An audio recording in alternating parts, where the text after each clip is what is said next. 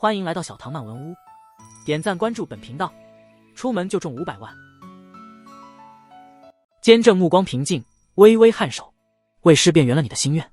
他的身影一闪而逝，复一闪而现，已坐在棋盘边许屏风的对面。白衣对白衣，许屏风捻起一枚黑子，道：你曾说天地为棋，众人如子，身在这方世界，人人都是棋子，超平也不能例外。当时我问你，老师你是棋子吗？你的回答是不是？啪！棋子落下，许屏风望向对面的监正，低声道：当年我没有想明白，时隔多年，回首往事，才知道您话中的深意。监正老师，您是守门人吧？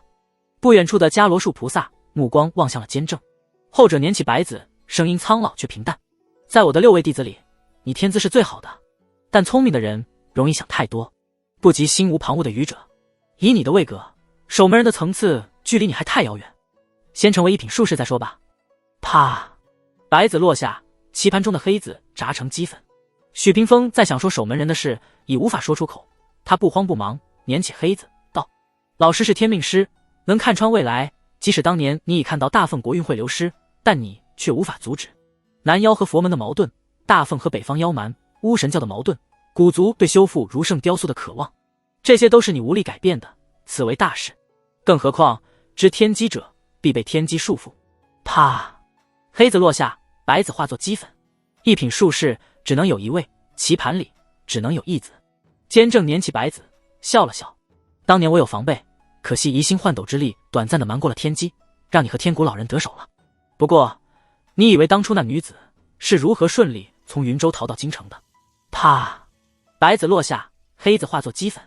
许屏风表情微微一顿，执子沉吟道：你既已知我潜伏在云州，为何20年来不曾出手？监正看他一眼，似笑非笑：我说了你就信？我要是知道你还能成事。许屏风叹息一声：天命师总是神神叨叨罢了，这些事都已经过去。当年决定离开京城，扶植500年前那一脉，成就天命师，我便开始布局。老师可知我最先布置的棋子是那一枚？监正微微摇头：是陈贵妃。许屏风落子，将白子化作齑粉，他表情却没有太高兴，感慨道：说来我与魏渊颇有些同病相怜，陈贵妃是父亲是户部尚书，曾对我有提携之恩，年少时我俩便已私定终身。可惜世事无常，远景昭秀女时她进了宫，当年就是利用她告密，让魏渊和远景君臣离心，逼他自废修为。这些年宫中大大小小的消息都是通过他得来，不过起事之后，这枚棋子便废了。陈贵妃是京城中为数不多的记得他的人，不过陈贵妃并不知道许屏风的造反计划，如今两人完全对立的立场。对了，我也是通过他循着蛛丝马迹，知晓了远景帝的状态，知晓了真德的存在，这才有了蛊惑远景修道，自毁大凤国运的后续。监正捻起白子，落下，在黑子炸开的声音里说道：为师还得多谢你们父子，助我弯曲真德这块毒瘤，不然我还真拿真德没有办法。许屏风没有捻黑子，低头望着棋盘里的白子道：监正老师，这些年不断的复盘分析当年武宗起事的经过，有2件事我始终没想明白。当年武宗皇帝起事颇为仓促，远不及如今的云州万事俱备，可师祖却应对的极为仓促，似乎没有预料到您会造反。我不知道他是否故意视为不见，若不是，那就有意思了。身为天命师的师祖是如何被你瞒天过海的？术士的屏蔽天机也好，斗转星移也罢，都只能屏蔽一时，屏蔽一物，但天命师是能望穿未来的，即使屏蔽得了一时，也屏蔽不了一世。监正老师，您是怎么做到的呢？说到这里，许屏风眼里闪过诡谲的光。因为你是守门人，这就是您能真正是师的原因吧？监正深深地看着他。可你是守门人的话，初代又是什么？低沉的声音从监正身后响起，不知何时，那里出现了一只白鳞鹿角、恶唇失踪的巨兽。咚咚咚，嵩山县鼓声如雷，民兵在城头奔走，搬运来一桶桶火油、雷木、盛装火炮的箱子以及弩箭。火炮手动作迅捷地调整射击角度，弓弩手拎着一袋带箭囊放在脚边，守军全部动员起来，有条不紊地做着各自的准备工作。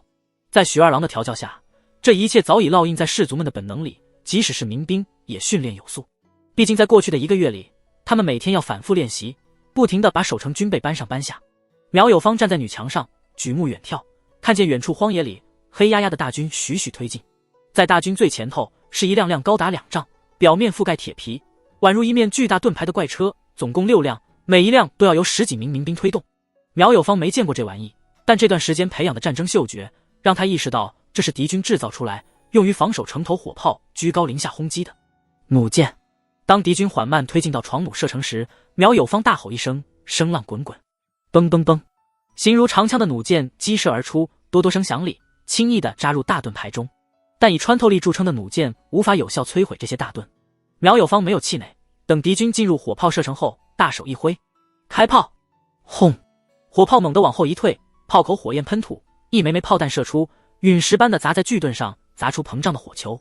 巨盾在火炮中炸开，碎木和灼热的铁片朝四面八方溅射，但它却是挡住了守军的部分火力，减少叛军的伤亡。在付出6辆大盾全毁、3架火炮损坏的代价后，叛军终于把兵线推进到自家火炮的射程范围。轰轰轰！双方火炮对轰，城头和荒野相继膨胀起火团，浓烟滚滚。叛军在号角声里展开冲锋，黑压压如同蚂蚁，声势如虹。许二郎站在城头，冷静地挥舞小旗，发号施令，暗影部族人则宛如鬼魅，杀死一个个已复攻城的敌军，再由尸骨部的控尸手把敌军尸首转化为友军。而立骨部的战士履历恐怖，负责朝下丢雷木滚石。他们在许二郎的指挥下配合得默契无比。小心！离许二郎不远的苗有方突然将他扑倒。天旋地转间，许二郎听见轰的巨响，女墙炸裂，一根形如长枪的弩箭穿透女墙，在他原本所处的位置炸开。普通的弩箭不可能裹挟契机，这是高手投掷出来的。苗有方念头闪过，扑到城墙边俯瞰，在混乱不堪的人群中看见了熟悉又陌生的人物卓浩然。他手里拎着一颗按骨部战士的头颅，另一只手握着长枪，正狞笑着望向城头。挡住他！许新年冷静地挥舞令旗，城内冲起300骑飞兽军，爪子里勾起火油桶，骑士们背着弓，手里握着箭头裹着火棉的箭矢，这让300骑飞兽军宛如轰炸机一般。飞兽军是王牌部队，在战场中几乎攻无不克，战无不胜。即使是4品武夫，若是修的不是剑道，也别想靠弓箭威胁到飞兽军。而御风追杀的话，4品武夫的飞行速度根本不配和飞兽相提并论。就在这时，一声嘹亮的啼叫响彻天际，天边一群赤色的巨鸟振翅而来，浩浩荡荡，足有500之数。为首的是一只展翼3丈、体型夸大的巨鸟，它身上没有骑兵。许二郎瞳孔猛地一缩，郭宪。姬玄站在坍塌了一半的城头，望着天空傲然而立的孙玄机，语调轻松地笑道：“城墙在我眼中与纸糊何异？孙玄机，如今我军攻入城中，满城都是，你敢火力覆盖郭县吗？”孙玄机冷冰冰地看着他。姬玄嗤笑一声，把视线转到城中，百姓闭门不出，两军将士在城中展开巷战。妇人之仁，他摇了摇头，评价道。孙玄机依旧不说话。姬玄抽出佩刀，啧了一声，笑道：“便是你的妇人之仁，让东陵失守。我若是你，哪怕杀敌1000，自损800，哪怕城中百姓尽数死于火炮，也要灭了敌军精锐。啊，忘了告诉你，你不忍杀死的东陵百姓，已经被我炼成血丹了。耗时半月，得亏你没有发现，不然我就功亏一篑了。”说着，他取出一只木盒，啪地打开，浓郁的生机伴随着红光闪烁。姬玄捏着血丹吞入腹中，他的气息在这瞬间暴涨，硬生生提升了一个层次。3品境可以通过吞服血丹来壮大气机和气血，但最多只能提升到3品中境，再往后血丹效果就不大了。既然你不敢玉石俱焚，我也懒得杀你，滚回司天剑吧，3日内青州失守。姬玄说这番话的时候，云淡风轻，像是在陈述事实。汪洋之上，白姬优雅地蹲坐，左眼一出青光。许七安盘坐在船尾，笑道：“娘娘怎么有闲情逸致找我？”九尾天狐声音柔媚：“有个林会师来了南疆，说是寻你的，见不着你人，便来找我打听。”林会师，伊尔布还是乌达宝塔？呵，找我？我看是找死。许七安又困惑又好笑，他说是来送明金石的。九尾天狐补充道：“啊！”许七安发出疑惑的声音，满脸愕然。他怀疑自己听错了，因为明金石是炼制招魂幡的材料之一，巫神教会把明金石送给他。这就好比许屏风突然到他面前说：“儿啊，为父做的这一切都是为了你啊。”九尾狐不耐烦道：“你若答应，我就把你的位置告知他。本座俗世缠身，没时间陪你唠叨。”可以。许七安颔首。小绵羊自投罗网，他有什么好不答应的？娘娘先别走，有一件事要问你。许七安赶在九尾狐离开前喊住他。九尾狐嗯了一声：“何事？”“你以前应该见过幽冥蚕吧？”“自然，否则如何告诉你幽冥蚕丝的所在？那你老早就知道神魔陨落的原因了。许七安没好气道。九尾狐轻轻点头，你怎么没告诉我？你也没问呀。九尾天狐笑眯眯道，人家知道的秘密可多了，比如人家还是黄花大闺女这样的秘密，我就没告诉你。什么黄花大闺女，黄瓜大闺女吧。许七安心里腹诽一声，没多做计较，沉声道，我要说的是，你知道大荒这种神魔吗？九尾天狐沉思片刻，摇头道，不曾听说。许七安便把大荒一族的特性告诉了他，接着说道，幽冥蚕告诉我，白帝也就是灵族在神魔时代终结后被一只大荒吞噬殆尽，这件事你怎么看？白姬左眼的青光剧烈颤动，隔了好一会儿，九尾天狐低声道，我出海寻找同族整整3个月，非但同族没找到，连一只神魔后裔都没寻到，只在返回九州大陆途中见到他。空气猛地一静，卧槽！许七安在心里爆了个粗口，他想到了一个可能，那就是神魔后裔大部分都被白帝那只大荒吞噬了。九尾天狐再次陷入沉默，显然他也想到了这个细思极恐的可能。那他为什么没有吃我？银发妖姬不解道。许七安深吸一口气，让自己平静下来，分析道，可能会有后遗症，可能他近来要做某件大事，不想节外生枝。他立刻想到了许屏风和白帝存在联系的事实，想到了青州的战场。九尾天狐沉声道，遇到他时一定要小心。至于自己，他是不怕的，自身本就强大，且有神书残肢在侧，那大荒赶来，谁杀谁还不一定。告别九尾天狐，许七安加快了小舟的航行速度。不多时，海岸线在望。看到海岸线的同时，许七安也看到了御风而来的黑影，裹着巫师长袍，戴着兜帽。这位灵会师在不远处停下来，来的不是真身，只是一件具备人形的空荡荡的袍子。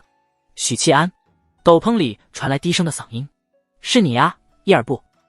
沙镇北王时打过交道，许七安立刻通过声音分辨出对方身份。斗篷里飘出一物，哐当砸在船头。这是一块浅黑色的矿石，表面布满蜂窝般的孔洞，在海风中发出轻微的哀鸣。你们巫神教什么意思？许七安低头看了一眼，确认是真正的冥晶石。哼，你可以自己去问大巫师。伊尔布语气不屑，因为真身不在，所以丝毫不怵。因为巫神教不希望看到佛门占据中原，这样会让佛陀得意，压过巫神。许七安给出猜测。伊尔布冷哼一声，算是默认。既然这样，巫神教为何不出兵？干脆和大凤结盟算了，咱们一起打佛门。许七安谆谆善诱。呵，狗咬狗，一嘴毛。伊尔布冷笑着表明立场。那我也就不用感谢你们了。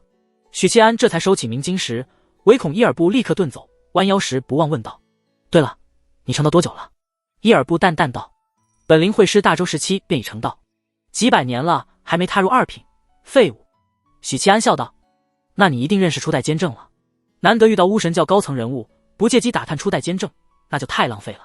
伊尔布语气转冷，你问他做什么？一个叛徒而已。非我族类，其心必异。那叛徒是中原人，游历东北时拜入巫神教，而后才被大巫师收为弟子。这倒是让许七安吃了一惊。初代监正是中原人。伊尔布嗯了一声，中原名字好像叫柴星爵。伊尔布说完，看见船头的许七安宛如被人当头一棒，瞳孔略有扩散，表情瞬间呆滞。如果没有事，本灵会师就先告辞了。伊尔布收回目光，语气平淡地说了一声，打算走人。等等。许七安缓缓吐出一口气，问道，初代监正祖籍是不是在襄州？他问这句话的时候，表面平静，心却悄然绷紧。伊尔布皱了皱眉，我怎么知道？我便是知道，凭什么要告诉你？趁机对了许七安一句后，扭头就走。略显灼热的阳光里，许七安坐在船头，默然不语。怎么了？木南枝在船的另一头问了一嘴。出于彼此间的熟悉，他能感受到许七安状态有些不对，拿到复活未渊的炼器材料，本该高兴才对啊，可他却坐在那里发愣。许七安呼出一口气，定了定神，道，记得柴家大墓地图的事吗？木南枝歪着头想了想，柴家祖辈以前是守灵人，后来因为大墓的地图被灭门，唯一的孩子被卖到南疆当奴隶，后来回来襄州，成立了现在的柴家。这句话他说的磕磕绊绊，努力回忆。许七安又问，那你觉得那座墓是谁的墓？木南枝嗔道，我怎么知道呀？白姬娇声附和，就是嘛。哎，许七安半叹息半吐气地说道，那我如果告诉你初代监正叫柴星爵呢？木南枝和白姬同时往左边歪头，表情迷茫，娇憨可爱，他们脑子没转过弯来。许七安一时间也分不清他们是没记起初代监正这号人物，还是没听懂他话里的意思，毕竟初代监正的信息被屏蔽天机，但因为历史割裂感的缘故，无法让人彻底遗忘。大墓的主人就是初代监正。许七安直接揭开谜底，然后木南枝和白姬同时瞪大眼睛，圆滚滚的。那柴杏儿是初代监正的后人。木南枝觉得许七安在胡说八道，一脸不信。这怎么可能呢？姓柴的人比比皆是，或许是巧合呢？是巧合呢？白姬复读了一遍。许七安摇摇头，姓柴的人很多，但能让许屏风亲自找上门的就不多了。世上没那么巧的事。而且初代监正是500年前死于武宗造反，从时间上来说，虽然无法证明柴家有500年的历史，但也不存在矛盾。推一推时间线，柴家原本是守陵人，而后放弃守陵人身份，在襄州定居。后来因为有人觊觎大墓地图，灭了柴家满门，并把唯一的孩子卖去南疆为奴。100多年前，那位孩子重返襄州，成为如今的柴家先祖。也就是说，柴家存在的历史绝对不会低于200年，所以时间上没有矛盾。我以前一直奇怪，为什么许屏风会关注一个小小的江湖世家？与他这位2品术士相比，柴家就如蝼蚁。知道柴家拥有神秘大墓地图后，我又开始奇怪，这个大墓为何能引起许屏风关注？许七安捏了捏眉心。后来我以为是许屏风接触了尸骨部首领，从他那里看到地图，才循着这条线找到了柴家。木南枝用了好长时间才消化他的话，蹙眉道：难道不是？不排除这个可能，但或许还有另一种可能。许七安脸色变得有些难看。也许许屏风是从500年前那一脉手中得知大墓的信息，知道柴家是初代监正的守陵人，只是有几个细节我还没想明白。哪些细节呢？白姬脆生生问道。许七安没有回应。第一，许屏风寻觅初代的大墓作甚？初代人都死了，他的墓还有什么价值不成？第二，初代监正当年死于武宗叛乱，他的尸骨有没有保存下来还两说，这座大墓里埋的真是初代的尸体。径山城，披着麻布长袍的萨伦阿古沿着石阶登上祭台。广阔的祭台上，2尊雕塑面对面伫立，其中一位披着广袖宽袍，面容年轻，头戴荆棘王冠；另一位穿古代儒袍，头戴儒冠，一手负背，一手置于小腹。萨伦阿古走到巫神雕塑前，微微躬身行了1礼，接着口中念念有词，隐约听见一些词汇。白帝，守门人，初代监正，他有问题。说完，萨伦阿古垂头，做出聆听姿态。几秒后，阿伦阿古抬起头，眼睛慢慢眯了起来，自语道：大荒只有一位，西域阿兰陀。身披袈裟，少年僧人形象的广贤菩萨盘坐在一株菩提树下，青丝如瀑，身穿白衣，赤足如雪的琉璃菩萨手里拎着一只玉壶的绳索，是一条细小的黑蛇，蛇尾勾住壶柄，舌头被琉璃菩萨捻在手中。守门人确定是监正吗？琉璃菩萨声音悦耳，却不掺杂感情。伽罗术是这么说的。广贤菩萨面带微笑，双手合十。依本座来看，10有8九便是了。2位菩萨也是近来才得知守门人的概念，伽罗术菩萨从青州传回来的消息。琉璃菩萨颔首，语气平淡，是与否都不重要。他把玉壶递给广贤菩萨，道：小心这些，莫要伤了护教神龙。说着轻轻摸了摸黑蛇的脑袋。广贤菩萨捻起小蛇，食指和大拇指按住小蛇的腹部，往上一撸，黑色小蛇骤然僵直，似是极为痛苦，猩红的嘴猛地张开，喷出一股带着腥香的血雾。血雾没有飘散，而是袅袅挪挪地汇入广贤菩萨身前的金钵中。广贤菩萨松开细小黑蛇，接着拿起玉壶，倾倒壶口，慢慢滴出一粒淡金色的水珠。琉璃菩萨心疼地把细小黑蛇捧在掌心，小心呵护。金钵荡漾起金红的光晕，一圈圈的扩散。广贤菩萨屈指轻敲金钵，低声道：起。金红交融的光辉从金钵中飘起，宛如流萤，又轻纱缎带，飘向阿兰陀深处。额请，一轮烈日从阿兰陀中升起，金光万道。山脚下的信徒纷纷跪趴在地，双手合十，额头抵着地面，赞颂佛门神迹。白帝现身之后，空气中水元素剧增，云海翻涌起来，相互叠加碰撞，雷霆因此诞生。监正等人身下的云海变成了酝酿雷电的乌云。白帝蔚蓝色的树茎凝视着白衣翻飞的监正，他的声音一如既往的低沉。守门人不会轻易陨落，你若是守门人，初代又算什么？见过萨伦阿古后，他得到一个相对满意但又充满悖论的答案。初代监正的种种不寻常表现昭示着他便是守门人，但若是守门人的话，又岂会死得如此轻易？见监正没有回答，白帝继续说道：什么陨落后，我便一直在想，如果世间有什么东西能象征天道，那么会是什么呢？是花鸟鱼虫，草木精怪。是神魔？是人和妖？是而今的各大体系？不是，都不是。白帝摇着头，一字一句道：是气运。神魔陨落，是天命如此；人妖两族崛起，亦是天命如此。包括如今妖族式微，人族渐渐主宰九州大陆，这也是得天道眷顾，人族当心。而这一切都绕不开气运。与气运相关的两大体系中，儒家是吞纳气运，与之融为一体，故儒家读书人无法长生，此为小道。但术士不一样，术士炼化气运，执掌气运。天命是与国同体，国灭则身死；反之，便与国同灵，将自身与天道眷顾者捆绑融合，此为大道。因此，我有理由怀疑初代监正是守门人，他得天道眷顾，故而创立术士体系。许屏风、伽罗树菩萨默然不语地旁听着监正神色从容，与棋盘前端坐，看不出喜怒。但我刚才说了，守门人不会轻易死去，而你又杀了初代监正，于是我又想，会不会从一开始，初代就不是守门人，真正得天眷顾的是术士体系，而非初代。创立出术士体系后，他的使命便完成了，而后真正的守门人，也就是你，亲自登场。那么，你的真实身份很有些秘密啊。白帝说完，目光炯炯地望着监正。监正回望白帝，笑道：想知道，自己过来试试。白帝树瞳厉色一闪，轰隆，云层中闪电亮起，紧接着虚空中传来哗啦啦的响声，监正身后升起一道100丈高的虚幻的黑色巨浪，狠狠朝他拍击而去。这是纯粹由水灵之力凝聚而成，白帝这一击几乎将方圆100里的水灵之力抽干殆尽。监正缓缓起身，傲立不动，在巨浪拍打而来时，右手往后伸出，探入虚幻的黑色巨浪中，接着右臂猛地一拽，拽出一把漆黑的宛如实体的长剑。他身后黑色巨浪崩溃坍塌。炼金术师，普通炼金术师炼的是钢铁，是器具；顶级炼金术师炼的是法器，是神兵；巅峰炼金术师练的是怎么把人和马杂交在一起。到了监正这个境界，练的是天地元素，是微观层次的排列和重组。他如果愿意，可以轻而易举的点石成金，用对方凝聚而来的水灵之力练出一把水灵之剑，当然也在炼金术师的领域范围内。还你！监正反手一剑斩出去，水灵之剑斩中的是残影。白帝真身出现在监正面前，右爪扬起，拍出朴实无华的一爪子，轰轰轰，虚空仿佛都被这一招拍得坍塌。叮！鞋地里粘稠漆黑的剑光从虚空中窜出，他又传送回来了。同时，这一剑被屏蔽了天机，悄无声息，狠狠斩在白帝腰侧。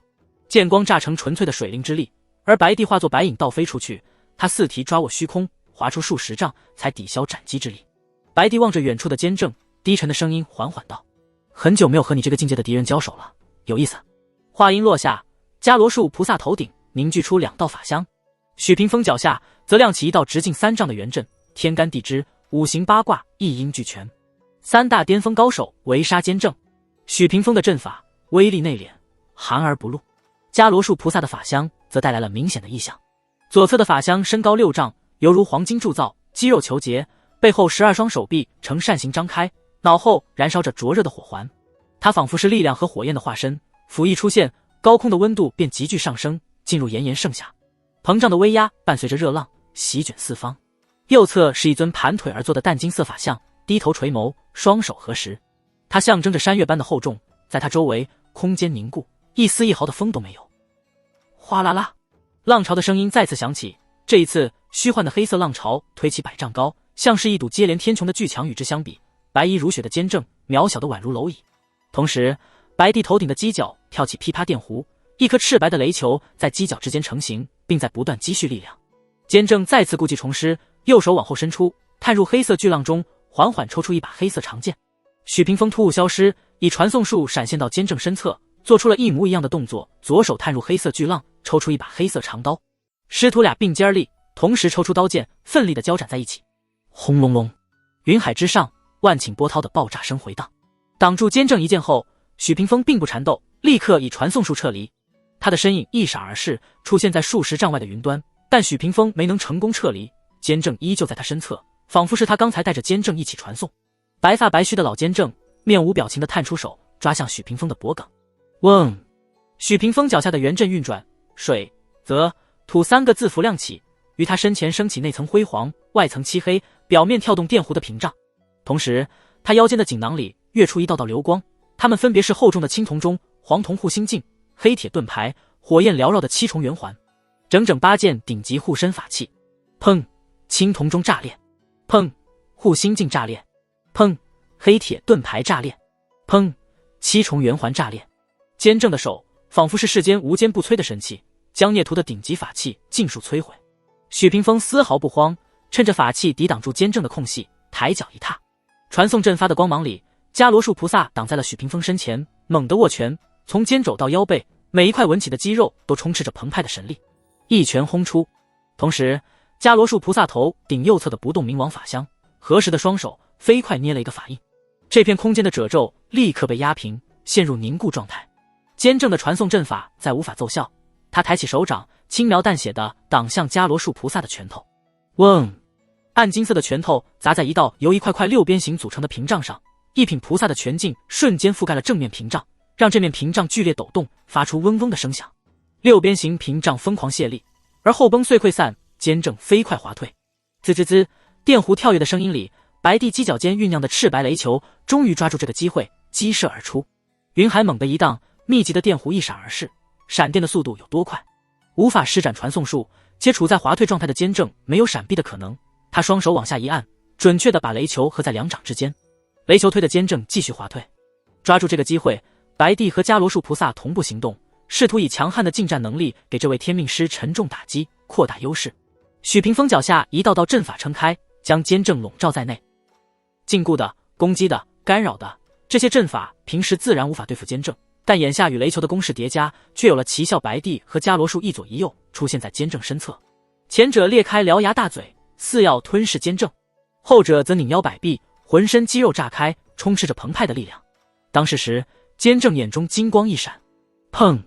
他以暴力生生掐灭了雷球，冒着硝烟的右手按住了腰间，猛地一抽，啪啪，2声清脆的炸裂声里，白帝被抽飞了出去，雪白鳞甲崩裂，鲜血飞溅。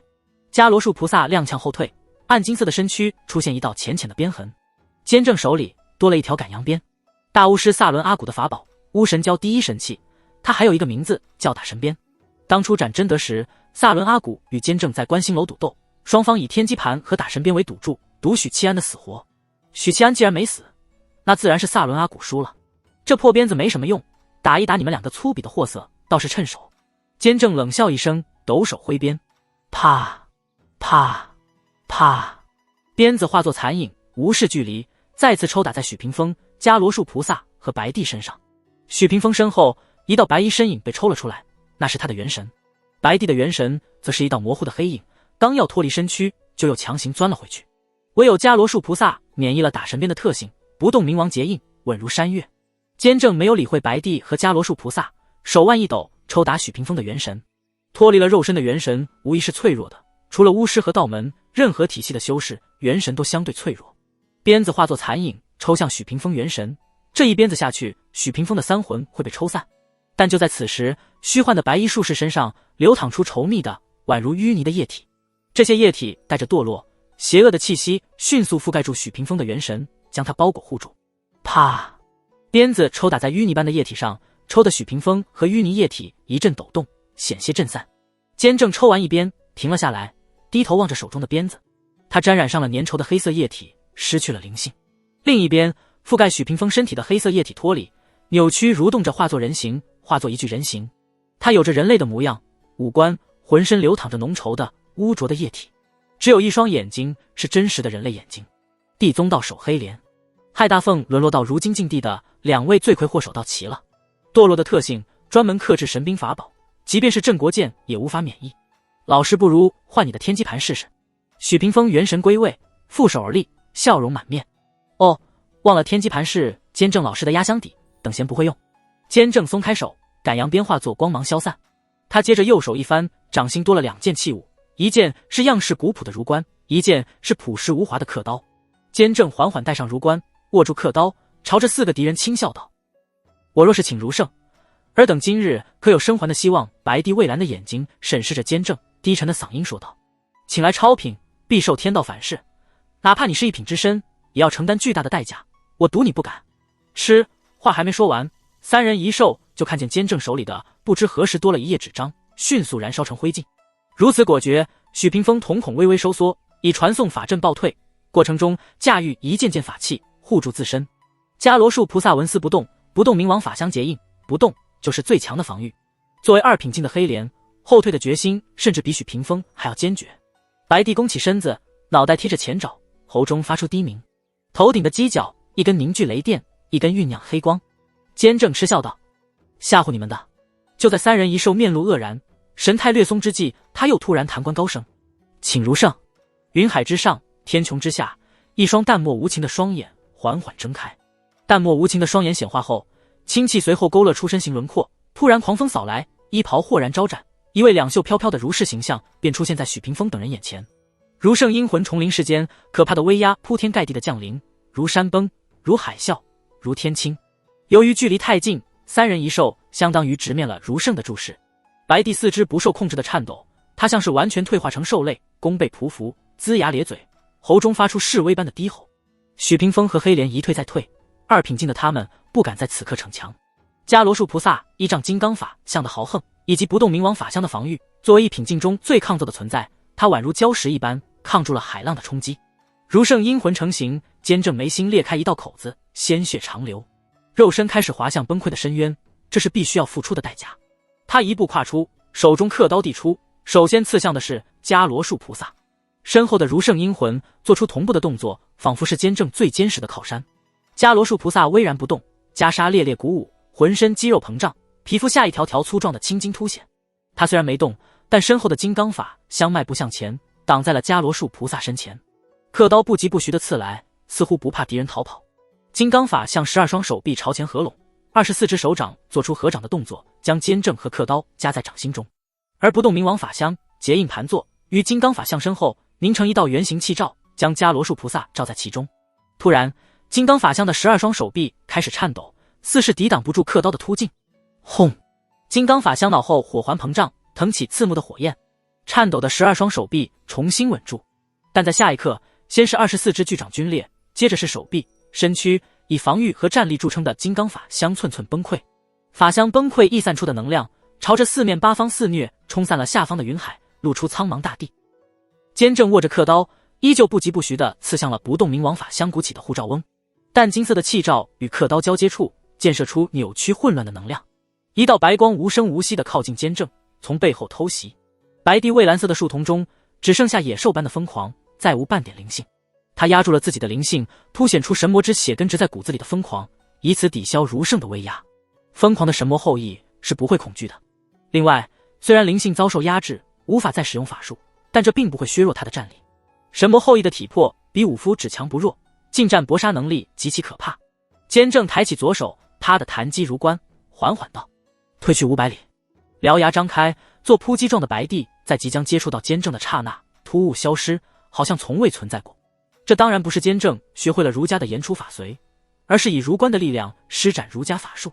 不过，没有相同体系的高品修士掌控，儒官能发挥的威力有限，且白帝品级极高，坚正无法借助儒官的力量对他进行直接性的攻击，因为那注定无法威胁到白帝。但儒家的特点本能就不在攻击，而是花里胡哨4个字。暂时将白帝踢出战场后，坚正手持刻刀，又超强迈出一步，不动明王法相撑起的气罩夸张地瘪了下去。这不是不动明王不够强，恰恰相反，能在如圣阴魂的加持下坚持到现在。伽罗树菩萨号称超品之下，防御最强，实至名归。远处的许屏风打开锦囊，抓出一架巨大的火炮，高9尺，炮管长1丈，通体由玄铁铸造，表面刻着密密麻麻的阵纹。身为2品的他，无法近距离直面如圣的威压，好在术士最喜欢的就是远程攻击。一枚枚阵纹相继亮点，铭刻其上的阵法开始吸收周遭的灵力，黑黝黝的炮口凝聚出一道拳头大小的不断往内坍塌的赤白光团。以阵法撬动天地之力，是术士最拿手的绝活。轰！坍塌到极点，便是爆发，炮口喷射出赤白的光柱。眼见光柱就要射中坚正，一道青光缭绕的阵法突然横挡在弹道前方，能重创3品武夫的炮击撞在阵法上，宛如泥牛入海，消失无踪。下一秒，许屏风身后的虚空里射出赤白的光柱，将他吞没。坚正用传送阵法把炮击还给了他。嗡！坚正身侧的虚空一颤，又一道光柱激射而出，要糊他一脸。许屏风没有被身后袭来的光柱吞没，他复刻了坚正的手段，还治了监正的以其人之术还治其人之身。就这样，白光在师徒俩之间不断出现、消失、出现又消失，直到监正把他传送给远处的黑莲道长。没有五夫危机预感的黑莲猝不及防，只能现出道门的不灭阳神，将炮击生生撕碎。这时，不动明王法相终于支撑不住，如圣刻刀刺破气罩，在不动明王法相分崩离析的能量风暴里，刻刀点在迦罗树菩萨额头，青光一闪扑，迦罗树菩萨头颅炸裂，骨块血肉飞溅，他8尺高的身躯瞬间松弛，无力的仰面倒下，朝着苍茫大地直坠而下。与此同时，监正的胸口爆出血雾，如圣的力量在摧毁着他的肉身。监正没有顾及身体的状态，也没有攻击许屏风和黑莲，而是转身刺出了刻刀。一道白影与他错身而过，白影化作白帝，狼狈地翻滚着，像是被一脚踢飞的野狗，过程中血水洒落。许屏风抬手一拖，圆形阵法托起白帝，为他卸去冲击力。白帝蔚蓝的胸襟充斥着疯狂之色，他的腹部划开一道深深的伤口，几乎被开膛破肚，大肠垂挂而下。但他嘴里咬着一颗心脏，监正的心脏。白帝头颅微仰，嚼都不嚼，把心脏吞入腹中。几秒后，他胸襟里的疯狂褪去，灵性滋长，恢复了理智。白帝表情明显愣了一下，似乎没料到自己会提前恢复理智。略作沉吟后，明白了什么，望着监正的目光充满了贪婪。监正缓缓低头，看着胸口的大洞，里面缺失了心脏。趁他病要他命，黑莲眼里射出凶光，阳神当即分裂成4等分，4尊阳神的模样有不同。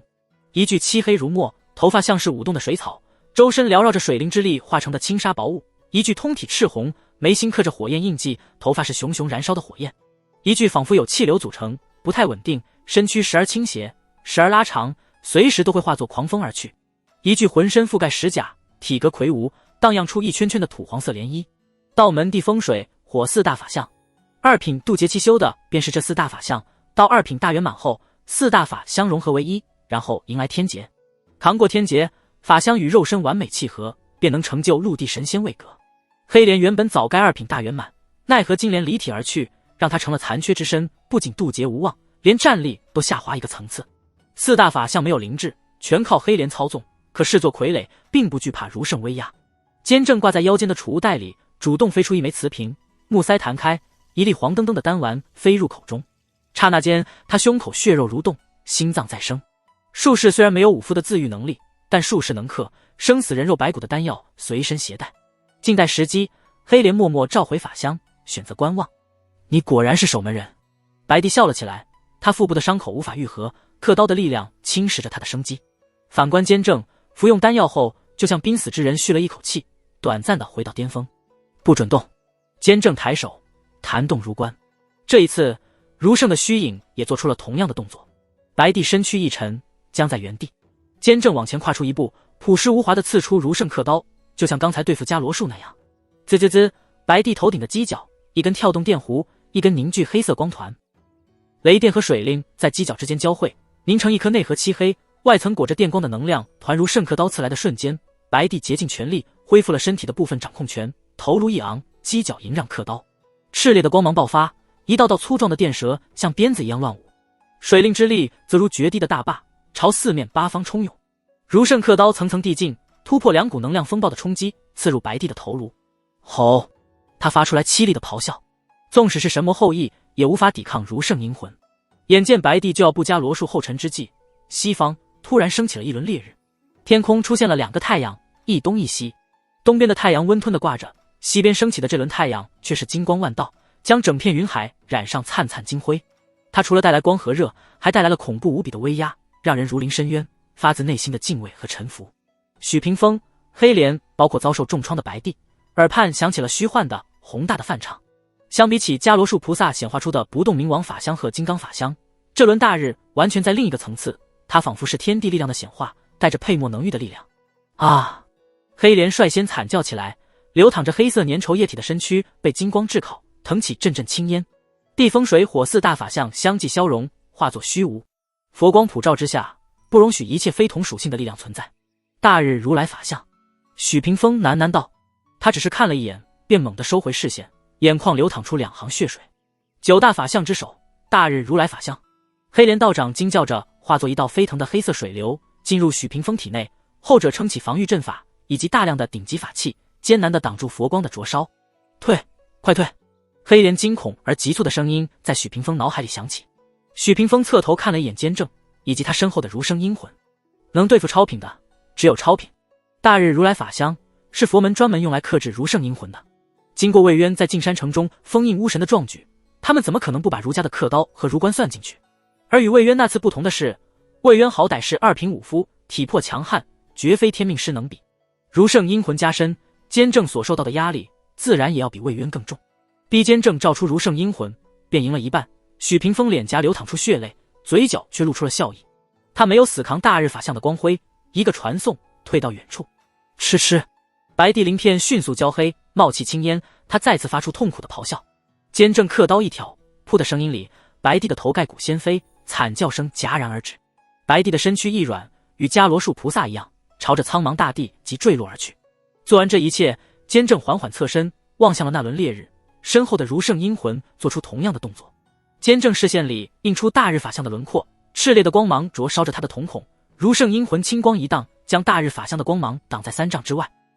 佛陀，监正与许屏风一样，挑起了嘴角，他深吸一口气，抬手弹冠，不再压制儒圣阴魂的力量。霎时间，儒圣阴魂身形暴涨，从6丈多高化作20丈的巨人。此方天地顿时被2股力量分割成泾渭分明的2部分，一部分清气满乾坤，一部分炽烈金光笼罩。眼见儒圣阴魂气势暴涨，许屏风心里一沉，意识到监正方才是刻意压制了儒圣阴魂的伟力，没有全力爆发。他真正的目标是佛陀。这个念头闪过，双眼恢复视力的许屏风看见监正跨前一步，侵入了佛光普照的领域。大日如来法香应激爆发出更灼热、更耀眼的光芒，金光变成了赤白的光，吞没儒圣阴魂。同时，梵唱声愈发密集嘹亮，仿佛有几百上千名僧人同时诵经，佛音响彻整片天地。赤白的无穷无尽的佛光海洋里，监正的白衣燃起火焰，皮肉出现黑红灼痕，儒圣的阴魂也有一定程度的消融，手中的刻刀被烧得通红发亮。但这无法阻拦监正和儒圣阴魂的步伐，两位以气运为根基的人族强者坚定不移地朝前挺进。他们每前进一步，漫天的清气便侵蚀佛光领域一分。20丈、15丈、10丈、5丈，但监正带着儒圣阴魂突进到烈日3丈时，已是赤白的大日如来法香忽然显化出一尊金身。这尊金身面目模糊，体型略显肥胖，他双手拈花，既然盘坐，后脑一轮烈日，正是刚刚释放光与热的大日如来法香。这尊法香缓缓睁开了眼睛，轰！直面法香注视的监正脑海惊雷一响，灵魂仿佛裂成无数碎片，意识当场丧失。这便是大日如来法香9大法相之首，佛陀成道的根基。这时儒圣伸出了手，握住了监正持握刻刀的手，轻轻往前一递，烧红了烙铁的刻刀刺入金身法相眉心。咔嚓，面目模糊的金身法相额头迸裂出一道裂痕，裂痕迅速游走，瞬间遍及全身。下一刻，大日如来法相崩溃了，他朝内坍缩成一团金色的烈阳，微微一顿后豁然炸开。从地表抬头看，会看见云海之上一道金色的巨浪层层叠的扩散，爬满半边天空。许屏风猛地闭上了眼睛，感受到了来自灵魂的战力，护身阵法顶级法器相继破碎，脆弱的就像玻璃。所有防护破碎的同时，他已传送到更远处。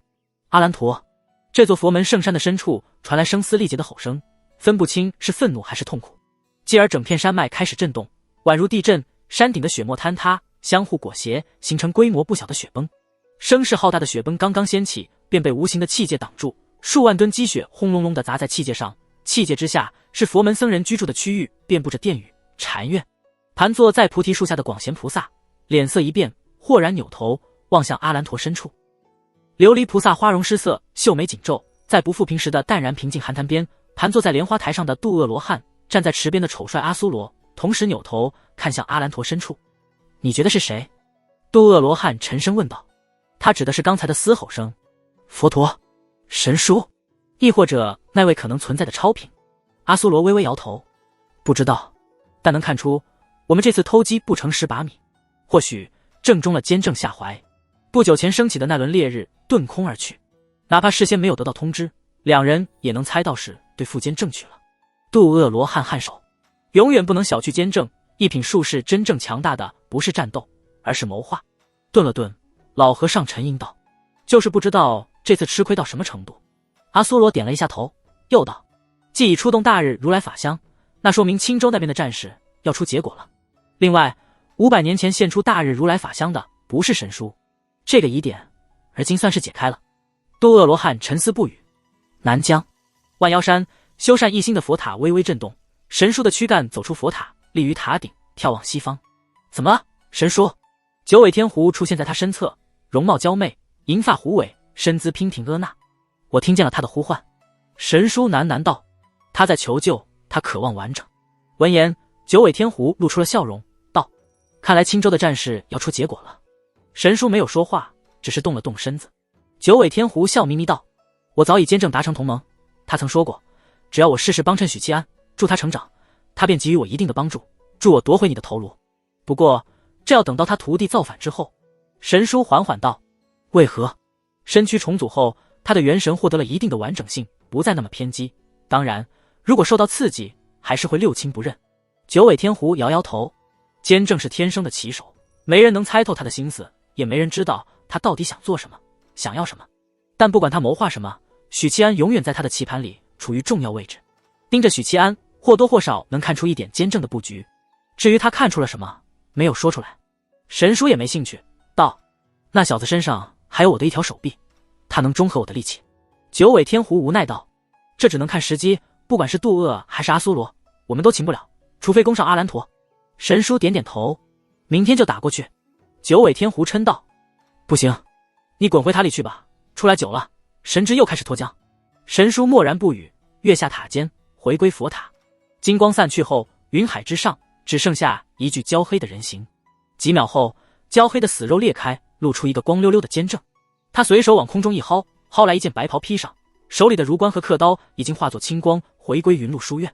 坚正的气息衰弱到了极点，尽管他看来毫发无伤，肉身也有一定的衰竭，原本红润的皮肤布满褶子，长出老年斑，比和尚还干净。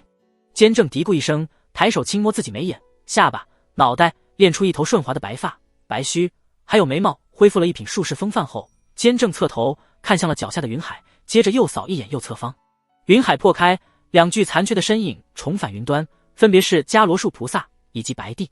前者脖颈处空空荡荡，断口血肉模糊，像是一具无头的行尸；后者天灵盖被掀开，依稀可见宛如核桃般的大脑，腹部的拖着肠子。他们的身躯无法复原，如圣刻刀的力量阻断了血肉的再生。但伽罗树菩萨作为超品之下防御第一的存在，以及白帝这种远古时便已存在的神魔，视作是一品武夫也不过分，想杀他们绝非易事。你对佛陀做了什么？伽罗树菩萨的声音从躯壳里传来。以后你会知道。坚正淡淡道。这时许屏风传送返回，立于白帝和伽罗树菩萨之间。黑莲道长从他体内爬出来，并肩而立，一袭白衣，重新对上4位巅峰高手。但双方的气息比之初战时都有断崖式的下跌，也就许屏风状态相对完好。不中用了呀。坚正叹息一声，若是巅峰时期，你们现在可以逃跑了。说话间，他右手再次往空中一薅，一面八角青铜盘，此盘背面铭刻日月山川，正面刻着天干地支。他甫一出现，此方世界随之沸腾，众生之力汹涌而来，海纳百川般的汇入坚正体内。他的气息于瞬间攀上巅峰，眼眸清气一闪，注视着4人。一起上。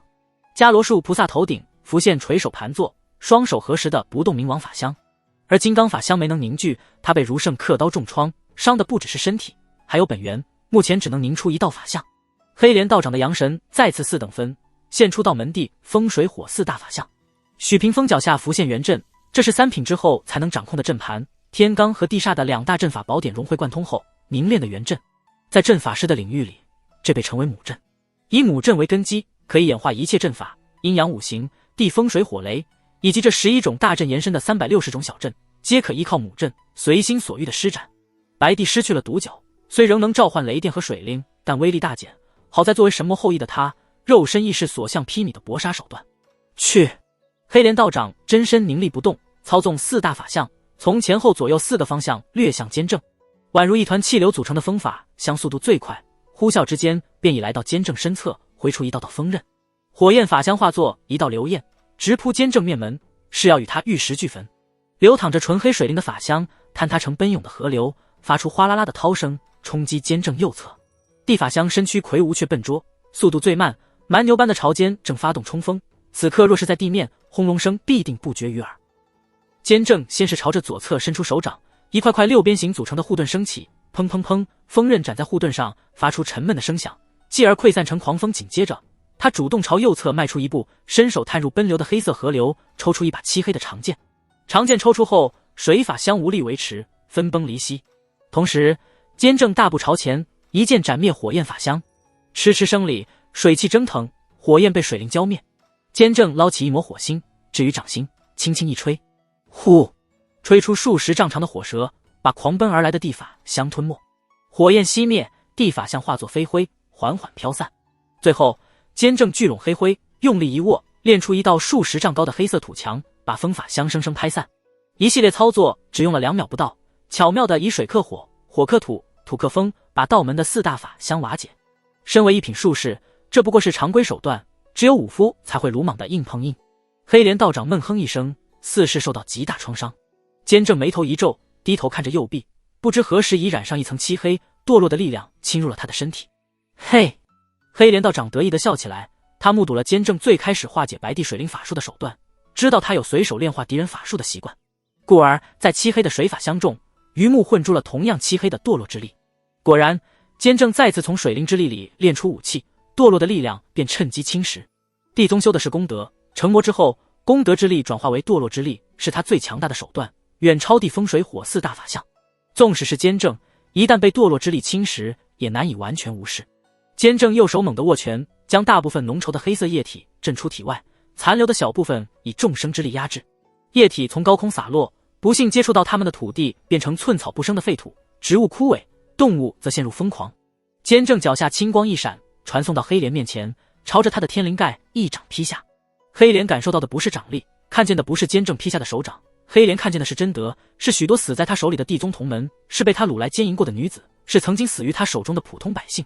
这些人的愤怒汇聚成河，将他吞没。众生之力民愤，他当即失去了抵抗的念头，只觉得如此堕落邪恶的自己不如羽化。当时时，伽罗树菩萨双手捏印，身后盘坐垂手的不动明王法相跟着做出结印动作。坚正和黑莲之间的空间仿佛凝固成密不透风的墙壁，那拍向天灵盖的一巴掌受到巨大阻碍。与此同时，许屏风抬脚一踏，母阵化作传送阵，豁然扩散，将黑莲纳入阵法范围。黑莲出现在许屏风身边，躲过了必死的局面。伽罗树菩萨飞快结印，冻住坚正身周空间，不给他传送追杀的机会。滋滋，白帝张开血盆大口，口腔中酝酿一颗赤白的雷球。坚正单手按在腰间，猛地一抽，抽出萨伦阿古的赶羊鞭。黑莲的侵蚀时效已经过去，打神鞭又可以用啪。鞭子抽打在空气中，将这片凝固的空间抽活了过来。他没有试图抽打伽罗树菩萨，以此来打破不动明王印，因为这注定会失败，因此退而求其次，打破这片空间的禁锢。下一刻，坚正出现在白帝面前，短暂屏蔽了天机的他，顺利瞒过白帝的感知，成功近身。坚正按住白帝的上唇下颌，用力一合，轰！雷球在白帝口中爆炸，炸得他七窍冒出黑烟，纹路如核桃的脑子飞溅，蔚蓝色的胸襟猛地外凸。白帝瞳孔里的光芒暗淡，身躯缓缓尾顿，他体表跳动着电弧，四肢抽搐着漂浮在云端，失去站立。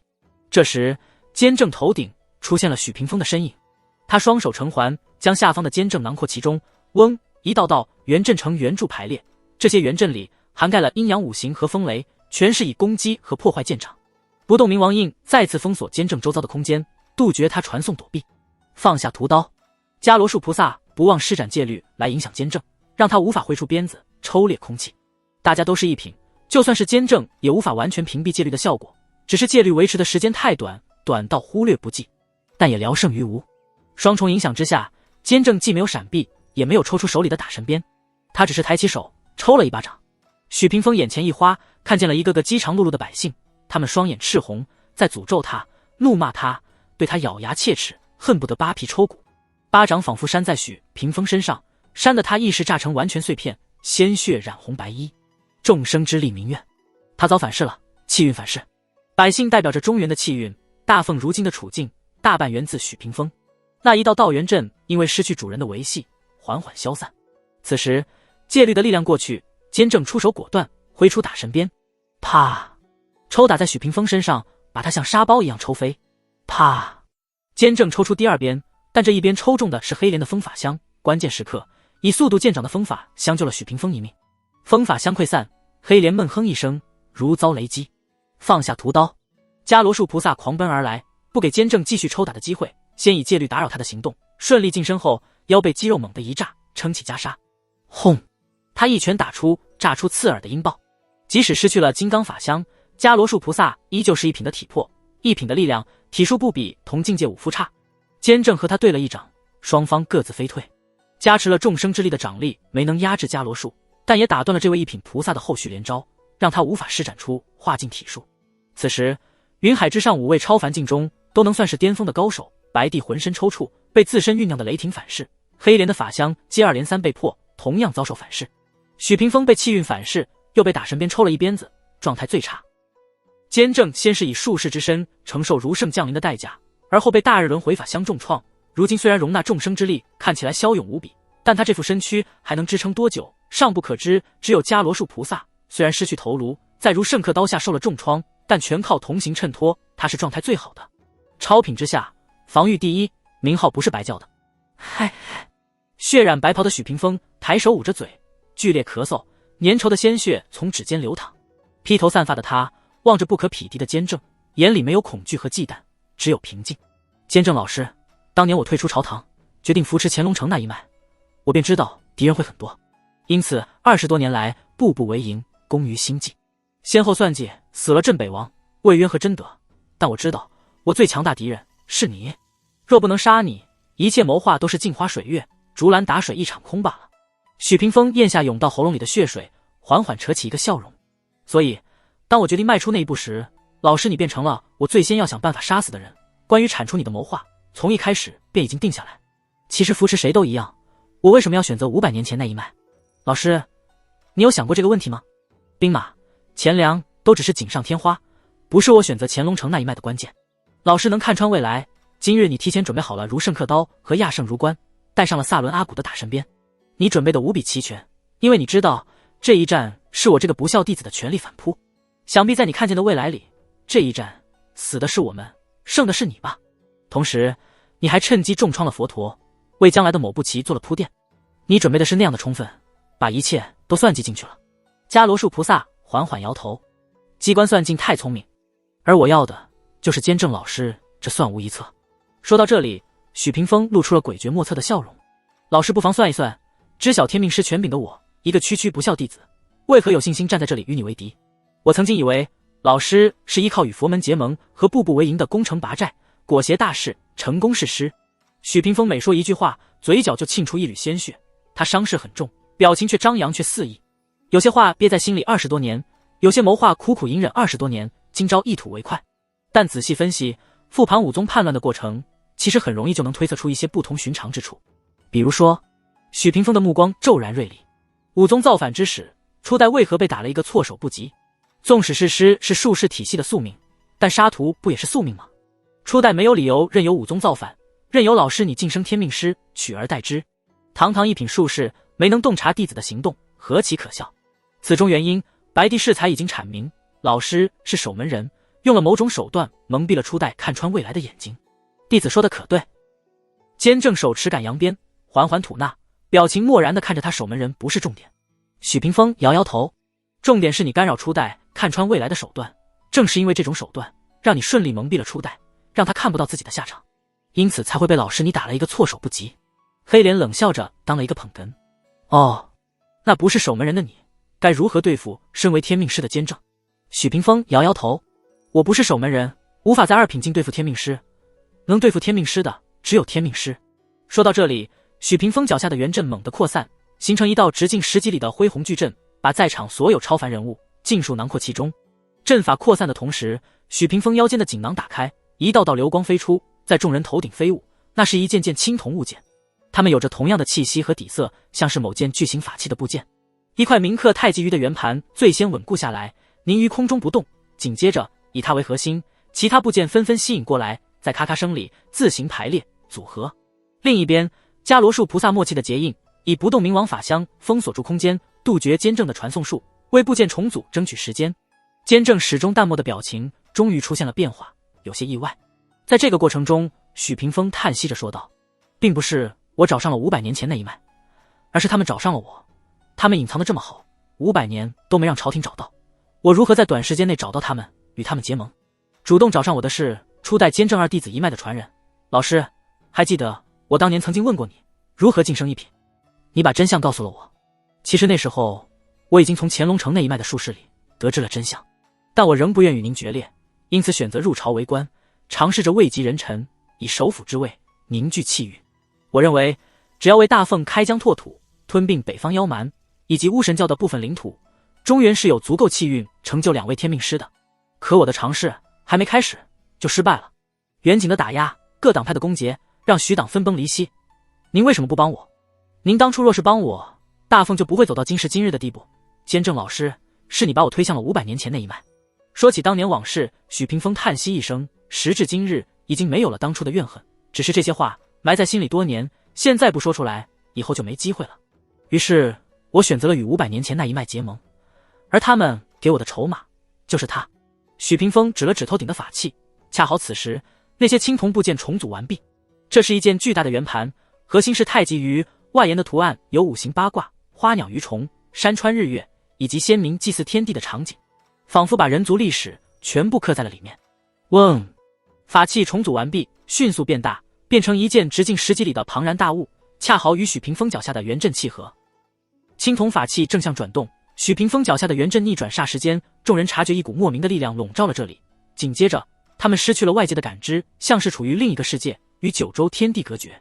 监正的气息迅速下跌，他被隔绝了与外界的联系，失去了众生之力的加持。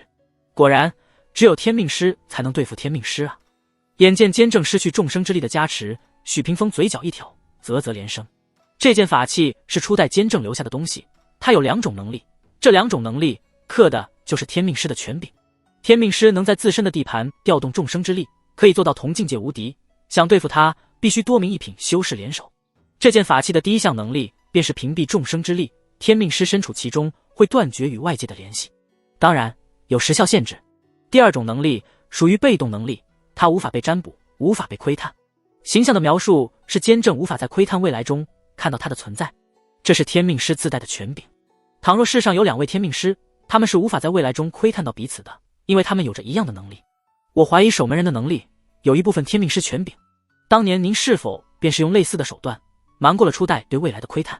许屏风笑眯眯道：您能窥探未来，倘若知道这一战自己必死无疑，那您自然会做出针对性的布置，让我们的谋划落空。所以要杀你，就必须要瞒过你对未来的窥探。这正是您当初对付初代的办法，也是我的杀手锏。若不是有他，我怎么敢造反呢？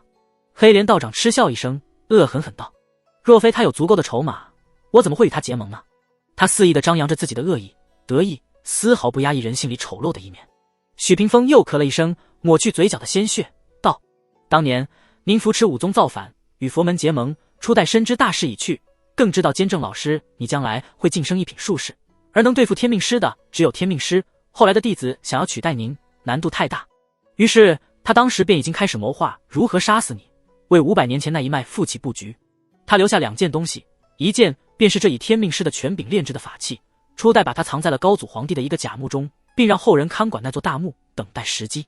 初代监正与国统领当然不会有墓，柴家看守的那座大墓其实是高祖皇帝的一座假墓。自古帝王不会只有一座墓，真墓之外还会有几座掩人耳目的假墓，算是基操。而负责督造皇家陵墓的正是司天监。初代心思细腻，并没有把这件法器的存在告诉二弟子一脉，也没有告诉500年前一脉皇族，只是说何时出现一位欲取代监正的2品术士，便带他去找柴家人。然而人心最是难测，柴家后人耐不住清贫寂寞，不顾祖训，放弃了守墓人的身份，回归了红尘。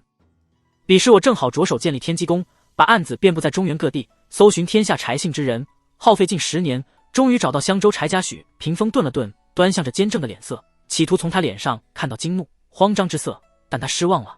监正表情从始至终都无比平静。以您这样窥探天机的人物，想来早已看穿生死，是弟子得意忘形了。许屏风轻叹一声，继续道：第2件东西其实就是国运，利用一场战争来撬动大奉国运，继而通过秘法窃取，再以具备皇室血脉的容器存储气运，缓慢炼化，从而增强乾隆城一脉的气运。在这个计划中，首先要有一场席卷九州大陆的战争，规模必须足够宏大，关乎一国存亡，否则难以撬动大奉气运。这便有了21年前的山海关战役。其次，许七安这个拥有皇室血脉的容器便诞生了。500年前那一脉同样是皇族，是能侵占如今的大凤气运的。换成是草莽势力，就只能等待大凤烂到骨子里，王朝气数终结，才能推翻大凤，建立新朝。当然，这一步计划是失败的，至今我也没能夺回许七安身上的国运。好在从一开始，我便做了2手准备，那就是击散龙气，加速大凤的衰亡。此消彼长，效果是一样的。许屏风笑道：“这就是天命师，即使已经死去500年，依旧是旗手。隐忍500年的杀局，终于在此刻亮出了獠牙。这家伙死了500年，还要给我添堵！”监正手腕一抖，啪，打神鞭无视距离的抽向许屏风。后者身前立刻亮起一重重防御矩阵，同时以传送书召唤伽罗树菩萨。砰砰砰，阵法相继破碎，打神鞭抽打在伽罗树菩萨胸膛，打出浅浅的鞭痕。打神鞭对许屏风和黑莲来说是巨大的威胁，但对上伽罗树就显得不够强力。不是打神鞭位格不够，纵观9州的法宝绝世神兵，没有任何一件能对伽罗树菩萨造成致命威胁，镇国剑也不行。在这个超品禁术封印的9州，或许真正的一品武夫才能压制他。监正似乎早料到会是这样，抽打出鞭子的同时，他朝天空甩出了天机盘。天机盘呼呼旋转，要印上青铜法器核心的那面太极鱼。作为天命师，他当然不可能对一件法器束手无策，只要天机盘能融入青铜法器中，监正就有把握让这件法器在短时间内崩解，从而离开此方世界。就在这时，太极鱼和天机盘之间出现了一滩黑色粘稠的液体，它如幕布般展开，让天机盘撞入其中。啊！黑莲撕心裂肺的惨叫声响起，他旋即恢复人形，惨叫着打滚，漆黑粘稠的身躯里冒起痴痴的青烟，而天机盘表面染上一层深黑，失去了灵性，无力坠落。许屏风当即道：“伽罗树，时间有限，别管我。”在这场谋划已久的杀局中，每个人都有各自的分工。黑莲道长的任务是腐蚀监正的法宝，包括但不限于打神鞭。天机盘法器是术士最强的手段之一，但黑莲的堕落之力能克制一切灵性。而伽罗树菩萨的任务是正面承受监正的攻击，拖住这位一品术士。他们熬过了如圣阴魂，进入最关键的决定性的时刻。此战若是不能除掉监正，万事皆休。伽罗树菩萨狂奔而出，于云端拖出一道道残影，过程中不动明王法相结印，封锁周遭空间，不给监正施展传送术的机会。监正探手接住天机盘，掌心青光腾起，炼化堕落污秽之力，同时伸出握着打神鞭的右手，在身前撑起一块块6边形组成的屏障。砰！无头形施伽罗术直拳打在屏障上，打得监正身躯一颤。双方状态都下滑严重，伽罗术若是鼎盛状态，这一拳能把监正打飞。砰砰砰！漫天拳影爆发，捶打在6边形屏障上，让它掉落数不清的灰芒。屏障破碎，监正滑退过程中又一次抽打出萨伦阿古的赶羊鞭，目标却不是伽罗术，而是许屏风。后者立刻暴退，退到此方世界的边缘，但于外界隔绝的情况下，他离不开青铜法器笼罩的领域，而打神鞭能无视距离。啪！许屏风肉身被抽得皮开肉绽，元神震出体外，发出痛苦的嘶吼。监正要破局，有2个办法：一、杀死许屏风，让元阵失去维序，缩短青铜法器的时效；二、炼化天机盘上的堕落之力，以天机盘克制青铜法器，同样能加速初代留下法器的崩解。噗！伽罗树菩萨的拳头趁机打穿了监正的胸膛，拳头从背后穿透而出。这时，另外一个监正从头顶飘出，手里握着赶羊鞭，朝许屏风挥出。他舍弃了肉身，元神出窍，对大弟子赶尽杀绝。伽罗树果然抽拳回援许屏风，不动明王双手结印，挡住双方之间，替许屏风承受下这一鞭。监正元神当即下沉，回归体内，笑了一声。天机盘沾染的污秽之力炼化干净了。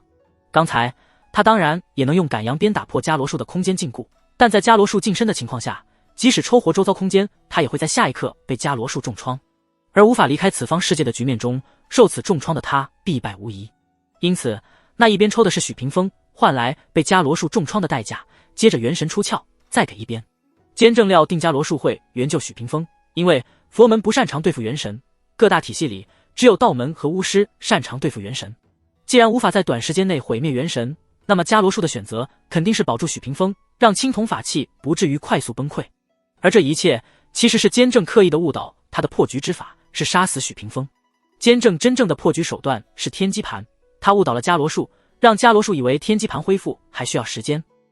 至于肉身，反正孽徒宋清掌控了肉身重塑之法，回头朝许七安借来一粒莲子，便能重生。当然，如果逃脱的及时，以术士生死人肉白骨的手段救活这具身躯，并非难事。眼下敌人不在身边，监正再次朝上空丢出天机盘，天机盘呼啸旋转，化作青光映入青铜法器核心的太极鱼。咔咔咔，青铜法器停止运转，各个紧扣的部件开始脱离，呈现出即将分崩离析的趋势。这一刻，众人感受到禁锢在此地的力量开始消减，九州世界离他们越来越近。下一刻，一根弯曲的长枪突破了空间，无视了距离，从后面刺穿监正。此枪似金似玉，似骨似石，让人无法辨清材质。监正缓缓低头，望着刺出胸口的长枪，瞳孔微微收缩。嘿！低笑声从身后传来，一道扭曲的身影显化，从模糊到清晰，不是白帝，而是一个通体漆黑的怪物。他的身躯略显虚幻，不够真实，是元神而非肉身。其状扬身，覆盖一块块角质，有着一张酷似人类的面孔，脸颊上有2排眼睛，头上长6根弯曲尖锐的长角。刺穿监正的弯曲长枪化作纯黑之色，贪婪地吸收着周围的一切，包括光，也包括监正。监正的身躯寸寸消融，化作碎光融入长枪，被他吸收。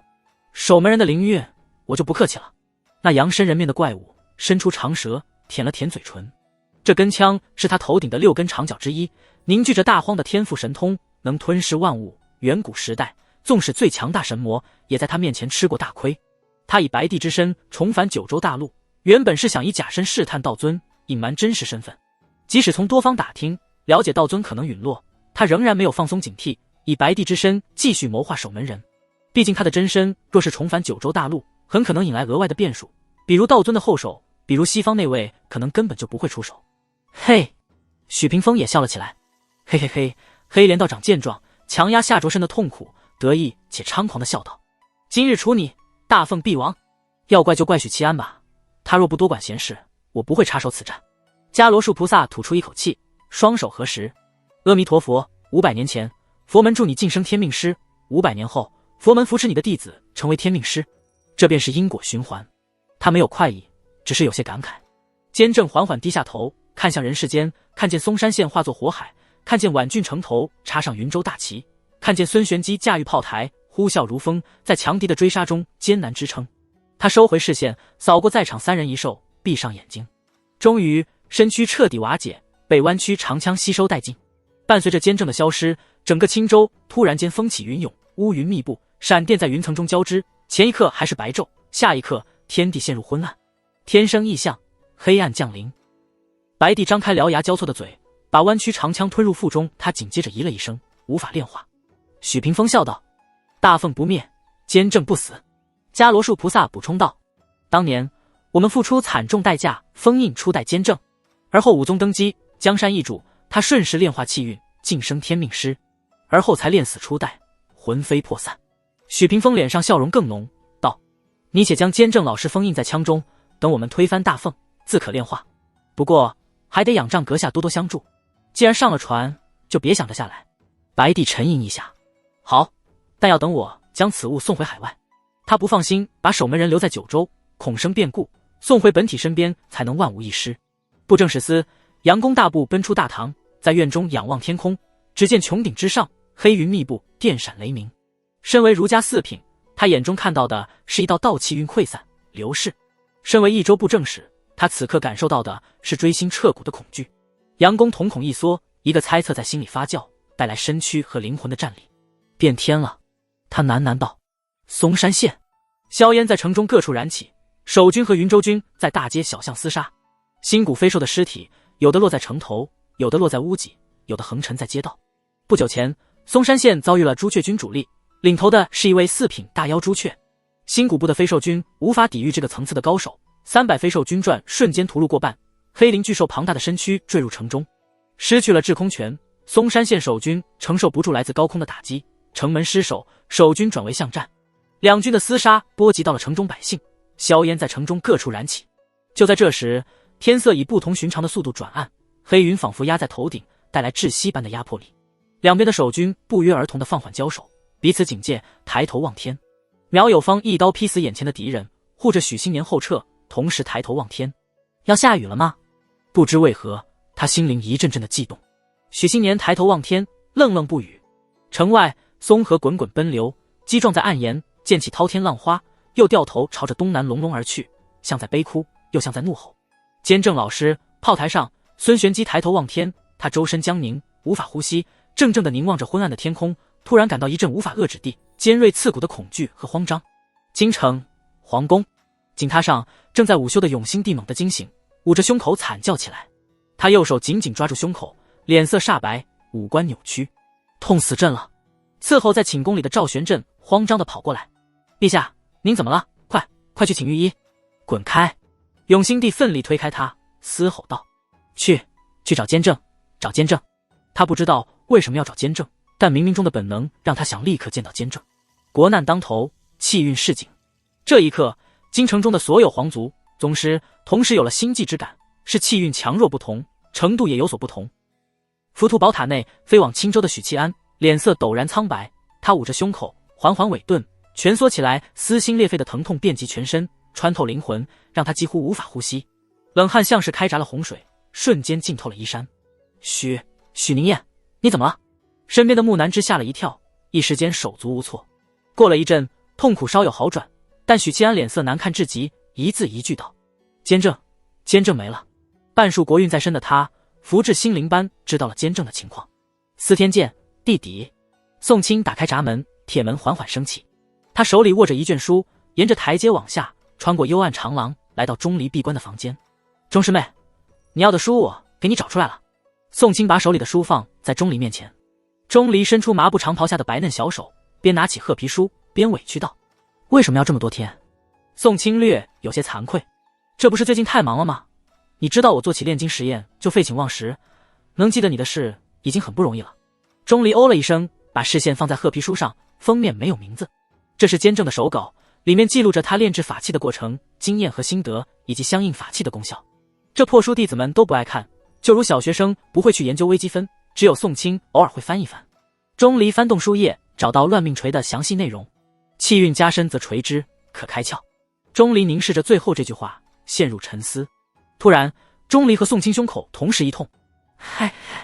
许屏风捂着嘴，剧烈咳嗽，鲜血从指缝间溢出，隔了好几秒才平息咳嗽，轻叹道：“半条命没了，监正老师下手可真狠。”他环顾众人，给出建议：“先回去养伤吧，诸位伤势都不轻，而我也得花时间炼化青州气运。”三人一受礼，许屏风自己的情况就不说了，差点死在监正手里，说没了半条命，其实是在挽尊。伽罗树菩萨头颅无法再生，如圣刻刀的力量侵蚀体魄，削弱力量，需要时间炼化拔除。白帝这副肉身的情况比伽罗树菩萨只差不好，且守门人到手，他现在只想着把长枪送回海外，落袋为安。至于黑莲道长，没有受到监正针对，受伤最轻，这样的状态下，他们是不敢直接杀到京城的。初代死后能留下后手，让监正吃了大亏，同样是天命师，谁能保证监正没有相应的后手？伽罗树菩萨稳健得很，这一战已经成功铲除监正，没必要急功好利。黑莲道长黑道，谅他一个许契安也翻不起什么风浪，了不起再加一个骆玉衡，一个孙玄机，还有金莲那个杂碎，应该也到3品了。许屏风笑道：“别忘了，还有一个寇扬州，但那又怎么样呢？别看大凤超凡高手还有不少，但都是些3品2品的货色，己方一个伽罗树菩萨就能压制骆玉衡、寇扬州和许契安，打得他们毫无还手之力。何况还有白帝，有黑莲，有姬玄，还有他这位2品巅峰术士等攻下青州，炼化青州气运，他的实力会更上一层。”监正没了，木南枝蹲在许契安面前，眼神茫然。什么意思啊？他小心翼翼地问道。木南枝不知道发生了什么，但他知道一定是大事，应该许契安脸色从未如此难看，刚才他没照镜子，不然就能看见自己大难临头，如临末日的表情。在花神转世的认识里，这个男人骨子里的倔强的、桀骜的、骄傲的，生死面前也不能让他屈服。但刚才那穷途末路的表情是他从没看过的，让他没来由的心慌。大难临头。初步恢复的许契安简单解释了一句，立刻从地书碎片里取出传音法罗，传音道：“孙师兄，监正是不是出事了？”国之将亡，气运市井，他知道监正出问题了，但冥冥中的感应无法让他知道具体细节。法罗那头寂寂无声，连一个字都没有。许契安一边焦虑的等待，一边扩散思绪，肯定是青州那边出了状况。以如今的局势，只有这种可能。以许屏风和伽罗树的实力，顶多拖住监正，不可能在青州的地盘上威胁到监正，但监正确实凶多吉少了，所以他们肯定有帮手。如今的九州各大势力，巫神教对中原的态度毫无疑问是坐山观虎斗，甚至存了鹬蚌相争、渔翁得利的心思。但就目前的节点来说，巫神教肯定不希望大凤败得这么快，巴不得狗咬狗，厮杀得更惨烈一些，所以大巫师萨伦阿古多半不会参与。其他势力中，古族不可能与大凤为敌，且自顾不暇，精力放在镇守吉渊。阿兰陀那边有男妖盯着，他们赶入中原援助许平风，九尾狐早就带着熊王和神书推平阿兰陀，解印神书头颅了。但之前通过白姬和他沟通，他似乎没这方面的想法。北方妖蛮已经废了，一个3品的大妖主9难成大器。各大势力之外的超凡里，天宗肯定排除在外，地宗的黑莲与天帝会不死不休，而我作为天帝会最靓的仔，肯定是他针对的对象。白帝是大荒，大荒图某守门人，与许平风有联系，但他未必愿意出手对付监正，因为没有直接的利益冲突，许平风未必能拿出足够的筹码请动他，此受存疑。所以单凭一个黑莲入伙，不可能威胁监正，许平风另有杀手锏。分析到这里，许七安已有相应猜测，初代监正。初代监正姓柴，柴家守的墓就是初代监正留下的，而许平风早已收集地图，掌控了那座大墓。如果世上还有什么能威胁到天命师的，那肯定只有天命师。这时传音法罗里响起了元护法的声音：许银罗，我是元护法。许七安豁然惊醒，略显手忙脚乱地抓起法罗，置于耳边，迫切地问道：你说。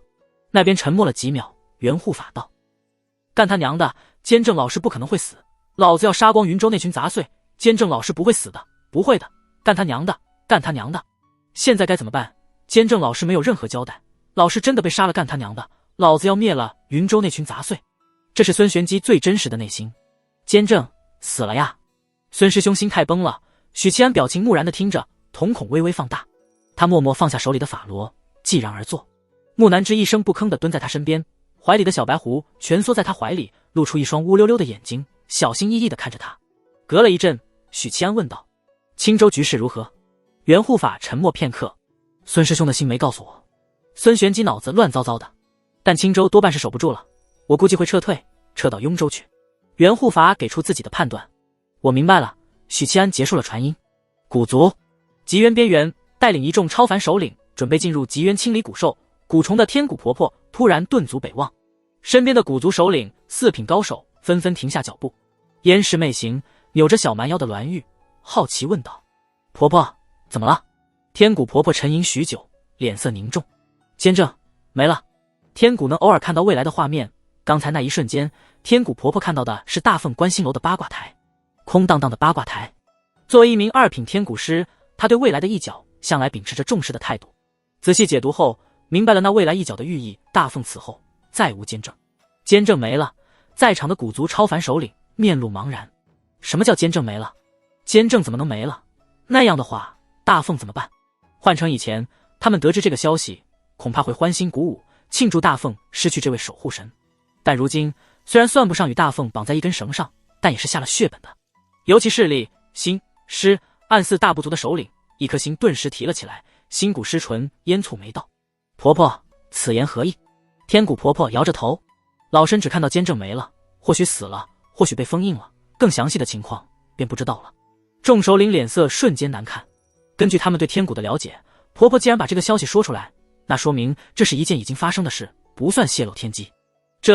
栾玉收敛媚态，皱起精致的眉头。没了监正，大凤如此抵御云州和佛门联手，那小子还欠我3个月的肉偿呢。莫桑龙图侧首北望，进山城。萨伦阿古站在荒芜的山巅，望着南方。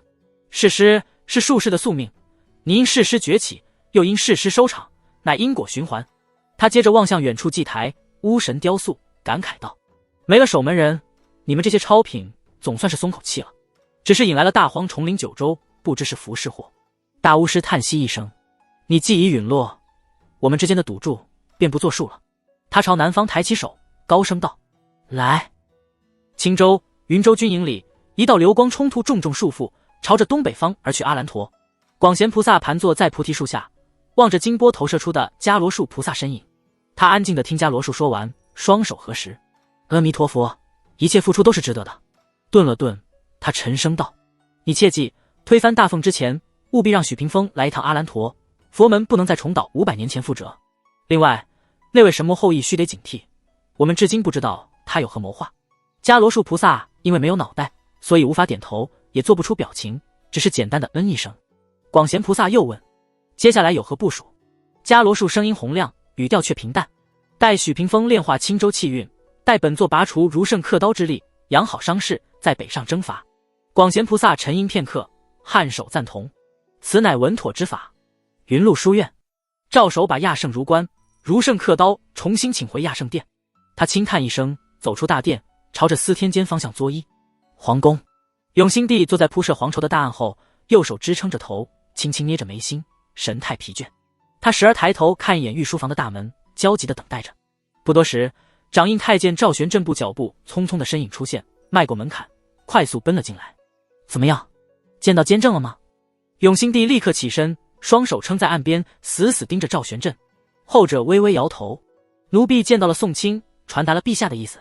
宋卿上了八卦台，说监正并不在司天监。永兴帝眼里的光芒渐渐暗淡，颓然入座，有气无力道：宋卿可有说监正在何处？赵玄振摇一下头，欲言又止。永兴帝眉头一皱：有话便说。赵玄振小心翼翼道：当时宋卿脸色并不好，有些口不择言，慌慌张张。奴婢询问，他也说不出个所以然来，只说可能出大事了。可能出大事，永兴帝陷入沉思，内心涌起不祥预感。这时，外头值守的侍卫假胄铿锵地来到御书房门外，抱拳躬身，大声道：陛下，众亲王，郡王求见。永兴帝一愣，心里不祥的预感顿时加重。青州布政使司，一位位吏员沉默着进进出出，一份份战报落在布政使杨公的岸边。皖郡沦陷，守军全军覆没，大如张慎不知所踪，生死不明。戚广伯纵容叛军，刘明在城中大肆掠夺，屠城，皖郡一夜间化作废墟。东陵邻近的郭县沦陷，守将赵广带着2000残部撤离，孙玄机离营而去，不知所踪。松山县沦陷，飞兽军折损过半，守将竹军率部众迎击敌军，死战不退，力竭而亡。许新年率领古族残部共800人，守军300人撤离，途中遭遇敌将卓浩然追杀，许新年身中一刀，生死不明。一夜之间，青州第2道防线全面崩溃，青州军损失惨重，这让青州高层失去了对局面的掌控，震动惊骇之余，造成了一定的骚乱和惶恐。诸位，青州保不住了，本官决定退守雍州。杨公深吸一口气，缓缓扫视堂内众官员幕僚，沉声道：去准备撤离的诸多事宜吧。所谓的诸多事宜，包括清空各大粮仓、军需辎重、银两，以及强行迁徙百姓。当然，按照旧例，迁徙的百姓是乡绅士族阶层，而非真正的底层百姓。这不是说是百姓如刍狗，而是在战乱时期，底层百姓确实没有任何价值。乡绅贵族阶层有钱、有粮、有人，笼络住他们，朝廷就能得到相应的回报、好处。而底层百姓什么都没有，该放弃就要放弃，否则会吃垮、拖垮朝廷。众官员默默起身，朝杨公行礼，沉默地退出大堂，各自忙碌。偌大的堂内，顷刻间不见人影，寂寂无声。阳光从格子窗外照进来，这位不正使大人枯坐在堂内，一瞬间仿佛苍老了10几岁。永兴1年冬，青州失守，布政使杨公率残余军队退守雍州，与云州军展开对峙，天下震动。深夜，司天监，宋清趴在桌边沉沉睡去，案上摆着各种炼金器材，丹炉里炭，火上有余温。某一刻，宋清突然惊醒，睁开眼，看见身边杵着一袭白衣，定睛一看，才发现是孙师兄。他脸色颓废，眼神暗淡，默默地看着他。身边还有一只白猿。孙师兄，你怎么回来了？宋清打了个哈欠，道：不是在青州打战吗？不会又是来要装备的吧？您可放过我吧，前阵子不是刚给了你一批装备吗？师弟我每天只睡1个时辰，铁人也要休息啊。他叨叨叨地抱怨着。孙玄机没有说话，身边的白猿犹豫一下，低声道：监正老师可能陨落了。抱怨声戛然而止，宋清呆住了。这时孙玄机轰然倒地，七窍溢出鲜血，生命气息快速流逝。宋清心里一颤，一边手忙脚乱地从储物袋里取出丹药，一边颤声道：怎么回事？孙师兄。袁护法站在一边看着孙玄机，低声道：为了查清楚监正陨落的真相，他亲自去了一趟战场。宋清把脉之后，一颗心悠悠沉入谷底。孙玄机被伤了本源，经脉尽断，五脏六腑衰竭，元神也衰弱到了极点。这样的伤势在一位术士身上足以造成致命威胁。之所以还能带着一支白猿返回司天监，大概是心里有什么执念吧。袁护法看到了宋清的想法，悠悠道：“是复仇的野火，撑着他回到司天监。”观星楼地底，钟离怔怔地望着宋清，凌乱的黑发下，眼睛很亮，似有水光闪烁。监正老师死了，他喃喃道。宋清嗯了一声，声音低沉，他脸上看不到悲痛，但麻木的模样却更甚悲痛。许屏风、地宗道手、伽罗树菩萨，还有白帝、云州那个白帝。宋清低声道：“孙师兄看到他们了，是他们杀了监正老师。”见钟离久久不语，宋清道：“我去一趟皇宫，告知小皇帝。”他转身离去，地底陷入永恒的沉寂。过了很久，钟离抬起身边的木盒子，轻抚着盒子表面，泪水汹涌而下。要报仇啊！你要替监正老师报仇啊！天蒙蒙亮，京城的城头火把在寒冬腊月里燃烧，无法驱散彻骨的寒意。露水浸透了城墙表面，在寒夜里凝结成冰，把城墙冻得宛如钢铁般坚硬。城头直手低士卒握着长矛，双手长满冻疮，时不时的往掌心喝一口热气，或伸出双手靠近火把，在严寒的深夜里取暖。哒哒哒，马蹄声由远及近，传入城头直手士卒耳中。寒夜里，一骑快马加鞭赶至城下，猛地勒住缰绳，在城头手足的注视下，声音嘶哑地咆哮道：“开门！800里加急！”寝宫里沉睡的永兴帝被赵玄振唤醒，他疲惫地捏了捏眉心，按捺住脾气，沉声道：“何事深夜唤醒朕？通常来说，敢在这个时候打扰君王休息，要么是天塌下来了，要么是不想活了。”永兴帝不认为这个狗奴才活腻歪了，那么答案应该是前者，因此他语气颇为低沉，表情也凝重。赵玄振脸色煞白如纸：“陛下，内阁传来急报，青州失守了。”永兴帝呆愣在床边，瞳孔放大，表情凝固。“陛下，陛下！”赵玄振喊了2声，永兴帝如梦初醒般的呀了一声：“折子在御书房。”话没说完，永兴帝便掀开被子，推开赵玄振，赤着脚，穿着白色里衣，朝御书房大步奔去。御书房与寝宫相连，一内一外，他很快就奔出寝宫，来到御书房。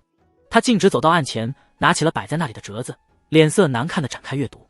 折子内容分3部分：一是青州守军的伤亡情况，青州30个卫所，外加京城各州调过去的兵马，总计9万大军，损失6成，所剩的几3万大军退守雍州。二是关于监正的，杨公认为监正可能出事了，希望朝廷能尽快确认监正的情况。三是杨公的自我陈述，大抵意思是愧对君王，愧对社稷，但求一死以谢天下。永兴帝看完，手已经开始抖了。一派胡言，监正乃大奉守护神，位列一品，大奉境内谁是他对手？这杨公妖言惑众，朕要砍他脑袋，让他求人得人。永兴帝脸色铁青，奋力拍桌。现在任何人敢在他面前说监正出事，他都要让对方知道什么叫天子一怒。这时外头值守的禁军统领匆忙进来，禀告道：“陛下，司天监宋清在宫外求见。”宋清来了，一定是监正有消息了。监正让他来传话了。永兴帝精神一振，高声道：“快请他进来！”当即命唤官赐下御牌。1刻钟后，禁军统领带着宋清返回，前者停留在御书房外，后者迈过门槛，踏着猩红地毯进入御书房。宋爱卿，可是监正有消息了？永兴帝跨前一步，脱口问道。他死死盯着宋清，眼神里带着希冀。与之相比，宋清就如一条丧家之犬，脸色惨白，黑眼圈浓重。陛下，监正老师陨落了。永兴帝一屁股坐在大椅上，像是被抽去骨头。隔了好一会儿，他气急败坏地起身，指着宋清怒吼：“一派胡言！宋清，你知道自己在说什么？监正是你老师，你敢诅咒监正？”他站起身，奋力挥舞双袖，咆哮道：“大奉境内谁是监正对手？你告诉我，谁是他对手？”宋清表情木讷地说道：“孙师兄已做过初步探查，监正老师他确实可能陨落了。当日云州天生异象，气运流失，监正老师气息消失后再没有出现。”永兴帝缓缓委顿在大椅上，喃喃道：“监正他怎么会？谁能杀死他？”宋清木然道：“云州叛军的超凡高手数量远超想象。”永兴帝呆坐许久，似是不胜风寒，身躯微微颤抖起来，巨大的恐惧将他笼罩。次日，青州失守，监正陨落的消息传遍京城官场，引来巨大轰动。群臣聚在午门，要求面见圣上，但被挡在了外面。永兴帝病了，下病了。直到黄昏，朱公才在御书房见到他。一夜之间，永兴帝仿佛被抽干了精气神，目光涣散，脸色惨白。诸公心里一惊，手抚前倾书哀声道：“陛下，请保重龙体啊！”永兴帝惨笑一声：“龙体？这时候朕还在意这副血肉之躯。诸公，监正死了，该如何是好啊？青州失守，叛军与杨公在雍州边境对峙，一旦他们稳住青州，势必卷土重来，迟早会打到京城。监正是大凤最后的脊梁了。”左都御史刘弘道：“陛下，大凤还有许银罗，我们并不是没有一战之力。”永兴帝微微摇头：“朕虽然修为浅薄，但也知道一个三品武夫能做什么，做不了什么。连监正都死在叛军手里，许银罗又能如何？”刘弘一时语塞。御书房内气氛凝重且沉默。许久后，大理寺卿低声道：“陛下，不如求和吧。”求和？永兴帝眼睛一亮，旋即摇头，苦笑道：“叛军来势汹汹，欲夺我大凤江山，取而代之，岂会同意求和？陛下不试试怎么知道呢？”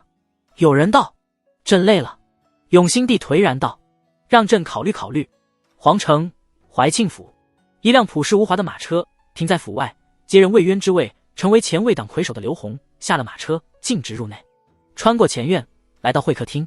宽敞雅致的厅内，一袭梅花宫装、气质清冷的长公主怀庆坐在岸边等候多时。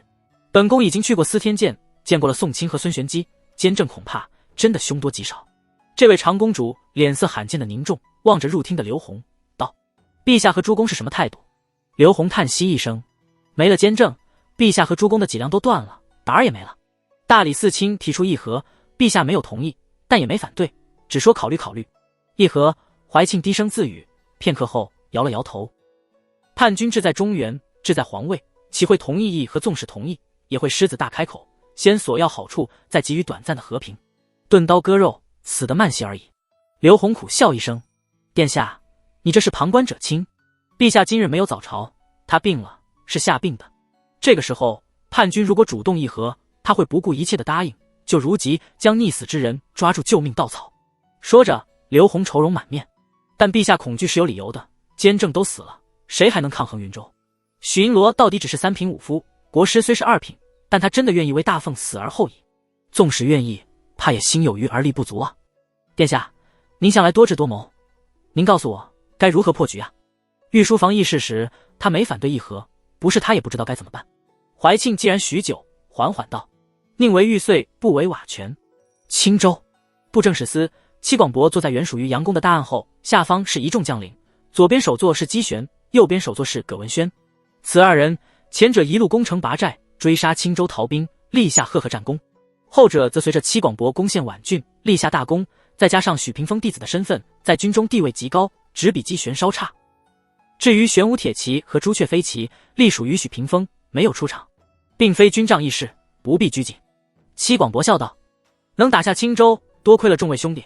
今夜犒赏三军，美酒美食美人，应有尽有。”众将领笑了起来，高声道：“多谢大将军。”戚广伯颔首：“不过今日之后，尔等要约束手底下低士卒，不可再劫掠百姓。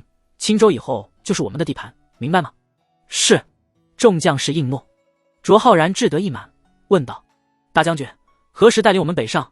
都说京城是中原首善之城，最是富庶，兄弟们早就迫不及待了。”有人笑道：“杀到京城后，你特娘的可别给我乱来。京城富庶不假，但水灵女子可比金银要诱人，要是伤了死了，委实可惜。老子他娘的也想尝尝达官显贵的女眷是什么滋味。”立刻有人笑骂道：“没出息的东西，要睡就睡金枝玉叶、公主郡主、后宫嫔妃，不比狗屁的贵族女眷要诱人吗？”哄笑声四起。打下青州后，云州军士气如虹，上到将领，下到普通士卒，都摩拳擦掌的准备北上，恨不得一口气打到京城去。但想归想，行军打仗自有章法，如今叛军打下青州，便需稳住这块地盘，安抚百姓，乡绅，修缮城墙，收集粮草等等，这些都是需要时间的，又不是外族劫掠，抢了东西和人就走，来去匆匆。葛文轩抬指，扣了扣桌面，喧哗声稍减，他顺势说道：“大将军，末将认为休整期间也不是闲，我们可以派人潜入大凤各州，散布监正已死的消息，一来可以制造混乱，二来壮我云州军的声势。”戚广伯给予肯定的态度：“此计甚妙。”姬玄则道：“此战我军伤亡不小，得补充兵力，招揽流民。但流民战力有限，中层战力的补充是个问题。”戚广伯心里已有注意，仍问道：“子素有何建议？”姬玄道：“可招揽江湖武夫。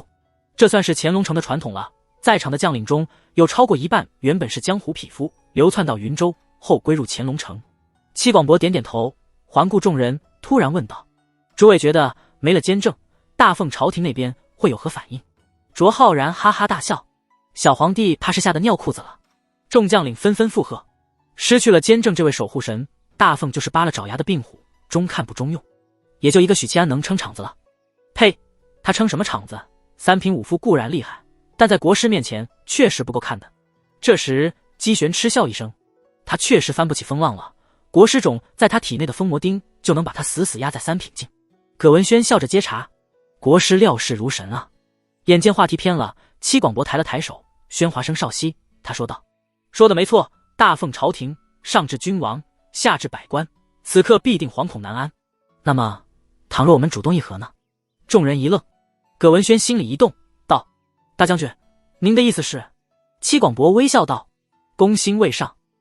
简单的一句话，在场不少精明的人物立刻懂了戚广博的想法，主动议和是为了攫取更大的好处，且兵不血刃。等大军休整完毕，稳住青州地盘，粮草军需到位，国师炼化青州气运，再撕毁盟约北上讨伐。大目标不变，还能额外壮大实力，扩大己方优势。姬玄微微点头，把大奉逼到穷途末路，必然引来疯狂反扑，届时我军也会伤亡惨重，聪明的猎手会懂得网开一面。没了监正，大奉朝廷人心惶惶，我们在这个时候提出议和，就是把网掀开一道口子，让他们看到希望，失去搏命的勇气，而我们则可以趁机攫取好处，要钱要粮。听着他的解说，那些没反应过来的将领顿时朝戚广博投去敬佩眼神。所谓上兵伐谋，领兵打仗和单打独斗是两回事，后者只需要尽情的宣泄暴力，前者才是技术活儿。在大伙还沉浸在铲除监正、攻下青州的喜悦中时，大将军已经根据局势人心想出了妙计。葛文轩顺着戚广博的思路出发，想到了更多，嗤笑一声：姬玄少主，钱粮肯定是要的，但胃口不妨再大一些。大奉现在不比砧板上的鱼肉好多少，想与我们和谈，不下血本怎么行？怎么也要割让几州之地吗？众将领眼睛猛地一亮，旋即有人皱眉道：这不是把大奉往绝路上逼吗？按我说，适可而止，要钱要粮就够了。咱们花大奉的钱粮招兵买马，再反过来打他们，胃口太大，反而会竹篮打水一场空，这是相对保守的做法。立刻有人反驳：监正都没了，我们说什么就是什么，大奉朝廷还敢说个不字？咱们便是要那小皇帝下罪几招，谅他也不敢拒绝。这是激进派的想法。姬玄沉吟道：尺度要把握好，一味的贪婪只会适得其反。大奉虽然没了监正，但诸位别忘了许七安呢。他环顾众人，语气铿锵地分析道：赵守在野多年，没有官身，他不会为大奉朝廷仗节死义，骆玉衡亦是如此。但许七安身负国运，大奉若亡，他必殉国，因此接下来他肯定会左右朝堂大局。此人性格拧折不弯，逼迫太甚，只会让他铤而走险，与我们玉石俱焚。当然，云州军入主中原已是十拿九稳，他区区一个三品，翻不起风浪。但大将军这招和谈之计，肯定就要落空。葛文轩欲言又止，念及姬玄身份，没有反驳。独独，戚广博敲了敲桌面，打断众人的议论，微笑道：子素，你的眼光还是浅了些，只看到了双方的实力对比，只看到了许七安的性情。姬玄微微低头，请大将军赐教。戚广博是他的启蒙老师。戚广博缓缓道：永兴这个小皇帝守城有余，魄力不足，这样的一位君王，监正就是他最后的脊梁。在监正死去的情况下，你们觉得他会孤注一掷的死战，还是接受我们的和谈？当然是选择接受。葛文轩笑道。戚广博点头，继续说：其次是朝堂诸公，王真文卧病在床，魏渊死于径山城，剩下的不管是贪是好，都差了些。所以这和谈唯一的阻碍是许七安。但小皇帝和许七安的利益是不同的，对小皇帝来说，求和便能稳住局面，不打仗他就安稳了，至少也能换来一段时间的和平，让大奉喘口气。可对许七安来说，这样就意味着再没有翻盘的希望，所以他们两人必定离心离德。卓浩然摸了摸下巴道：所以大将军此计是一箭双雕，若是成了，要粮有粮，要钱有钱，还能不动一兵一卒，逼朝廷割让土地；若是不成，也能让许七安和小皇帝离心离德。要是闹出什么乱子，就更好了。卓浩然这种屠夫都听懂了，其他人当然不会听不懂。姬玄被说服了。戚广博接着说道：那许七安是乾隆城的一块心病，是国师的一块心病。以往他有魏渊，有监正庇佑，肆无忌惮。现在，咱们就要让这位大名鼎鼎的许银罗知晓什么是天高海阔。卓浩然等部将大笑着附和：“大将军所言甚是，没了监正和魏渊，他许七安算什么东西？也敢和国师和乾隆城叫板？没准现在也吓得像只鹌鹑，瑟瑟发抖。许七安不过名声大些罢了，论修为，我们姬玄少主亦是3品。不过或许根本不用国师出手，姬玄少主就能手刃此子，把他炼成血丹，用来增进姬玄少主的修为。”众将领或骂骂咧咧，或轰然大笑。姬玄沉默了片刻，一字一句道：“我倒要看看许七安如何自处，就凭他一个3品武夫，拿什么来翻盘？”他恨不得立刻飞到京城，看许七安满脸不甘又无可奈何的模样。葛文轩笑道：“他翻不了盘，纵使立即晋升2品，也不是老师和伽罗树菩萨的对手，何况还是封印之身。”姬玄顿时冷笑一声。戚广博再次道：“庆功宴结束后，立刻着手此计，务必要把消息散布出去，越夸大越好。国师能否再得数州气运，就看此举。和谈的具体细节，文轩，你稍后拜访一下国师，问问他的意见。以云州目前的兵力，地盘要的太多，反而是累赘。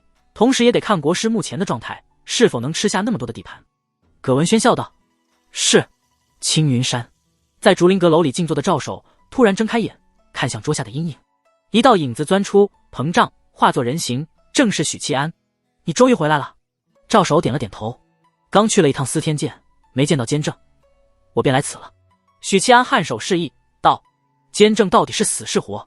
赵守道：“大凤不灭，监正不死，他应该是被封印了。”对于术士体系，儒家了解的还是比较透彻的，知道一些旁人不知道的隐秘。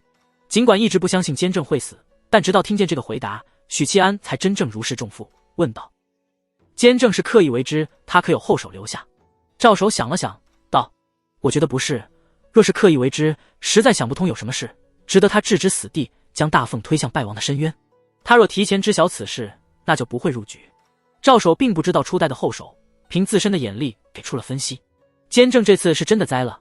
许七安叹息一声，得知初代监正就是柴家世代守护的大墓主人时，许七安心里就有准备了。纵使监正能窥探未来，但如果初代有办法克制呢？任何体系都有弱点，就如蛇有7寸，监正也不是神。许七安把柴家的事告诉了赵守。原来如此，赵守恍然，沉吟一下道：“我觉得监正纵使被打了一个措手不及，失策被擒，他也应当考虑过这样的可能性。普通人尚且未雨绸缪，何况是他？不过失去了监正，大凤已是岌岌可危。许七安，你当如何自处？身负国运，命运便与朝廷连为一体，国灭，监正要死，许七安一样要死。”许七安道：“这就是我来找你的原因。纵观朝廷，能与他议事的，只有眼前这位儒家体系扛把子，3品巅峰的大儒。”赵守沉吟片刻道：“首先，你要明白敌人是谁。”许七安回答道：“许屏风、黑莲、伽罗树，还有白帝。去过司天监，他才知道当日结束传音后，孙玄机冒着生死危机探查了情况，发现了白帝的存在。”赵守当即问道：“白帝为何要对付监正？”许七安沉思片刻：“我怀疑监正是守门人。”当即把守门人的隐秘以及白帝是大荒一族的身份告知赵守。赵守默然片刻，忍不住捏了捏眉心，叹息道：“如此看来是不死不休的局面。许七安啊，许七安，你真的是气运加身之人，我看你是霉运缠身才对。”吐槽完，赵守把话题拉回来，说道：“有件事我得告诉你，监正出战前问我借了如圣刻刀和亚圣如冠，他应该会效仿魏渊，召来如圣阴魂。”许七安瞳孔微微收缩，难以置信道：“若是有如圣阴魂出手，他如何能败？”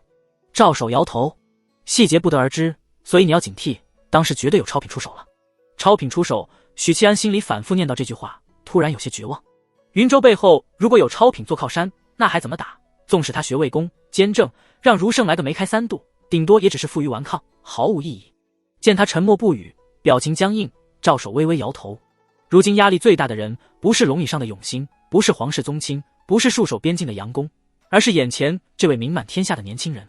他是大凤唯一的脊梁了。老夫说说几件，你可参考1、2。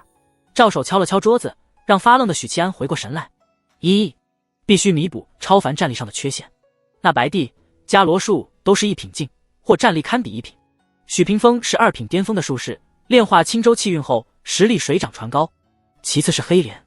2、成为旗手许七安，你要想在这场劫难中活下来，让大凤活下来，就努力去当棋手吧。将才艺的帅才罕见，你也不甘心一直被许屏风、被监正当作棋子吧。3. 补足大凤粮草问题，有一个稳定的底盘，支撑你去和许屏风博弈。朝廷若是垮了，你再怎么努力，修为再怎么长，都无济于事。永远要记住，大凤是你的根基。4.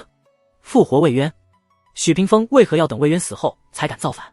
魏渊在朝期间，不管佛门、云州还是巫神教，都不敢妄动干戈。巫神教为了助巫神解开封印，不得不孤注一掷，但结果呢？偷鸡不成蚀把米。魏渊的可怕之处不在于个人武力，他是千年罕见的帅才，论智谋，许屏风也不及他；论领兵打仗，许屏风更是拍马不及。他若复生，我不敢说大凤必胜，但至少不会如此窘迫。谈何容易啊！许七安苦笑一声，这4点任何一个都难如登天。首先是超凡境的战力，目前唯一有希望踏入一品的只有骆玉衡，但他一个不够，单是白帝和伽罗术2位一品就可以横扫大凤的所有超凡战力，而修行无法一蹴而就，根本不可能短期内追赶上来。况且白帝肯定有更大图谋，兴许藏拙了。其次，成为棋手，这算是最靠谱的一点。许屏风虽然父爱如山，但心怀孝心的自己不怕他就是了。动脑子的是，许七安确实没怕过谁。尽管在过去的1年多里，始终被监正和许屏风像棋子一样摆弄，但那时他还太弱小，从零起步，谁弱小的时候没被大佬玩弄过？然后粮草问题，无解。大凤若是有钱粮，就不会沦落到如今的地步。监正都没办法的事，他能有什么办法？世上最无解的是穷，神仙都没辙。最后复活魏公。复活魏公的招魂幡主材料已经集齐，但还差最后一件，回头找宋清问问那玩意怎么寻找。许七安起身告辞，不打搅院长了。行了一礼，走出竹阁。刚出外头，熟悉的新技感传来。地书聊天群里，李妙珍传书道：“2. 最近各处有人散布消息，说青州失守，监正被杀。云州叛军这是强弩之末了吗？用这等下三滥的手段。不过这种伎俩效果确实极佳，自古百姓最愚昧。京城各方都焦头烂额，惶恐不安了好几天，李妙珍才得到消息。毕竟他没有发达的情报网，而知情者许七安和怀庆这几天委实没心情传书聊天。他发这条传书，一半是吐槽，一半是求证。7. 我也听说了，简直可笑。大凤境内，就算是天尊，也不是监正对手。监正怎么可能死呢？李灵素发表了看法。4.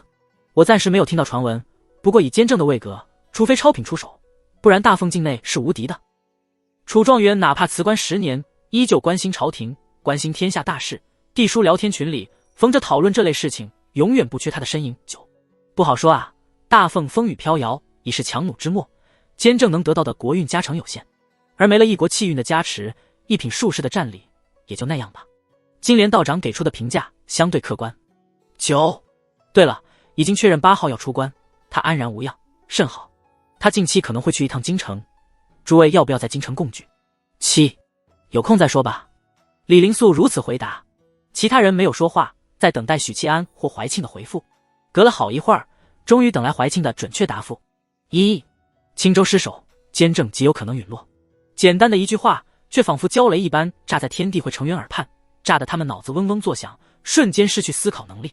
整整一盏茶的功夫，没有任何人说话。李妙真梦一般的传书。2. 怎么会？晴天霹雳，对于众成员来说，简直是一个无法接受的噩耗。7. 监正死了，那大凤怎么办？不对，监正怎么死的？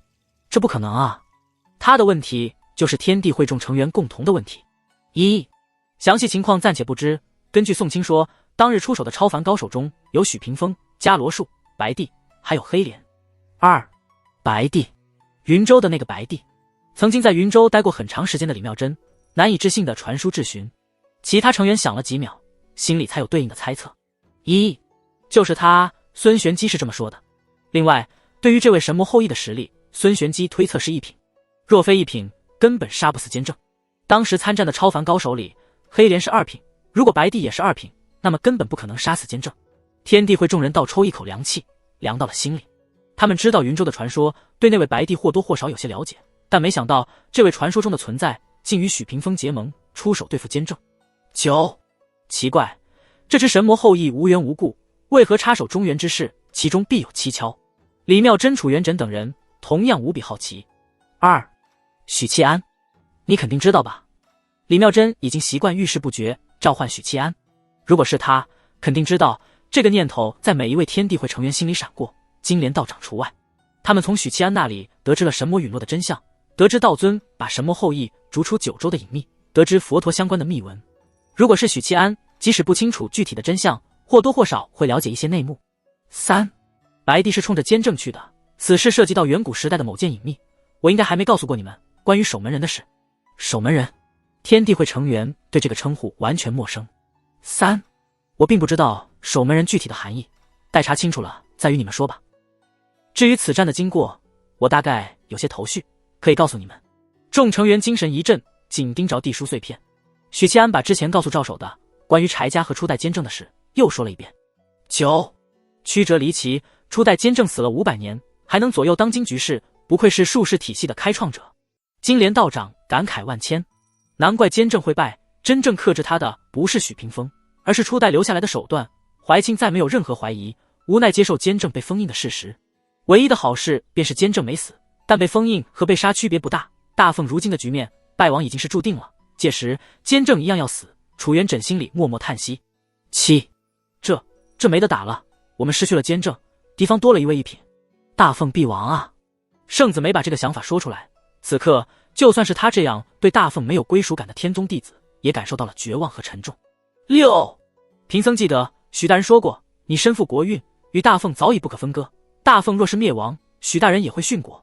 比较沉默的恒远突然插了一嘴，把现实血淋淋的揭露在众成员眼前。李妙真有些恼怒的传书。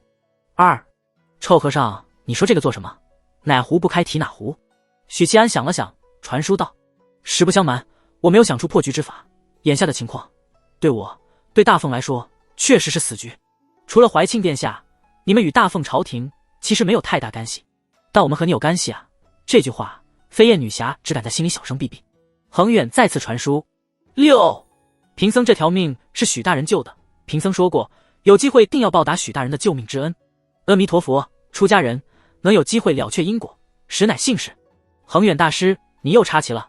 许七安心窝一热，连忙用吐槽来掩盖内心的感动。7. 大师觉悟高啊，我可不会为了他豁出命，不过念在一起走江湖的份上，就陪你小子走完人生最后一程吧。话说的不好听，但态度摆明了，不退出。4. 养兵千日，用兵一时，练了这么久的兵，总得拉出来练练的。怀庆和李妙真没有说话，他们俩不需要发表态度，前者自身便是皇室，责无旁贷。后者太上忘情，抛头颅洒热血的事，飞燕女侠最喜欢干。5. 阿爹让我北上打仗。这时丽娜传书过来了，莫桑已经在中原了，龙图这是要让儿女一次性死一双吗？天帝会是我最可靠的班底，就算是海王李灵素，关键时刻也还是靠得住的。许七安握着地书碎片，迎着温吞的阳光，缓缓吐出一口气。建州与襄州交界处，某座山寨，李灵素收好的书碎片，木然呆坐片刻，轻叹一声，离开屋子，走出篱笆院，朝着演武场的方向行去。所谓演武场，其实是手底下小兵们开辟夯实出的一块空地，用来练武、排兵布阵，以及大伙聚餐和妇女们唠嗑。首领好，沿途遇到的下属恭敬问好。李灵素面无表情走着，很快来到演武场，看见杨千焕带着遮住面容的帷幔，大声训斥着场内的乌合之众。现在练功不努力，将来上了战场，全寨子都来你家等着开席。听着杨千焕的训斥，李灵素目光扫过一众流民组成的队伍，离谱的发现里面居然还有6、7岁的稚童。打仗要从小培养，等将来年纪大了，悔之晚矣。全寨子都等着去你家开饭。杨千焕的训斥着传来，就算是兄弟我，偶尔也会觉得杨兄你脑子有问题。李灵素深吸一口气，高声道：杨兄。杨千焕早就看到李灵素了，毕竟他是背对众人，恰好面向李灵素走来的方向。李兄。杨千焕停下训斥，大步走过来，到了李灵素面前，一个转身，背对着他道：何事？李灵素却没有回答，而是权衡沉吟良久，心一横，说道：青州那边传来消息，青州失守了。杨千焕闻言吃了一惊，但没有气急败坏，振奋道：只有局势危急才能凸显出杨某的重要性啊，待我练兵结束，力挽狂澜，看云州那群乱臣贼子那头来拜，祈求活命。李灵素沉声道：监正被封印了。杨千焕喝了一声，那真是天大的好事。监正老识我多年，没了他的压制，我杨某才能出人头地啊。李灵素微微摇头，杨兄，我不是在跟你说笑。当即把许七安那里得知的情报转述给了杨千焕。听完，杨千焕默默站在那里，像是一尊没有生命的雕塑。好长时间后，李灵素听到低沉的声音从前方传来，我知道了。这时李灵素从未听过的声音褪去了所有的浮夸和玩世不恭，陌生的不像出自杨千焕之口，又或者这才是他正常的声音。不要告诉采薇。杨千焕再次说道。青州。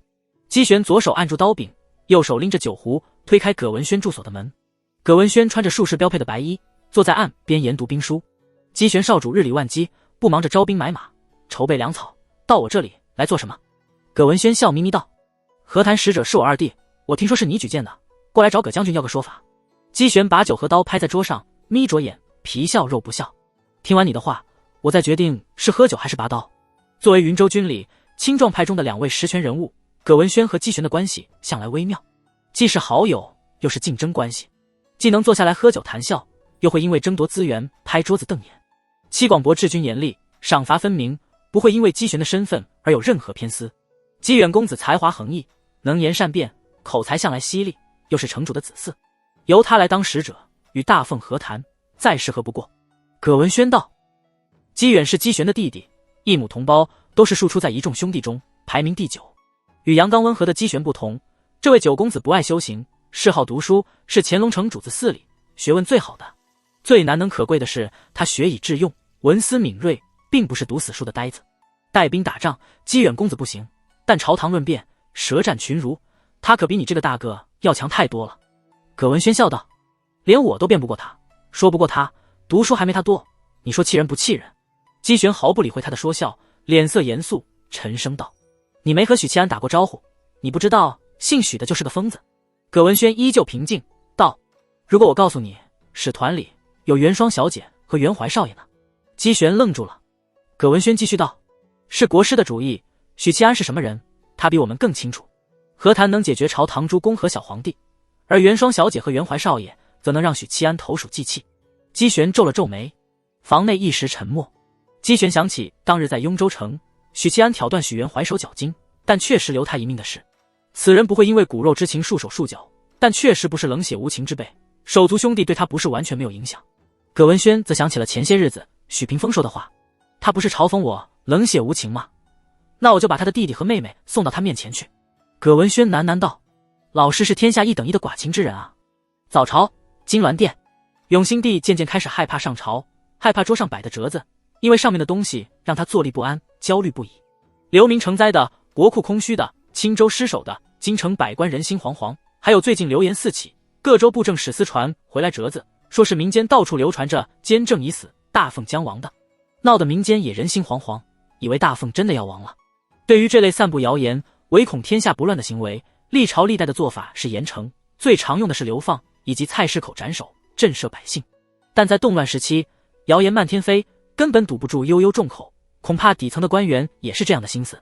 且青州确实失守了，逃战的百姓把消息传完各地，一传十，十传百，朝廷的努力注定收效甚微。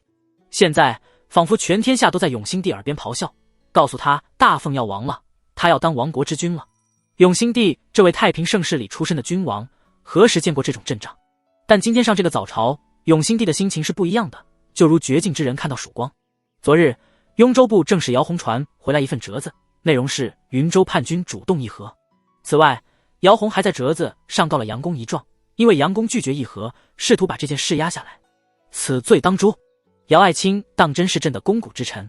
昨日永兴帝看完折子，喜出望外。至于杨公，他暂时不打算处置，因为雍州还得靠他守着。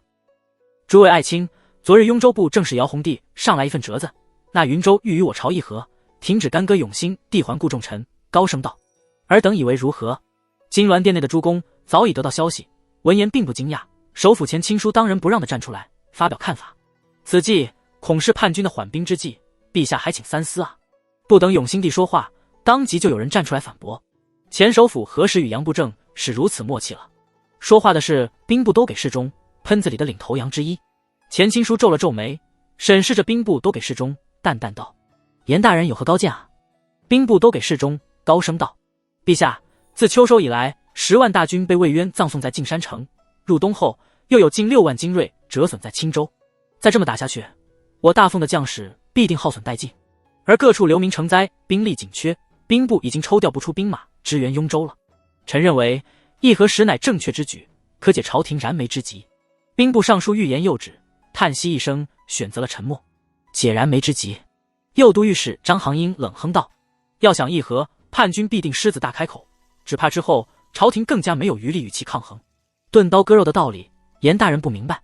这时户部尚书出列，沉声道：张御史如此明察秋毫，洞悉局势，不如我这个户部尚书的位置让给你来做。说罢冷笑一声，朝永兴帝作揖，大声道：陛下，国库空虚，朝廷若是继续与云州叛军交战，迟早被战事拖垮。春季将近，大地回春，我们需要的是时间，而议和恰可争取时间，让我们熬过寒灾。主战派合主和派立刻掐了起来，争论不休。每次事态面临失控，赵玄振便抽打鞭子，呵斥一声肃静。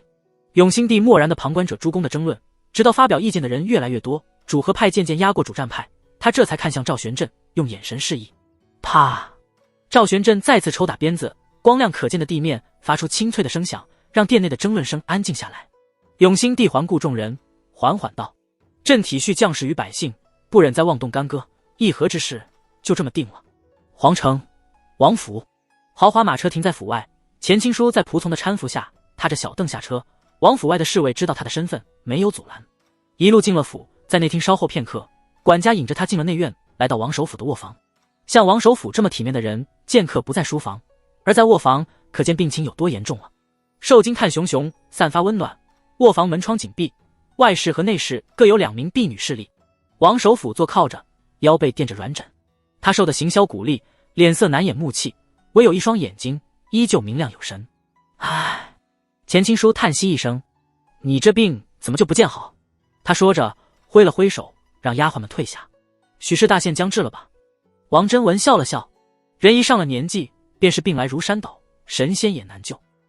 所谓50而知天命，既是天命，那也就顺其自然了。钱钦书沉吟一下，道：本不该来找你，让你安心养病才要紧，只是……王贞文抬手打断，指着窗户道：先帮我把窗打开。钱钦书皱皱眉：天寒地冻，开了窗，你这身子骨经得住？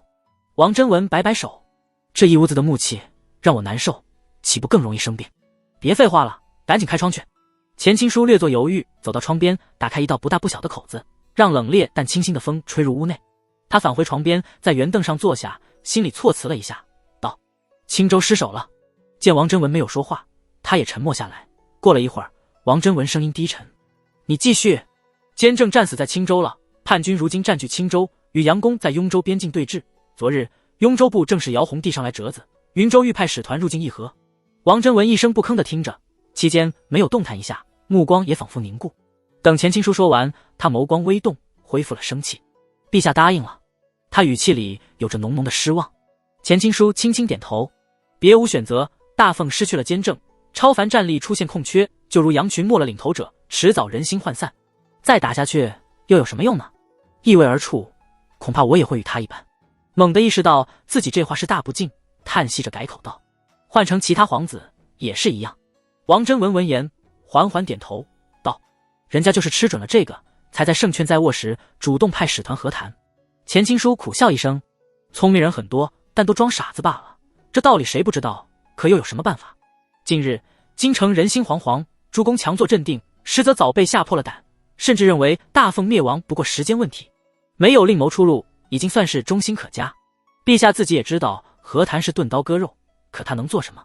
和谈是他唯一的希望，他会不顾一切的抓住，然后对自己说，这一切都是为了争取时间，等待寒灾过去。王贞文沉默半晌道：不说这个，你想办法让许七安来见我一趟。他……钱钦书苦笑摇头：这位大爷谁看得住？我连他在哪里都不知道。他在京城，他现在一定在京城。王贞文捂着嘴剧烈咳嗽：监正死了，他一定会回来。嘿，云州叛军想要议和，得看他同不同意。钱钦书起身，大步走到窗边，关好窗户，回身说道：你觉得许银罗能破解此事危机？王贞文沉默以对，隔了好久，他低声道：就算魏渊复活，也盘不活这局死棋。司天监7层单事，许七安连家都没有回，径直来找了宋清。招魂幡的材料我都集齐了，但还有一个辅助材料。许七安取出地书碎片，依次散发森寒阴气的2枚玉瓶，一块布满蜂窝状孔洞的石头，一团漆黑如墨、散发剧毒气体的蚕丝。宋清连忙服下辟毒丹，用浸泡了药水的绸布捂住口鼻，然后拔开瓷瓶的木塞，做材料确认瓷瓶里分别是古尸的指甲从颈部动脉里提取出的漆黑的尸水。明晶石和散发剧毒气体的蚕丝也确认完毕后，宋清道：最后一件材料是魏渊原身的发肤皮肉，用来定位的。但魏渊肉身毁在径山城，肯定是找回来了。其实魏渊肉身被真的吞噬了，宋清不知其中细节。所以呢？许七安问道。子嗣血脉可以代替。宋清缓缓道：魏公早就绝后了呀。许七安心里叹息一声，语气低沉：必然其他法子替代，不然监正不会让我寻找炼制招魂幡的法器。宋清凝视着他，魏渊是没子嗣，但你是靠他的血丹晋升3品的，某种意义上说，你便是他的子嗣。所以接下来你要炼出1粒血丹，不用多，指甲盖大小变成，这不会对你修为造成影响。然后你还得帮我驱除掉幽冥蚕丝蕴含的毒性，什么后羿的毒我可没办法驱除。许七安目光扫过幽冥蚕丝，炼出血丹驱除毒性怎么也得3天时间。这些都不是问题，真正的问题是招魂幡这样强大的法器你能行吗？监正已经不在，孙玄机养伤中，杨千唤此时也不在京城，司天监地位最高的是宋清，但宋清只是一个6品炼金术师。身为炼金术领域的大佬，宋清对自己有着深刻的认知，对炼金术怀着崇高的敬意，绝对不会逞能。他果断摇头：我不行，明晶石这样的金属，凡火无法融化，需要以火形之阵凝聚火灵才能融化它。我可以用一些助燃的材料提高火焰温度，但需要建造一个新的火炉，而助燃材料是我独创，司天监没有储备，单是这方面就要半个月的时间。宋清卡籍多年，经营炼金术，摸索出很多取代阵法的法子，但这些法子肯定没有直接布阵来的便捷，所以需要你以契机代替助燃材料，融化明晶石，炼出招魂幡的杆子。至于招魂幡的帆布，只能等孙师兄伤势痊愈再说，因为编织过程中需要不停地融入阵法。许七安耐心听完，道：练好招魂幡就能唤醒魏公。宋清依旧摇头。而后是刻画巨阴大阵，等待1年中阴气最盛的3个时刻之一，由你来召唤魏渊魂魄。许七安皱眉：最近的一次是什么时候？宋清没有思考，回答道：春季日，1个月左右。许七安吐出一口气，认为这可以接受。这天，一条腾云驾雾的长舟破开云海，缓缓降落在京城地界。御风舟这件法器原本是东方婉容的东西，剑舟一役中落到了姬玄手里。此舟日行千里，是极罕见的大型运输工具。舟头立着3人，居中的是一位华服青年，五官俊朗，气质温文尔雅，手里捏着一把银骨小扇。他的长相和姬玄有4-5分相似，气质却截然而不同。姬玄偏向阳刚，锋芒却暗藏这位年轻人则有一股书生意气，以及腹中填满学识的傲气。左右两边分别是黑衣少年许元怀、清冷少女许元霜。此3人为使团核心人物，除他们之外，还有16名老成持重的读书人组成的谈判团队，以及100名修为不俗的精锐侍卫。京城啊！姬元手里的银骨小扇转动几圈，笑道：闻名已久，仰慕已久，元怀元霜，你们难道不高兴？许元怀和许元霜都是生人勿近的性格，一个冷漠，一个清冷，这和他们从小生活的环境有关。但他们确实高兴不起来，任谁都能看出父亲让他们入京谈判，针对的是谁。听说雍州城外，许七安对你俩手下留情，没有痛下杀手。等入了京，你俩可要保护好我。姬远笑眯眯道：那厮不舍得杀弟弟妹妹，杀我这个表弟，恐怕眼睛都不会眨一下。见表弟表妹表情淡淡，他自觉无趣，感慨道：此次来京城，第一是为乾隆城攫取更大利益，第二立功，七哥已是超凡强者，我却寸功未立。若能把这件差事办得漂漂亮亮，父亲会更重视我们兄弟，七哥的位置才更稳固。这第三嘛，就是试探一下大凤如今的底气。你们那大哥就是我首要试探之人。啧啧，你们觉得他有没有想过和谈？许元霜淡淡道：他不会，此人宁折不弯。姬元点点头，然后说道：性情刚烈不代表迂腐，他若同意和谈，那便是缓兵之计，说明大凤还有后手啊。说话间，御风舟缓缓停靠在京城外，负责迎接云州使团的衙门是鸿胪寺和行人司，领头的是鸿胪寺卿，官居从3品，实在是给了云州天大的面子。鸿胪寺卿是位蓄着山羊须、面容清瘦的中年人，鱼尾纹深刻，常年笑出来的，人情练达，处事圆滑。他率下属迎向御风州，等待云州使团下来。可是等啊等，等啊等，御风州上安静一片，不见任何人影，也没看到踏板放下来。1刻钟后，一名侍卫从船舷边探下头，高声道：“敢问大人是何人？”鸿胪四卿堆起职业化笑容，作揖道：“本官鸿胪四卿。”那侍卫哦了一声，脑袋缩了回去，10几息后又探出头来，淡淡道：“我家公子说了，你身份不够，请回吧。”庶子，本官堂堂从3品。鸿胪四卿心里暗骂，深吸了一口气，高声道：“本官鸿胪四卿刘达前来迎接云州使团。”连喊了数遍，御风州上没有回应。鸿胪四卿又在寒风中等了1刻钟，在官道来往百姓的好奇打量中，无奈地离开。州上的是大爷，等得起，他却等不起，不能把云州使团迎进京城，是他的失职，诸公和陛下都得怪罪于他。大人，请上车。下属为他掀起马车的门帘。上什么车？给本官备马。鸿胪四卿迁怒地骂了一声，从京城到内城，再到皇城，坐马车的何时才能抵达嘚？马蹄狂奔中，鸿胪四卿赶往礼部。鸿胪寺隶属于礼部，既然云州的庶子认为他官职不够，那就只能找官更大的。礼部堂内，礼部尚书眉头紧皱，庶子，这是要给朝廷一个下马威啊！骂归骂，礼部尚书沉声道：“算了，本官随你走一趟。”他原本想让礼部侍郎出面，但考虑到从官职来说，侍郎只比刘达这位鸿胪四卿大半品，所以决定自己亲自出面。鸿胪四卿松了口气，一边与礼部尚书往外走，一边说道：“劳烦尚书大人了。”礼部尚书年事已高，骑不了马，两人换乘马车，一路朝城门口疾驰。半个时辰后，马车穿出城门，礼部尚书掀开门帘，看见了官道边那艘巨大的木舟。马车在木舟边停靠，礼部尚书高声道：“本官礼部尚书前来迎云州使团。”额请船舷边探出一名侍卫，神态倨傲：“我家公子说了，阁下身份不够。”礼部尚书脸色一沉，压住怒火，淡淡道：“回去问问你家公子到底怎么样，他才肯进京。”侍卫没动，嘿了一声，昂起下巴：“九公子说了，要亲王相迎，首辅作陪，礼乐不缺。若是办不到，便早些说，他好打道回府，告诉云州的15万将士，大奉不愿和谈。这不合理制，让你们那九公子出来说话。”礼部尚书高声道。侍卫不理会，缩回了脑袋。礼部尚书额头青筋跳动了一下，深吸一口气，恢复平静。他旋即看向身边的鸿胪四卿，道：“派人去请示陛下。”御风舟上简易的房间里，姬远坐在桌边，修长白皙的双手包着橘子，银骨小扇放在手边。九哥这是在给大奉朝廷一个下马威。许元怀站在窗边，把刚才的对话听得一清二楚。聪明。姬远赞了一声，旋即又摇头，但还不够聪明。许元怀皱了皱眉。姬远侧头看向坐在椅上安静读书的许元双，笑道：“元双，你有什么看法？”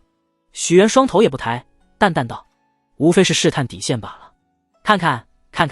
姬远笑眯眯道：“还是元双妹子聪明。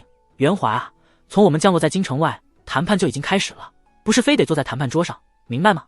见许元怀似乎不服气，姬远边吃橘子边说道：“你得知道小皇帝的底线在哪里，明儿进了金銮殿，才能拿捏到他的3寸。”许元双蹙眉道：“永兴帝未必会吃你这套。”姬远拿起银骨折扇，啪的展开，平贴于胸，笑道：“这也是一种试探，试试小皇帝的水准。”他的年纪还没永兴帝大，却带着俯视的语气。等了近半个时辰，忽然听见外头有人高声道：“延亲王和前首辅前来迎接云州使团。”姬远唰的一声展开银骨小扇，平贴于胸，摇头失笑：“有这么个皇帝，大奉何愁不灭啊！”豪华的迎宾队伍进城，一路上周遭百姓指指点点，这是云州的旗啊。这么说，青州真的失守了。前几天说的朝廷要议和的事是真的。百姓里识字的辨认出了使团里云州旗帜，黄色为底，绣白云，红线修成一个大大的云字。京城的流言蜚语管控的最好，百姓平日里只敢私底下说，不敢在茶馆、青楼等公开场合讨论青州失守、监正战死、朝廷决定议和的事。此时见到云州使团入京，压在心里的情绪立刻反弹，站在街边大声议论。区一个云州逆党，竟跑到京城来耀武扬威了，连许银罗都守不住青州吗？马车里，姬远听见这句话，掀开了窗帘子。民间到处流传许契安在云州独挡8000叛军，在玉阳关一人一刀把巫神教20万大军杀得丢盔弃甲。希望有多大，失望就有多大。姬远啧啧连声。当初我们兄弟姐妹接二连三听闻许契安在中原的事迹，心里不忿，认为他不过是侵占了原本属于我们这一脉的气运。而今真是风水轮流转啊！你们说，议和的事传开后，百姓会怎么议论朝廷，又会怎么议论他们爱戴的许银罗？许元双沉默片刻，盯着他。难怪你要这般大张旗鼓。姬远啪地打开折扇，微微扇动，笑而不语。皇宫御书房，永兴帝听完宦官的汇报，得知云州使团已在驿站驻下，这才如释重负。他不再胡乱走动，坐回鎏金色的大椅上。没多久，赵玄振从外头奔进来，高声道：“陛下，许银罗和临安殿下求见。”他来做什么？永兴帝皱了皱眉，道：“请他进来。”赵玄振退下，几分钟后，领着一袭青衣的许七安，一身红裙的临安迈过门槛，进入御书房。一对璧人。永兴帝看到临安脸上浅浅的笑容，沉重的心情稍稍放松。他接着望向许七安，笑道：“许银罗总算回京了，来人，赐座看茶。”许七安摆摆手：“不必。陛下，你果真要议和？云州叛军气势如虹，为何要选择在此时议和？无非是想趁机压榨朝廷，耗尽朝廷最后一口气。如果议和，就真的没有胜算了。”永兴帝脸上笑容缓缓消失，淡淡道：“那许银罗觉得应当如何？封你做雍州总兵，与云州叛军决一死战。许银罗有信心打赢吗？朕知道许银罗修为高绝，乃三品武夫，可连监正都死在他们手里，你又能做什么呢？”许七安道：“陛下如果信得过，我会与亲赴战场，与云州军玉石俱焚。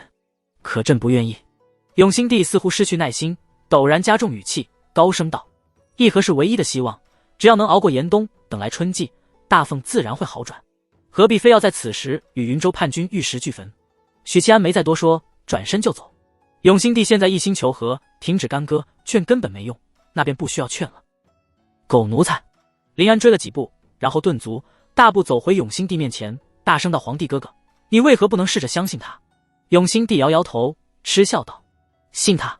信他许七安，大凤就有救了。监正都无法对付的敌人，凭他许七安能力挽狂澜。”临安气道：“你就是胆小怕死！你！”永兴帝勃然大怒，抬手欲打。临安红着眼眶瞪着他：“滚！给朕滚！”永兴帝指着门口大吼道：“云州使团入京了！”大张旗鼓。帝书聊天群里，怀庆把今日云州使团入京的经过详细说了一遍。4. 他在试探永兴帝底线，还没见面，底线就给人家摸清了，如此火急火燎的请人家进城，这不是赤裸裸的表现出想和谈的意图吗？楚元稹心思敏锐，把云州使团的动机猜测的8、9不离十。2. 永兴帝这狗皇帝连远景都不如，带队的是谁？李妙真气得牙痒痒的，既气云州使团，又气永兴帝懦弱怕事。乾隆城主第9子叫姬远，目前住在内城驿站，内外重兵保护，还有2位金罗。2. 这是怕许七安去杀人吗？他应该回京了吧？他在我这儿。去死！李妙真咬牙切齿。皇城怀庆府，宽敞雅致的内厅，穿着梅色宫裙的长公主放下手里的地书碎片，嘴角一挑。她望着对面的男人，轻声道：“眼下的情况与号召捐款时不同，你便是把刀架在永兴脖子上，他多半也不会屈服。诸公亦是如此。而今京城官场7成以上的京官是同意议和的，此为大事。”刚从皇宫出来的许七安缓缓点头。赵守说过，要盘活眼下的死局，大凤的钱粮问题一定要解决。其实他真正想说的是，我要与许屏风与云州叛军死磕，朝廷就必须无条件支持，不能拖后腿。现在永兴就在给他拖后腿。怀庆沉默半晌，道：“他确实软弱了些。”许七安摆摆手：“不说他了，寻我过来何事？”他前脚刚离开皇宫，后脚就被怀庆的侍卫长请来，对方就守在宫门外。怀庆沉吟片刻，道：“前段时间你说过，要挽回大凤如今的颓势，只有3个法子：1. 超凡强者的数量必须追平； 2. 解决钱粮问题； 3. 复活魏公。”许七安静静听着，点了点头。怀庆深吸一口气：“复活魏公的事，你已经在做了，春季时自现分晓。钱粮问题难以解决，但你方才也说了，你更需要的是一个愿意陪你死战不退的君王，一个肯赌上国运的朝廷。”许七安缓缓道：“所以。”怀庆秋水般的眼波凝视着他，一字一句道：“逼永兴退位。”许七安心里早有预料，没有惊讶，摇了摇头：“这样只会加速朝廷的灭亡。我知道你想扶持延亲王上位，但他的资历不够，身份不够，势力更不够。太平盛世时或许还可以，但如今人心惶惶，我若再行此毒夫之举，会把人往云州那边推，逼着他们叛逃。倘若他在此关头妄想着以武力压服一切，确实是能，但人家也会扭头投靠云州。永远不要忘了，云州那一脉也是大凤皇族。怀庆悠悠道：“四皇兄没有资历，没有势力，但我有。”许七安一愣，他仔细的、反复的审视着眼前的美人儿。怀庆巍然不惧，与他对视：“前卫党全是我的人，此外，我自己也笼络了不少朝中官员。若要把他们组合起来，那就是朝堂第一大党。至于王党，本宫需要许银罗帮忙。”许七安凝视他许久，叹息道：“殿下，我早察觉出你一般女子，但我仍然没想到，你在不知不觉中已经培养出了这等规模的势力。还有吗？”既然把话说开了，怀庆也没隐瞒。禁军5营，京城12卫里都有我的人，难怪他能派出高手聚拢流民，手中的势力远比我想象的要恐怖。许七安沉吟一下，道：“你还有什么底牌？”怀庆端起茶杯抿了一口：“许大人搜集了5道至关重要的龙器，云州叛军手里也有1道，剩下的3道龙器在我这里。”啥？许七安掏了掏耳朵，怀疑自己听错了。你怎么做到的？怀庆坦然道：“魏公的案子全在我手里，他当日出征前亲自把打更人案子组织交给了我。难怪左都御史刘洪说不知道没有接手魏公留下的案子，打更人衙门的案牍库里关于案子的信息也早已消失。原来魏公把他交给了怀庆，解开了一桩悬案的许七安闭了闭眼睛，心里叹息一声，果然不是亲儿子啊，不，果然捡来的儿子还是比不过初恋情人的闺女。怀庆不知道他心里那么多的内心戏，继续说道：“容纳龙器，自然便幅员深厚。我凭借龙器在身，不管是笼络朝中大臣、军中高手，都事半功倍。”许七安露出了复杂的笑容：“殿下早就开始谋划这一切了吧？袁景死后，你便看到了希望，于是暗中部署，步步为营，等待机会把永兴逼下皇位。”怀庆微微点头：“从你在天地会内部说明身世，点出云州乱党的存在，从先皇陨落，龙气溃散，我就知道永兴的皇位坐不久。这么大一个烂摊子，内忧外患，想要坐稳皇位，推陈及新，就必须有大魄力。但永兴太过中庸，太平盛世里，他或许是一个好君王，生在乱世，则祸国殃民。你才是真正的猥琐发育啊！和你比起来，我简直不要太浪。”许七安心里嘀咕一句，对于怀庆的话，他没法不认同。那你怎么保证延庆王会比永兴做得更好？本宫自然办法。好，说一说你的详细计划。一直到日暮，许七安才离开怀庆府，回到司天监探望完养伤的孙玄机。许七安来到4楼的客房，推门而入，温暖如春的屋内，木南之对静梳妆白肌，蜷缩在床铺酣睡。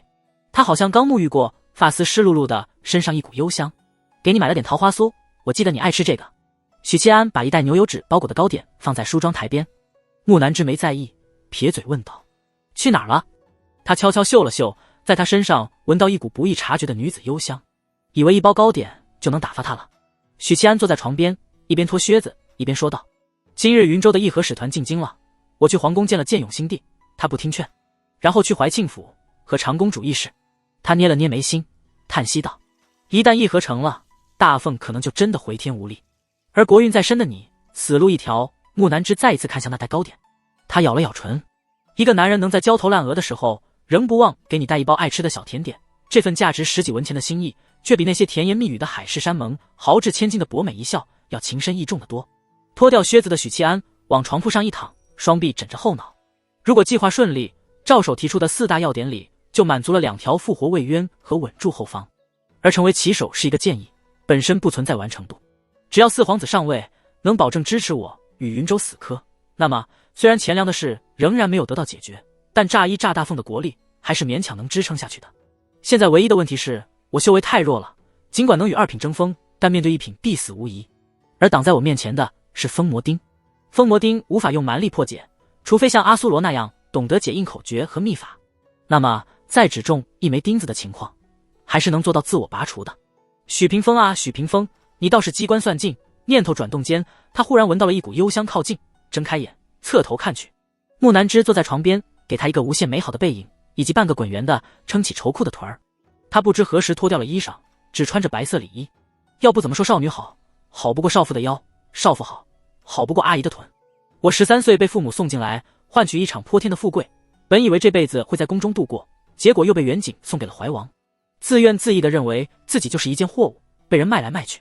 木南之背对着他悠悠道：“再后来认识了骆玉衡这个臭娘们，她告诉我说我是花神转世，身负灵运，是怀王的顶炉，等待有一天他来夺走我的灵运。我很害怕地问他，灵运被夺走会怎么样？他告诉我，当然是会死。于是我又觉得自己连货物都不如，是一个圈养在怀王府的牲口，等待着拉出去宰杀的一天。原来他那么忌惮自己的身份被曝光，忌惮被我知道是花神转世，都是被国师恐吓的啊！许七安恍然大悟。所以我一直害怕自己身份曝光，对谁都抱有戒心，这其中就包括你木南枝没有回头，但许七安能感觉到他笑了一下。但是这几天我反复地问自己，如果姓许的要夺我灵运，我同意吗？我愿意为你而死吗？直到你进屋那会儿，我仍没有答案。他顿了顿，目光不由自主地看向桌上那包糕点。可就在刚刚，我突然知道答案了，我是愿意的。说完，木南枝绷紧身子，僵硬地坐着，好像身后有什么可怕的怪物会随时扑过来咬他。他等了好久，没等来许七安的饿虎扑羊，没忍住回头看了一眼。许七安侧着身，手支着头，笑眯眯地看着他。白姬也学着许七安的姿势，侧着身，一只爪子支着头，默默看着他。木南枝脸色刷得涨红，头顶仿佛冒出虚幻的黑烟。你们！他恼羞成怒，抓起白姬就往许七安脸上砸。许七安没事，白姬疼得滋滋叫。逗你玩呢，别气别气。许七安把白姬拨到一边，赶在木南枝溜走前把她拖上床。这娘们死要面子，傲娇到让人发指，好不容易鼓足勇气表白，要助她晋升2品，错过了这次，下一次也不知道要等什么时候。你是不死树，我夺不走你的灵运，顶多是吸收一些，死不了。再说我体内有封魔钉，即使睡了你也晋升不了2品。我先当一回你的舔狗，吸收灵运的事儿以后再说。许七安顺势把脑袋埋进柔软的胸脯里，准备哧溜一番，突然脑袋感觉被人敲了一棍。这不是寻常的传书，这是请求私聊。若是平时，许七安会把地书碎片丢开，尽情的当一回舔狗，但现在是非常时刻，天地会成员私聊他，肯定有事。恋恋不舍地从木南枝胸口抬起头，看一眼他红霞遍布的脸蛋，大意了，应该先把手串撸下来，不然看着脸蛋容易提前进入贤者时间。心里吐槽着，他顺手摸出的书碎片，接受了对方的私聊。我在京城西门外15里，能否出来一见？8号。许七安皱了皱眉，金莲道长前几天说过8号已经出关，近期可能会来京城。他单独找我做什么？天地会成员里8号是个万年挂机的，和其他成员没有交集。先问问金莲道长吧，看这8号靠不靠谱。许七安没有回复，结束了私聊，转而向金莲道长发送私聊邀请。9何事？道长很快传书回应。3 8号来京城了，约我见面。许七安开门见山的把情况告诉金莲道长。9贫道的建议是不妨去见见。许七安知道天地会规矩，不经本人允许，金莲道长不会主动透露碎片持有者身份。结束传书，他紧接着连通8号，回复道：好。只好无奈起身，恋恋不舍地盯着木南枝平躺着仍然颇有规矩的胸脯看一眼，道：我出去一趟，不必等我，先睡吧。说完，他身躯融入阴影，消失在屋内。木南枝用力吐出一口气，分不清是失落还是如释重负。咦，我也要做你的舔狗？白姬飞扑向木南枝的胸脯，但被花神一巴掌拍开。他蹙眉道：你是不是跟他待久了，变得像个蹬徒子？他边说边拎起白姬的一条后肢，看了一眼，啐道：你个词儿！许七安在阴影中不停跳跃，几分钟后便来到西城门。此时夜色深重，四周极为安静，城头火把的微光如同萤火虫。出了城门后，他像一条黑色的鱼钻入漆黑的夜幕里，宛如遨游在海洋里，沿着官道笔直向前。约定的地方是西城门外15里，没有额外的描述，那就是默认在官道上。15里不远，他很快就来到目的地，看见一道高大的身影傲立于黑夜中。他穿着红黄相间的袈裟，身高接近9尺，与常人相比宛如巨人。他相貌丑陋，没有眉毛的眉骨微微凸起，眉骨之下的目光锐利如刀，整体给人一种英武非凡的感觉。丑帅丑帅！他手里把玩着一面玉石小镜。驿站燃着受惊炭的厅内，许元双取出一只传音法螺，以术士秘法激活法器。这件传音法螺是极为珍贵的法器，父亲身为2品术士，极品法器多如牛毛，唯独这种能万里传音的法器只有1对。它所珍贵之处，不是炼器手法困难，也不是融入其中的阵法品级过高，而是最基础的原材料问题。传音螺这种生灵，相传具有神魔血脉，只不过非常稀薄，它们能发出凡人不可闻的音波，与身在数千里之外的同族交流。不过传音螺已经濒临灭绝，父亲的这对传音法螺还是当年从司天监带出来的，而这20年来，他再也没有找到活着的传音螺。葛师兄，他朝着海螺口呼唤。10几息后，传音法罗里响起葛文轩的声音：“抵达京城了，把传音法罗给击远。”传音法罗炼制成法器时，会融入特殊的传音阵法，只能与同样融入相似阵法的法罗传音。简单的说就是传音加密功能，同出一炉的法罗之间才能传音。许元双把传音法罗抛向一旁的姬远，后者手忙脚乱的接过，抱怨道：“咱们整个云州就2只传音螺，摔坏了怎么办？”边说着，边把法罗凑到耳边，收敛笑容，说道：“使团已经抵达京城，但没有见到许七安。”葛文轩沉吟道：“以他的性格，如果胜券在握，底气十足，那么今天应该就会给你一个下马威。”姬远笑道：“今儿打探到一件事，那许七安和小皇帝闹了不愉快，似乎是和谈的事。”葛文轩诧异道：“你怎么打探到的？皇宫里的事儿，他一个初到京城没有根基的人，居然能这么快打探到？难道大奉朝廷人心浮动，已经到了随时会崩盘的地步？”姬远说道：“日暮前，陈贵妃私底下派人来见过我，说自己是国师的故人，希望他能看在以前的情分上。”和谈时，高抬贵手。葛文轩沉默片刻，感慨道：“国师的棋子遍布各处，无所不在啊！稳住陈贵妃，想办法从他那里套取更多情报。另外，和谈是目的之一，另外一个目的就是想办法让许七安和小皇帝决裂，让他们乱上加乱。在这个过程中，你记得找机会试探许七安，看看他是否有什么筹码。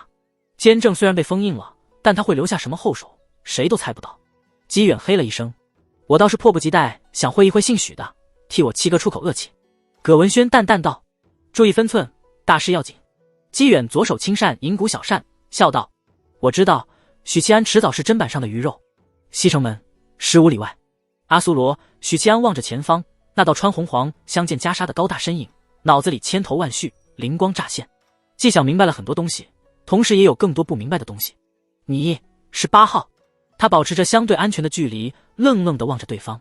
阿苏罗把玩着玉石小镜，语气平静：“若不是，你以为当日能那么轻易夺走神书的残肢？”他轻笑一声：“当初我若全力以赴，50招之内就能让你人头落地，继而封印，慢慢磨死你。”他果然放水了。许七安无声地吐出一口气。经过骆玉衡的提醒，他察觉到阿苏罗可能放水这件事，后来与九尾狐讨论时得出的结论是，要么这是佛门请君入瓮的诡计，要么是阿苏罗另有谋划，比如想趁机攫取好处，晋升一品。如今看来，他确实另有谋划，但不是为了晋升一品，而是为了给群友放水。金莲道长是怎么把这货发展成下线的？太牛逼了吧！这就好比我许云罗把监正发展成了下线，我以为他只是个爱上猫的不正经道长。许七安深吸一口气，心里有1万个疑惑，问道：“你为什么要这么做？”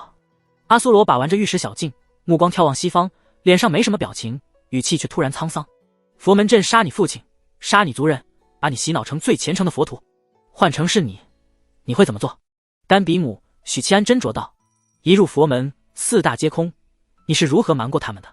阿苏罗笑道：“如果我告诉你，当年万妖国主是故意杀我的呢？他知道阿修罗族的往事，虽然我们修罗族当时已是最虔诚的佛徒，可只要摆脱4大皆空的影响，修罗族就能找回自我，而死亡是唯一的方式。”许七安沉吟道：“而当时广贤菩萨利用大轮回法相送一位位战死的佛门高手转世重修，他当然也不会对你这位2品巅峰的强者见死不救。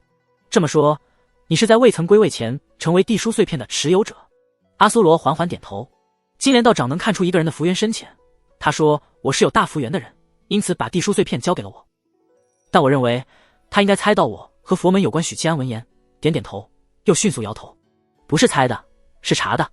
他把地书碎片给你之后，怕是把你祖宗18代都查了一遍。”说这句话的时候，他想起了金莲道长把地书碎片交给自己后，潜伏在京城，对自己有过一番调查观察。金莲道长在京城期间，差不多把他这个小铜锣的底细摸了个5成，剩下的5成是被监正挡回去了。许七安记得金莲道长曾说过，你是监正的重要棋子，若非有监正挡着，除了穿越这回事，许七安的裤衩颜色都会被金莲道掌握得一清二楚。当然，地书这样的法宝肯定不能轻易赠人，橘猫道长对持有者观察调查是情理之中的事。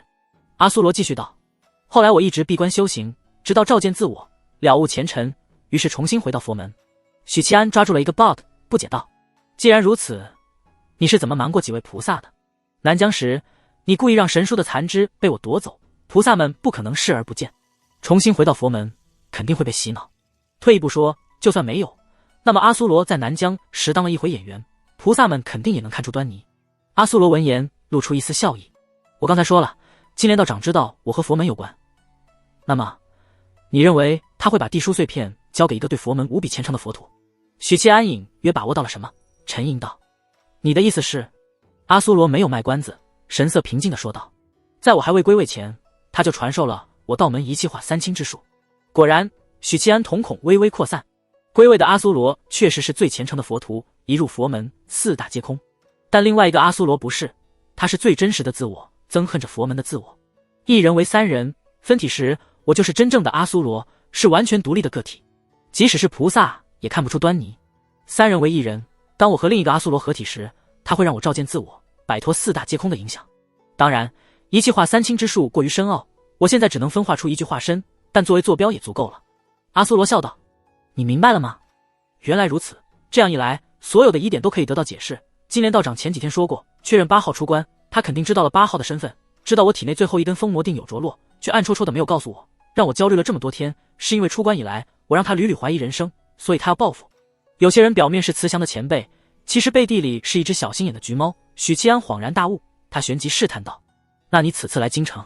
阿苏罗挑了挑没有眉毛的眉骨，淡淡道：自然是替你拔除最后一根封魔钉。监正已经被封印，我若不帮忙，你和大凤必亡。那我报复佛门的计划也注定竹篮打水一场空。只是这样一来，我便再无法潜伏在阿兰陀。3年又3年，你都混成佛门的2品巅峰了。许七安默默吐了槽，心情颇为不错。阿苏罗忽然想起一事，道：对了，当日监正被封印时，阿兰陀曾有大日如来法相现身，佛陀出手了。你确定是佛陀？许七安大吃一惊，同时他解开了心里的一桩疑惑，云州背后的超品是阿兰陀里的那位。监正不容易啊，败得不冤枉。这样的话，500年前当妖之战中出手的大日如来法相，源头就有了解释。阿苏罗接过话题，当日南疆之战结束，返回阿兰陀后，我和杜恶罗汉暗中调查，发现了一些端倪，当即把镇魔剑里听到的呼吸声、禅林里传来的呼救声告诉许七安。卧槽！许七安涌起久违的头皮发麻的感觉。2处之中必然有一处是神书的头颅，多半在镇魔剑，而如圣雕塑已经毁掉，封印想必也没了。那么菩提树里的求救声是怎么回事？阿苏罗见他沉吟不语，耐心等待许久，而后问道：你有什么看法？他知道许七安在这方面有着深厚的经验和天赋。许七安想了想，道：首先，按照我们当初的第2条猜测，佛陀和神书是同一人，不同的面。如圣雕塑已毁，封印解除，这符合500年前发生的事。阿苏罗颔首：你说过，如果如圣雕塑已毁，那么真相就是第2个猜测。但如何解释求救声？许七安一字一句道：佛门的法纪菩萨不是失踪300多年了吗？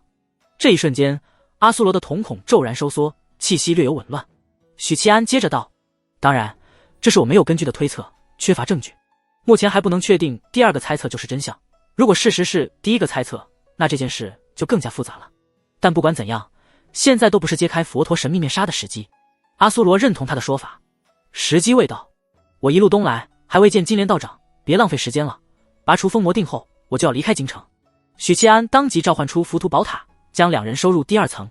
第2层空间，一座座金刚雕塑作弄木状，森严的威压弥漫在这片空间。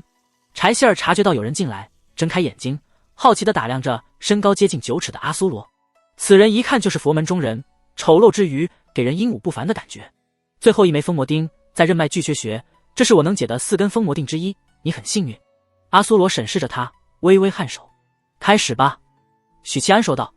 他把解开封魔钉的位置选在这里，主要是由塔林老和尚照看着。如果阿苏罗是套娃型25载，塔林老和尚和他联手，能与这位修罗王幼子缠斗。阿苏罗伸出右手食指，轻轻点在巨阙穴，他指点亮起金色的闪电，与封魔钉连接在一起。许七安闭上眼睛，耳边响起一阵阵宏大的梵唱，同时巨阙穴一阵刺痛。呵！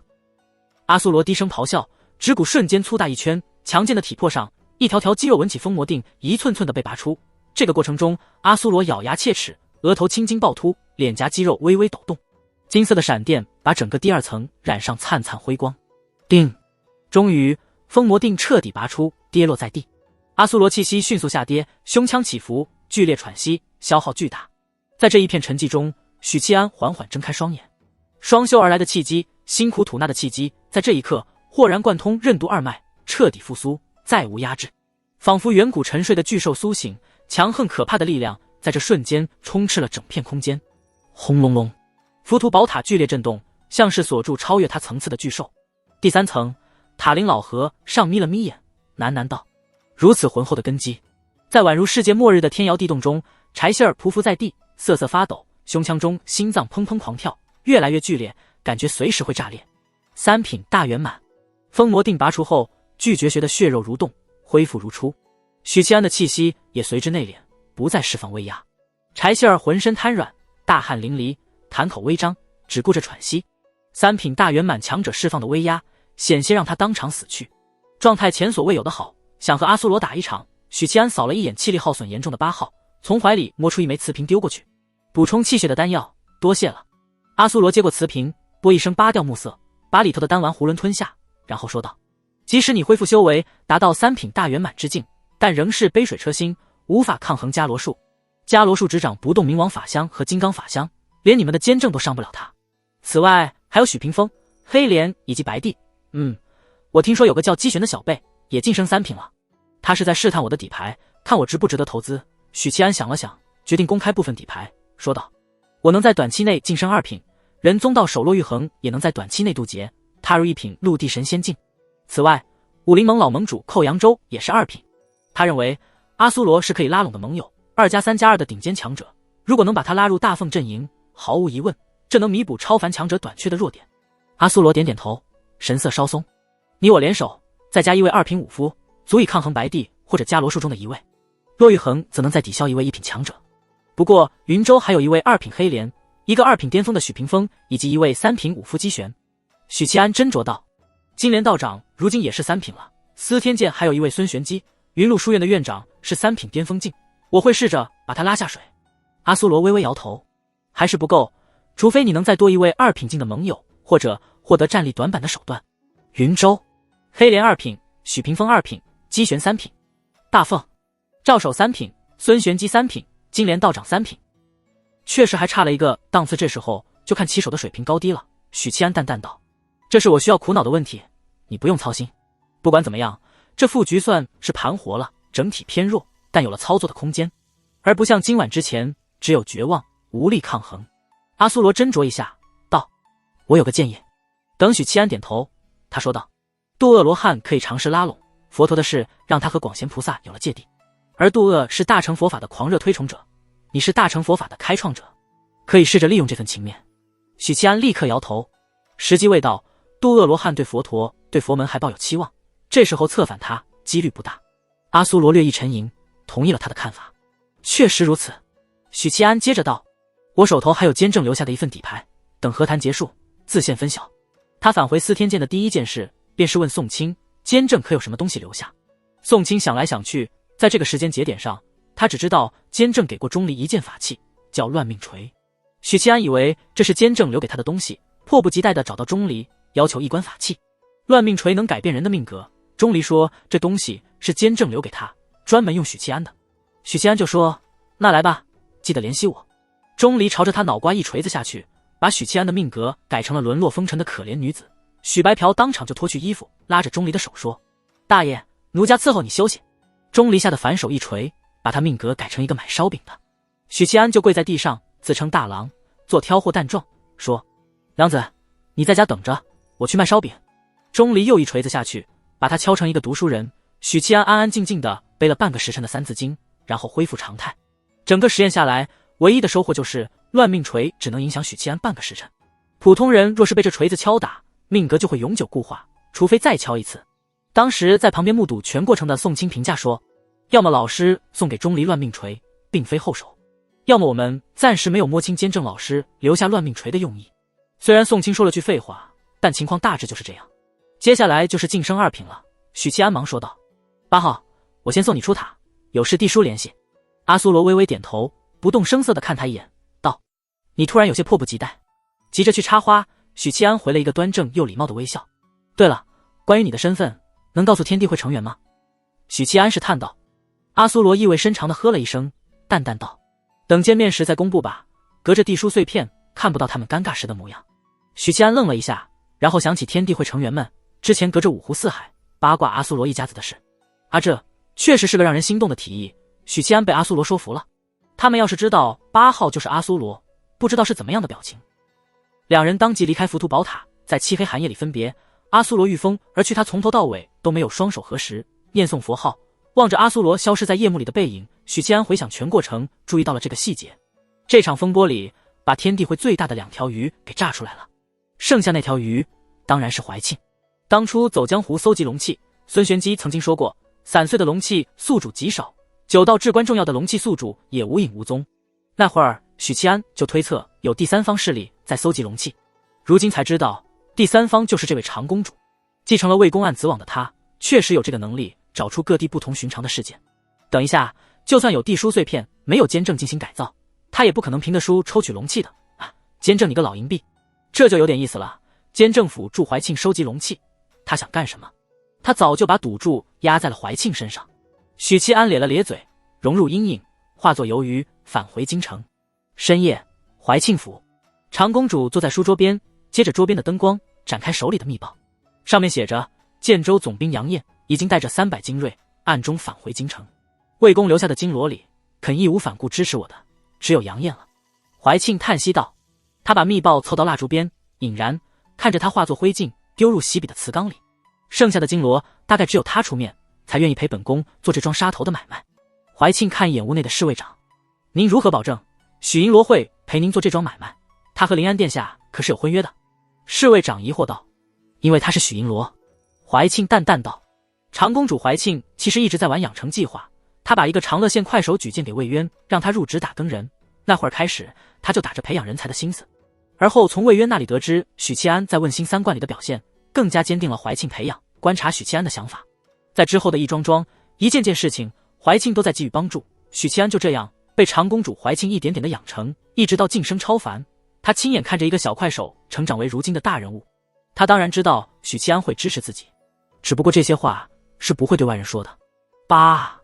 诸位，我闭关出来了，可否约个时间地点见上一面？大半夜的，天地会成员们收到了8号的传书，众成员微微愕然，不过有了金莲道掌前些天的铺垫，倒也没有太过震惊。咦，我们天地会还有一个8号？哈哈，开个玩笑，阁下是兄台还是姑娘？圣子考虑到最近地书聊天群的气氛委实有些沉重，江宁便拿8号开了个玩笑，活跃气氛。8号注意了，7号是个色胚，最喜欢骗姑娘家的清白。3号也是色胚，最喜欢出入勾栏，对这2人要保持警惕。如果阁下是兄台，那当我没说。天宗的卧龙凤雏，你一言我一语，便把气氛活跃起来了。当初我持有地书碎片时，9块碎片只有2号和7号有主，其他碎片的主人空缺。这8号是在彰显自己的资历吗？楚元稹传书道，阁下闭关多日，不知道是何修为。天地会成员里，除了3号和金莲道长，其他人都是4品境。你何时出关的？最近可有看的书传书？如果出关有些时日，那么应该清楚3号的身份，因为最近聊的内容都是关于大凤和许七安的。若是安心窥屏，应该已经知道3号就是许七安了。修为浅薄，不足挂齿，出关有些时日了。这时金莲道长传书道，8号闭关太久，对外界之事不甚了解，你们不妨与他说说，比如一些高层次的内幕。这可以说吗？这得许七安同意。李妙珍自然而然地想到了前阵子许七安说的一些远古秘辛，因为这层次足够高。9，我想他不会在意的。7，我来说。8号，你想知道佛陀的秘密吗？那一家子可有意思了。别问为什么是一家子，本圣子告诉你。天地会成员热切地展开聊天，对于在8号面前装逼这回事，大家都表现得比较主动。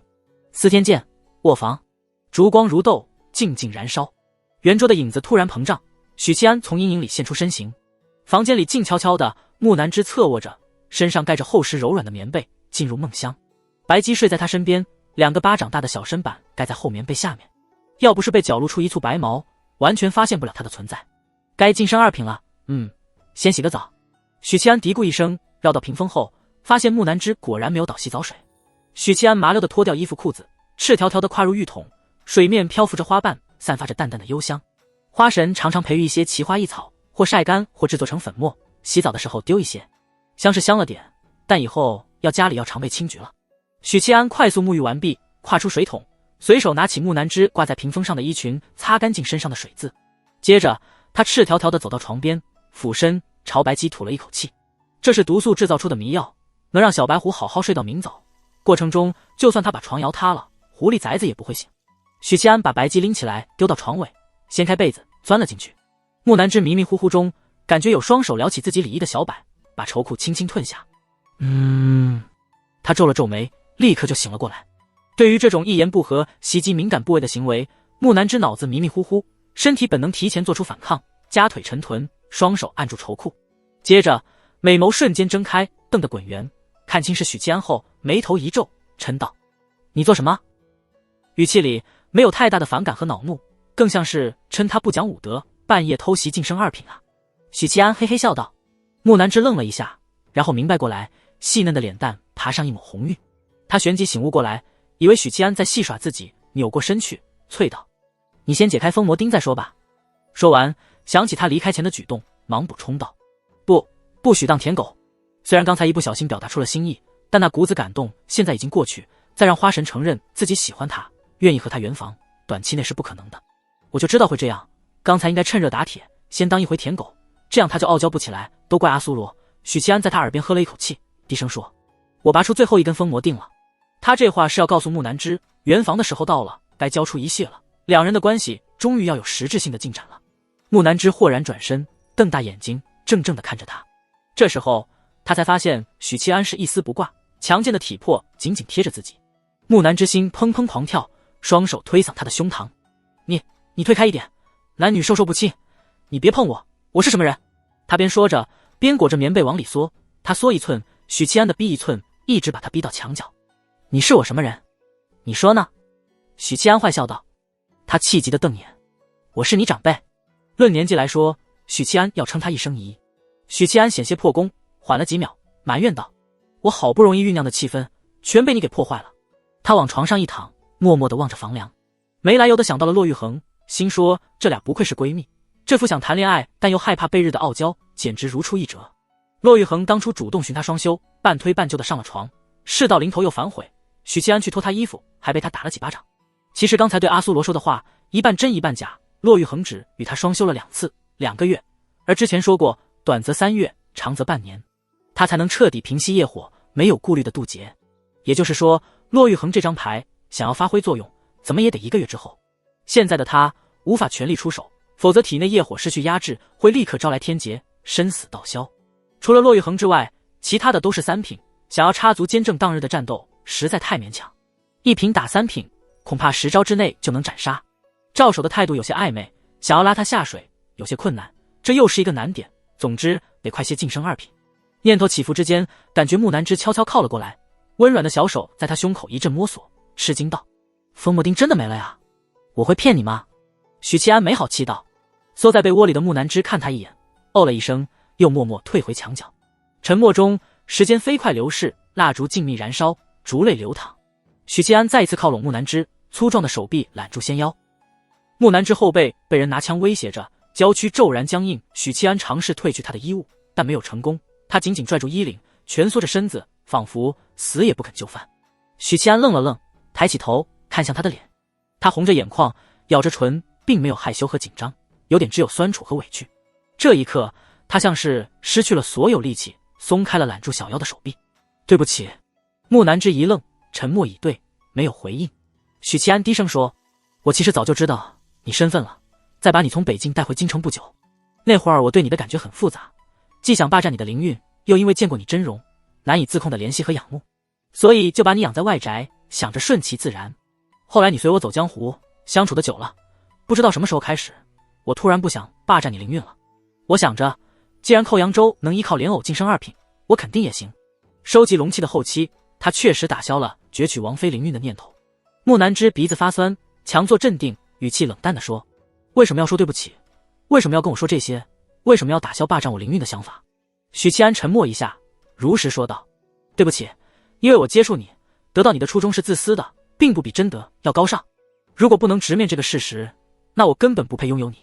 至于为什么要说这些，我们这一路走来，有太多的施压在彼此心里，有太多的情感没有吐露。我想趁这个机会，把自己的心意告诉你。”他停顿了一下，接着回答最后一个问题：“因为相处越久，我对你越痴迷，尽管我从未表现出来。我不知道霸占灵韵会对你造成怎样的伤害，更不希望我们真的圆房后，你以后回想起来会遗憾，会难受，会认为我是为了花神的灵韵才占有你。这些话他憋在他心里有些时日，以前觉得没必要说，等到两人关系渐渐升温，自然而然的滚床单，这样就不会显得他是刻意为了花神的灵韵。但世事难料，人永远是被大事推着走，他现在急需木南枝的灵韵来晋升二品，而木南枝因为过去的经历对此尤为敏感。他刚才坐在床边吐露心声，其实是一次坦白，这辈子首次对一个男人表露真情，但换来的是男人的急色。他不肯就范，并非不愿意，而是心里涌起难以自控的委屈。许七安看懂了他的心，我觉得这些话是要说清楚的，我不想你以后有遗憾，更不想这成为我们之间的心结。他贴着他的脖颈，嗅着令人陶醉的幽香，声音低沉富有磁性。木南枝泪流满面，反正也没什么大不了，我又不缺什么灵韵。他抽了抽鼻子，傲娇地说了一句，委屈的情绪慢慢消融，心里仿佛有蜜糖散开，甜滋滋的让人沉迷。刚说完，右手就被他抓起，手串轻轻撸了下来，然后木南枝就看见了他发愣的痴迷的目光。他有些羞怯，红着脸侧过头，烛光昏黄，床上的美人含羞带怯，任君采撷，抿着唇，长长的睫毛因为紧张不停地颤抖。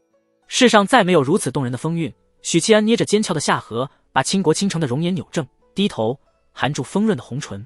木南枝双眼紧闭，两只小手抵在他胸口，喘息声越来越重，脸蛋越来越红。当许七安抬起头来时，他缺氧般的大口喘息，红唇被用力吮吸，有些轻微红肿。滑！许七安突然用力掀开棉被，翻身坐在木南枝小腹上，居高临下的俯视他。他把李毅的下摆撸了上去，露出白皙的性感纤细的小腰和肚脐眼，肌肤像是凝脂，又如最无瑕的美玉。许七安附身亲吻他的小腹，像品尝最美味的食物，表情狂热而虔诚。不知过了多久，木南枝感觉自己被翻了个身，紧接着背上一凉，他脑子稍稍清醒了些，轻吟一声，你干嘛啊？语气有些惬意慵懒。喝酒。许七安拎着酒壶浇在他身上，他从来没有如此兴致昂扬的时刻，对双修充满仪式感，认为心急的索取是对大凤第一美人的亵渎。品尝完一湾秋水汇成潭，他接着又其他花样，很快一壶酒喝完。木南枝羞得恨不得钻到床底，终于知道什么是舔狗了。过了一阵，花神转世见他迟迟没有动作，有些茫然，不知道该怎么开始。许七安拎着空荡荡的酒壶，有些无奈。木南枝又羞又气，心说关键时刻你跟我说这个，你还要我教你吗？你和骆玉衡双修时是他手把手教你的吗？许七安确实没有头绪，但不是耕田这方面，而是如何吸收木南枝的灵韵。之所以觉得元房能吸收灵韵，是因为花神当了20年的王妃，镇北王一直留在北境，不曾碰她，由此可以总结出这和花神的异邪有关。算了，用上古道门的双修术试试吧。许七安俯下身，烛光里两人的影子贴合在一起。许七安闭上眼睛，以上古道门的双修秘法引导气机在两人之间流转，两人便宛如一个共同体，气机走完两人的奇经八脉，视作一个大周天。许七安一心二用，在床榻的咯吱声里运转完一个大周天。刹那间，他清晰地感觉到木南枝体内一股沉绵的力量苏醒，被气机引动，一起搬运周天。这股力量有着难以想象的生命力，当它随着气机运转进入许七安体内，他感觉到前所未有的舒适，四肢百骸一下子被打通，所有的细胞都得到滋养，欣欣向荣。许七安的体魄在这一刻突飞猛进，骨骼变得更加强壮，肌肉变得更加坚韧，细胞充盈了力量，他不由自主地搬运周天的速度。木南枝脸颊酡红，秀眉紧蹙，两人痴缠一处。气机在壮大，肉身也在快速增强，各方面属性都在暴涨，这是要晋升的征兆。但缺了些什么？对，适宜的升华2品武夫教合道，不只是肉身增强而已，我的玉髓也应该更上一层楼。难知真润啊！呸！收敛心神，收敛心神。玉髓的升华是什么？初级的玉髓是爆发，高级的是反弹。合道之后是什么？合道之后是什么？烛光把影子投在墙上，映出男人昂首挺胸的上半身，活色生香。许七安睁开眼，停止感悟，目光落在木南枝的脸。此刻的她霞飞双颊，娇媚柔弱。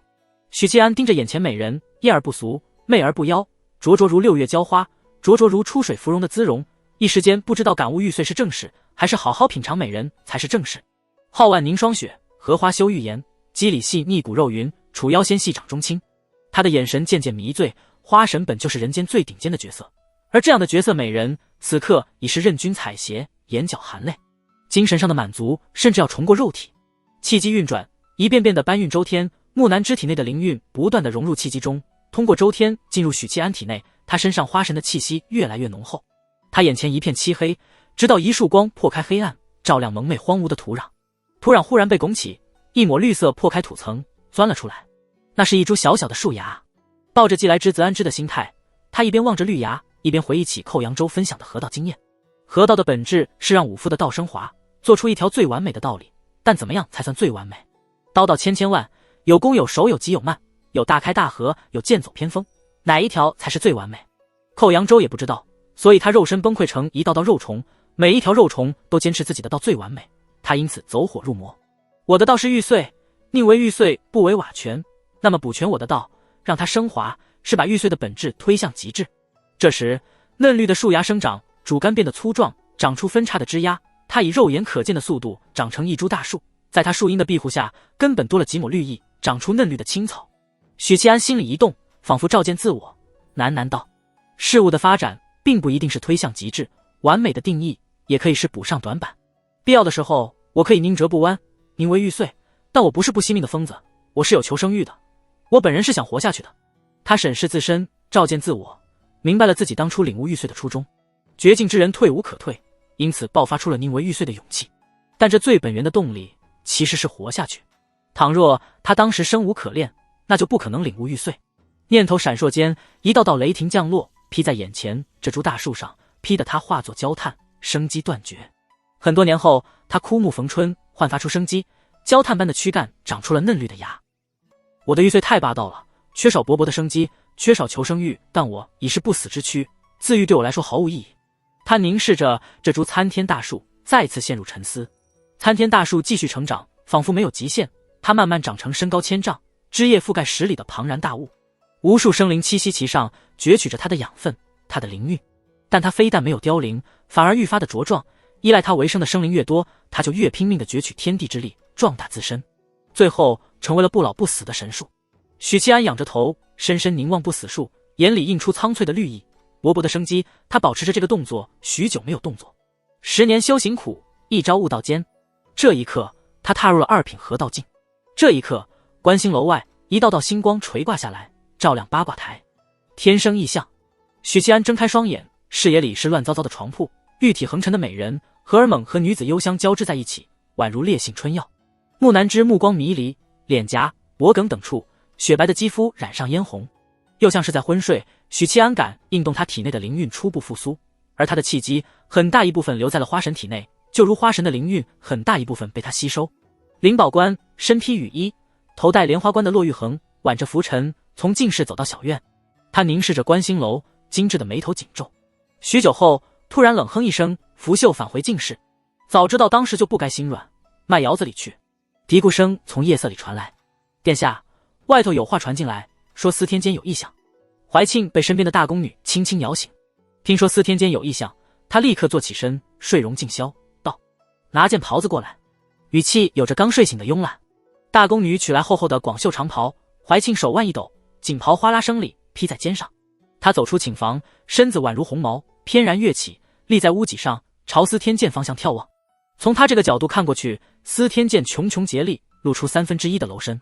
此刻，一道道星辉从夜幕中垂挂而下，照在观星楼。这怀庆皱眉沉思，没能想出个所以然来。他当即跃下屋脊，返回寝房，平退宫女，从枕头底下摸出的书碎片，传书道：许宁燕，司天监的异象是不是和你有关？大凤风雨飘摇之际，司天监发生这等异象，他无法假装没看到，更无法镇定的不去想，不去问。他没等来许七安的回应，倒是李妙真仙传书回复：司天监发生什么了？许宁燕出了什么事？然后是状元郎楚元稹。想来不会是坏事吧？不过这几天许宁燕神神秘秘的，暗地里谋划着什么，也不传书告诉我们。接着恒远大师跳出来解释：许大人与大凤国运相连，永兴帝又意在求和，于他来说可谓内忧外患，如何还有心情与我们传书闲聊？这时天地会成员看见8号深夜里传书，积极参与话题。看来是晋升2品了。踏入2品河道。李妙真心说：你在开什么玩笑？2品河道是说踏入就踏入的。放眼九州大陆，有几位2品？7。8号挺有意思的，我喜欢你的天真。不过你可能不知道，许七安身中封魔钉，难以拔除。这种情况下，他是不可能晋升的。司天剑的意象，或许是来自监正的后手吧，或许是其他事。但圣子说的对，许宁燕体内还有一根封魔钉，怎么都不可能是他。八号，你应该不知道什么是封魔钉，我来给你解释一下吧。封魔钉是佛陀炼制的法器，曾经封印过修罗王，就是圣子与你说过的那个阿苏罗的父亲。话说回来，阿苏罗还是许七安的手下败将呢。白姬从昏睡中醒来，头晕目眩，不知道自己是谁，身在何处。他抬起2只爪子，揉了揉黑纽扣般的双眼，左顾右盼，打量四周，发现自己是在浮屠宝塔里。南边和西边各有2尊金身法像，东边茶案边盘坐一个白须的老和尚。我的姨呢？白姬脚步踉跄地走向塔林老和尚。塔林老和尚端详着他，温和道：你看起来状态不好。白姬步伐摇摇晃晃，就像宿醉后的人类。他用稚嫩的女童声纳闷地说道：我昨晚梦见在海上漂泊，船晃啊晃，晃啊晃，我想醒又醒不来，迷迷糊糊的，还听见一个哭叫声，他好像被人打了。他还梦见姨被打了，啪啪啪的响，心里就很气，想帮姨报仇，但怎么都无法醒来。塔林老和尚安静地听完，然后解释道：你是被送进来的，许施主和穆施主没有进来。说着，他朝药师法香招了招手，法香掌心托着的玉瓶溢散出细碎的光线，飘入白姬体内。狐狸崽子舒服的在地上打了个滚，露出柔软的小肚皮，然后咕噜爬起来，喜滋滋道：真舒服，真舒服，头不晕了。谢谢大师。塔林老和尚笑着颔首，双手合十，垂首不语。小狐狸跳上老和尚身侧的蒲团，蜷缩着等待木南枝的召唤。等着等着，他又睡着了。次日卯时，黎明前的天色最是暗沉，午门处火把熊熊，文武百官安静集结在午门外，等待着鼓声敲响，等待着朝会来临。同一时刻，姬远穿着整齐走出房门，许元双和许元怀已经等候在厅内。此外，还有4位谈判团里辈分和学问极高的老者，他们精神抖擞，容光焕发，憋着一股气儿，恨不得立刻插上翅膀，在金銮殿内里压主公和大凤皇帝，扬云州威风。简单的用过早膳后，姬远带着6人出门，行至院中，他看见一个身穿银罗刹服、气质跳脱、五官还算俊朗的年轻人，冷冰冰地盯着自己。这位大人怎么称呼？姬远笑眯眯问道。宋霆锋。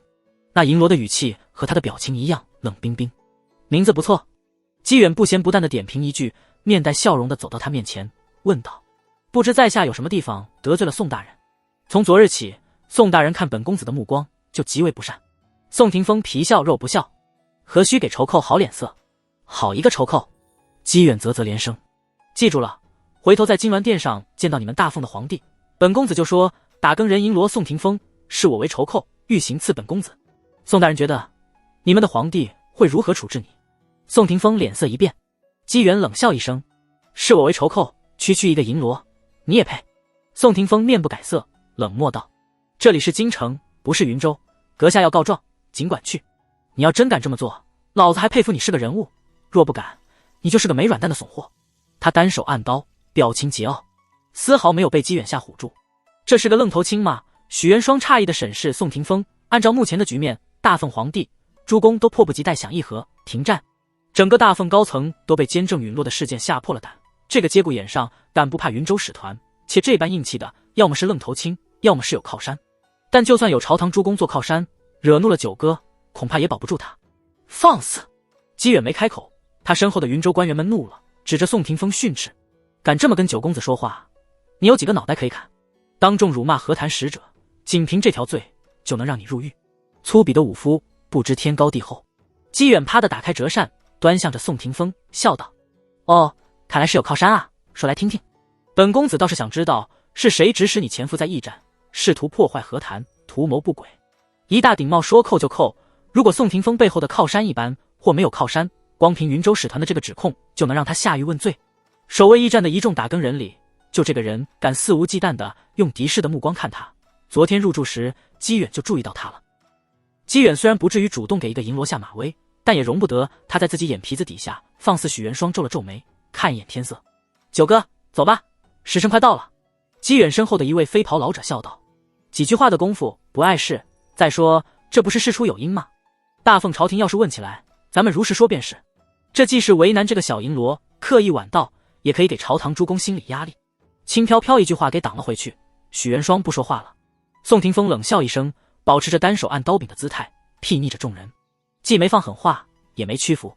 啪！姬远收拢折扇，看了宋廷锋一眼，没有在这个小人物身上浪费太多时间。他手里有让大凤皇帝屈服的筹码，区区一个小银罗，想怎么对付就怎么对付。望着众人离开驿站的背影，宋廷锋扭头，呸地吐出一口口水。头儿，你刚才可真威风啊！旁边值守的几名铜锣凑了过来，满脸敬佩之情。但是头儿，你这样不会惹事吗？一位铜锣表示担忧。以打更人的消息灵通程度，他们是知道陛下和诸公态度的。青州失守，国库空虚，连监正这位神仙人物都战死在青州。明眼人都知道，这么打下去，朝廷肯定完蛋。能不打，那当然最好。因此议和就成了诸公和陛下眼里的曙光。宋头儿在这个节骨眼得罪云州使团，是很不理智的。宋廷锋冷笑道：“我以前怎么跟你们说的？许宁燕是我一手带出来的，现在他飞黄腾达了，见了我还是要喊我一声宋哥，就这点小事儿，我用得着怕吗？什么狗屁云州使团，一进京就耀武扬威，嘚瑟个什么劲？这要是当年老子还在云州的时候，带着许宁燕和朱广孝两个小老弟，二话不说，直接一刀咔擦了他。”新入职的几位铜锣将信将疑，虽然宋头儿一直鼓吹自己和许银罗是铁杆交情，他们私底下找其他前辈求证，也说当初许银罗和宋头儿还有朱银罗走得近，但大家都知道宋头儿喜欢吹牛，其中肯定有夸大成分。比如宋头儿常常说，许宁燕这个人吧，有个嗜好，一天不去勾栏就浑身难受，尤其喜欢当值的时候去。我和朱广孝那么正派的人，说不去不去，要巡街，但硬被他拉着去勾栏。你要问我为什么非要当值的时候去，当然是因为他晚上要去教坊司白嫖福香姑娘，没时间去勾栏呗。这不是开玩笑吗？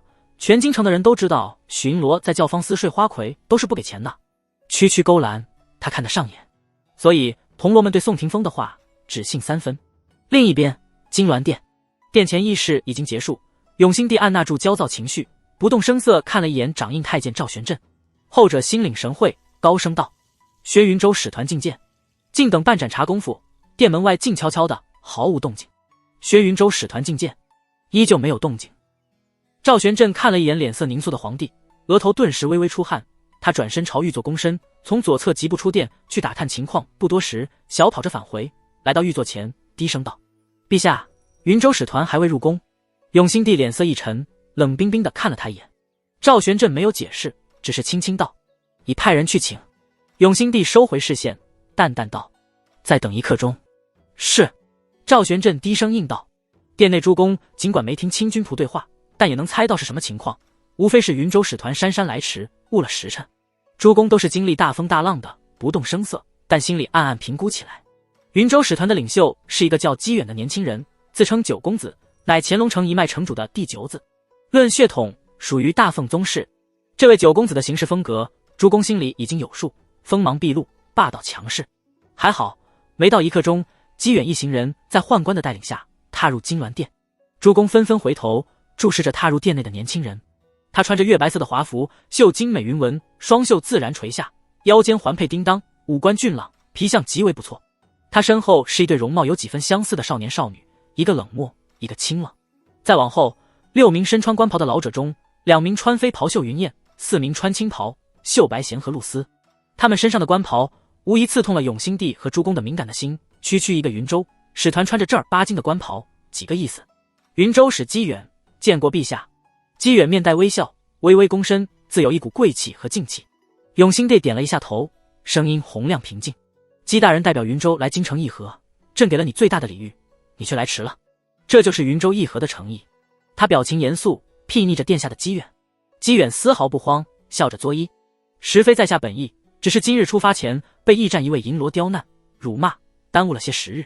本官怀着诚意而来，没想到区一个银罗也敢对本官横眉冷对，言语谩骂。”姬远斗胆问陛下一句，这便是大凤和谈的诚意。许元双和许元怀在旁听着，兄妹俩对姬远的口才心知肚明，别说迟到1刻钟，便是迟到1个时辰，他也能把李白扯得一清二楚，让自己无理变有理。这不，反将一军，同时还当着皇帝和诸公的面，给那不知死活的银罗扣了顶帽子。永兴帝要是不做出处理，那就是坐实了怠慢刁难之意，留下把柄。果然，永兴帝眉头一皱，沉吟一下，道：“何人刁蛮？谩骂姬使节。”姬远语气平静地回复：“银罗宋廷锋。”永兴帝在脑子里过了一遍，对这个名字没有印象。他第一反应是那个不知天高地厚的银罗背后可能有人受了指使，破坏和谈。处置一个银罗自然不需要犹豫。他正要发话，这时左都御史刘弘站了出来，道：“陛下，此中定有误会。”姬远身后一名穿飞袍的官员反驳道：“这位大人的意思是，我们姬大人在信口胡诌。”刘弘不理，继续道：“宋银罗忠肝义胆，在云州剿灭乱党时与许七安并肩作战，而后屡立功劳，是许七安任职银罗时的得力助手，岂会刻意辱骂刁难云州使团？此中必有缘由，请陛下彻查。”永兴帝淡淡道：“刘爱卿所言甚是，朕自当查明情况，给姬使节一个交代。”查什么？不用查了。刘弘的话说得很清楚，那姓宋的银罗是许七安的人，背后有这么大一个靠山，只要不杀人放火为非作歹，基本可以高枕无忧。永兴帝自然不会因为这点小事非要与许七安交恶，回头派人告诫一下那个银罗，再把他调回打更人衙门也就是了。姬远一愣，顿时恍然明白那家伙为何敢如此肆无忌惮，原来背靠着大凤第一武夫，那就谢过陛下了。他见好就收，没有咬着不放。很显然，小皇帝不会因为这件小事得罪许七安，他揪着不放，只会自讨无趣。6名随行觐见的官员愕然的相互对视，难怪区区一个银罗这般嚣张跋扈，心里仍旧不满，但今日议和事大，便不与那小人物计较了。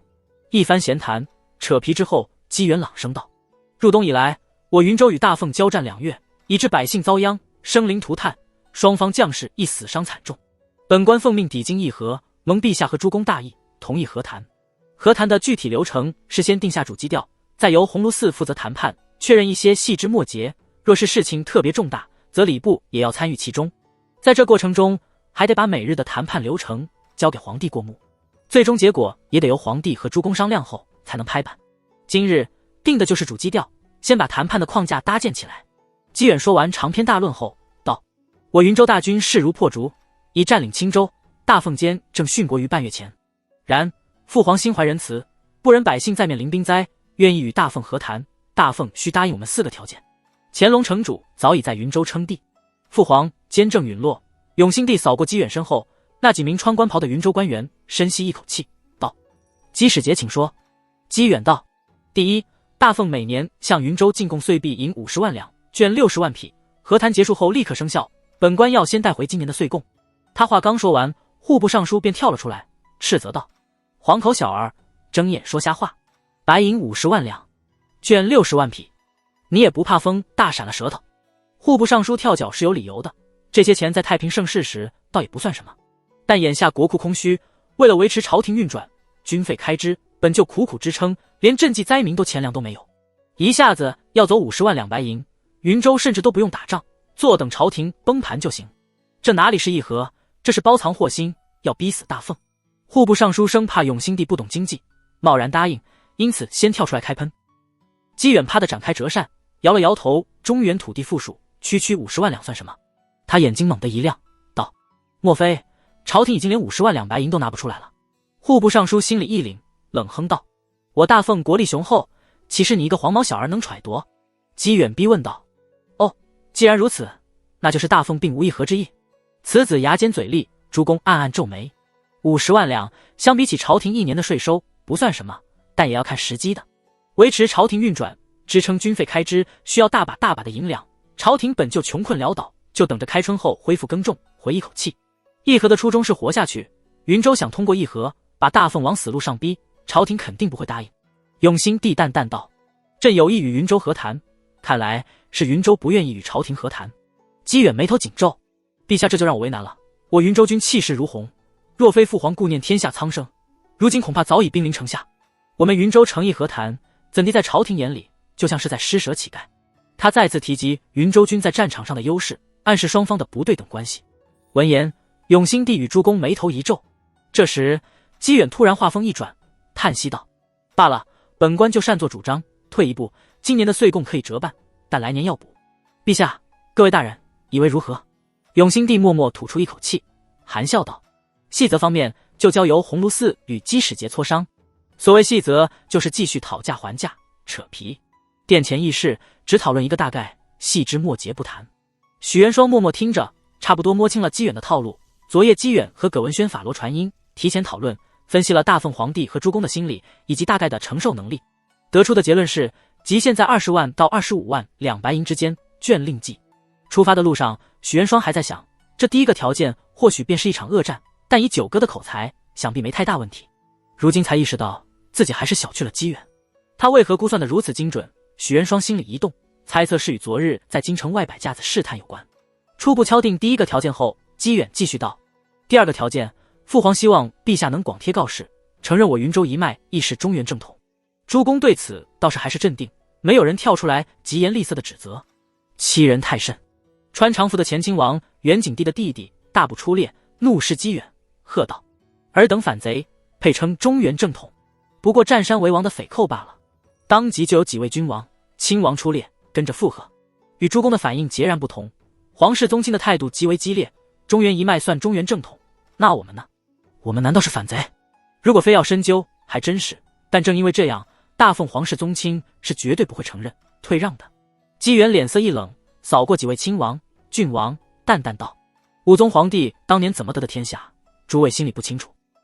我们只是要回自己的身份、地位，乃人之常情。方才站出来的那位亲王训斥道：500年前，昏君无道，清贤沉冤小人，残害忠良。武宗皇帝为保祖宗基业，挺身而出，乃顺应民心之事。机远针锋相对，拔高声音：先帝元景昏聩无能，臣迷人宗道守美色，修道20载不理朝政，以至于民不聊生。我云州一脉不忍祖宗基业毁于昏君之手，揭竿而起，亦是天理昭昭，顺应民心。几位亲王、郡王勃然大怒，口出狂言：陛下，此子当斩！如果让诸公来选择，这是不需要犹豫就能答应的条件，因为不必付出实质性的代价。当然，也不是没有代价。一旦朝廷承认此事，那么云州乱党就变得名正言顺了，百姓归顺岛还是其次，怕就怕那些乡绅地主、地方官员会理直气壮的叛变，投靠云州。既是中原正统，那就不算背叛，便是想当忠烈之士，宁死不降都难。但这些都是小事，因为就大奉目前的情况，打是打不赢了。既然打不赢，官员们叛变投靠是迟早的事，所以诸公对此没有太大的抵触情绪。可在皇室宗亲眼里，承认云州是中原正统，可比50万两白银更难以接受，因为这是对祖宗的背叛。永兴帝眉头紧锁，缓缓道：此事容后再议。他不打算在此时做决定，反正殿前议事是定主基调，两国谈判涉及到的细节繁杂，不是短时间内能出结果。岂料机远极为强势，摇了摇头。来之前，父皇特别交代，此事陛下若不答应，和谈便不用继续了。这相当于把话堵死。你永兴帝要么答应，要么终止和谈，云州在这件事上绝不退让。痴心妄想！誉王也站了出来，沉声道：本王也可以告诉你，这件事朝廷绝不退让。机远负手而立，叹息道：本官已经在岁贡上做出如此大的让步，给足了朝廷面子，没想到得来的是这样的回报。他脸色一沉，厉声道：尔等真不怕我云州10万铁骑吗？先站礼，再用事，腰杆挺得笔直，把一众亲王郡王衬托的强词夺理，不识抬举。一位郡王喝道：那就先把你杀了祭起。机缘冷笑道：本官若是怕死，便不会进京。其实本次和谈的真正目的是兵不血刃的逼大奉割地求和，争夺地盘乃云州的核心目标。因为得到的地盘越多，国师许屏风凝练的气运越多，距离天命师就越近。机缘咬着第二个条件不放，乍一看是舍本逐末，其实是吃准了永兴帝会答应。相比起实际利益，生死存亡，宗族的名声就要往后靠。而此事更多的是大奉皇室两脉之争，不算触及核心利益，诸公反对的情绪不高。那么就凭几位皇室宗亲再怎么叫嚣，也不过是无能狂怒。永兴帝盯着机远看了片刻，一字一句道：好，朕答应。此言一出，殿内的宗室脸色一变，高呼道：陛下！永兴帝抬了抬手，用锐利的目光逼退众亲王、郡王，朕主意已定。包括誉王在内，一众宗室看永兴帝的眼神里充满了失望。永兴帝转而看向机远，问道：第三个条件是什么？机远伸出手掌，五指张开，朗声道：哥弟，大奉要把雍州、禹州和漳州割让给我们。金銮殿内一瞬间陷入死寂，然后又在下一刻掀起嘈杂的议论声。尽管诸公以及永兴帝都提前猜测到云州可能会狮子大开口，要求赔偿和割地，让委实没想到胃口竟然这么大。两边打声打死这么久，大奉也才损失一个青州，然后想通过和谈兵不血刃地拿走3州之地。首辅前亲书出列，目光冰冷地扫过机缘等人，道：青州虽然失守，但大奉仍有11州疆域，兵多将广，真以为怕了你区区云州一个弹丸之地？陛下愿意与尔等议和，同样是不忍百姓再受战火荼毒，并非怕了你们云州。姬远哈哈大笑起来，道：没记错的话，秋收前魏渊率10万精锐讨伐巫神教，险些全军覆没，此为其一。入冬后，朝廷再次集结9万大军，与我云州将士鏖战于青州，折损超过一半，此为其二。西北3州的兵力则要用来抵御西域联军的骚扰，抽调不出兵力驰援南边战事，此为其三。兵多将广，好一个兵多将广！敢问前首府，朝廷还有兵力可与我云州一战？纪元每说一句，殿内诸公脸色就难看一分。他们口头不会承认，但心里知道纪远说的句句属实，句句戳中要害。西边雷州的战事并不严重，西域各国联军以骚扰为主，小战不断，大战没有。毕竟佛门有南疆妖族牵制，但为防万一，确实不能大规模调兵遣将。钱钦书一时语塞，他自是不屑狡辩，拂袖冷哼。眼见首府被对得愤而不语，诸公面面相觑，思忖着如何反驳。这时户部侍郎走了出来，缓缓道：没记错的话，元景30年，云州记载在册的百姓为83万户，敢问姬使节，云州是10户养1兵，还是20户养1兵？10万铁骑如何得来？云州有多少精锐，是能算个所以然来的。瘦死骆驼比马大，大凤再怎么衰弱，拼光你云州的精锐总不在话下吧？户部侍郎对钱粮、户籍、人口等数据最为敏感。左都御史刘洪玄即出列附和道：最后的结局不过是2败俱伤，而别忘了巫神教在旁虎视眈眈，佛门的盟友也不是真的对你们云州掏心掏肺吧？他刚试图继续陈述局势，说服这个云州来的年轻人，便被大笑声打断。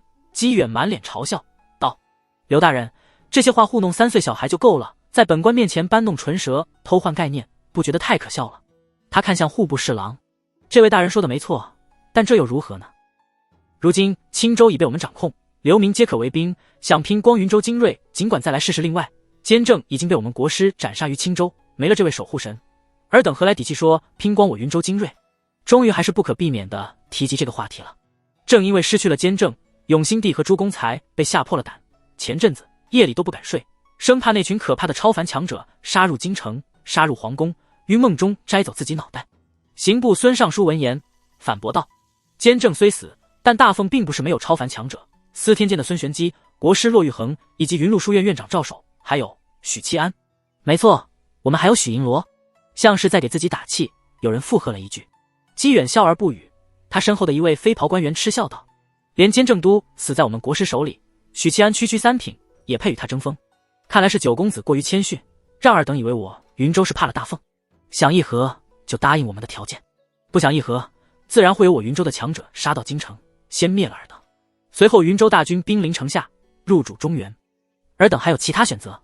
图穷匕现，撕破脸皮是谈判的必经过程，强大一方手握筹码就是用来施压的，割地是必须要割的，割多割少才是谈判的细则。姬远清摇银鼓小扇，淡淡道：陛下和诸公可能还不清楚监正身陨当日的细节。话说回来，监正确实强大无比，若非国师请来云州传说中的神兽白帝以及地宗道首黑莲道长想杀监正，难如登天啊。他慢条斯理地诉说着当日众强者围杀监正的过程，当然全是胡编，但这并不重要，重要的是他通过所谓的过程，让永兴帝和诸公了解云州背后的超凡强者有多可怕。殿内皇室宗亲、文臣武将脸色都极为难看，或脸色阴沉，或双拳紧握，或无奈沮丧。屈辱！永兴帝忍不住捏了捏眉心，沉声道：3州之地断然不可能，此事容后再议。第4个条件是什么？意思是答应割地了，数量方面还得商议。姬远嘴角一挑，他的目的已然达到。就目前来说，这场谈判一切顺利，没有太大波折。陛下放心，这第4个条件倒也不算什么，只是个添头罢了。闻言，永兴帝沉凝的脸色略有缓和，道：但说无妨。姬远啪的合拢银鼓小扇，本官要向陛下讨要监正的炼器手札。相比起前3个条件，这确实是添头。尽管一品术士的炼器手札必然无比珍贵，可层次过高的物品委实没有切身的利益来的重要。一败涂地。朝廷和云州使团的第1次交锋输得一败涂地。这场议和本身就是不平等的，大凤想求和，忍痛割肉在所难免，但过程中诸公和永兴帝表现出的无力感，仍然让不少中低层京官心寒失望。而那4个条件在一些读书人看来简直丧权辱国，割地求和，奇耻大辱。最先闹起来的是翰林院，这些手头没什么实权，却是朝中一等一清贵的读书人，群聚午门，破口大骂昏君，仅是青州失守，便让你吓破了胆。人固有一死，我辈读书人宁可站着死，也绝不跪着活。云州一脉是正统，那当今皇室算什么？我等读书人效忠的又是什么？数典忘祖的昏君。然后这些人被逐个拉出去停杖，打得奄奄一息。这确实震慑住了一部分人，但控制不住流言的发酵。午膳刚过，国子监的学子便罢课了。书生意气，最是锋锐，有写文章嘲讽的，有在闹市聚众抨击的，有冲击大祭酒办公堂，要求向陛下递血书的。早朝发生的事，先是在京城官场上层社会传播，然后慢慢流传到底层百姓中。到黄昏时，市井中流传着朝廷割地求和，承认叛军为中原正统的流言。昨儿个看到斐州老进城，我就知道朝廷要求糊了。哎，能不打仗当然最好，这世道乱的，但想想总觉得不甘心呐。怎么朝廷说败就败了？去年派兵打巫神教时，那是多么风光啊！听说连监正都死了，那可是司天监里的老神仙。哎，要变天了。许银罗呢？许银罗难道眼睁睁看着朝廷割地求和吗？许银罗也尽力了。前阵子朝廷不是还张贴告示，说许银罗与万妖国结盟，与古族结盟，咱们没了佛门这个盟友，一样有其他盟友。哎，谁能想到呢？青州说失守就失守，我这不是没盼头了吗？以前有什么事，许银罗总会出头。驿站，机缘取出法器，撑起一片隔音阵法。听完下属的汇报，笑道：“外头倒是挺热闹，这些不知天高地厚的书呆子罢了，都是些无关紧要的小人物。我们下一个目标是试探许七安。”许元双一听和许七安有关，问道：“如何试探？”机缘手里的银骨小扇转动一圈，道：“比如说，我在谈判快结束的时候，突然补一个条件，要求和大凤联姻，对象必须是临安、怀庆两位公主中的一位。许七安和临安有婚约。”这是他从陈贵妃派的人那里打探来的。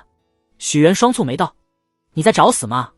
真要这么做，和谈能不能成是一回事，许七安放不放他活着离开京城是另一回事。”姬远哈哈大笑：“两位公主与我是同族，联姻自然不是我们这一脉，是袁怀啊。你说许七安会作何反应？他能对自己亲弟弟下手？他会。”许元怀脸色陡然一变，这是把他往死路上逼。开个玩笑，瞧把你们紧张的。姬远恶趣味般的笑着，忽然正襟危坐，道：“许七安一直没露面，他背地里打什么主意，我们尚未知晓。监正虽然被封印了，可那是监正啊，谁知道会有什么底牌留下来？国师也不知道，所以他要试探许七安，通过和谈来试探许七安，以此来了解监正的后手。”许元双脸色稍稍好转，问道：“九哥觉得他会有什么底牌机？”元想了想，笑了起来：“死局，这对许七安来说是个死局。我若是他，便会一直对和谈视而不见。”然后趁着和谈争取来的时间，四处求爷爷告姥姥，拉拢超凡强者做盟友。所以啊，我们这一趟京城之行是白捡的功劳，不会有什么危险。姬元手里的折扇旋转，他就算有通天的本事，也只能捏着鼻子认下来。啊，很想看看他穷途末路的姿态，但现在还不是时候，得等我们攻破京城。锦绣宫，母妃，我听怀庆说，一旦割地求和，大凤就彻底没救了。林安忧心忡忡地说道，鹅蛋脸不再明媚，染上一层阴霾。陈贵妃有些焦躁地说道，除此之外别无他法，不求和，难道要继续和云州打？若有胜算，陛下和诸公会一门心思的议和吗？现在只有议和才是出路，不然指望你的那个未婚夫吗？林安咬着唇，泫然欲泣。母妃，你为何这般讨厌他？陈贵妃脑海里闪过一个白衣身影，咬牙切齿道，姓许的没一个好东西。他旋即软下心肠，拉着林安的手。那怀庆从小就是个心眼黑的，他的话不能信。林安，你不懂，现在除了议和，没人能救朝廷了。王府，钱钦书披着厚厚的大氅，直奔王真文卧房。王真文见他进来，挥挥手，平退丫鬟，直截了当地问道，都有哪些条件？钱钦书把云州的4个条件转述了一遍。逆党，逆党！王真文连骂数声，忽地剧烈咳嗽起来。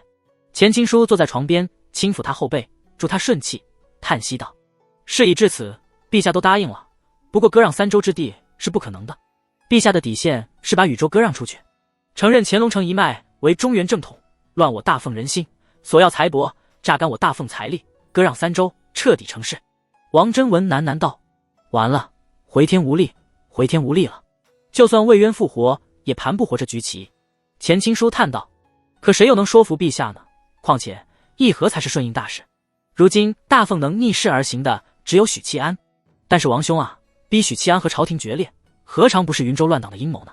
他一直没有出现，就是明白了这一点。我已查出他在司天监，也派人传信了。他若要来，早就来了。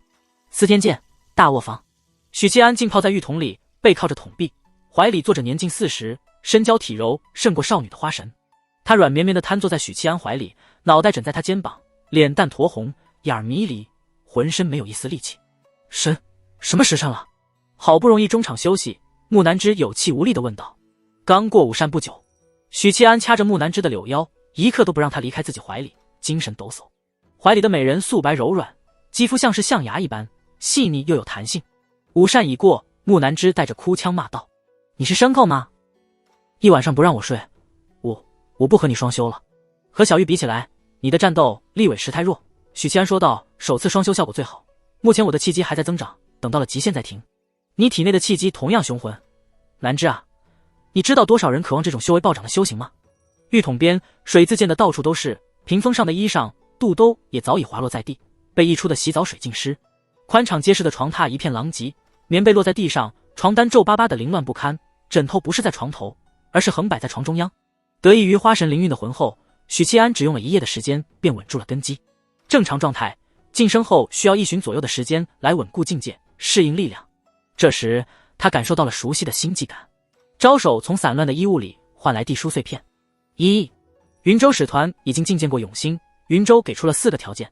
怀庆把今早朝会上发生的事详细的传输在地书聊天群里。末了，简单评价：一败涂地，那姬远是个极厉害的角色，加之以势压人，永兴和诸公根本没有和他谈判的筹码。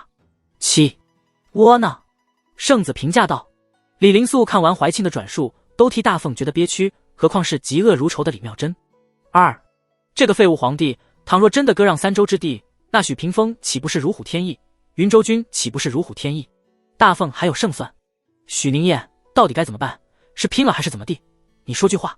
许七安最近很少传书发言，显得无比消极，这让飞燕女侠急得寝食难安。天地会其他成员同样心急，眼前大凤一步步滑向深渊，却无能为力。不必担心，安心做你们的事，和谈方面我会搞定。简单解释一句后，他一边拥着绵软无力的木南枝，一边和学霸长公主私聊。殿下，万事俱备否？想要逼永兴退位很简单，但如何维持后续的稳定，则并非一件容易的事。怀庆通过私聊发表了自己的看法。你这个土著接不住我的梗啊！这时候你应该回一句只欠东风。许七安习惯性在心里吐槽一下，传书道：殿下说的在理，殿下经验丰富，有什么建议？逼永兴退位很容易，他连皇帝都敢杀，何况逼永兴退位？难的是如何稳住大局，让朝堂诸公接受这件事，并愿意维持朝廷运转，愿意支持他许七安。要先稳住诸公，魏公留下的班底，我都以私底下有过联络，做到万无一失。许七安看完这段传书，再回想起怀庆刚才转述的谈判过程，心里一动。难怪魏党初期的沉默，对于谈判结果冷眼旁观，原来早就已经通过气，背地里策划造反了。刘宏、张行英、兵部尚书这些老狐狸，怀庆能压住他们，让他们卖命，驭人之术确实厉害。许七安传书道：单凭魏公的班底，稳不住朝堂。没错，所以我希望你能去说服王首府，联合王党和魏党之力，足以稳住朝堂，剩余的党派自会根据形势做出选择。许宁燕，你可有找过王首府？我最近专注于修行，忘了此事。双修也是修行。他嘀咕一声，想到这里，一手握着地书碎片，一手托住木南枝紧致纤细的小腰，把它往上颠了颠，省得滑下去。年近40，丰腴诱人的花神应了一声，趴在他肩头半睡半醒。他体内有股气机在经脉里运行，暖洋洋的，让人昏昏欲睡。许七安在大冬天泡冷水澡，就是这个原因，给双方降温。修行，你修为早就到瓶颈了，不拔出锋魔钉，如何修行？怀庆皱了皱眉，感觉许七安在骗他。我会负责此事。以他对王真文的了解，以及目前局势的判断，王真文肯定会选择与他合作。首先，王真文本身是个小节有损、大节不亏的读书人，如果有一个可以救国的，且希望颇大的方案，他一定会选择铤而走险的尝试。其次，王家小姐与二郎有婚约在身，因亲间的同谋，可比单纯的盟友要可靠多了。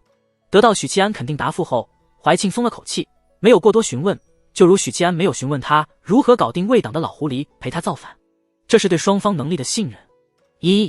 而后便是兵力问题，行动后，我会以最快的速度夺下宫门，逼永兴退位。待尘埃落定，禁军方面你就不用担心了。禁军五营只忠于皇帝，只听皇帝调遣。就算他怀庆手眼通天，也不可能策反所有禁军统领，能策反小部分已经是很不可思议的事了。不过禁军虽然难以策反，但拉拢京城12位就要轻松多了。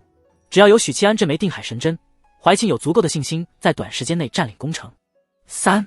宗室的态度呢？1. 宗室现在恨不得把永兴拽下皇位，让他们承认云州一脉是正统，这比杀了他们还难以接受。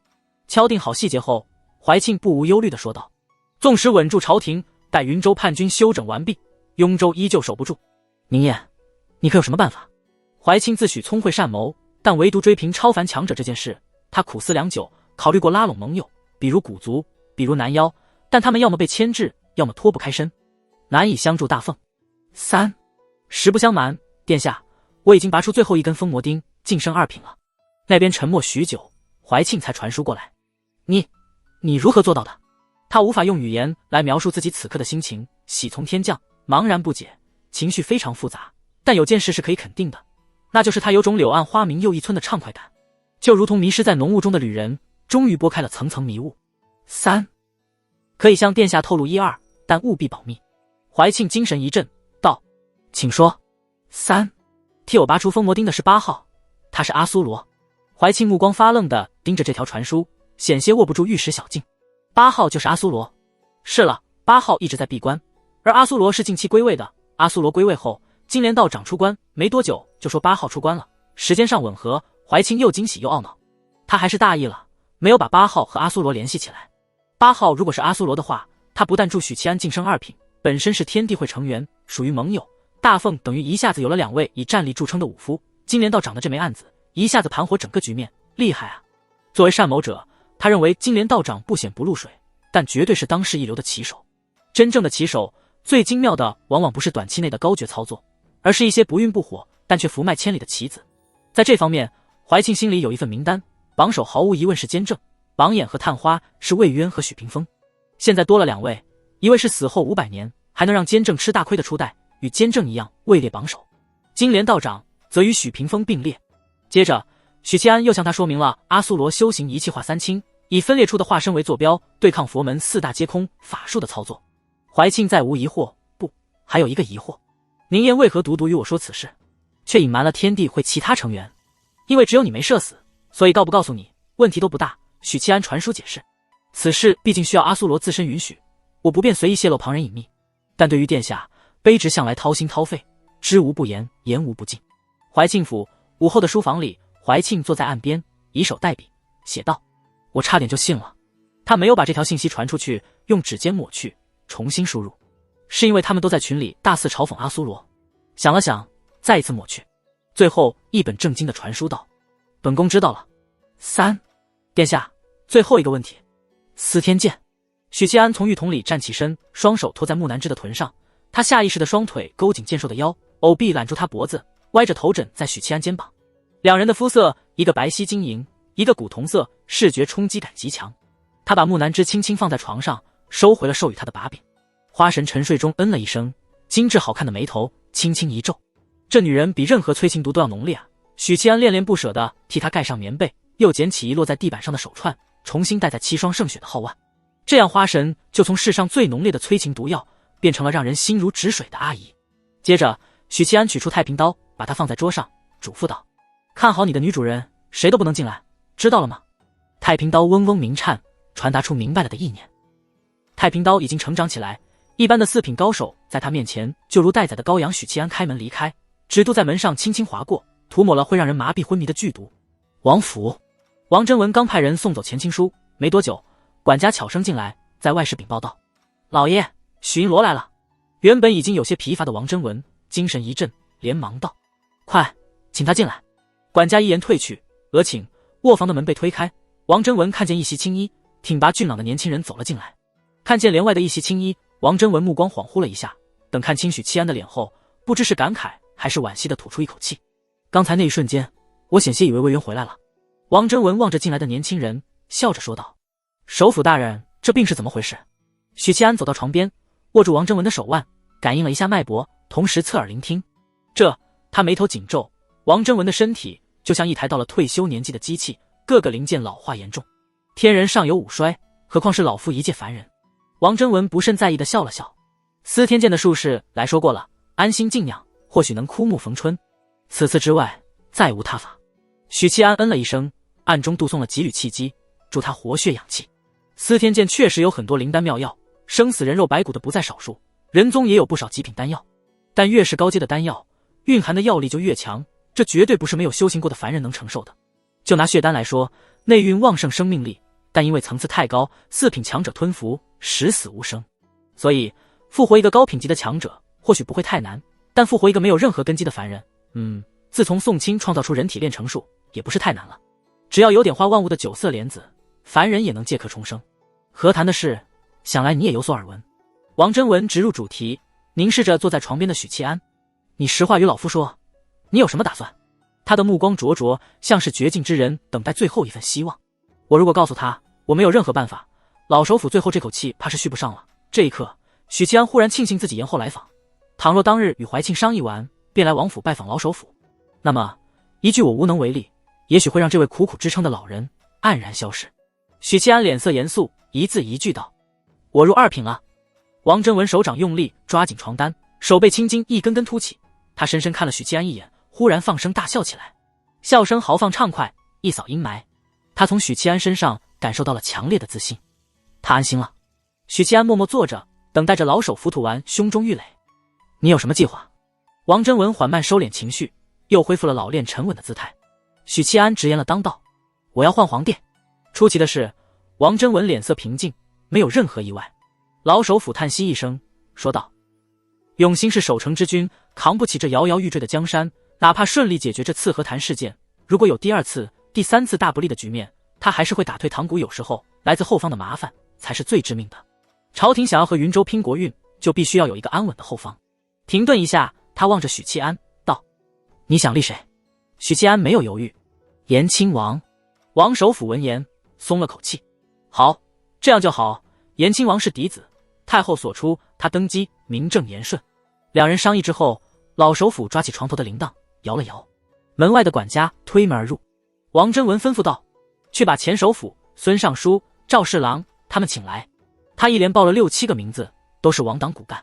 许七安顺势起身：晚辈先告退。厉王府。永兴糊涂啊！年迈的厉王听闻消息，拄着拐棍，颤巍巍地站起身，连拍桌子。堂内是一众亲王、郡王，乱臣贼子是正统，那我们算什么？祖宗们算什么？誉王语气低沉：陛下太怕事了，云州想要的是钱粮土地，咱们就算咬死了不放，本王就不信他机缘敢真的离京。谁让他是皇帝呢？这时有人低声说了一句。众亲王、郡王扭头看去，说话之人正是延亲王。厉王看了他一眼，淡淡道：行了，云州以势压人，陛下能有什么办法？他扫了一眼满脸愤懑的郡王、亲王，沉声道：而今之计是须臾委夷，等待开春。只要朝廷缓过这口气，什么都好说。只要我们这一脉坐稳了江山，说他黑他就是黑，说他白他就白。尽管心里无比恼恨永兴帝，但厉王还是决定以大局为重，稳一稳宗室的情绪。国家大事，皇帝能做主，但祖宗的事就不是皇帝一个人说了算。永兴帝的决策是把大家的祖辈推向不义。3天后，云州和朝廷谈判结束，这场议和正式进入尾声。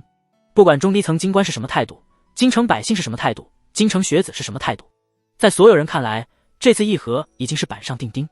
御书房，永兴帝展开文书，仔细审阅着双方的协议。协议内容繁杂，涉及到的细则极多。第1个条件不变，自永兴1年起，大奉每年向云州进贡白银50万两，绢60万匹。细则上的延伸改动，头1年只需要进贡15万两，绢30万匹，来年必须还清。第2个条件不变，和谈结束后，大奉朝廷要立刻朝各地衙门发底报，承认云州一脉是中原正统，并张贴告示，昭告天下。第3个条件，扯皮醉酒。云州方面要求朝廷割让雍州、禹州和漳州。雍州在往北，就是京城地界，因此雍州是不可能割让的，这是原则性问题。谈判过程中，姬远再次以云州超凡强者施压，但这一次不管用，礼部尚书和鸿胪寺亲死不松口。禹州和漳州，前者铁矿资源丰富，后者是大奉3大粮仓之一，此2州若是割让给云州叛军，可想而知会有什么结果。但保下了雍州、禹州和漳州，就不得不让出去。从地理位置来说，这两州距离京城还算遥远，不及雍州这般致命。第四个条件，坚正的练气手札。永兴帝昨日已经派人去司天监取，出乎意料，司天监的宋清很痛快的就给出来了，痛快的仿佛这不是王师的遗物。陛下，虽然和谈顺利达成，但云州叛军狼子野心，不能轻信啊。年迈的厉王此刻也在御书房内，他是在场唯一被赐座的人。叔公放心。永兴帝的脸上终于有了几分以往的笑容，语气轻松地说道：此事朕早已与诸公商议过，等送走了云州使团，朕会亲自找许银罗，让他去南疆搬救兵。古族和妖族都有不少超凡强者，让许银罗把他们请来便是。再有1月便是春季，春季后大地回春，寒灾可解，局面一定会好起来的。厉王闻言微微颔首，本王听说前些日子陛下与许银罗闹得不愉快。永兴帝摆摆手，小事而已，朕平日里敬他3分，但国家大事朕自有主张，不容他逞匹夫之勇。至于搬救兵的事，永兴帝完全没想过许七安该怎么请，难不难请，似乎一切都是许七安应该做的，就像他把古族和妖族发展成盟友。厉王嗯了一声，脸色稍松，缓缓道：原来陛下早有计较，那本王就放心了。永兴帝打的是什么主意？刚才说的一清二楚，先议和，稳住叛军，再让许银罗豁出脸去请南疆盟友援助，同时等待开春，消退寒灾。厉王同样也没考虑过任务难度。城门外6骑策马狂奔而来，他们披着斗篷，骑乘快马，呼啸着穿过城门。入城门，马匹奔驰速度锐减，为首一骑勒住马将，回首望向城墙。他脸色僵硬，缺乏表情，像是石头雕刻而成。杨彦，楚州屠城案后，杨彦便留在了那里，朝廷任命他为楚州总兵兼楚州都指挥使。即使在魏渊死后，他也一直留在那里楚州，不曾回京，召集所有潜伏在京城的兄弟，等待命令。杨彦侧头看向左边的下属，是。下属双手抱拳，接着拽住马将，轻轻一拽，与队伍分离，朝另一条道疾驰而去。义父生前没能扶上4皇子登基，如今该是我们这一派执掌乾坤了。杨彦移动视线，顺着宽敞的主干道眺望皇宫方向。打更人衙门，4名金罗齐聚一堂，门窗紧闭。金罗赵景盯着对面的银罗宋廷锋，眯了眯眼，道：许银罗真的这么说？许银罗已经成为一种称号，而非官职了。在大凤，只要说出许银罗3个字，谁都知道只是哪位。宋廷锋笑道：如今中原动荡，朝廷也处于危机之中，几位金罗能否在这场洪流中抓住机会，就看今日选择。宁燕是魏公的弟子，4位大人与他亦有交情，并不陌生，还怕他坑你们不成？再说讲一句大逆不道的话，如今大凤效忠谁最有前途？不是坐在金銮殿里向云州叛军摇尾乞怜那位，而是我的兄弟。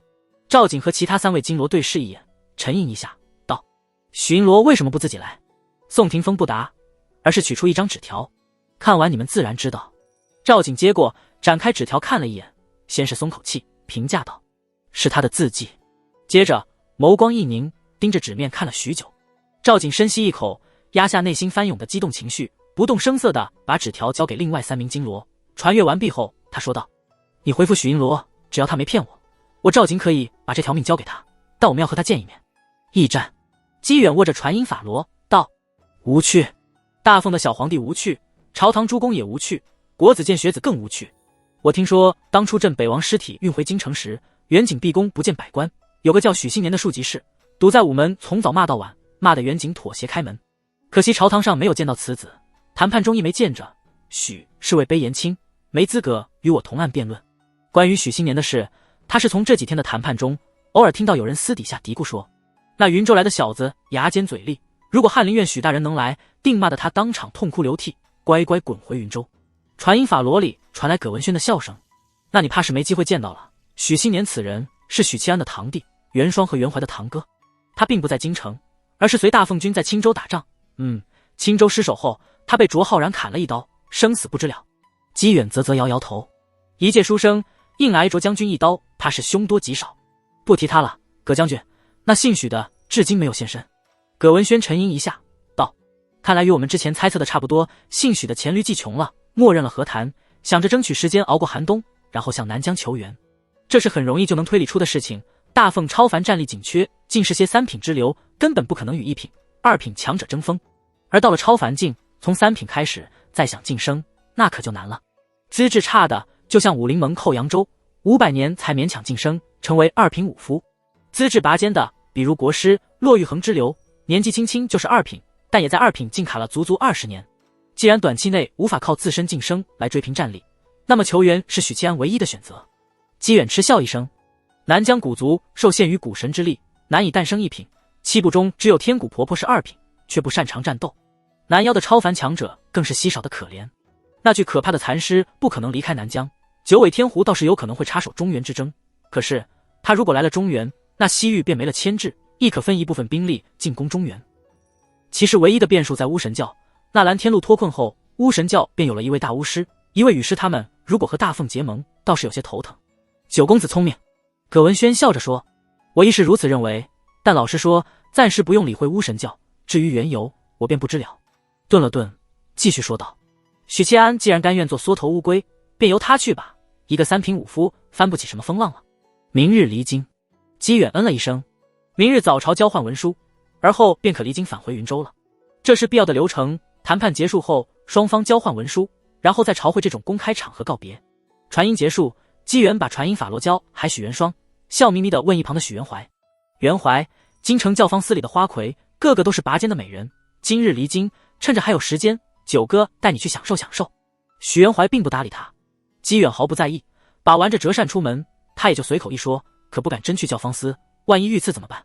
次日朝会，卯时，天色漆黑，文武百官井然有序地穿过东西2座侧门，过金水桥，经关后在丹壁、台阶和广场，诸公迈入金銮殿。今日早朝专为云州使团举行，主角是姬远和一众随行者。20多名身穿云州官袍的谈判团迈入金銮殿，趾高气昂，带着胜利者的强势和傲然。永兴帝高居玉座，不痛不痒地聊了几句后，便让人交换文书。承蒙陛下和诸位大人款待，本官此行甚是开心。姬远笑容满面地朝永兴帝作揖，朝诸公作揖。金銮殿内众臣脸色难看，只当看不见他一脸的嘲弄和肆意张扬的气焰。对了，京城近来民怨沸腾，公然辱骂朝廷，辱骂陛下，在下建议该杀就杀，以儆效尤。姬远笑道。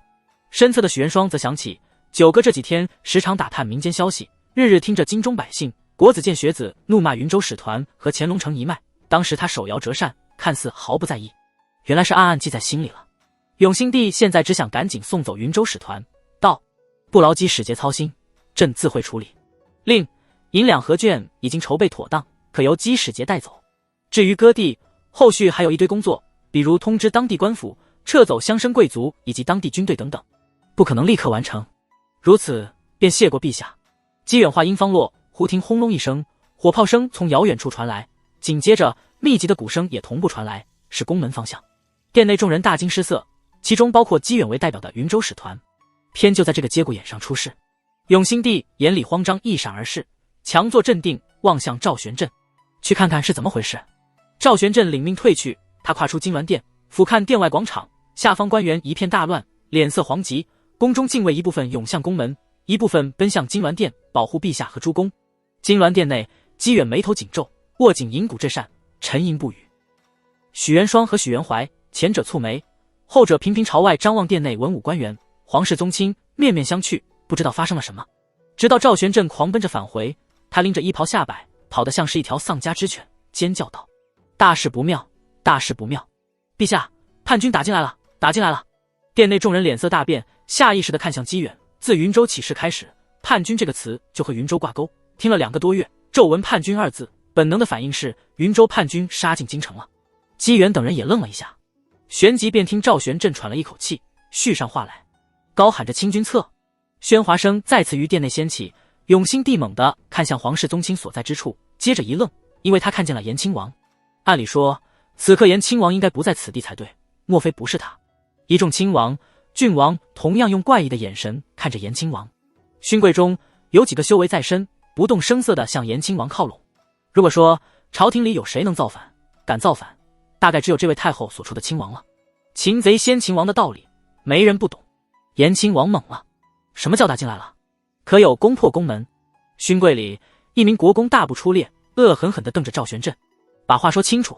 脸色苍白的赵玄振正要说话，殿外忽然传来喊杀声、兵刃碰撞声以及惨叫声。这下不用说了，叛军有内应，而且规模不小。殿内众人立刻做出判断，把守宫门的是禁军，守皇城的是12位，没有任何一支军队能在这么短时间内连续攻下皇城和宫城，除非叛军就是12位和禁军。什么人竟然能策反禁军和京城12位？众人念头闪烁间，喊杀声越来越近，直到有大内侍卫惨叫着摔入金銮殿。殿门外人影闪动，一马当先杀进来的是穿着打更人差服的2名金罗，以及穿青甲拎长枪的杨艳，再往后则有银罗、铜罗、羽林卫、玉刀卫等。成员非常复杂，但他们手臂上都缠着一条红绸。他们提着带血的刀，将殿内诸公、宗室、勋贵团团围住。杨艳，一位郡王认出了他，又惊又怒：乱臣贼子，你敢行谋逆之事，不怕诛你9族吗？永兴帝压下所有情绪，维持着君王的镇定，撑岸而起，看一眼延亲王，转而望向杨艳和几位金罗，强作冷静道：你们的主子是谁？与此同时，2位勋贵一左一右钳制住了延亲王。看到杨艳和几位金罗现身，明眼人就知道幕后之人是谁了。这些魏渊的党羽当初可是支持4皇子的，若非魏渊死得早，许七安杀了贞德后，登基的绝对不会是太子，而是当初的4皇子。姬远很懂得在关键时刻低调，握着折扇冷眼旁观。九公子，大凤朝廷内乱了。一位飞袍官员半喜半忧地说道：这和他们的目标是一致的，如果和谈能让朝廷内部乱起来，那么成与不成都无所谓了，甚至比谈成议和效果更好。一旦中枢乱了，大凤朝廷会以让人惊喜的速度崩溃瓦解。当然使团的生命安危就有些不受保障，所有是一半喜一半忧，静观其变。另一位飞袍官员低声说：不管谁胜谁负，如果不想国破家亡，必定要与我们客客气气。依目前大凤的局势，与云州撕破脸皮那是死路一条，造反的人不会看不到这个事实。这和我没关系。延亲王只是练气境修为，被2位修为高深的勋贵制住，毫无反抗能力。这时殿外的厮杀声停了下来，似是分出胜负。当然远处依旧有火炮声和鼓声，其他处的战斗还在继续。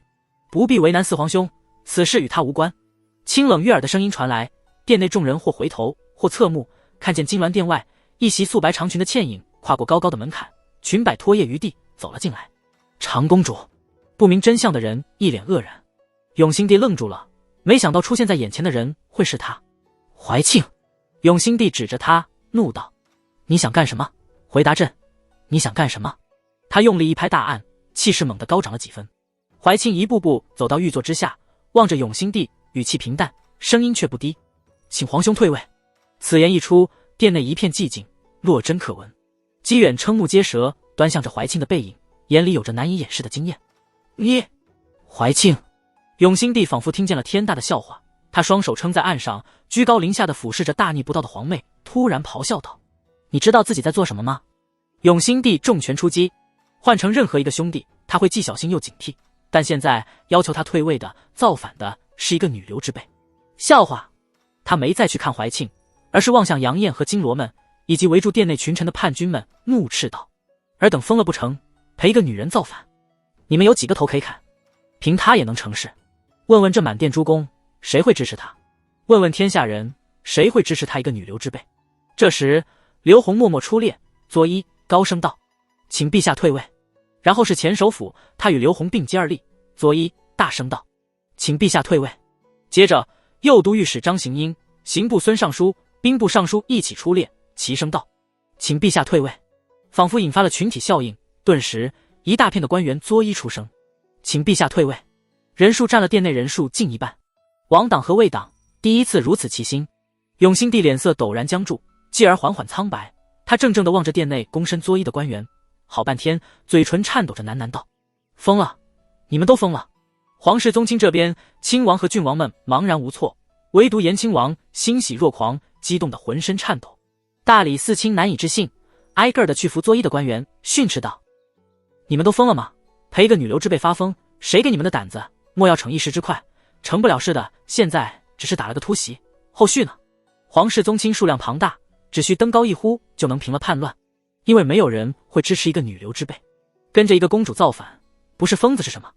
怀庆双手交叠于小腹，淡淡道：带下去，让他写退位诏书。杨艳领着几名银罗大步上前，朝着御座上的永兴帝走去。不得放肆！掌印太监赵玄振张开双臂，挡在杨艳几人面前，他脸色微微发白，疾言厉色道：临安殿下与许银罗有婚约，尔等造反，许银罗不会放过你们。这句话宛如暮鼓晨钟，惊醒了犹豫不定的皇室宗亲、勋贵以及亡党为党除非的官员。永兴帝灰败的眼神里陡然迸发出亮光，就像绝望之人看到了一缕曙光。没错，他还有许七安，只要许七安支持他，任凭怀庆和延亲王再怎么嚣狂，也成不了大事。那些徘徊犹豫的人也意识到了这个问题。永兴帝定了定神，环顾杨艳等人，朗声道：“朕再给你们一次机会，悬崖勒马，朕可既往不咎。拿下逆贼怀庆，朕还要赏你们；否则，尔等应该知道谋逆是何下场。”赵玄振胆儿一壮，朝着喝道：“还不退下！乱臣贼子，还不悔改！跟着一介女流造反，嫌命长吗？速速拿下怀庆，不然等禁军杀来，等许银罗杀来，你们都要死！”那些拥趸永兴帝的官员、勋贵大声呵斥。唉，巨大的叹息声回荡在殿内。怀庆身后的影子里，一道人影膨胀伸展，正是刚刚镇压了禁军5营的许七安。刚才还把许七安挂在嘴边，正主下一刻就来了。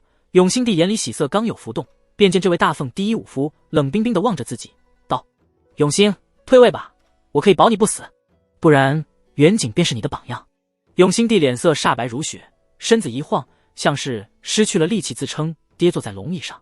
那些拥趸永兴帝的官员、勋贵脸色齐齐僵硬。姬元手里的银骨坠扇啪嗒摔在地上，他瞳孔如遇强光，剧烈收缩。要造反的是许七安，不退位，下场会和先帝一样。永兴帝脑海里嗡嗡作响，脑海里浮现元景帝死无全尸的凄惨情景。金銮殿内一下子安静下来，变得鸦雀无声。一簇簇目光落在许七安身上，短暂的，无人呵斥，无人抗议。如今的大凤，如果还有谁敢弑君，且说到做到，眼前的许七安算一个。隔了好一会儿，誉王沉着脸走出来，劝说道：“许七安，大凤风雨飘摇，内忧外患，经不起折腾了。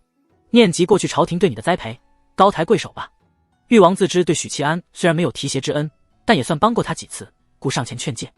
没错。大理寺卿咽了咽口水，鼓起勇气，高声道：“许七安，你是魏渊倚重的心腹，魏渊一心匡扶社稷，为中原百姓开太平，你岂能辜负他的遗愿，亲手把朝廷推向万劫不复的深渊？”有了两人的开头，拥趸永兴帝的勋贵文臣纷纷劝诫。在他们眼里，许七安是个无法无天的武夫不假，但他绝不是嗜杀成性的狂徒，相反，他过去做的事任谁都能赞一声侠义。因此他们认为，只要站着理，占据大义，就能向许七安施压。君子可欺之有方。永兴帝像是被逼到绝路的困兽，猛地从玉座上蹦起来，指着许七安，神色癫狂地咆哮道：“你要逼朕退位？许七安，朕如此信赖你，倚重你，并把临安赐婚给你，你就是这般回报朕的？你不怕此事传扬出去，你许银罗的名声一朝散尽吗？他日青史之上必不记你好，不怕遗臭万年吗？兔子急了还咬人，何况是皇帝？我要娶临安，自然会娶，何须你赐婚？”许七安抓起杨艳手里的长枪，手腕一抖，砰的声音里，长枪飞射而出，带着永兴帝的衣角刺入身后的玉座。永兴帝跌坐在地，瞳孔涣散，身躯微微发抖。刚才一瞬间，他感受到了强烈的杀意，这一枪就仿佛刺进了他胸口。他真的要杀我？巨大的恐惧在永兴帝心里爆炸。不要！殿内哗然声四起，誉王等人吓了一跳。一位亲王痛心疾首，豁出一切的呵斥道：“许七安，我大凤的皇帝，废立何时轮到你来决定？你眼里可有朝廷，可有皇室？”一众亲王、郡王脸色铁青，倍感屈辱和不忿，奇耻大辱。大凤立国600年，从未有人敢如此胆大包天，就连监正也没有这般强势霸道，将皇室视如蝼蚁。先帝说杀就杀，新帝说废就废，先帝固然该死，但另一方面也说明了皇室的孱弱，说明了许七安不把大凤皇室放在眼里，甚至是坐任有摆布的傀儡。此情此景，对在场宗室皇亲来说是巨大的羞辱，颜面何存？许七安缓步走到御座前，望向誉王等皇室人员，道：“元景昏庸无道，背叛祖宗，背叛百姓，故无杀之。元景死后，大凤风雨飘摇，寒灾汹涌，云州叛军趁势而起。永兴软弱怕事，为保自身地位，割地求和，连祖宗都可以背弃。你们以为这样一位无能之君，真的可以撑起岌岌可危的朝廷？高祖皇帝历尽艰辛，才打下这片基业，你们忍心看着他毁于永兴之手？为什么殿内诸公愿意陪我清君侧？为何王党和魏党势如水火，却肯在此刻冰释前嫌？为何外面的将士愿意把脑袋拴在裤腰带上，也要逼永兴退位？谁对谁错？你们扪心自问，到底是谁背弃祖宗？誉王微微动容，他身边的身侧的亲王郡王张了张嘴，似想反驳，却找不到合适的言语。许七安接着环顾诸公，扫过那些拥趸永兴帝在官员，沉声道：青州一战，数万将士马革裹尸，好不容易拼掉云州精锐，诸公却一纸文书将他们的努力付之一炬。而等时朝廷俸禄做的可是人事国库空虚，维持军费和朝廷运转本就艰难，永兴为了眼前的和平自断生路。诸公非但不劝诫，反而乐见其成，促成和谈，一肚子圣贤书都读到狗肚子里了。割让富含铁矿的禹州，盛产粮草的漳州，给云州叛军送粮送铁，唯恐大凤灭亡的不够快。永兴自欺欺人，尔等跟他一样都是废物吗？怒斥声在殿内回荡。跟着许七安造反的铜锣银锣以及各位甲士握紧了手里的刀，义愤填膺。近日来，朝廷与云州和谈的事流言蜚语传遍京城，但凡是有一腔热血的人，心里都是不平的。自古不平则鸣，这下文官也和宗室一样，背对得满脸羞愧。但文官擅长口舌之争，有人不服，低声道：可怜监正都死了，我等有何办法？今时今日，除了议和别无他法，还有谁能抵御云州超凡高手？一道道目光落在许七安身上，看他怎么回答。不是他们没有骨气，而是大凤已经处在岌岌可危的境地，他们的选择是形势所迫，绝不承认许七安说的话。那就让我来。许七安语气陡然拔高，让前线杀敌的将士来，让愿意为大凤抛头颅洒热血的男儿来。大凤是王世兴，由我们说了算，而不是你们这些只会在庙堂逞口舌之争的文弱书生决定。他继而看向在场的甲士，诸位可愿为中原，为大凤战死沙场？殿内持握兵器的甲士轰然应声，愿随许银罗战死沙场。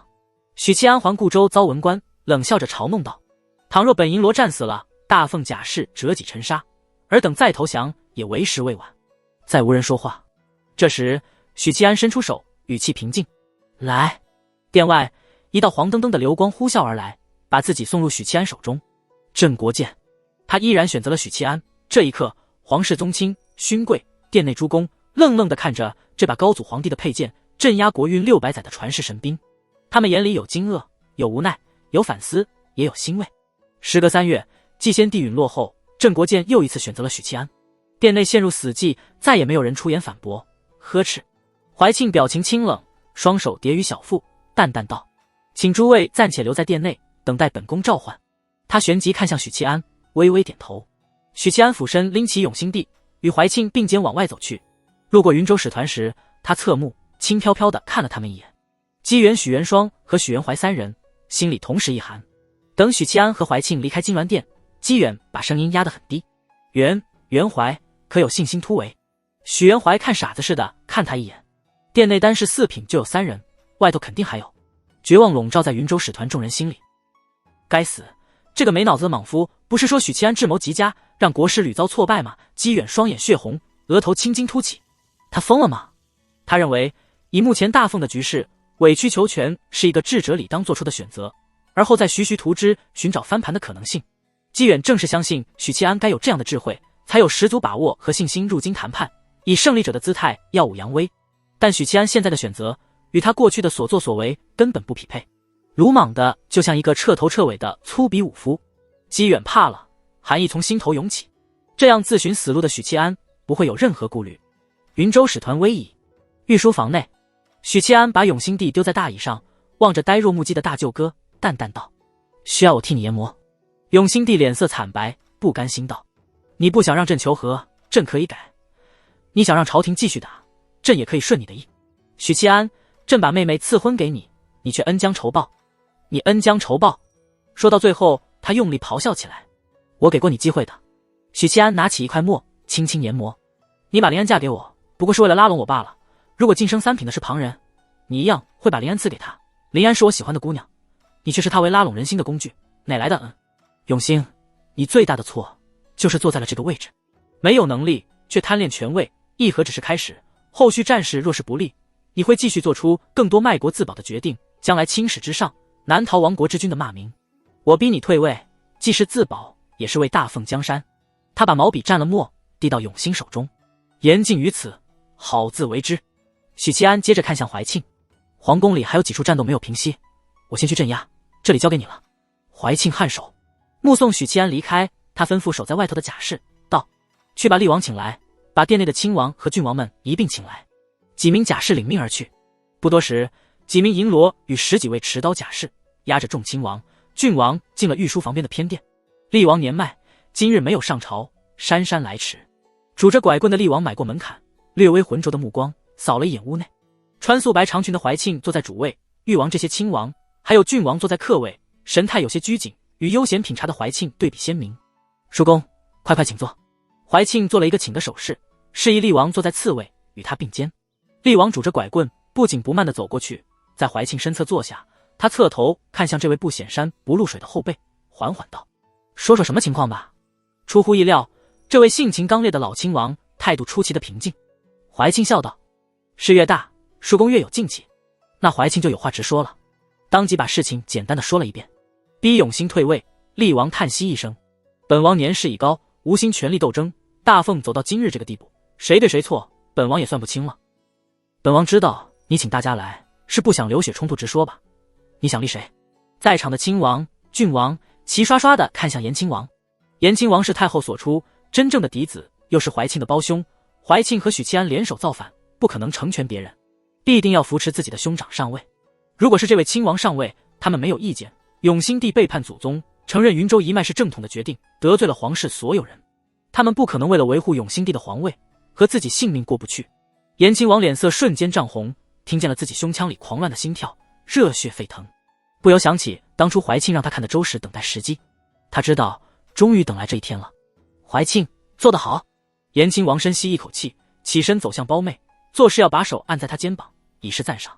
怀庆抬起头，目光冷淡地看他一眼，道：“四哥，做皇位你不够格。”他转而看向厉王，扫过在场亲王、君王，一字一句道：“本宫欲称帝。”他要称帝，四皇子伸出的手僵在半空，怔怔地望着眼前的胞妹，忽然觉得他好陌生。怀庆的话宛如惊雷，回荡在厉王等皇室宗亲耳边，震惊程度甚至要超过他和许七安逼永兴退位。他疯了吧？众人心里同时浮现这个念头。厉王定了定神，略微浑浊的目光死死盯着怀庆，道：“你说什么？”怀庆语气不变：“本宫欲登基称帝。”啪！厉王一巴掌拍在案上，拄着拐杖起身，指头颤抖地指向怀庆，怒不可遏：“荒唐！你这个孽障，你知道自己在说什么？区区一个女流之辈，妄图登基称帝，谁会服你？我看你是权欲熏心，被蒙蔽了理智。你若是登基，何以服众？到时候一定会有人借机造反，大奉王的更快。不能接受。永兴帝退位，厉王可以忍让。时局动乱，总会伴随权力更迭。永兴帝保不住皇位，是他能力不行。只要继位者是跟郑苗红的皇室亲王，那便没有问题。怀庆是跟郑苗红的皇族，但她是公主，一介女流，如何称帝？亲王和郡王们议论起来，或扼腕叹息，或拍腿怒骂疯子，情绪激动。严亲王见叔叔兄弟们反对，情绪高涨，他敏锐地抓住机会，抬手压了压，道：“各位叔伯，稍安勿躁。”这时候怀庆胞兄的身份凸显出来了，众亲王、郡王果然安静下来。家里女人得势，光环全在男人身上。怀庆是严亲王一母同胞的妹妹，她得势，众人就默认话语权在严亲王这里。严亲王苦口婆心劝道：“怀庆，四哥知道你素来有抱负，巾帼不让须眉，四哥答应会给你一个施展抱负的机会和空间。至于登基称帝的事，莫要再提，便是我们同意，诸公也不同意，天下人也不同意，就差没明说你一个女流之辈要当皇帝，这不是闹笑话吗？”怀庆看了看严亲王，继而扫过众亲王、郡王，语气平静：“谁说女子不能称帝？古来有之，大阳女帝开万世之先，河阳是大周之前的朝代，距今近2000年的历史。大阳中叶，各路诸侯叛乱，攻占大阳都城，屠戮皇室成员，将男丁杀光殆尽。当时大阳的一位郡主天赋卓绝，不学琴棋书画，专爱舞枪弄棒练武，没有别的意思，在父兄合族中男丁几乎被屠尽的叛乱中毅然而然站了出来。他聚拢军队，四处平叛，耗时6载，终于平息了诸侯之乱。而后他登基称帝，成为中原历史上第一位女皇帝。”厉王嗤笑道：“你若是二品武夫，本王跪下来求你登基。”大阳女帝2品进。怀庆镇定自若，表情未变，淡淡道：“本宫修为浅薄，区区4品之境，但许七安已经晋升2品。”偏殿内众人满脸错愕。厉王瞪大眼睛，拄着拐杖的手微微颤抖。许七安，他晋升2品了。见怀庆不语，急得顿了顿拐杖，怒道：“回答我，怀庆笑道：“不然，何以有底气与云州叛军决一生死？”誉王微微动容：“你是说，他支持你登基称帝？”怀庆恍惚了一下，因为想起当日两人的书传信的情景。3. 殿下，最后一个问题。1. 请说。3. 你真的愿意立嗣皇子？1. 为何有此疑问？3. 因为我觉得你想当皇帝。沉默了很久很久。1. 倘若本宫欲登基，你待如何？3. 可以。直到现在，回忆起那段交流，怀庆依旧能感受到自己当时翻涌不息的心湖。那一刻，他来到窗边，推开窗户，让阳光和寒流一起涌入。他迎着阳光，昂着脸，闭上了眼睛，叹息般的吐出3个字：许宁燕。怀庆没有回答誉王的问题，因为没有必要。他接着说道：魏党和王党皆是我的人，京城12位大部分都已投靠在我麾下，禁军5营只认虎符不认人，而虎符如今已是我囊中之物。再有许宁燕这位2品武夫支持，叔公、诸位叔伯，皇室之中可有人比我更适合称帝？江律中和张开泰统帅在玉阳关数万守军，是我的人；楚州总兵是我的人。叔公觉得够不够？鸦雀无声，沉默片刻，厉王沉声道：女子称帝，坏伦理，乱朝纲，莫要忘了京城之外还有一个云麓书院。巧了，本宫正要说此事。怀庆淡淡道：本宫已经许诺，让云麓书院重返庙堂，照守入内阁。厉王闭上了眼睛。怀庆趁势再问：论谋划，论才华，论胆识，皇族之中有人胜我？延亲王张了张嘴，最后还是什么都没说。怀庆起身，目光强势地扫过众亲王、郡王，道：除本宫之外，皇族中还有谁能挽救岌岌可危的大凤，挽救朝不保夕的你们？靠一个软弱无能的永兴。这是他首次展露锋芒，展露自己的不屑。皇室成员们这才意识到，过去太小觑这位长公主了，以为她只是好读书，颇有才名而已。从远景到永兴，她向来低调，不显山不露水，并不关心政务。直到此时，她才露出自己的真面目。当他们回过神来时，性命已经被握在人家掌中。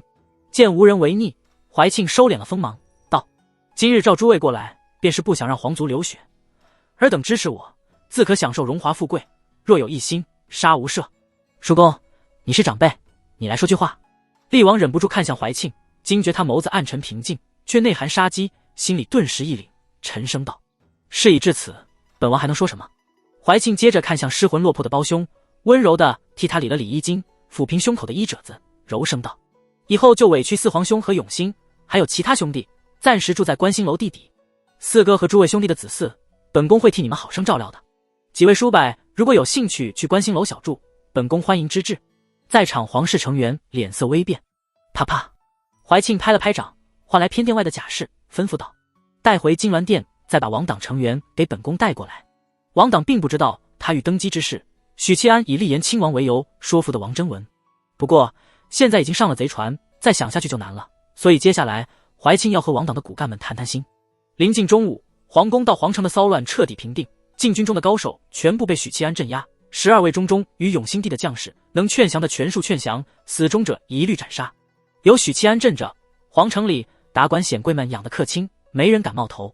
金銮殿内，诸公、勋贵、宗室再次齐聚。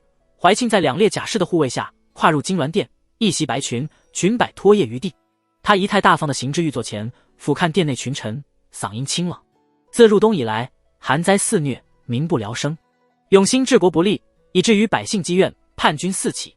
他自知德不配位，欲退位让贤，将社稷托付本宫。众卿可有异议？除云州使团外，满殿诸公、勋贵以及宗室尽皆俯首高呼：殿下厚德，可承此重任。因为没有登基，所以还不能称陛下。云州使团孤零零而立，心惊胆战之余，又有几分尴尬。金銮殿顶部，许七安负手而立，俯瞰整座宫城。冷风掀起他的衣角，吹起他的鬓发，耳边回荡着殿内诸公的声音。许七安没来由地想起2年前，他还是个微不足道的小人物。袁景、魏渊、监正、王征文以及殿内的群臣，个个都是身居高位，是他可望不可及的人物。2年后，这些人死的死，病的病，而庙堂诸公乃至整个京城都已在他脚下。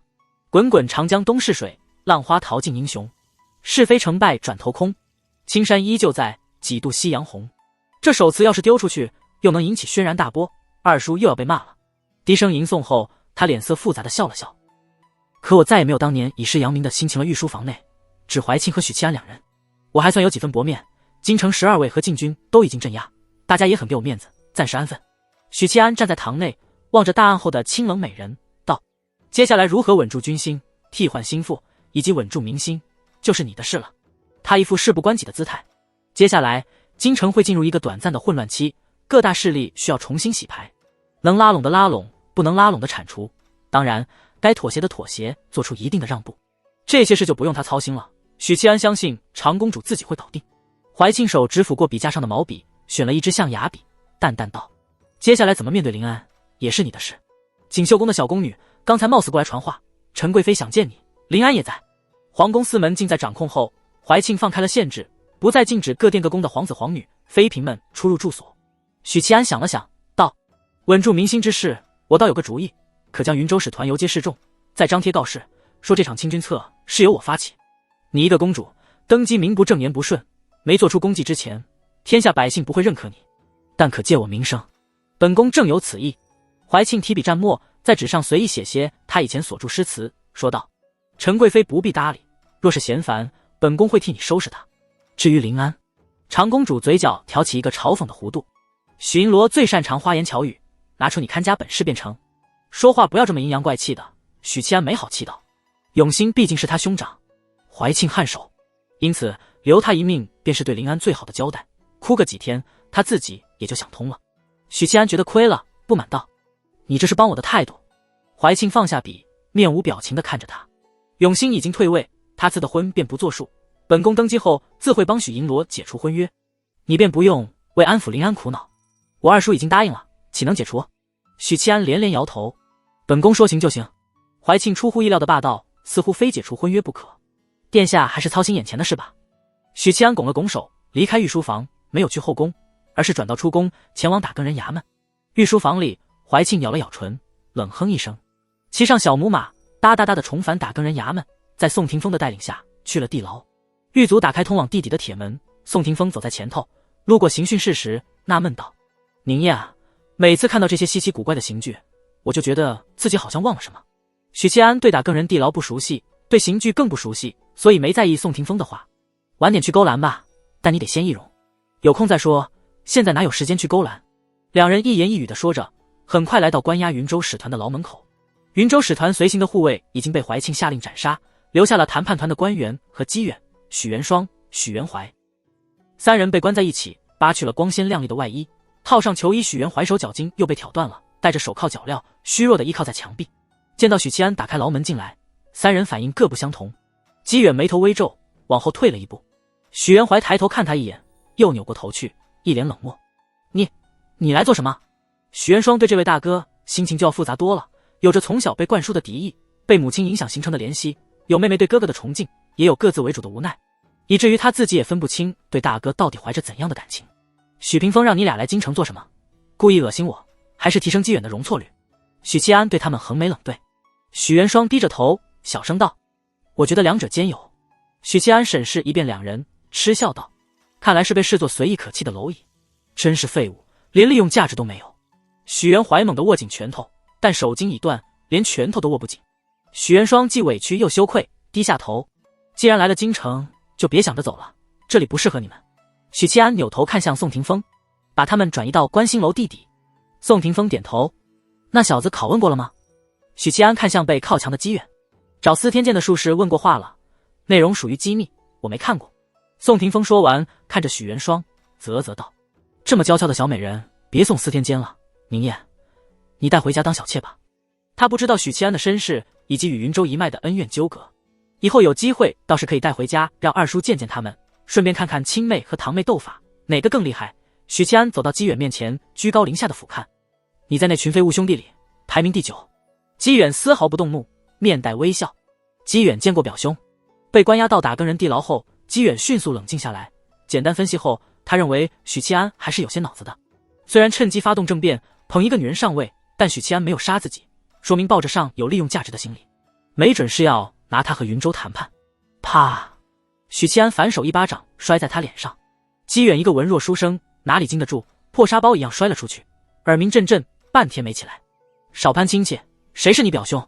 许七安表情平静，就像刚才拍飞了一只苍蝇。嫡子庶子，他又问道。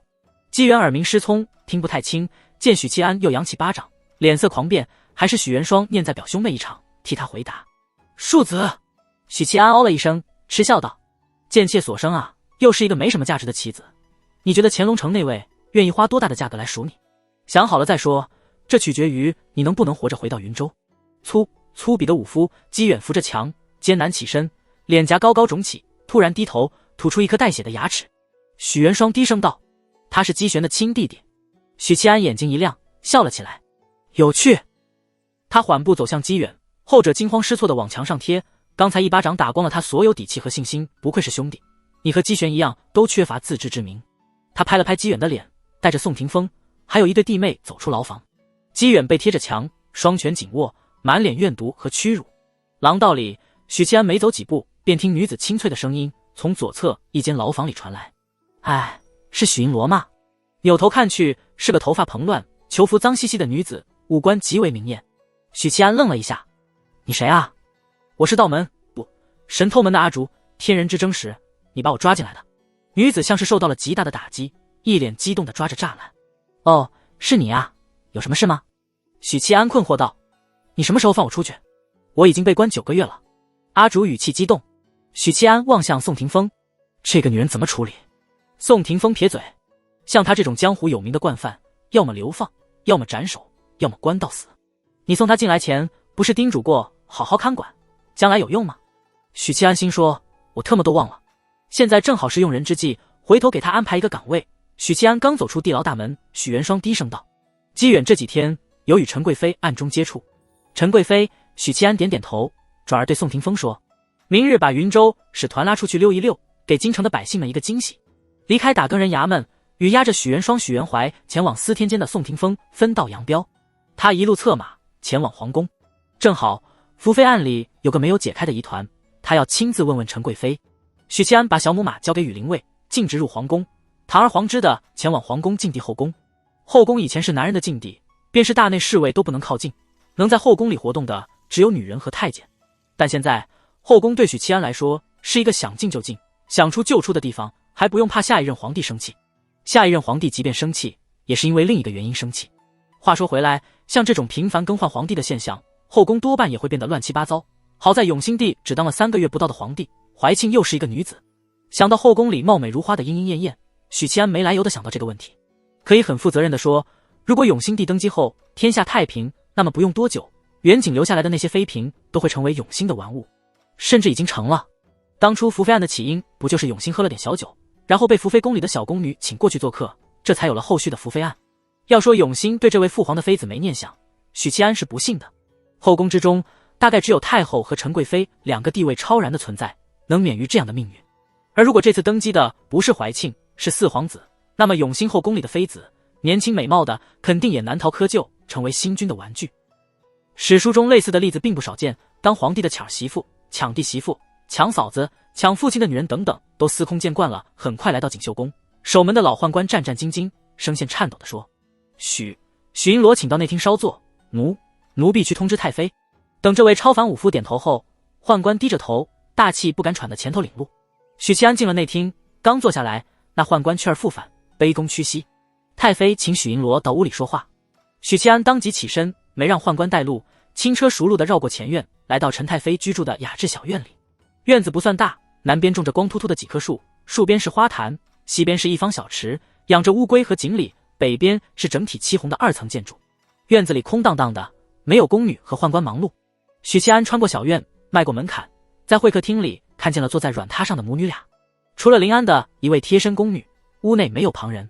陈太妃一如既往的美丽，繁复的发髻间插着华美的头饰，穿着裁剪合身做工精细的锦衣，40多的年纪，眼角有着浅浅的鱼尾纹，但无损姿容，反而有着特别的难以描述的魅力。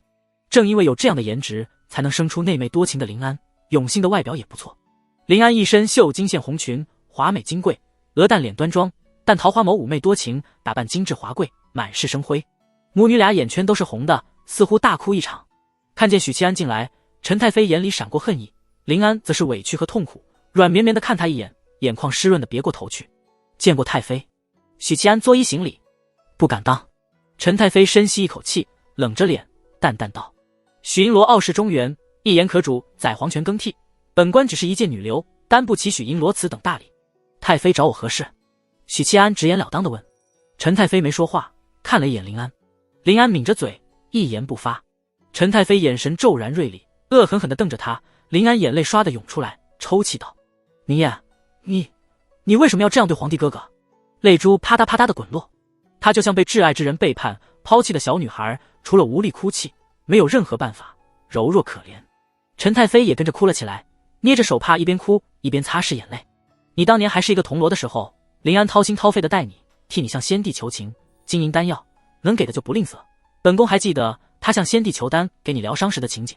谁曾想一转眼你便这般待他。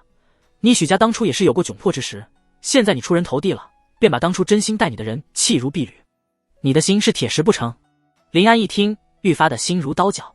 陈太妃哭泣道：本宫知道永兴大势已去，也不奢求什么，只念你看在林安的份上，让我们母子俩离开吧。本宫知道你会说自己能看好永兴，保他一命，但怀庆隐忍多年，心狠手辣，绝对不会放过永兴。你又不会时常留在京城，他便是将永兴暗中杀了，你又能如何？说着说着，哭叫道：我就这么一个儿子，他若是死了，我也不活了。他不是哭给许七安看的，是哭给林安看的。这招对许七安没用，但对林安可谓是穿心一击，毕竟骨肉之情无法割舍。看着平日里身份尊贵的母亲如此低三下气，林安泪眼朦胧地望着许七安。我知道自己没用，比不上怀庆，可是许宁烨，你能看在以前的情分上放过皇帝哥哥吗？许七安看着林安的脸庞，看着那双蓄满泪水的眸子，问道：如果我不答应呢？林安眼里的光芒熄灭，他没有说话，没有过激的情绪反应，只是低下了头。身边的宫女从未见公主殿下如此卑微，愤愤地瞪许七安一眼，然后心酸地抹了一把泪。殿下一片真心都喂狗了。许七安接着说道：大凤交在永兴手里，迟早灭亡。如果我告诉你大凤一亡，我会跟着身死，你还会让我放了永兴吗？林安愕然地抬起头。大凤灭亡，许七安殉国这件事，他是不知道的。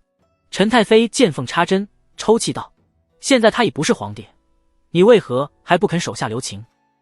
许七安沈笑道：带着永兴离开京城，然后号召各地军队，打着铲除乱党的名义造反。陈太妃打的是这个主意吧？陈太妃花容失色，迅速恢复，哭道：林安，他这是非要置你哥哥于死地啊！够了！许七安皱了皱眉，呵斥道：陈太妃，你是不是觉得有林安在，我就不会杀你？我连贞德都能杀，何况是你？原本想在林安面前给你留些颜面，既然你给脸不要脸，那我也不用顾虑什么。他旋即看向林安，柔声道：你想知道自己母亲的真面目吗？林安一愣：陈太妃，福妃案是你主使的，以太子为苦肉计，引出国舅当年的荒唐事，表面目的是扳倒太后，但真正的目标其实是让魏渊和袁景撕破脸皮。袁景一旦动了太后，魏渊绝对不会坐视不理。两虎相争必有一伤，不管谁胜谁败，对于某人来说都是好事。这不是你能想出来的计策？你和许屏风是什么关系？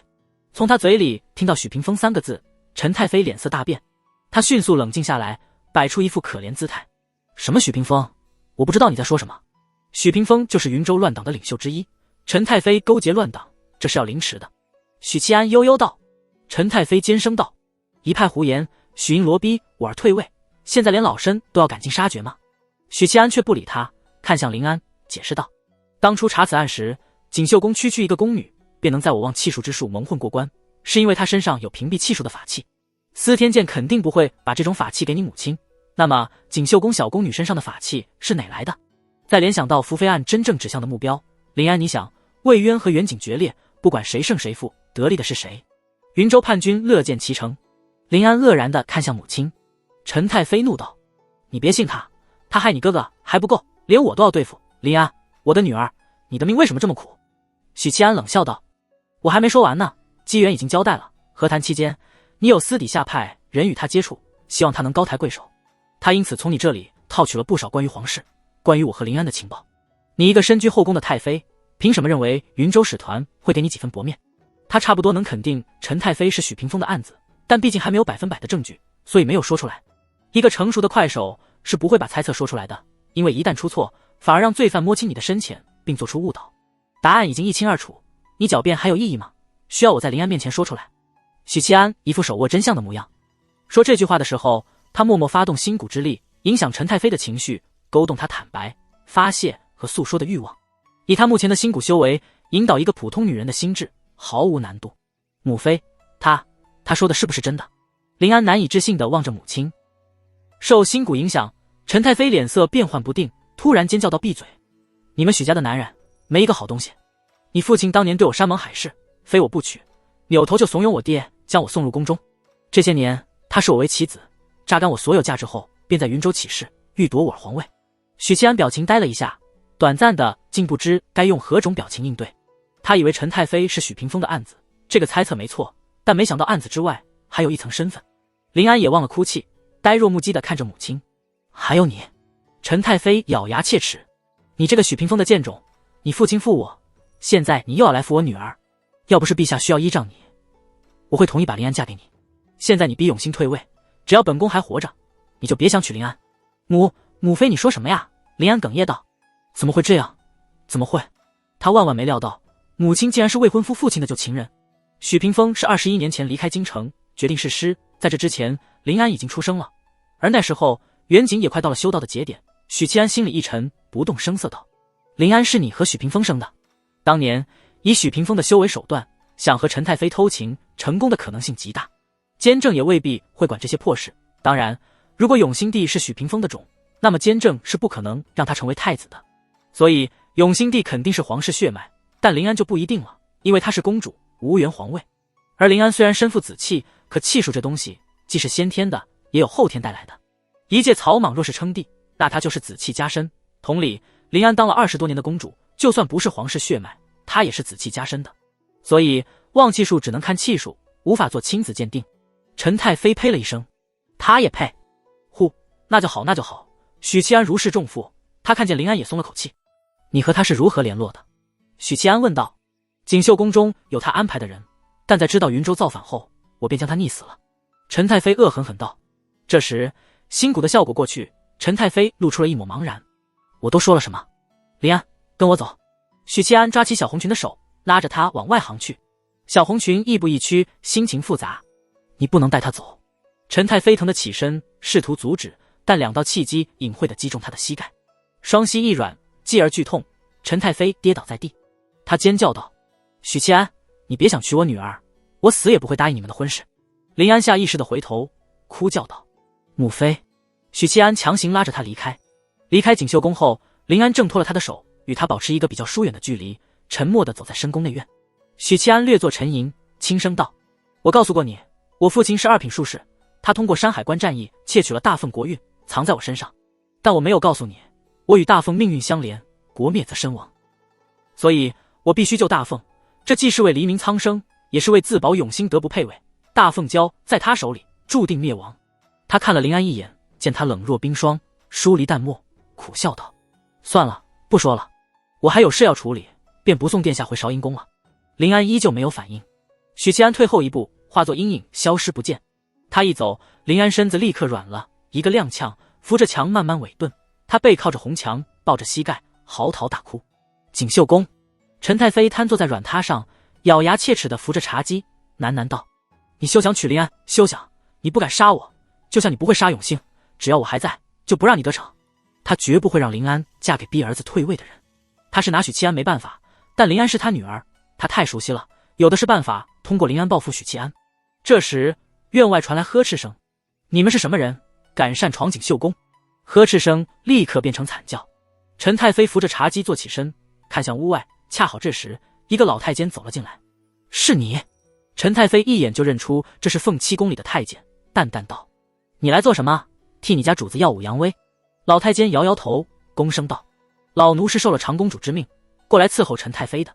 长公主殿下让老奴带了些礼物过来。”他尖声道：“拿上来。”2名小宦官迈入屋子，手里各自捧着托盘，托盘里2件东西，白绫和1壶酒。老太监笑道：“长公主殿下说，这2件东西她还没想好赐哪一个，先存在锦绣宫。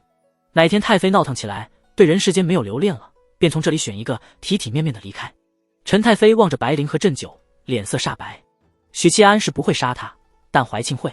宫墙边，林安哭得累了，扶着墙壁起身，不料脚麻，一个趔趄，险些摔倒。幸亏有人连忙扶住。他本以为是贴身宫女，扭头一看，看见去而复返的许七安。他穿着天青色的华服，俊朗的脸庞没什么表情，眼里却有无奈和疼惜。林安别过头去，下一刻他便被打横抱起，耳边响起他的轻笑声。在我们那里，这个叫公主抱，名副其实。林安把脸埋在他胸膛，哽咽道：我恨你，恨吧，越恨我，你就越不离开我。一阵风吹来，青衣和红裙随风鼓舞，两人走在悠长安静的宫墙边，渐行渐远。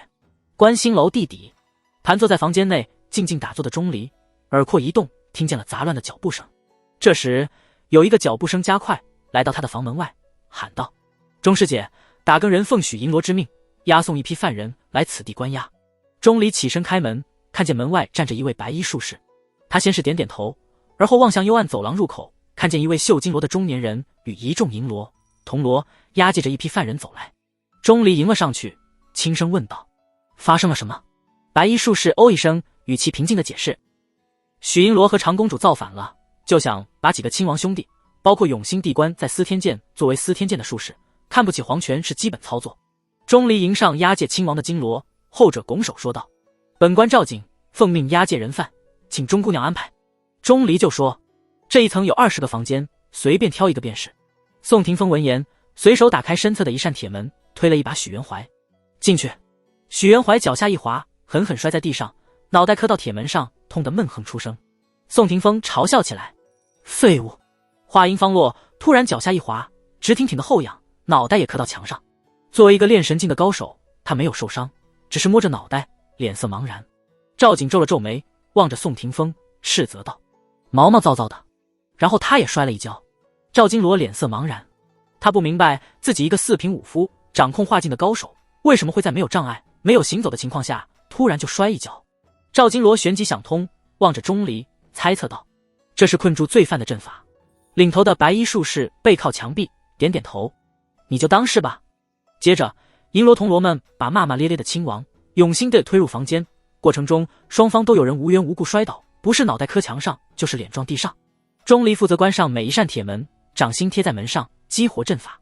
见事情办完，包括赵金罗在内，一众打更人背贴墙壁，谨慎的挪移离开地底。靠着墙壁的白衣术士感慨道：昨日还是帝王，今日就成了阶下囚，嘿嘿，让这些锦衣玉食的亲王们尝尝阶下囚的滋味也不错，不然怎么能知道人间疾苦呢？是吧，钟师姐？钟离愣住了，他呆呆地站了半天，眼睛越来越亮，急声道：你快去找许银罗，让他来我这里一趟。白衣术士也没问原因，点点头：好，不过钟师姐，您能先回房间吗？他指了指敞开的铁门，铁门能锁住钟师姐的厄运，他可不想3步一摔，术士的肉身很金贵的，经不起折腾。哦，钟离转身进了房间，铁门关闭的刹那，白衣术士听见啪叽的闷响，他猜测是钟师姐摔倒了。白衣术士走出地底，涉级而上，来到许七安暂住的卧房。他正要叩门，忽然福至心灵，想到不对，规避厄运3大法则，钟师姐的话不能听，钟师姐的身边不能带，钟师姐的东西不能碰。我大意了，差点忘记这3条法则。一念及此，白衣术士默默转身离开，还是把钟师姐的话转述给宋师兄，让他当炮灰吧。司天监浮屠宝塔内，白鸡拳缩在蒲团上，声音细软，娇声道：你怎么还没来？大师你放我出去吧，好无聊呀。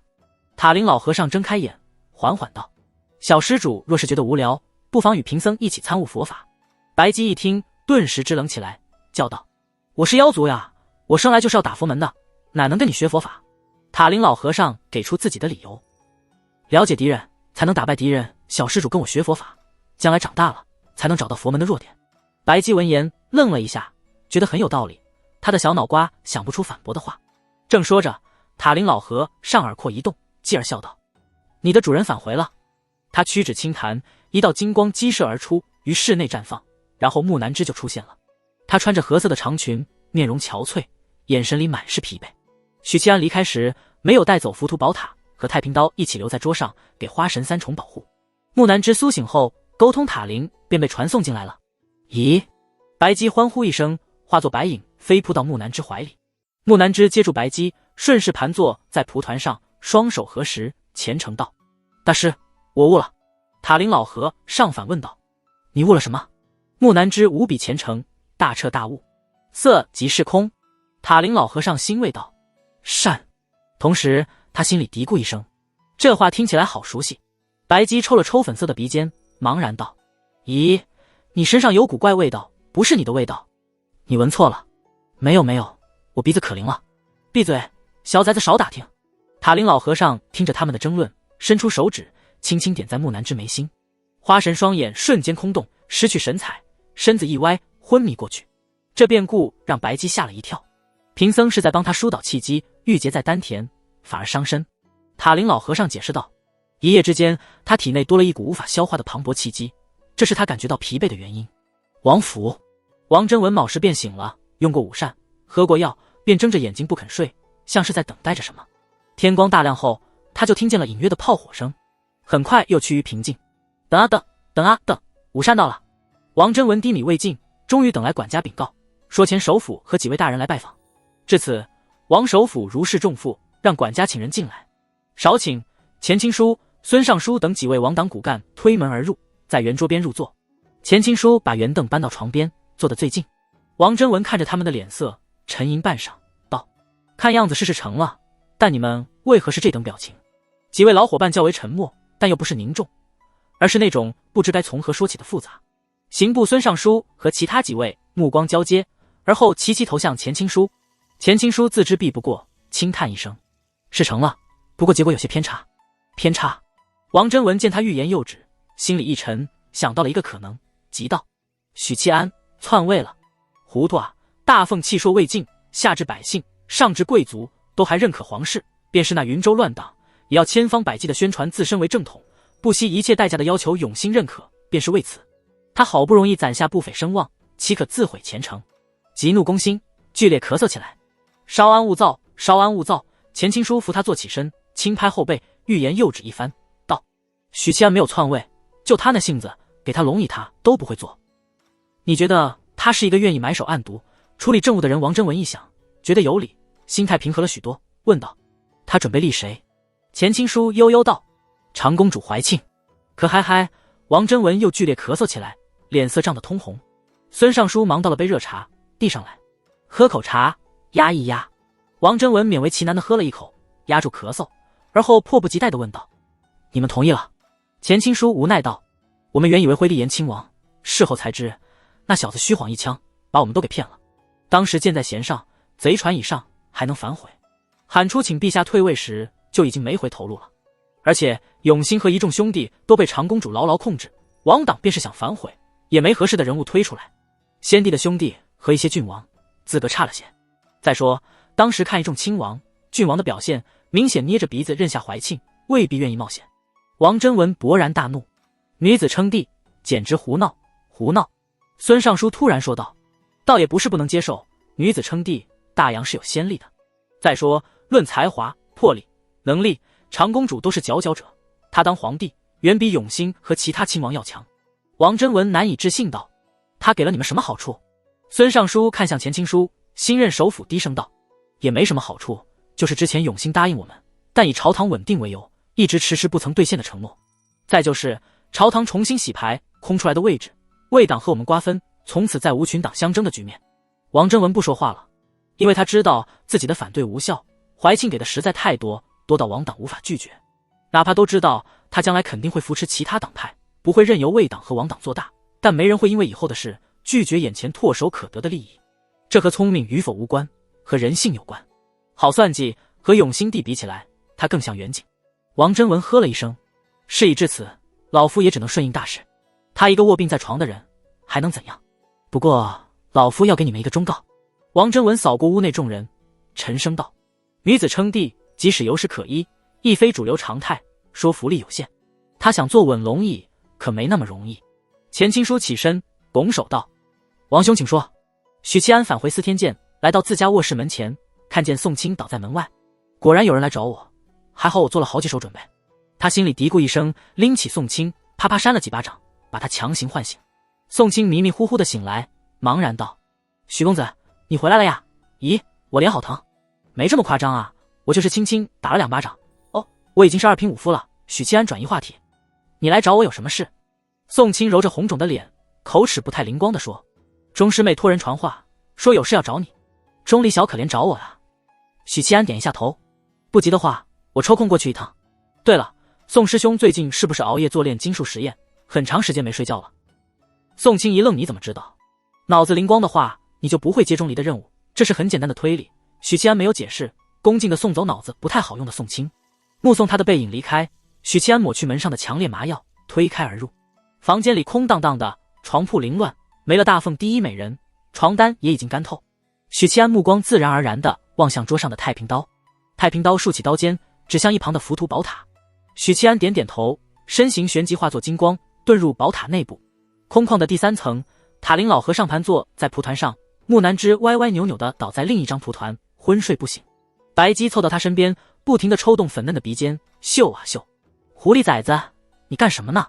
许七安心说，你在猥亵我老婆吗？白姬见到他进来，表示很开心，然后困惑地说，姨身上有怪味道，我总觉得很熟悉。许七安吃了一惊，心说，你怎么可能熟悉呢？你还是个孩子啊。白姬盯着他看了片刻，突然恍然大悟，我想起来了，叶姬姐姐每次和你交配完，身上就有这股味道。他抬起爪子，用力拍打一下蒲团，怒道，你是不是和我姨交配了？她是我的，不准你抢她。放心吧，她以后还会抱着你，陪你吃饭睡觉。许七安安慰道，给你一个舒服的靠枕。他心里补充一句。白姬一听就满意了，竖起了毛茸茸的狐狸尾巴。这时塔林老和尚找到机会说道，我替他梳理了气机，旁人10年都未必能修来这般磅礴的气机，这些都是许七安输入他体内的气机。顿了顿，老和尚说，他体内似乎还有一股力量在苏醒，非常神奇的力量，想来就是不死树的灵域。当日和幽冥蚕交流时，塔林也是在场的。许七安点了点头，抱起木南枝离开宝塔，回到卧室。他提前回来就是为帮他疏导气机，花神不通修行，无法自主地运转气机，这样一来，许七安渡入他身体里的气机会凝结在丹田，时间一长反而对身体有害。现在塔林主动帮忙，他倒是省了一番力气。许七安把花神放在床上，脱掉绣鞋，盯着白皙玲珑的小脚丫子看了几眼，不能操劳了美人，默默给她盖上被子。这时他感觉后脑勺被人敲了一棍，于是轻车熟路地摸出地书碎片，查看情况。鱼塘1号发来私聊：3殿下，1本宫派人安抚了一下临安，发现他情绪虽然不高，但已无大碍。3啊，还有这等事，我完全不知情。御书房里的怀庆看着地书碎片，呵呵了一声。方才前首副找本宫提了几个意见。许七安没有说话，耐心等待。不多时，怀庆的长篇大论发来。女子称帝，阻碍极大，本宫能压制朝堂诸公军队，却未必能压制各州官府、卫所以及百姓的悠悠众口。因此在登基前，首要的是掌控、引导舆论，让京城各大酒楼、茶馆说一说当年大养女帝的事迹，让更多百姓知晓这件事，而后将云州使团游街示众，拉拢民心。最后，前首府提议，本宫登基当日，若能有祥瑞之兆，则民心可定。提前吹一波大养女帝的功绩，让百姓心里有个底儿，尽可能的打消抵触心理，将云州使团游街示众，是一种拉拢民心的方式。这在上辈子某个自由国度的全民选秀里是常见套路，非常有用。祥瑞之兆说白了就是刘邦斩白蛇起义那一套，给自己一个名正言顺。而这一点恰恰是最重要的，永远不能小觑民心所向4个字。许七安在心里分析了一波，传书道：前首府有治国之才。这是前首府王征文的意思。3殿下与我说这个是。祥瑞之兆，本宫思来想去，没有一个适合的点子。这你不能问我，我只是个粗鄙的武夫。许七安心里吐槽一句，提了一个建议，让玲珑驮着殿下在京城上空飞一圈。京城百姓不识玲珑，抛媚眼给瞎子看。3我精通御兽手段，可引来百鸟朝凤。他刚说完，就自我否定了此建议。京城不是南方，冬日里几乎没什么鸟类，今年的冬天格外冷，很多耐寒性高的鸟都冻死了。即使他累死累活，能召唤来的鸟类也有限，小打小闹没意义，凸显不了女帝登基的仪式感。3你握着镇国剑，驾驭玲珑飞一圈。皇室血脉之人皆可握住镇国剑，而且百姓目力有限，飞太高看不到，飞太低绕京城一圈，显得本宫哗众取宠。怀庆想了想那个场面，觉得太丢人了。那你去找术士和儒家啊，他们才花里胡哨，我只是个粗鄙武夫。许七安皱了皱眉，抱歉，我没法子。罢了。御书房里，怀庆放下地书碎片，轻轻叹息。堂下的钱青书当即道：殿下，许银罗可有主意？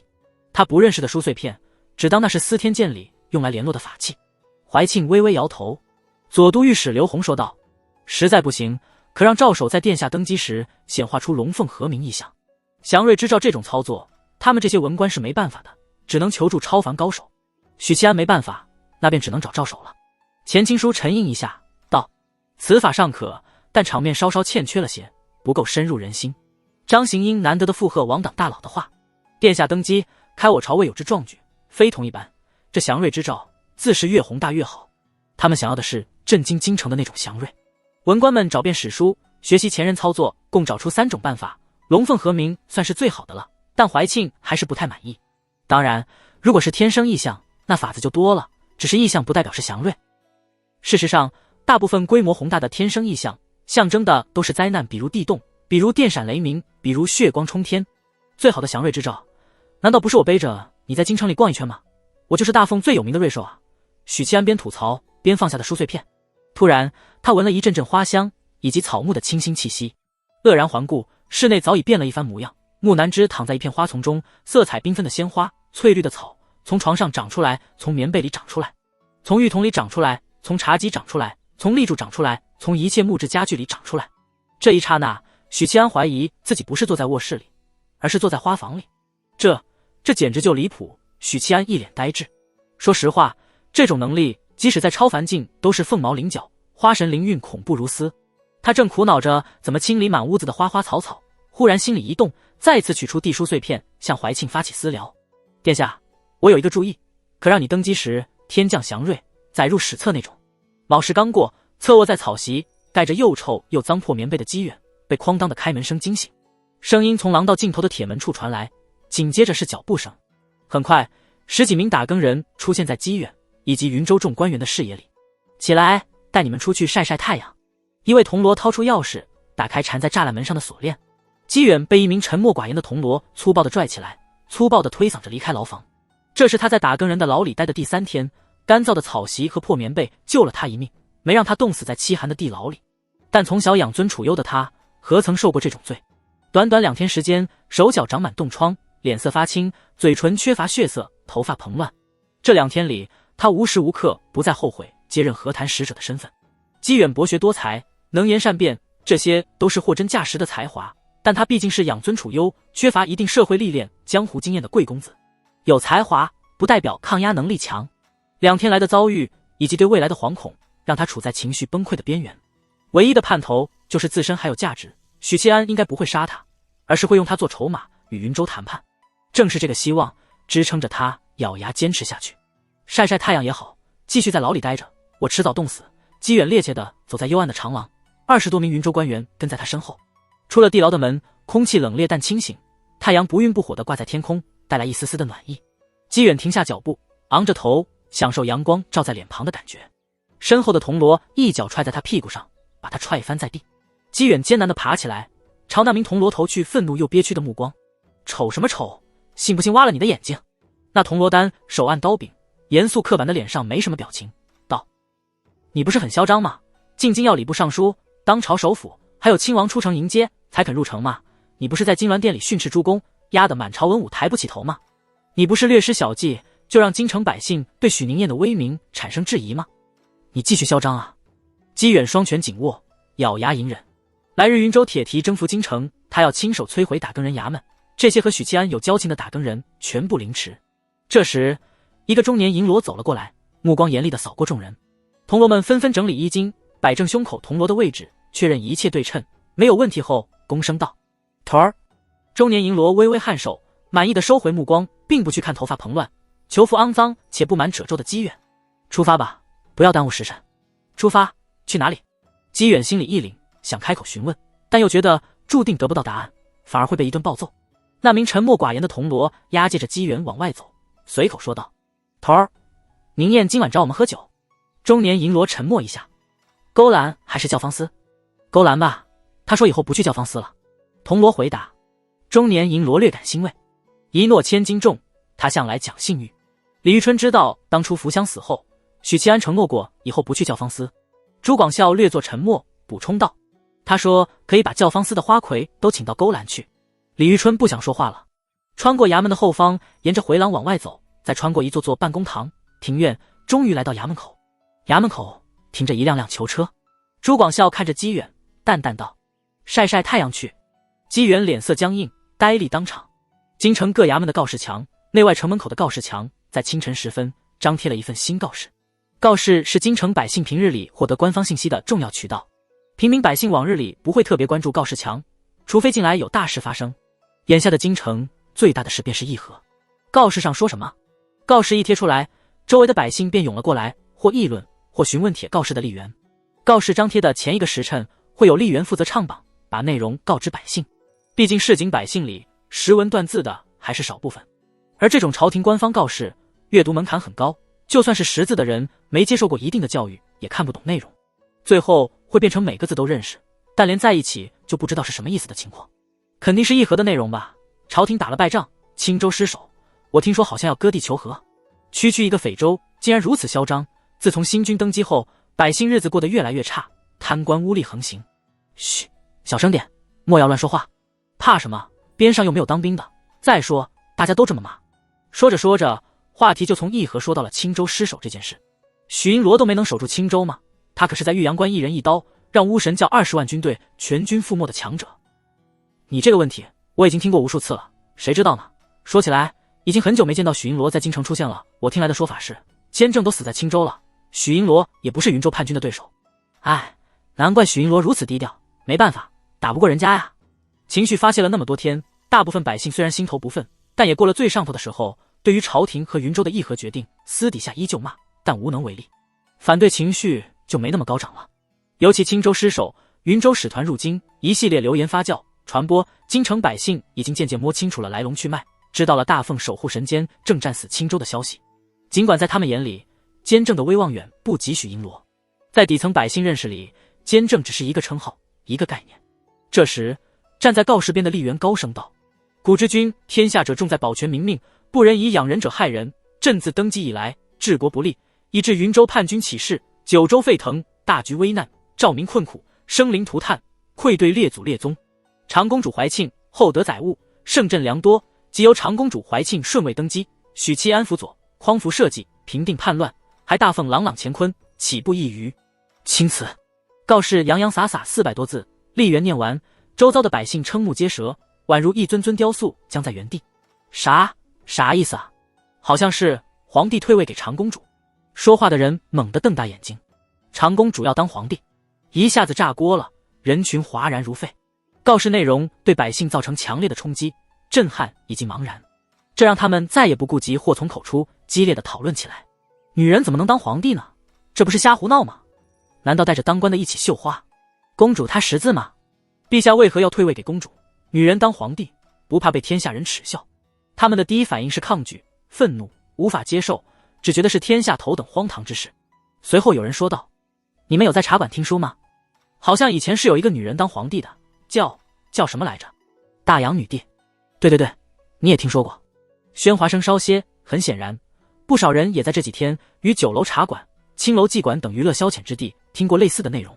接着又有人说，告示上说长公主登基由许银罗辅佐。哦，由许银罗辅佐呀。反对的声音又小了几分，但仍有人嘀咕道：“许银罗为何辅佐一个女人当皇帝？这不是瞎胡闹吗？我大奉开国600年，可没有这种先例的。”是啊，真搞不定关老爷还有许银罗在想什么，一边和云州议和，一边捧公主当皇帝。许银罗糊涂啊！本来是许七安为英雄，保护神的百姓对青州失守之事便心怀失望，对议和更是视作耻辱。尽管没有人公开指责许七安，但心里肯定是失望的。告示一贴出来，失望的情绪立刻发酵，转为不满。突然，一阵喧哗声吸引了告示墙周边百姓的注意。循声望去，只见一列囚车缓缓驶来，后边跟着一大群百姓，不停地朝囚车上的犯人投掷石子、吐口水，还有人拎着马桶朝囚车里的犯人泼粪。领头的几骑中，一位打更人高居马背，敲打着一面铜锣，高呼道：“奉许银罗之命，将云州逆党游街示众。”街道两侧群情激昂，闻讯过来凑热闹的百姓，有的加入投掷石子的行列，有的指指点点，破口大骂，有的击掌高歌，大快人心。姬元满头是血，心如死灰。随行的云州官员瑟瑟发抖，痛哭流涕。黄昏，御书房中，怀庆坐在铺设黄绸的大案后，堂内是刘宏和钱钦书2位党派魁首，以及礼部尚书。礼部尚书作揖道：“殿下，登基事宜已经筹备妥当。”穿素雅宫裙的怀庆微微颔首。待礼部尚书退回位置后，刘宏出列作揖：“今日举城沸腾，百姓抵触情绪仍有，但不算严重。许银罗的口碑也有好转，京城百姓还是爱戴者居多。”刘宏说完，忍不住笑了起来。以许银罗如今的声望，为殿下保驾护航，最适合不过。当朝无人比他更得民心啊！公主登基称帝，贵族阶层其实比百姓更容易接受，只要利益给到位，再以武力胁迫，屈服者不在少数。最主要的是，在统治阶层眼里，怀庆虽是女子，但毕竟是根正苗红的皇室血统。女子称帝属于破例，下一任新君仍是大奉皇室，这大大减轻了统治阶层的抵触心理。但平民百姓可不管这些，要安抚百姓，让他们信服。怀庆威望不够，主公威望也不够，只有许七安才能办到。钱钦书附和道：“殿下能否凝聚民心，就看明日了。”怀庆低着头，审阅着手里的折子，没有抬头的嗯了一声。时候不早了，几位爱卿先退下吧。三人作揖，退出御书房。怀庆手里的折子是内阁递上来的，内容是登基后的议因事宜，琐事林林总总，但有一条极为重要，那就是召各州部正使、都指挥使回京述职。这其实是一场谈判，拉拢，给各州大佬做一做思想工作。次日，这天京城的气氛极为古怪，上至王公贵族，下至市井百姓，都知道这是一个注定被载入史册的日子。因为长公主怀庆于今日登基，开大封600年未有之先例。皇帝登基，普通百姓无缘的见，但不妨碍他们关注议论。各阶层都有不同的看法。国子监的学子如林对于怀庆登基之事痛心疾首，即使云州使团被游街示众，也不能博取他们好感，最多就是不骂许七安了。市井百姓阶层意见最杂，有的无法接受，有的事不关己，有的选择相信许银罗。许府、婶婶也代表贵妇阶层发表看法：“老爷啊，宁燕这不是在瞎闹吗？女人怎么能当皇帝呢？我都不敢出门，害怕被认出是许宁燕的婶婶，万一被人拿臭鸡蛋砸了怎么办？”婶婶一如既往的美艳，岁月仿佛对她格外怜惜。虽然与女儿坐在一起的她没有了少女感，但并不显老，脸嫩肤白，没有任何皱纹。许二叔低头吃饭，不发表意见。大哥自有分寸的。相比起母亲，许灵月就很欣赏大哥的壮举。婶婶见自己的话题冷场，叹息一声：“青州失守，二郎也没了有音讯。林英在古族修行，不知道要何年何月才回来，他会不会被南疆的蛮夷欺负啊？”许宁燕这个没良心的坏种，回了京城，也不知道回家里看看。正说着，婶婶目光一僵，直勾勾地看着厅外。许二叔和许灵月察觉到他的异常，扭头看向厅外。夜色里，许七安一袭天色青锦袍，手里拎着一坛酒，走到了檐下灯笼散发的光晕里。再一跨步，便越过门槛，进入内厅。宁燕，喜色从许二叔脸上泛起，他豁然起身，朝侄儿迎上去。婶婶和灵月也绽放笑容，不过前者立刻哼一声，摆出冷淡姿态，后者则欢喜得像个小女孩，跟着父亲一起起身迎向大哥。二叔，我回来了。许七安笑道：“游子归来，一句我回来了足矣，回来就好。”许二叔拍了拍侄儿的肩膀，接过他手里的酒，转头朝婶婶的贴身丫鬟绿娥说道：“给大郎准备碗筷。”许灵月抓住机会，柔柔喊道：“大哥！”语气颇为轻快，显示出少女此刻欢喜的情绪。许七安端详着大妹妹，笑容温和。一段时间没见，出落得更漂亮了。完美继承了婶婶美貌的她，在颜值方面出类拔萃，清丽脱俗，五官精致。许灵月脸上笑容更甜美了，轻声埋怨：“大哥今日回府，也不知道提前派人知会一声，我好做一些你爱吃的下酒菜。”三人旋即在桌边坐下，绿娥取来碗筷后，许七安和二叔喝酒闲聊，说起远在雍州的二郎。宁燕啊，你既然回了京城，想必是知道青州失守的消息了。许二叔喝了一口小酒，说道：“那想必有去雍州看过二郎了吧？你婶婶一直担心二郎，我就跟他说，二郎就算真有个万一，你早就回来通知我们了。”许七安表情僵了一下，青州失守有段时日了，二叔难道没有写信问询二郎的情况？许二叔表情也僵了一下，叔侄沉默对视，相顾无言。虽然有些不合时宜，但这熟悉的既视感是怎么回事？总觉得以前发生过类似的事。许七安沉吟一下，道：“没事，云麓书院的3位大儒都在雍州，他们会照看好二郎的。”许二叔也只能这般安慰自己，说得对。这时许灵月找到插嘴的机会，说：“大哥，你身上怎么有脂粉味儿？”闻言，许二叔立刻用嘴上没毛办事不牢的眼神看侄儿。“咦，有这么重吗？”许七安诧异的闻了闻，镇定自若的说道：“刚才和打更人衙门里的几位同僚喝酒，席上有姑娘陪着，但我一心只想回来看二叔婶婶，还有妹子你，小坐片刻就回来了。许灵月哦了一声，展颜一笑，对这个答案非常满意。主要是大晚上的也没青桔买了，而且林英不在家，没法看着他一边脸色狰狞一边啃青桔的模样。许七安心里嘀咕，许灵月这么一打岔，一家人便又把二郎的事忘一边了。许平志沉吟一下，道：听说长公主要登基。许七安便把大致情况说了一遍，包括自己一定要费永兴的理由。风雨飘摇啊。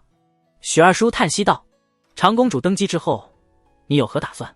许七安想了想，斟酌道：我会先去一趟青州，见一见许屏风，正式与他华夏到来，一较生死。这将是他正式以旗手的身份，代表大凤，代表自己向云州和许屏风下战书。许平志脸色复杂，悲伤、无奈、唏嘘、痛苦皆有，喃喃道：骨肉相残，父子相枪，何至于此？许七安摇着头：二叔，他不是我父亲，你才是我父亲，我与他之间必须要分生死，他不会放过我，我也不会放过他，我会追杀他到天涯海角，不死不休。他给许平志倒酒，黑道：许屏风没有退路了，他知道我不会放过他，当然我也是。婶婶就说，回头我就让族里把他的名字划掉，逐出许氏一族。婶婶肯定是义无反顾支持侄儿的，虽然这个侄儿又讨厌又不会说话，但毕竟是他养大的崽。许屏风是丈夫的大哥，又不是他的大哥。谢谢婶婶。许七安难得说了一回人话，接着又道：二叔，我在云州还有一个弟弟，一个妹妹，他俩这次随云州使团入京，纯粹是来恶心我的，现在被我关在4天监了。当下把许元双和许元怀姐妹的事情，包括雍州时的交集，告诉了二叔。听起来人不算坏，好歹也是我许家的血脉。许二叔语重心长地说道：有空带回来见见，别虐待他们。许灵月突然说道：爹，大哥怎么会虐待他们呢？就算他们敌视大哥，跟着云州乱党想杀大哥，处处与大哥作对，但大哥就算受尽委屈，念在骨肉至亲，也不会伤害他们。许平志刚要点头，被婶婶愤怒的拍桌声吓了一跳。呸，就是2个坏种，带回来作甚？婶婶怒道：不许带回府。你好端端的发什么火？许二叔试图和妻子讲道理。许七安看一眼大妹妹，忙说：好了好了，没必要因为他们吵架。二叔，喝酒喝酒。许灵月嫣然道：大哥喝酒。乖巧的替他倒酒。你看那云州来的妹妹，只想着害你，不像我，只会心疼大哥。卯时，天蒙蒙亮，皇宫中鼓乐齐鸣，凑齐恢宏的乐章。登基大典异常繁琐，首先由礼部尚书带领群臣替新君祭祀天地，结束后，新君穿着丧服祭祀太庙列祖列宗。这2个步骤完成后，登基大典才算拉开序幕。礼部尚书率领礼部官员前往天坛、龙坛以及太庙，告知神灵与历代皇帝英灵，新君即将继位。待返回后，礼乐大作，气势恢宏的钟声回荡在金銮殿外。东宫，怀庆在宫女们的服侍下穿上大裘冕，这种制服结构极为繁复，有冕、中单、大裘、玄衣、勋长配套，滚冕金饰，垂珠12流，上衣绘日、月、星辰、山、龙、华虫6章纹，下长袖枣、火、粉米、宗仪、符6章纹，共12章，因此又称12章衣。穿戴整齐后，2名宫女搬来与人等高的铜镜，摆在怀庆身前。铜镜中，长公主薄施粉黛，长眉描重，凸显英武锐气。她本就是清冷金贵的女子，如今穿上12章衣，头戴12流冠冕，华贵威严之气扑面而来。即使是平日里言笑晏晏的大宫女，此刻竟大气都不敢喘，垂头低眉，温顺的像一只鹌鹑。世间罕有如此霸气的女子。一位礼部官员迈入东宫大门，隔着垂帘躬声道：殿下，时辰到了。怀庆恩一声，在宫女和宦官的簇拥下离开东宫，于恢宏钟鼓声中前往金銮殿。过金水桥，穿过广场，怀庆行于丹壁之上，目光望向前方的金銮殿，依稀可以看见金碧辉煌的大殿内那高高在上的玉座。他脑海里闪过的是天性多疑，容不得才华横溢子嗣掌权的远景，是两鬓斑白的大国守卫渊，是算无一策的大凤守护神监正，是软弱无能欠缺魄力的永兴。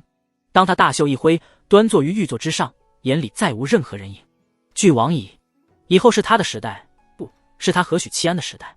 他和他是当今大凤站在权力巅峰的2人。文武百官在礼部官员的引领下，从午门进入，过金水桥，按官职高低有序地站在御道两侧。而后武英殿大学士兼首辅前卿书捧出即位诏书，交礼部尚书捧诏书至阶下，再交礼部司官放在云盘，送到司礼太监手中。一身红色蟒袍的司礼监掌印太监躬身接过云盘，向百官宣读诏书。诏曰：西高祖皇帝龙飞鸡合，迅扫区域，东抵径山，西遇佛门，人风一生，震荡陆河，扫大周之顽疾，还四海之安康。600年间，四海承平，煌煌功业恢于人皇。兄用心以庶出之资，四守大业，秉性不孝，昏聩软弱，上不敬祖，下不爱民，谄媚叛党，人神共愤。朕本女子，何上天眷顾，祖宗之灵，遂受命于危难，置阴险于左右。今文武大臣百司众庶合辞劝进，尊朕为皇帝，遗主前离，免询众请，于1月17日即皇帝位，定年号怀庆。大礼继承，所有核行庶政，并宜监举。言罢，遇到两侧，文武百官纷纷下跪，高呼：吾皇万岁万岁万万岁！呼声宛如海啸，震耳发聩。御座之上，怀庆俯瞰百官，君临天下。观星楼八卦台一袭褐色华美长裙的木南枝站在八卦台边缘，轻轻摘下右手腕的手串，风吹起她的裙摆和青丝，翩然如瑶台仙子，艳冠人间。她扬起右臂，袖子顺势滑落，皓腕凝霜雪。青葱玉指做出拈花状，木南枝合眸，低声念道：无愿京城花开，香满人间。凡人肉眼看不见的虚空里，生命的种子从她体内溢散，随风飘扬，飘过河畔，河畔柳树抽芽，飘过庭院，庭院万紫千红，飘过大街小巷，草木疯长，刹那花开。从高空俯瞰，可以看见姹紫嫣红的色彩在京城各处晕染开来，花香浮动，心旷神怡。后世史书记载，怀庆1年1月17日，女帝登基，京城刹那花开，暗香10里，天降祥瑞，京中百姓欣喜若狂，出其门，于街中跪拜，高呼万岁。史书没有记载的是，满城花开的那一天，许银罗在司天监观星楼插花一整天。木南枝眼前一黑，软绵绵的栽倒，他没有摔在地上，而是摔进许七安怀里，休息一下。许七安搂着老阿姨的小腰，只觉得世间手感最好之物，便是如此，也只能如此。木南枝浑身绵软地趴在他怀里，头晕目眩，呢喃道：都怪你，害我头疼死了。他半撒娇半嗔怒的模样，能软化男人的骨头。许七安抬起手，轻轻揉捏他的眉心，感慨道：世间美人千千万，唯独花神不可无一，不能有二。木南枝皱了皱眉，少花言巧语，你便是嘴皮子磨破了，我也不会再和你双修。祝你晋升2品后，我们就两清了，再逼我就出家。许七安也分不清他是傲娇还是初夜终生难忘，以至于产生心理阴影。知道了。他抱起40岁的漂亮阿姨，顺着楼梯离开八卦台。木南枝问题不大，就是消耗严重，有些气虚力竭，所以浑身难受。不死术的灵韵还在苏醒中，他能使用的力量有限，满城花开的操作对目前的木南枝来说有些勉强。还难受吗？许七安给他倒了一杯温水，注入些许气机。木南枝头晕目眩，嘤咛一声：我想休息。双休一下吧，双休能迅速恢复精气神。许七安趁机提议，他不是忽悠，气虚力竭时依靠双休能迅速恢复，远比自然恢复要快。不要，你要是碰我就出家。木南枝连忙摇头，啐道：臭不要脸。他绵软无力的侧躺在床上，脚丫子无力的蹬了几下，似乎想蹬掉绣鞋，但没能成功。许七安抓起他的脚，帮忙推掉鞋子和罗袜。我帮你捏一捏，会好受许多。只许捏脚，别想做别的。我是那种人吗？你轻点。云麓书院，赵守斋戒2日，于今日沐浴，换上了一件崭新的袍子，把头发梳得一丝不苟，戴上如冠，花白的胡子也用剃刀精心修整了一番。顿时整个人焕然一新，与之前洒脱不羁的狂儒形象天差地别。赵守从尘封已久的柜子里取出一支竹篾书香，他用汗巾仔细擦干净书香上的灰尘，背在身后离开了云麓书院。就像当年背着他父籍游学，千里迢迢来京城云麓书院求学，历经千帆，他仿佛又回到了少年。前往京城的官道上传来朗朗的念书声：少小须勤学，文章可立身，满朝朱子贵，尽是读书人，莫道如观物，读书不负人。木南枝一觉醒来，天色已黑，屋子没有点蜡，漆黑一片。天黑了，睡了这么久，他脑子迷迷糊糊，吃力地坐起身，以手扶额，过了10几秒，昏沉的思绪渐渐清晰，想起了白天一念花开的施法。没想到恢复得这么快，木南枝感觉除了脑子昏沉，身体状态极好，丹田温暖，像是怀抱火炉。他刚要掀被子起身，忽然察觉不对劲，后背凉飕飕的，这才发现自己不着片缕，衣裙被扒了个干净。接着想起了和许七安回房后的事，捏脚丫子，捏着捏着就捏到腿儿，然后就莫名其妙的和他双休了。臭不要脸的！木南枝抽出垫在后腰的枕头，气恼地砸在地上。这枕头还能睡吗？他掀被子下床，双手在床边的地面抹黑半天，终于摸到裙子，麻溜地套在身上。这时才感觉大腿根部湿漉漉的。花神是个爱干净的人，也是个懒女人，一想到还要自己去挑水洗澡，怒气值就蹭蹭往上涨。套好裙子后，他摸索到桌边，点燃蜡烛，驱散黑暗。房间里静悄悄的，白姬不在，那把破刀也不在，浮屠宝塔也没有，这让木南枝猜到狗男人可能还在司天监。他把房间里的蜡烛逐一点亮，绕至屏风后，借着明亮的烛光看去，浴桶里蓄了满满的水，干净清澈，绝对不是上次被他们弄脏了的水。木南枝嘴角微微挑起，又迅速板起脸，哼道：“臭男人，还是有点良心的。”司天监地底，许七安盘坐在钟离面前，狐疑道：“你确定只要敲的次数足够，我就能得到监正的底牌？”钟离在他面前鸭子坐，以确保自己比许七安高一点，弱弱道：“乱命锤和气数命格有关，老师的炼气手札里也说了，气运加深者，锤之可开窍，所以肯定是给你用的。但我除了当一回青楼妓子、武大郎和读书人，什么都没变化。”许七安皱眉道。钟离细声道：“这不是重点，重点是老师的目的。他留下乱命锤的目的是什么呢？给你开窍吗？但你是二品，根本无需开窍。”说完，他歪了歪头，一副考笑你的模样。啪嗒，许七安屈指弹在他脑门，笑骂道：“你在考我的推理吗？”他旋即收敛笑容，斟酌片刻，分析道：“监正虽然栽了个跟头，但以他的智慧，肯定会一些以防万一的底牌，普通人都知道未雨绸缪，何况是他。那么，如果大凤没有了他，最致命的短板就是顶尖超凡战力的缺失。顺着这个方向思考，不难得出监正必有办法弥补双方战力的悬殊乱命锤与气数有关，开窍。”思路越理越清晰，许七安脑海里突然灵光闪现，宛如一道惊雷劈入大脑。他眼光炽烈地看着钟离手中的小木锤，兴奋的身躯开始颤抖。他知道乱命锤的真正用途了。乱命锤能给身负气运者开窍，不是正常意义上的开窍，而是气运领域的开窍。那么开的是什么窍？许七安不知道，钟离也不知道，但其实是有线索可循的。许七安身上的气运是大凤的半数国运，它最大的用途是什么？许七安以前以为是出门捡1钱银子，叫方四白嫖到天荒地老，但这些和战力加成无关，顶多属于幸运光环。国运的哪些表现与战力加成有关？答案呼之欲出，众生之力，是众生之力。钟离见他神色，便知他已猜出真相，啄了啄脑袋，给予肯定的回复。这可是监正才能掌控的权柄啊！许七安按捺住激动的情绪，斟酌道：“我也能掌控众生之力，但必须借助楚元稹的养义手段，在百姓群情激昂的情况下，才能调动众生之力御敌。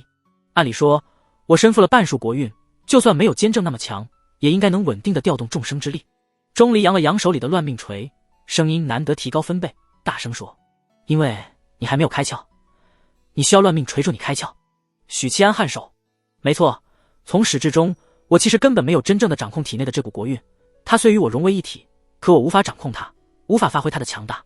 如此一来，各个细节就吻合了。所谓开窍，指的是让许七安能掌控众生之力，从而提升战力，在短期内实力突飞猛进。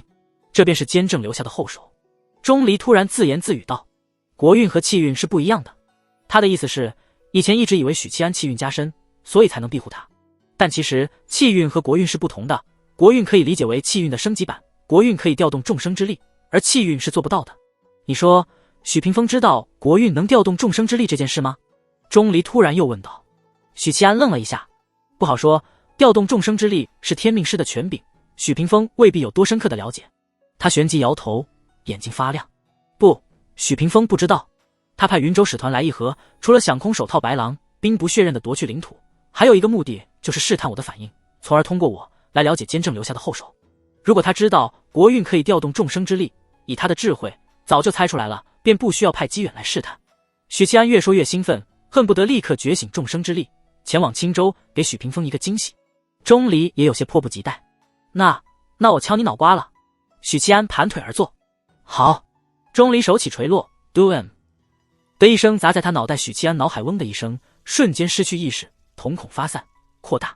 几秒后，发散的瞳孔恢复焦距，他看了一眼钟离，突然蹦起身，捏着兰花指，声音尖细的唱道：“天上掉下个林妹妹。”这回是戏子命格，曲儿没听过，怪好听的。钟离默默的欣赏许七安一个人表演，看着他扮出各种矫揉造作的姿势，嘴里飘出曲儿。半个时辰后，乱命锤的效果过去，许七安茫然地站了片刻，面皮抽搐道：“为什么不直接过？再来一锤，命格就会切换。”但钟离硬是让他唱了1个小时的曲儿。凌乱披散的头发下，钟离明亮的眸子眨巴一下，怪好听的。许七安摸着钟离的头，皮笑肉不笑地说：“我要不在这里，或者刚才唱曲儿的人不是我，也许今天就是钟师姐你的忌日，你会被杀人灭口的。”钟离小声道：“就是因为你在这里，我才大胆了一些。怎么忍心怪你犯了错？是我给你自由过了火。”许七安点点头：“继续，速度要快，我们不要浪费时间。”话刚说完，钟离一锤子敲了过来，许七安瞳孔发散，而后一个踉跄跪倒在地，哭喊道：“女菩萨行行好，赏点银子吧，乞丐命格。”钟离手起锤落：“锄禾日当午，汗滴禾下土，劳动人民最光荣。”钟离手起锤落：“好吃不过饺子，好玩不过嫂子。”说罢，试图把脑袋钻入钟离裙底。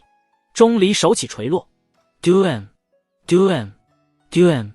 钟离敲锤的次数越来越多，越来越快，到最后锤子快到宛如残影。许七安茫然呆坐，瞳孔涣散，没有焦距。这一刻，他仿佛经历了无数次的人生，职业的高低贵贱，人性的善美丑陋，体会着民间疾苦，众生百态。突然，他听见了一声洪钟大吕，震耳发聩，体内好像有什么东西挣脱了枷锁。许七安睁开眼，随后化作阴影，消失在地底。再出现时，他来到了观星楼八卦台。此时夜幕沉沉，整个京城笼罩在黑暗中，只有少部分区域点着烛火。黑夜中的京城寂寂无声，但在许七安眼里，它是热闹的，是精彩的，是悲凉的，是罪恶的，是美好的。他看待人世间的角度与平日有了截然不同的变化。一切美好皆来自人间，一切罪恶皆来自人间。这一刻，他仿佛超脱了善恶，模糊了正义与邪恶的边界，成为冷漠俯瞰苍生的神灵。下一刻，他缓缓沉入人间，浸泡在俗世间的善与恶之中，和这片滚滚红尘融为一体。许七安张开双臂，大声道：“来，众生听我令！”刹那间，一道道黎明苍生凝聚的力量蜂拥而至。这股力量不属于气机，不属于灵力，不属于精神力，但包含着凡人的喜怒哀乐、贪嗔痴恨、悲欢离合，包含着他们的念力。非要定性的话，这股力量属于是大势的势。众生之力蜂拥而来，许七安便如海纳百川，将这股力量凝聚于体内。观星楼内，除了木南枝和孙玄机，所有术士匍匐于地，如临天威。青州深夜里，葛文轩脸色凝重地敲开姬玄的房门：“我联络不上姬远公子了。”葛文轩没有任何寒暄，直入主题。姬玄脸色陡然一变：“我和姬远公子保持2天联络一次的频率，既是报平安，也是为了解和谈经过，但今天我联络不上他了。”葛文轩手里握着一只传音法螺，姬玄劈手夺过，把法螺置于耳边，沉声道：“姬远。”连喊数遍，无人应答。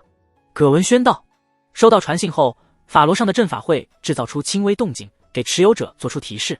倘若法螺在姬远公子手中，他不会察觉不到。”姬远轻轻把法螺放在桌面，沉声问道：“和谈到哪一步了？”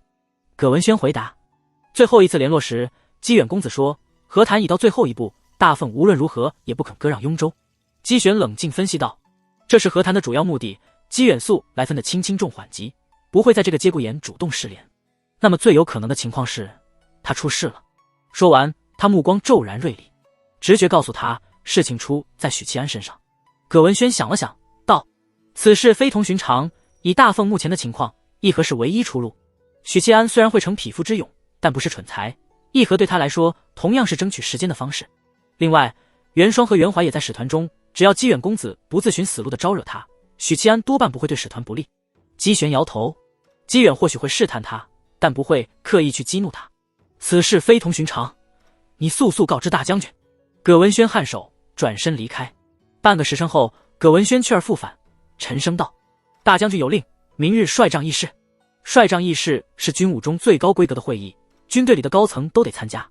3，陛下，明日我想去一趟青州，打探云州叛军虚实，顺便正式向许屏风下战书。”掌控了众生之力的许七安在地书聊天群里发出这条信息。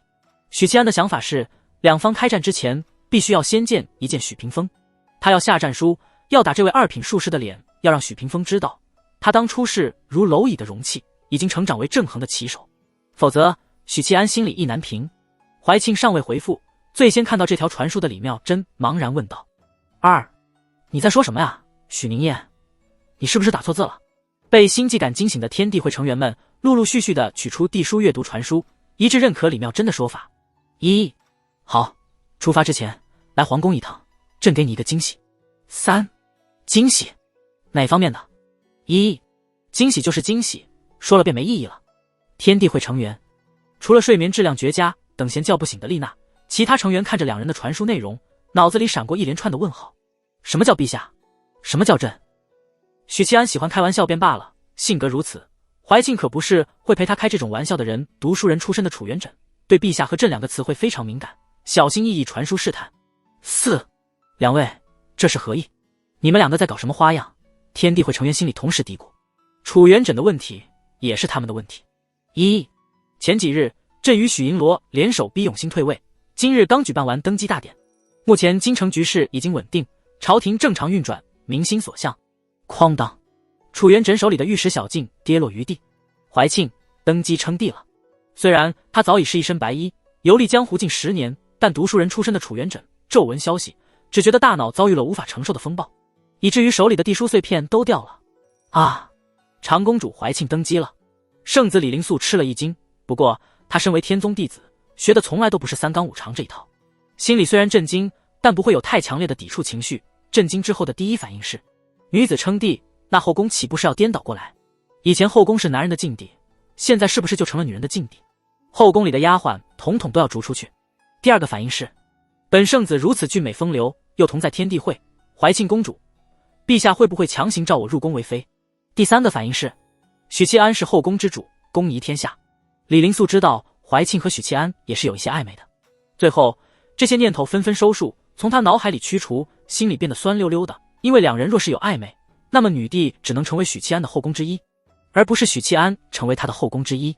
一代女帝收入房中，可比公主郡主甚至仁宗到首要有成就感多了呀。李灵素心里泛起酸味儿，不行，不能让我一个人难受，我要去找杨兄，好兄弟应该有难同享。圣子心里暗暗决定。恒远大师对于怀庆称帝之事完全没有多余的想法，听说京城局势已经稳定，便打消了回京帮忙的念头。出家人早就没有世俗的欲望，坐在龙椅上的别说是女子，便是一头小母马，恒远大师也不会在意。怀庆居然当皇帝了。李妙真受到冲击，丝毫不比楚元稹要低，同时心里有些尴尬，将来不能肆无忌惮的在天地会内部说老娘要赐死狗皇帝。大凤皇室人才凋敝，除朕之外还有谁能配合许银罗与云州死战到底？怀庆解释了一下许七安支持他上位的理由，旋即传书道，而且如此一来，李妙真也不用天天想着刺杀大凤皇帝，有什么需求直接找我沟通便是。这翻人家黑历史是不是有点损啊？许七安心里嘀咕一声，到时候带上许宁燕直接上门打你。李妙真看着传书就有些尴尬，迅速转移话题。该死的许宁燕，为什么不提前说？这就是你之前隐瞒的所谓的办法。看着李妙真的传书，天地会成员内心感慨，监正被封印后，许宁燕已经成为主掌皇权更迭的大人物，中原势力的真正掌权者。3. 本身就不是什么大事，提前告诉诸位没意义。其实我没帮上什么忙，怀庆陛下早已经在暗中掌握大权。这场皇权更迭的洗牌中，他的作用虽然不可取代，但能稳定局面，与诸公达成利益妥协，可都是怀庆自己的能力。京城里有野心的人太多，如果不是怀庆能迅速稳住局面，让那些家伙收敛爪牙继续臣服，很可能大凤就崩盘了。9. 你能登基称帝，也算解开了我心里的一桩疑惑，明白你幅员古怪的原因。金莲道长传书感慨。2. 咦，道长这话听起来怪怪的，1号的幅员很奇怪，你是不是很早以前就知道他会当皇帝？李妙真的话成功转移众人注意力，包括怀庆自己。9.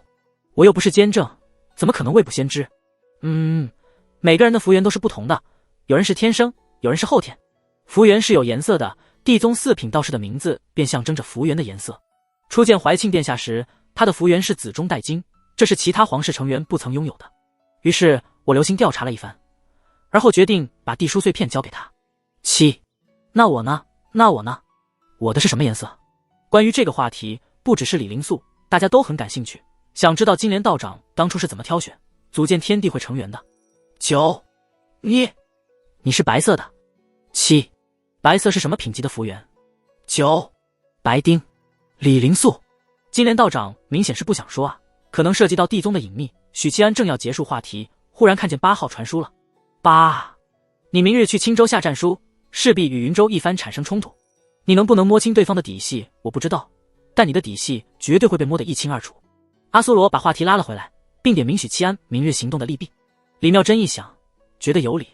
8号言之有理，只是下战书的话，完全没必要。你可有什么后续的安排？许七安屁颠颠地跑过去，许屏风肯定会带着小弟们打他，一旦起了冲突，众生之力乃至2品修为就隐藏不了。因为如果不尽全力，许七安很难抗衡云州一方的超凡。下战书是他的执念。怀庆突然说道。众人一下子不说话了。3，我不会因为个人恩怨罔顾大局，今夜选择在群里传书，就是想和大家商量这件事。什么是群里？众人心里闪过这个疑惑，但没传书询问，凝神望着地书。3，我想趁着这个机会狩猎黑莲。众人刚看到传书，还没来得及分析消化，便看见金莲道长秒回。好主意，宁燕不愧是魏渊的弟子，有大局观。金莲道长高兴疯了。众人心想，作为天地会智囊之一的楚元稹冷静分析道，首先要解决2个问题：一，把黑莲和云州的超凡强者分割开来；二，补足战力问题。众人就着楚元稹提出的纲领积极发表意见。7，分割黑莲和云州强者，我有一个主意。许宁燕的兵书上有一招叫围魏救赵，书上说赵国被魏国攻击，赵国的盟友便去攻打魏国，从而解救了赵国。我的想法是，我们可以攻打地宗总坛，逼黑莲回总坛御敌，但这件事必须发生在许宁燕下战书期间，由他来牵制云州的超凡强者。不错，圣子也不是只会玩女人，上面的头没有生锈。许七安沉吟一下，觉得此计可行。2，你的计划有个致命破绽，天宗的凤雏，不，雏凤立刻拆台。2，黑莲是2品修为，金莲道长3品，纵使加上我们，也不可能是黑莲的对手，况且黑莲还有地宗的妖道们相助。我觉得此计可行。李妙真刚说完，怀庆就投出赞同票。你找茬是吧？以为当了皇帝就了不起？李妙真大怒，刚要传书还击，便见许七安也投出赞同票。此计甚妙。9，甚妙。8，可行。你们，李妙真生气了。这李灵素又惊喜又茫然，居然就这样敲定了，分明只是灵机一动的点子而已。莫非我是传说中的帅才？楚元稹满脑子疑惑，迟疑着传书。你们，我知道了，到手会参战。仁宗弟子口中的到手，当然是指骆玉衡。如果骆玉衡负责主力输出，再有金莲道长和天地会其他成员配合，杀一个黑莲不在话下。楚元稹接着分析，到手是2品，金莲道长已经恢复到3品境的修为。我近来一直在养建议，杀4品不在话下。6，贫僧对付几个4品也没问题，必要的时候可以照出舍利子。李灵素反而赛了一波，我和妙真联手，能战3到4名4品境。天宗是有合击秘法的。7， 8号呢？你什么修为？8号你什么修为？如果4品都没到的话，就不要凑热闹了。8，自保没问题，是不是真的啊？8号一直对自身修为避而不谈，恐怕是不好意思吧？毕竟我们天地会人均4品，还有2位超凡，李妙真、李灵素、楚元稹等人，心里腹诽。9，好了，到时候诸位听我调遣，我们找一个地方会合。不过选在明日的话，时间有点赶，明燕，你最好再往后拖一拖。3，时间不是问题。4，如果行动能够成功，既完成了对金莲道长的承诺，也能给予云州叛军沉重打击，还能壮我大凤军士气，一举3得。而对许七安来说，这是他向生父复仇的第一步。楚元稹心里补充一句，没把这句话传输出去，不管怎么说，父子相残都是一件悲剧可怜的许宁燕。初步敲定计划后，众人结束了传书。4天见。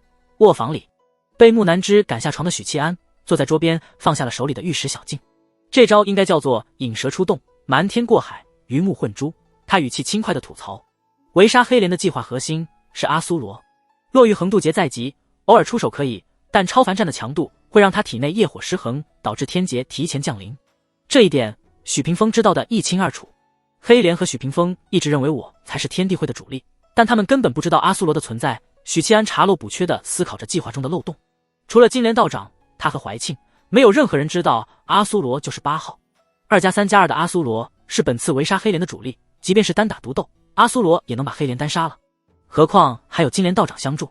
所以当他们知道金莲道长突袭地宗总坛后，肯定不会耗费精力设局，顶多派一个机旋去帮忙。因为这时候我已经在青州和雍州的边境反复横跳，杀我才是云州叛军的首要目的。倘若许屏风决定埋伏金莲，把伽罗树菩萨也派过去，那我就深入青州，以命搏命，把整个云州军给端了。还得拉上老匹夫一起。种种念头闪过，许七安心里涌现久违的激动。他要落子了，以骑手的身份落子。收好地书碎片，侧头看着花神在床上侧躺的曼妙背影，许七安的头微微发胀。南枝啊！刚要开口，木南枝迅速回应：滚！幽静山谷，天地会临时据点。茅屋里油灯如豆，金莲道长盘坐在枯草扎成的蒲团，闭目打坐。一只橘猫趴在地上，聚精会神地看着一面玉石小镜。隐忍多年，终于等来这一刻了。橘猫感慨万千，心情愉悦，尾巴欢快地摇动。突然，茅屋的门被推开，姿容婉约的白莲道长带着一名清丽美貌的少女进来。大小美人先看了一眼金莲道长，旋即注意力被橘猫摇晃的尾巴吸引。橘猫的尾巴缓缓僵硬，半天没动弹一下。金莲道长阳神飘出，宛如实体，面无表情地凝视着他们。进屋要记得敲门，这是礼貌。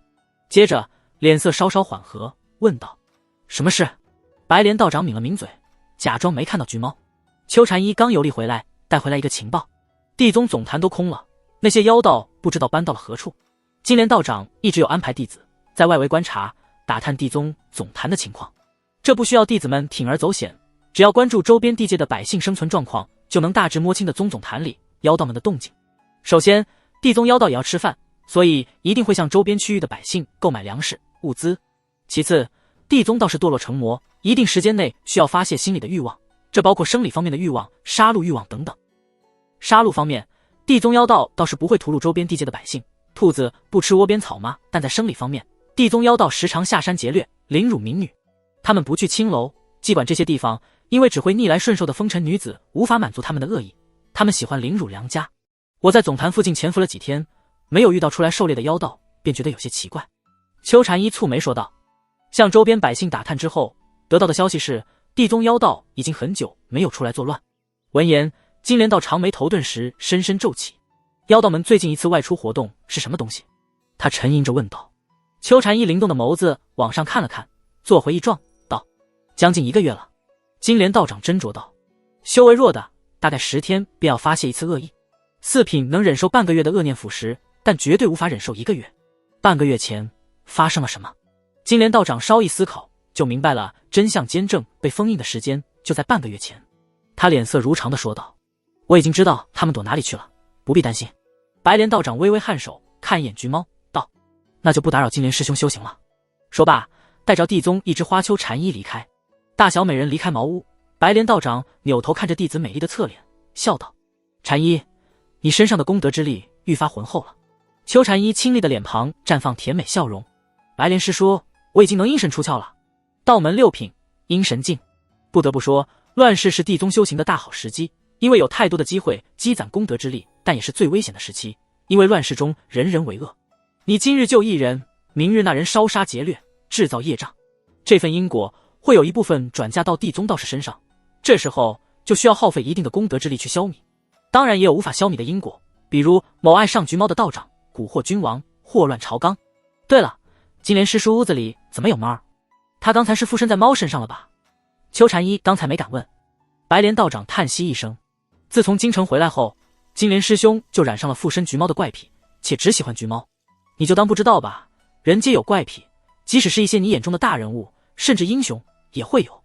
他想了想，举例说道：太远的不说，挑一些你熟悉的，天宗的圣女李妙珍，癖好是行侠仗义；圣子李灵素则是见一个爱一个，喜欢玩弄女子的身体和感情，惹怒女子被软禁半年。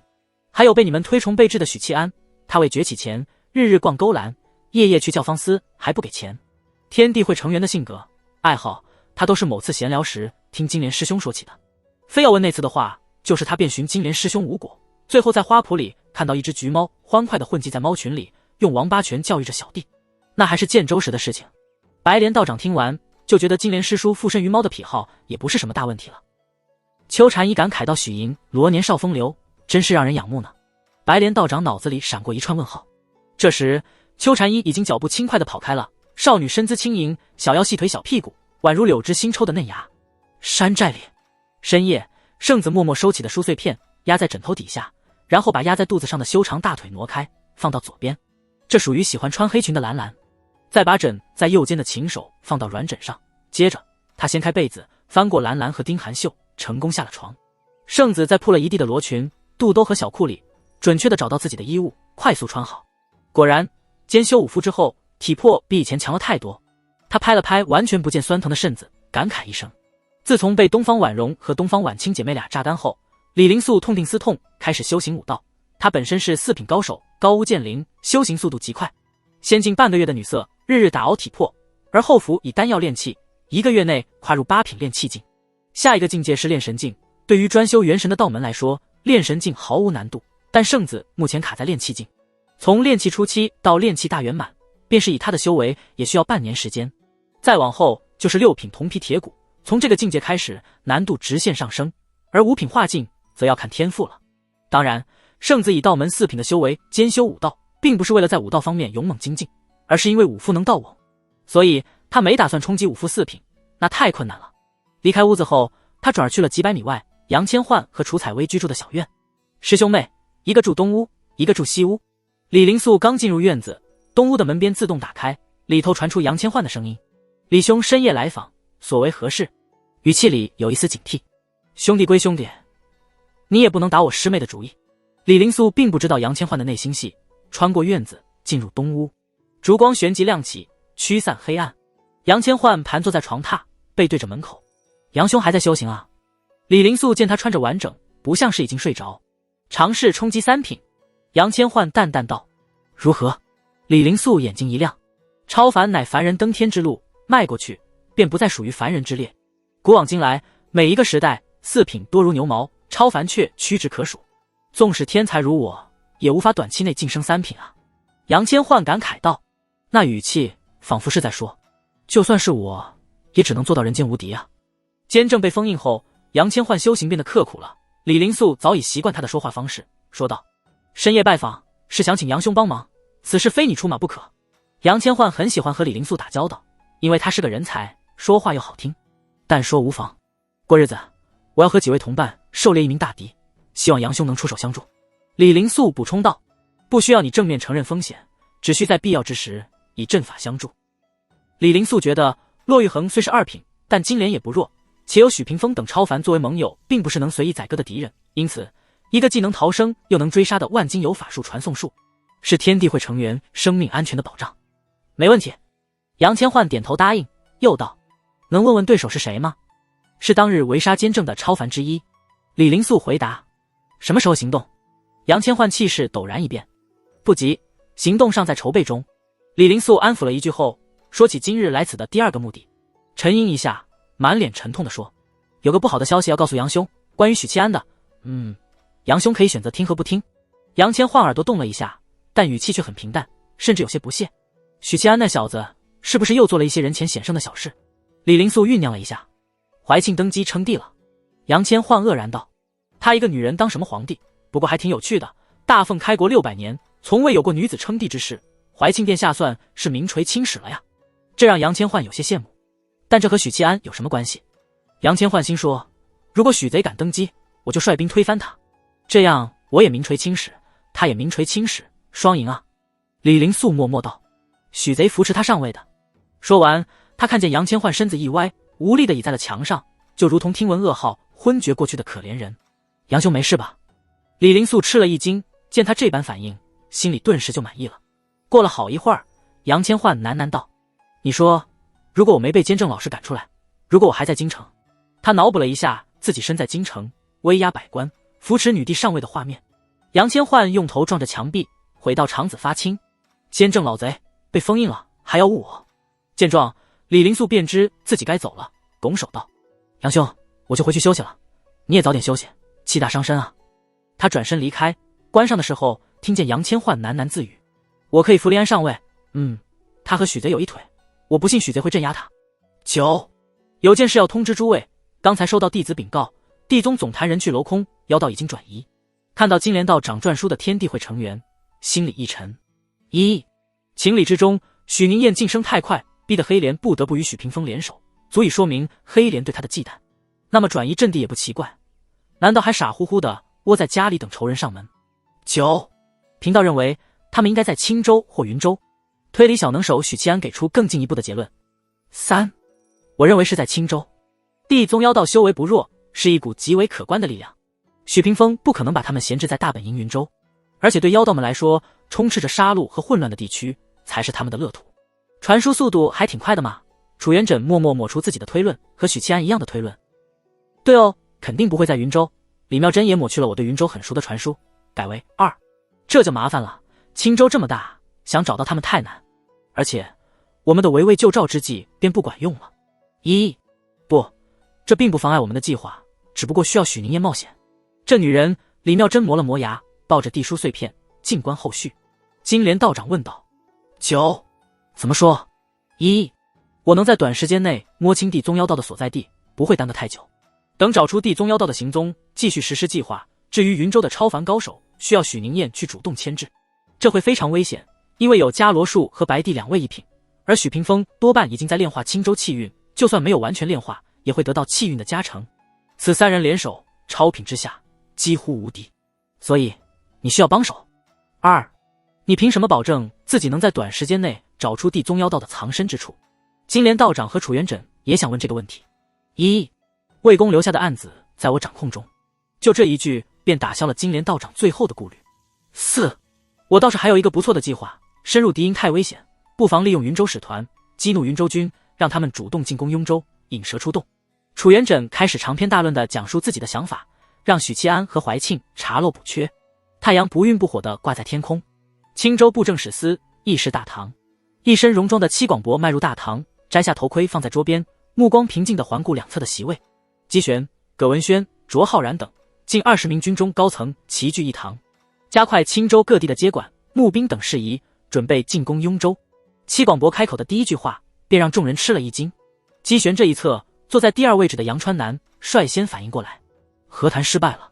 戚广伯没有回答，看向葛文轩，后者吐出一口气，沉声道：“我与姬远公子失去了联络，目前是生是死，不得而知。”戚广伯盖棺论定道：“我昨夜亲自让朱雀军潜入雍州，收到了京城里传递过来的消息，议和计划失败。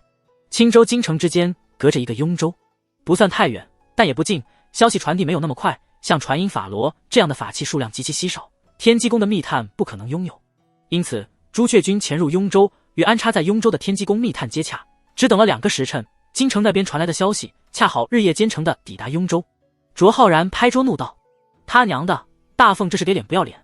他们真以为就凭那几个仨瓜俩枣的超凡，能与国师与伽罗术菩萨抗衡，能与白帝神兽抗衡？”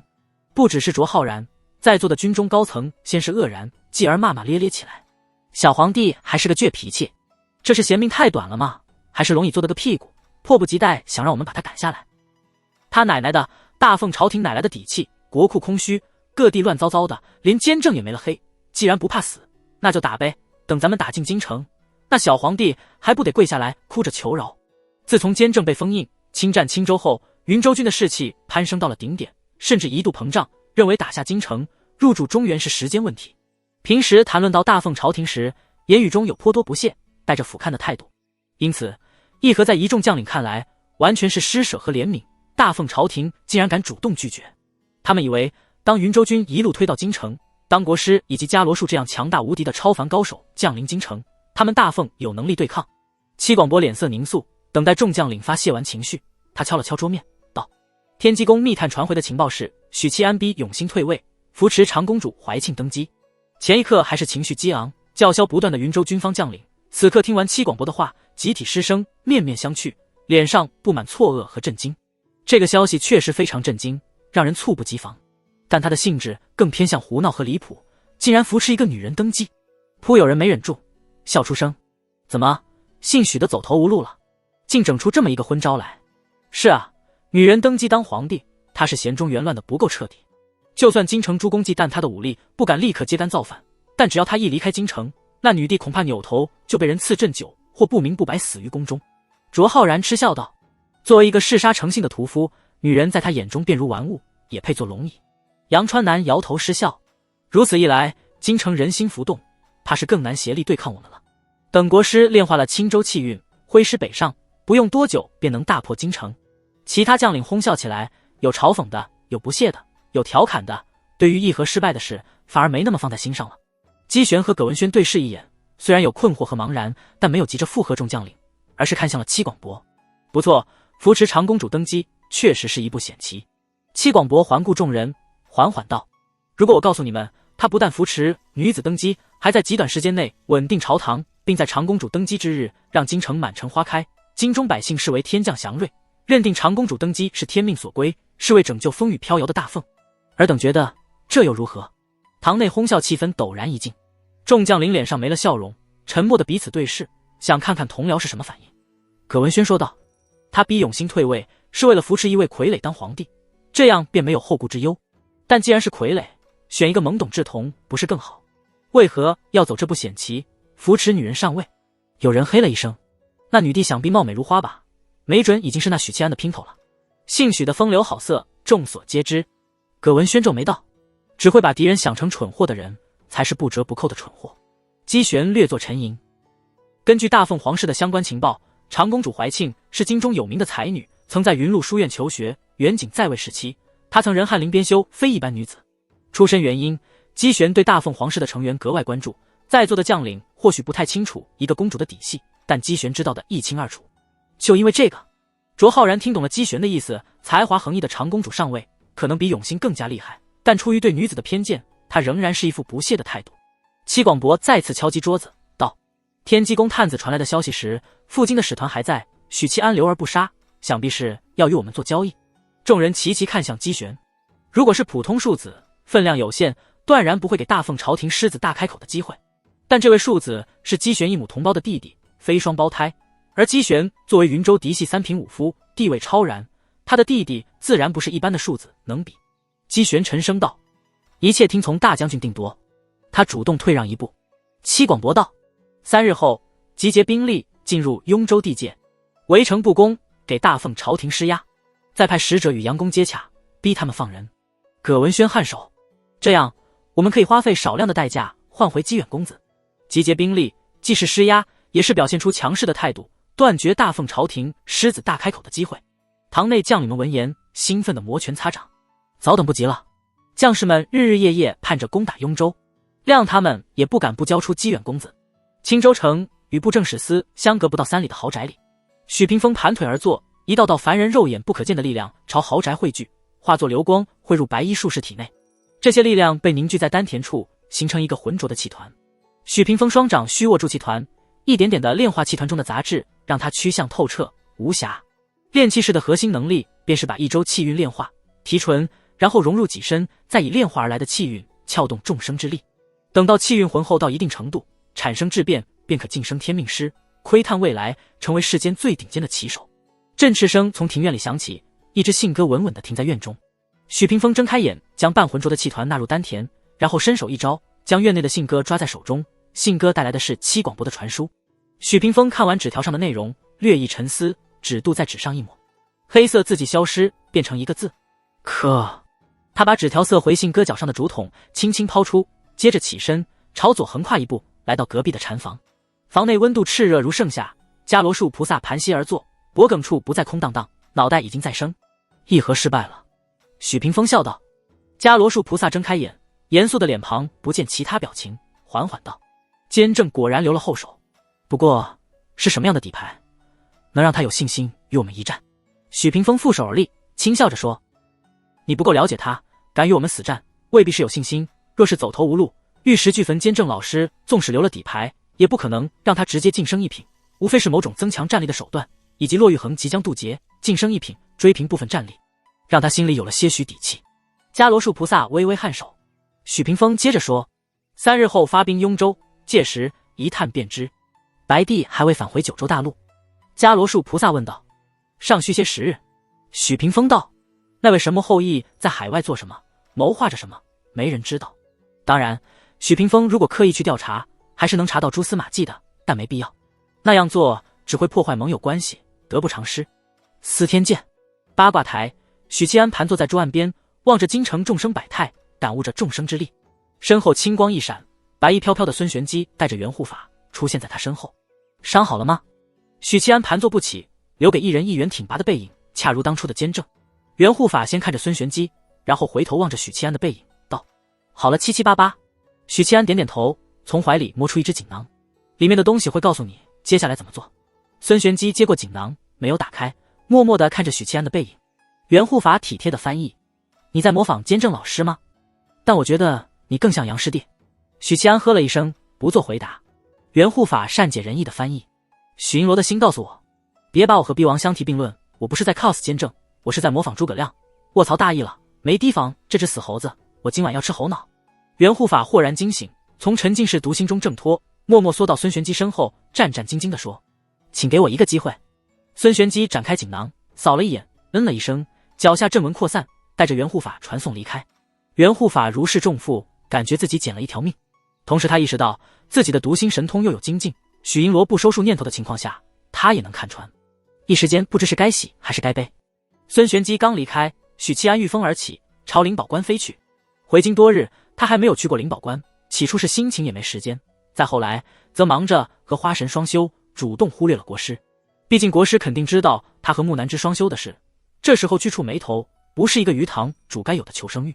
但现在他必须要去一趟灵宝关。灵宝关里，骆玉横盘坐在水池上方，闭目打坐，身披雨衣，头戴莲花冠，眉心一点朱砂，灼灼醒目，清冷出尘如九天仙子。常年修到浸润处的仙气，便能秒杀大部分生于红尘的女子。池边的凉亭里坐着一位抱狐狸崽子的女子，啧啧道：“国师真美啊，肤若凝脂，凤眼朱唇，冰肌玉骨，人间尤物，真是让我这样的庸脂俗粉羡慕嫉妒恨呀。”他相貌平平，年纪一大把，说话的语气却分明在调侃打趣，哪里有半点自卑？羡慕嫉妒恨呀。白鸡爪子一拍，附和到木南之，叹息道：“国师美则美矣，但没男人疼也怪可怜的。”白鸡娇声道：“可怜呀。”木南之接着说：“不像我，虽然姿色一般，但好歹有男人疼。”忽然又摇摇头，愁容满面，也不是什么好事，急色鬼一个，床都不让人下。骆玉衡光洁的额角一条青筋凸了起来，他只当作没听见，继续打坐。小院外一墙之隔，悄悄地离开。许七安用天蛊的移心换斗能力屏蔽气息，从哪来回哪去，深藏功与名。木南之这蠢货，觉醒花神灵运后就飘了。国师啊，你这是遭报应了呀！谁让你当初威胁恐吓他的？反正不关我的事。这年头都流行姐妹内卷，花神卷国师，怀庆卷灵安，灵月卷元霜。许七安离开灵宝关半刻钟后，一只橘猫跃上围墙，来到僻静小院。木南之和骆玉衡同时看向橘猫，橘猫一点也不慌，嘴里叼着一封信，迈着优雅的步伐走到池边，把信丢下，然后扭头就走。国师和花神齐齐皱眉，试探道：“许七安。”橘猫回过神来，卖萌般的喵了一声，继续往前走。两位上了年纪，但颜值依旧艳冠天下的女人收回目光。骆玉衡招手射来信封，展开看完，一脸冷笑：“谁的信？”木南之假装毫不在意地问道：“许七安喽。”骆玉衡淡淡道：“写了什么？”木南之耳朵顿时竖起来。骆玉衡嘴角一挑，一副云淡风轻的语气：“祈求双修。”夜里八卦台，许七安捧着地书碎片，接着微弱的星光凝视着镜面的传书。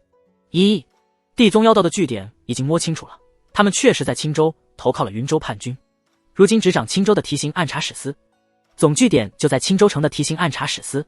他们还是习惯的穿着地宗的道袍，很好辨认。魏渊的案子着实厉害啊！天地会成员内心感慨。好，那就按计划行事。诸位，我们找一个地方会合。3，我们就在雍州城外的地宫里碰头吧。那地方大家都知道，且雍州紧邻青州，方便行动，没必要再来京城了。8，雍州城外的地宫，阿苏罗是不知道地宫位置的。楚元稹传书道，雍州城南郊30里有一片山脉，你到那里应该就能见到我们。8号你在什么地方？如果距离不远，我们可以预见过来接你。阿苏罗传书拒绝，不用了，不算太远，我已经在中原了，距离雍州也就几千里的路程。那明日卯时见。众成员纷纷回复，好，明儿有好戏看了。许七安收好的书碎片融入阴影，回到屋中，烛光如豆。木南之抱着白鸡坐在桌边，看有图册和文字的画本。怎么还没睡？许七安说着开始解袍子，准备和花神一起把床摇得咯吱响。木南之冷笑道，许银罗不去找你的国师双修，来我这里做圣，我为什么要找国师双修？又没到双修时间，正常状态下的骆玉衡还是很抗拒和我啪啪的。许七安没明白他这是吃了什么醋，白日里不是耀武扬威，卷得很漂亮吗？你在说什么啊？许七安没好气道。木南之呵了一声，懒得搭理他。弦乐寂寥地挂在天空，漆黑的夜幕中，寒星寥落。一道黑影自高空呼啸而来，掠过巍峨雍州城的上空，朝着南边30里外的山脉飞去。临近山脉，黑影开始减速，缓缓悬停在山腰位置一处盗洞入口。看来我是第一个抵达。楚元稹环顾周遭，没有看见天地会成员，于是轻飘飘的落地，抱着键盘坐在一块巨石上，默默等待。过了半个时辰，楚元稹耳廓微动，听见轻微的地动声。他侧目朝左看去，只见一道身影冲天而起，跃上高空，在重重砸下，轰隆落地。是穿青色衲衣、身形魁梧的武僧恒远。因为粗鄙的武僧和武夫一样，无法腾云驾雾，无法御剑飞行，短暂的御空无法支撑长途跋涉，所以他是一路狂奔来的。一夜奔行数百里，充分展现出武僧的超强耐力。恒远大师，看来你离雍州不远。楚元稹笑道：阿弥陀佛。恒远双手合十。楚施主气息浑厚，修为又有长进，可有触及到3品的门槛。楚元稹沉吟一下，坦然道：如果只是战力匹敌3品，那么我3个月内便能成为超凡。但我的路子后遗症极大，空有超凡战力，却没有超凡境强者的寿元，因此尝试在做沉淀，不做突破，寻求更完美的道路。可怕！恒远默默在心里评价一句。他知道楚元稹以武道为根基，修行人宗剑术，这让他的路子变得很奇怪，非武非道。一定要强行归类的话，楚元稹已经是一名剑修，不妨先做突破，等踏入超凡之后，再尝试补完修行之法，或许楚施主能创出一条新的体系。恒远说道。站在一定的高度后，逆推修行体系，比弱小时尝试摸索开创新的体系要简单。楚元稹摸了摸下巴，道：既然说起这个，有件事我倒是颇为奇怪。当时的各大体系中，道尊是道门体系的集大成者，巫神虽开创了巫师体系，但巫师体系的法术中有许多道门的影子，以此可以推测，巫神当年也是先修道术，踏入高品之后另辟蹊径，创建了巫师体系。恒远颔首，顺着话题说道：武道自古有之，古术来源于古神，术士脱胎于巫师，唯有儒家和佛门是从无到有的开创。儒家和佛门的法术与其他体系迥然不同，没有任何相似。楚元稹膝前横剑，摸着剑脊，纠正道：恒远大师，我要说的是，当今各大体系里，只有术士体系的开创者初代坚正，可以确定是从微末时期一步步摸索出术士体系的。他是所有体系开创者中最不合理的。初代虽然出身巫师体系，但当年他随高祖皇帝征战，还是微末之时，没有高巫剑灵的资格。我也尝试摸索一条新的修行之道，正因为这样，才能真正了解到初代坚正的精彩绝艳，以及不合常理。真想知道他当年是如何开创出术士体系的。楚元稹感慨道。正闲聊着，两人同时扭头朝东北边望去。沉沉夜幕中，一道黑影御剑而来，呼啸如风，朝着山腰斜斜地插来。剑脊上的人身负青甲，负猩红披风，手里拎着银色长枪，绑着高高的马尾，英姿飒爽。李妙珍恢复了当年在云州剿匪时的装束，一个英姿勃勃的女将军。红袍女将，司天剑，卧房。许七安睁开眸子，右手伸出棉被，屈指一弹，赤蜡烛应声燃起，散发昏黄光芒。他收回手，捏了一把木兰枝绵软中又不失弹性的蜜桃团儿，酣睡中的花神没有察觉。许七安取出地书碎片，照出浮屠宝塔，把白姬释放出来。你留在这里陪他，我出去办事了。许七安拍一下狐狸崽子的脑瓜，吩咐道。白姬站在床沿，乌溜溜的眼睛看着木兰之侧躺的背影，娇哼道：没骨气。明明说好不搭理他的，可是许银罗死缠烂打，又亲又抱，他就半推半就了，还装模作样的往床上一躺，说自己要休息了，不要打扰。这不是明摆着要和他上床吗？咦，你没骨气。白姬扑倒木南之身边，挥舞小爪子给了他一套王八拳。木南之睡得很沉，所以听不见他的抗议。许七安穿戴整齐，说道：我去雍州了，今日有一场恶战要打，你在司天监好生待着，闲的话就去城里逛逛，或者去徐府坐一坐，但不要暴露我们之间的关系，不然你会被林月和婶婶联手打拳的。许七安化作阴影消失。他一走，木南之立刻就醒过来，敲了白姬一脑瓜，嗔道：你懂什么？一这是惩罚他，让他伺候我，弥补过错。白姬痴痴地望着没戴手串的花神。李妙珍跃下剑脊，左右看了一眼，便知只有恒远和楚元稹在此。楚兄，恒远大师。他没有行道理，而是抱拳。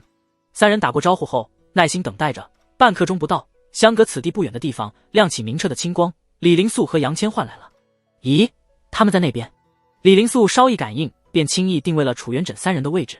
他定位的地方是当日与徐谦下墓的地点，当时身边还有苗有芳和国师，这和楚元稹、恒远定位的道口有一段距离。杨千唤戴着绸布的围帽，抬脚一踏，两人旋即消失，紧接着出现在李妙真三人面前。我给天地会拉来一个强援，有杨兄略阵，咱们就没任何后顾之忧了。李灵素面带微笑，环顾周遭，咦，许七安和金莲道长没来。金莲道长或许路途遥远，至于许宁燕，没准还在哪个女人床上风流快活。他态度轻松的盘坐，从地书碎片里取出几坛酒，笑道：距离卯时还远，大家好不容易齐聚，岂能没有酒？楚元稹是好酒之人，微笑接过。恒远大师是武僧，不戒荤素。他们升起一团篝火，围坐在火堆边喝酒，唯有杨千唤站在不远处一动不动，倔强的要给大家一个高深莫测的背影。李灵素喝了一口酒，起了一个大家都比较感兴趣的话题：有谁知道8号的身份？是男是女？待会儿就知道了。李妙真看一眼师哥，呵呵一声：兔子还不吃窝边草呢，若是个姑娘，你最好别打她主意。凭什么你能和许七安暧昧，到我这里就兔子不吃窝边草？李灵素心里抬杠一句，他纯粹就是好奇8号的身份罢了。笑话，李兄身边有3位红颜知己，夜夜笙歌，岂是那种没见过女人的急色之人？不远处的杨千唤给兄弟打抱不平。李妙真三人齐刷刷看向李灵素，心里闪过的念头是：不愧是你，难怪要兼修武道，天宗真的是修太上忘情。李灵素干笑一声：我不通兵法，也不会管理军队，便找了几个有这方面才能的红颜知己帮忙。这简直是个奇葩。许宁燕说天宗圣子的红颜知己遍布中原，我还觉得太夸张了，现在看来一点都不夸张。楚元稹心里全是槽点。李妙真知道自家师哥是什么德行，丝毫不奇怪，继续着刚才的话题。8号的修为应该不会太高，金莲道长不会把地书碎片赠送给品级太高的人物，这既没有培养价值，又难以驾驭，所以他选择的将来有望成为一方诸侯的潜力股。从这一点来推算，8号当初拿到地书碎片时，和其他成员一样，修为必定不高。李灵素哈哈一声，如果未到4品，那就可以让他回去了。不过既然金莲道长没有阻拦，说明8号还是有些厉害的。楚元稹认同圣子的看法，至少也是4品战力，才有资格参与围剿地宗妖道的行动里。这次计划如果顺利完成，我们对金莲道长的承诺便算是完成了，地书碎片将彻底成为我们的法器。李妙真撇撇嘴，然而这并没有什么意义。金莲道长空手套白狼，正说着，在场5人心有所感，望向西北天空。夜幕之下，一位老道踏空而来，每跨出一步，便有一道金光凝聚的莲花拖住他的脚底，步步生莲。而当他抬起脚时，莲花就会化作光线消散。金莲道长，李妙真等人朗声问候，同时众人心里感慨一声，这才是超凡强者该有的牌面啊！金莲道长缓缓落地，身后仍有金光碎屑飘散，衬得他仙风道骨，一派高人风范诸位，一别半年，风采更胜往昔。金莲道长笑呵呵道：总感觉你在自夸，天地会成员心里默契地闪过这个念头。道长，许宁燕和8号还没来。李灵素话刚说完，金莲道长便望向李妙真脚下被篝火扭曲不定的影子，笑道：他早来了。影子骤然膨胀，化作漆黑人形，继而五官清晰，正是身穿华美青袍的许七安。诸位，好久不见了。许七安笑着拱手。李妙真吓了一跳，低头看看影子，白嫩的脸颊浮现一抹红晕，怒道：你躲我影子里作甚？从美少女的影子里钻出来，总好过钻糙汉子影子。许七安扭头看向杨千唤，杨师兄也在啊。杨千唤嗯了一声，用随口闲谈满不在乎的语气说：听说你扶长公主登基了，做得不错。明明羡慕的脑袋撞墙了。李灵素心里腹诽，接着他抬头看了一眼天色，道：卯时到了，8号怎么还没来？金莲道长和许七安同时说：他来了。伴随着两人的声音落下，众人身侧的密林里缓缓走出一位身高近9尺的巨人，穿着红黄相间袈裟，脖子上挂着念珠。他外貌丑陋，眉骨突出，犀利的目光暗藏，丑陋之中又给人英武的感觉。李灵素见到远超普通人族身高的身影时，便知8号不可能是他想象中的优质美人，有些失望。而当8号走进篝火照耀的范围时，看清他长相的李灵素猛吃一惊。修罗族。在雍州时，李灵素与修罗金刚杜凡打过照面的，对修罗族的熟悉要远胜李妙真等人。佛门的人。李妙真、楚元稹以及恒远大师看清8号身上穿着的袈裟后，一脸愕然。李灵素取出地书碎片，扬了扬，道：8号。魁梧的僧人也摸出一块玉石小镜，彰显自己身份。还真是8号啊！李妙真等人再不抱希望，无奈接受现实。说实话，8号是佛门弟子，这是他们没有料到的。如今的佛门和大凤可谓势如水火，8号居然是佛门弟子，这我都分不清是敌是友了。李妙真连连皱眉。楚元稹也有同样的顾虑，听李灵素叫出对方是修罗族身份后，他就打消了或许和恒远大师一样的猜测，认定对方就是来自西域，因为只有西域才会有修罗族。本着对金莲道长的信赖，他把顾虑压在心里，不动声色地扫一样其他人，发现大家都有类似的担忧。坐。许七安朝阿苏罗招了招手，阿苏罗丝毫不见外地在篝火边坐下，接过许七安递来的酒坛，灌了一口，环顾众人，笑道：自出关以来，还是第一次与诸位相见，多多关照。兴许是他态度比较友善，谈话风格也偏向温和，李妙真等人的戒心稍减。楚元稹斟酌道：8号，大凤和佛门的争斗，你心里清楚，围杀黑莲背后的意义，你也清楚。你既是佛门弟子，为何要参与此事？楚状元向来是坦荡磊落之人，把话说开，陈述厉害。见众人目光凝聚在自己身上，阿苏罗不紧不慢地说道：我虽穿僧衣披袈裟，但并不认为自己是佛门弟子。佛门和修罗族的恩恩怨怨，在座的各位知道得一清二楚。闻言，天地会成员稍稍有些尴尬和唏嘘，他们曾经向8号爆料佛陀和修罗王之间的联系，对修罗王、阿苏罗、南疆九尾天狐的混乱关系大家智慧，冷不丁的知道8号居然是修罗族人，难免有些尴尬。那就好。确认是有非敌后，李灵素拎起酒坛道：我也算和修罗族打过几次交道，你是我见过最特殊的修罗族。修罗金刚杜凡、修罗王以及他幼子阿苏罗都成了佛门最虔诚的信徒。那杜凡金刚陨落在建州，阿苏罗接二连三被我们天地会的许七安压制，只有你拥有本心，不被佛门度化。众成员微微颔首，认为这就是金莲道长选择8号的原因。通过刚才的观察，他们大致可以确定8号修为不高，在5品到4品之间，但果然有特殊之处。李灵素说完，喝一口酒，又问：对了，还不知道你叫什么名字？阿苏罗扫了众人一眼，嘴角微微挑起。阿苏罗。哐当，李灵素手里的酒坛摔碎在地，他双目发直，怔怔地看着阿苏罗，结结巴巴道：阿什么？阿苏罗面不改色，重复一遍：阿苏罗。圣子结巴道：什么苏罗？阿苏罗耐心回答：阿苏罗。圣子咽了咽口水：阿什么罗？阿苏罗指尖点在眉心，骤然发力，精气迅速游走全身，让他化作一尊暗金色的雕塑。同时脑后嗤的一声，燃烧起灼热的火环，高温驱散寒冷，让附近进入炎炎盛夏。哐当，楚元稹、李妙真、恒远大师手里的酒坛子齐齐摔碎在地。他们和圣子刚才的表情如出一辙，双眼发直，愣愣地看着现出金身的阿苏罗。见鬼，8号是阿苏罗，佛门2品兼3品金刚，禅武双修的阿苏罗。楚元稹脑子嗡嗡作响，想起自己之前几次3番的试探阿苏罗水准，并表现出一定的优越感，读书人的面皮火烧火燎。阿苏罗，修罗王的儿子，混乱家庭里的主要成员之一。我和李灵素当着阿苏罗的面嘲笑他，而且不止一次，名满天下的飞燕女侠，只觉得这一刻自己身败名裂了，羞耻尴尬的恨不得满地打滚。扑通，李灵素双膝一软，跌坐在地。怎么了？阿苏罗善解人意地问道。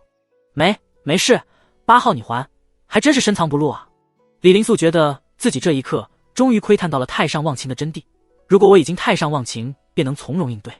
阿苏罗目光里带着笑意，逐一扫过圣子李灵素、圣女李妙真、楚元稹，笑道：在下的家丑让诸位见笑了。场面一下陷入死寂。李妙真脸色涨红，尴尬地别过头，假装看四处的风景。楚元稹低着头，脚掌不自觉地抠挖地面。李灵素嘴角抽搐，强迫自己挂上尴尬而不失礼貌的微笑。太尴尬了，太尴尬了！三人心里咆哮，元神已经满地打滚。幸好贫僧没有乱说话。恒远大师怜悯地看着他们。金莲道长面不改色地喝着酒，一副事不关己的姿态。哈哈哈，我等这一天等了好久。许七安险些伸手捂住嘴巴，硬生生凭借化境的力量化去裂开的嘴角和凸起的苹果肌。阿苏罗看着集体失声，陷入难以言喻尴尬境地的天地会成员们，心里顿时满意。在凝固的气氛中，金莲道长咳嗽一声。其实这次围杀黑莲的行动，阿苏罗才是主力。我们重新把计划复盘一下吧。呼，李妙真三人同时松口气。楚元稹当即道：地宗把总坛搬到青州，我们想在青州地盘强杀黑莲有些困难。为缓解刚才的尴尬气氛，李妙真积极发言，就看许宁燕能否拖住许屏风和伽罗树菩萨。许七安饮了一口酒，给出肯定答复：我有办法拖住许屏风和伽罗树，但你们要争取时间，保证在1刻钟内解决黑莲。1刻钟内杀死2品强者，这也太难了吧？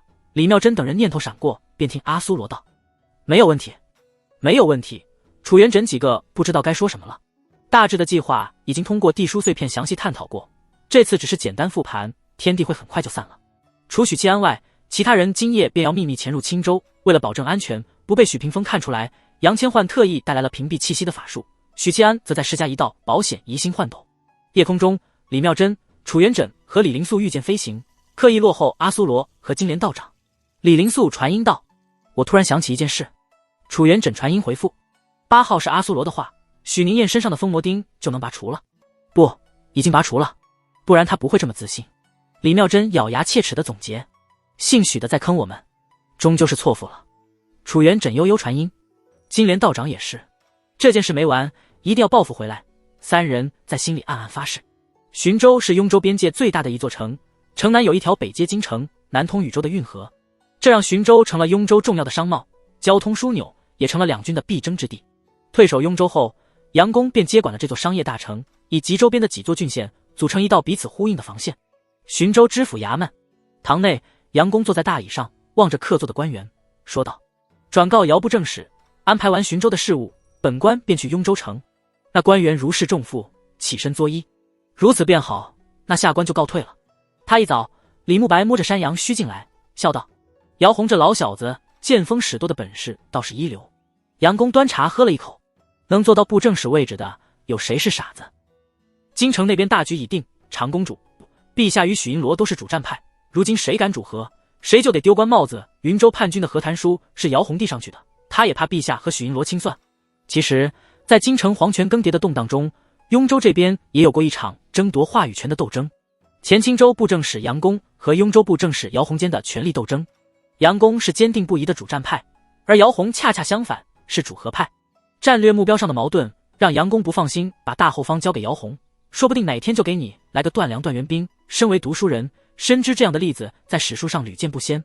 双方争斗最激烈的时候，姚洪来了个釜底抽薪，把云州议和的事捅到京城。在之后，永兴和朱公同意议和，杨公一怒之下便回了浔州，开始做城防工作，准备迎接云州叛军迟早撕毁条约的进攻。结果没想到，长公主怀庆和许七安联手政变，把永兴赶下皇位。消息传回雍州后，姚洪立刻服软，派人来请杨公前往雍州城运筹帷幄。辞旧的伤势如何了？杨公问道。恢复的还行，不会留下病根。李慕白道。杨公闻言顿时放心，挨了4品高手一刀，能捡回来一条命，除了许辞旧自己命大，还是因为有个好大哥。许辞旧身上有一件刀枪不入的软甲，是司天剑制造的护身法器，正是这件法器挡住4品武夫的奋力一刀，否则区区7品忍者恐怕连抢救的机会都没有，当场身亡。以许辞旧的官职地位，不会有这种品级的护身法器，除了许七安赠送之外，不会有其他可能。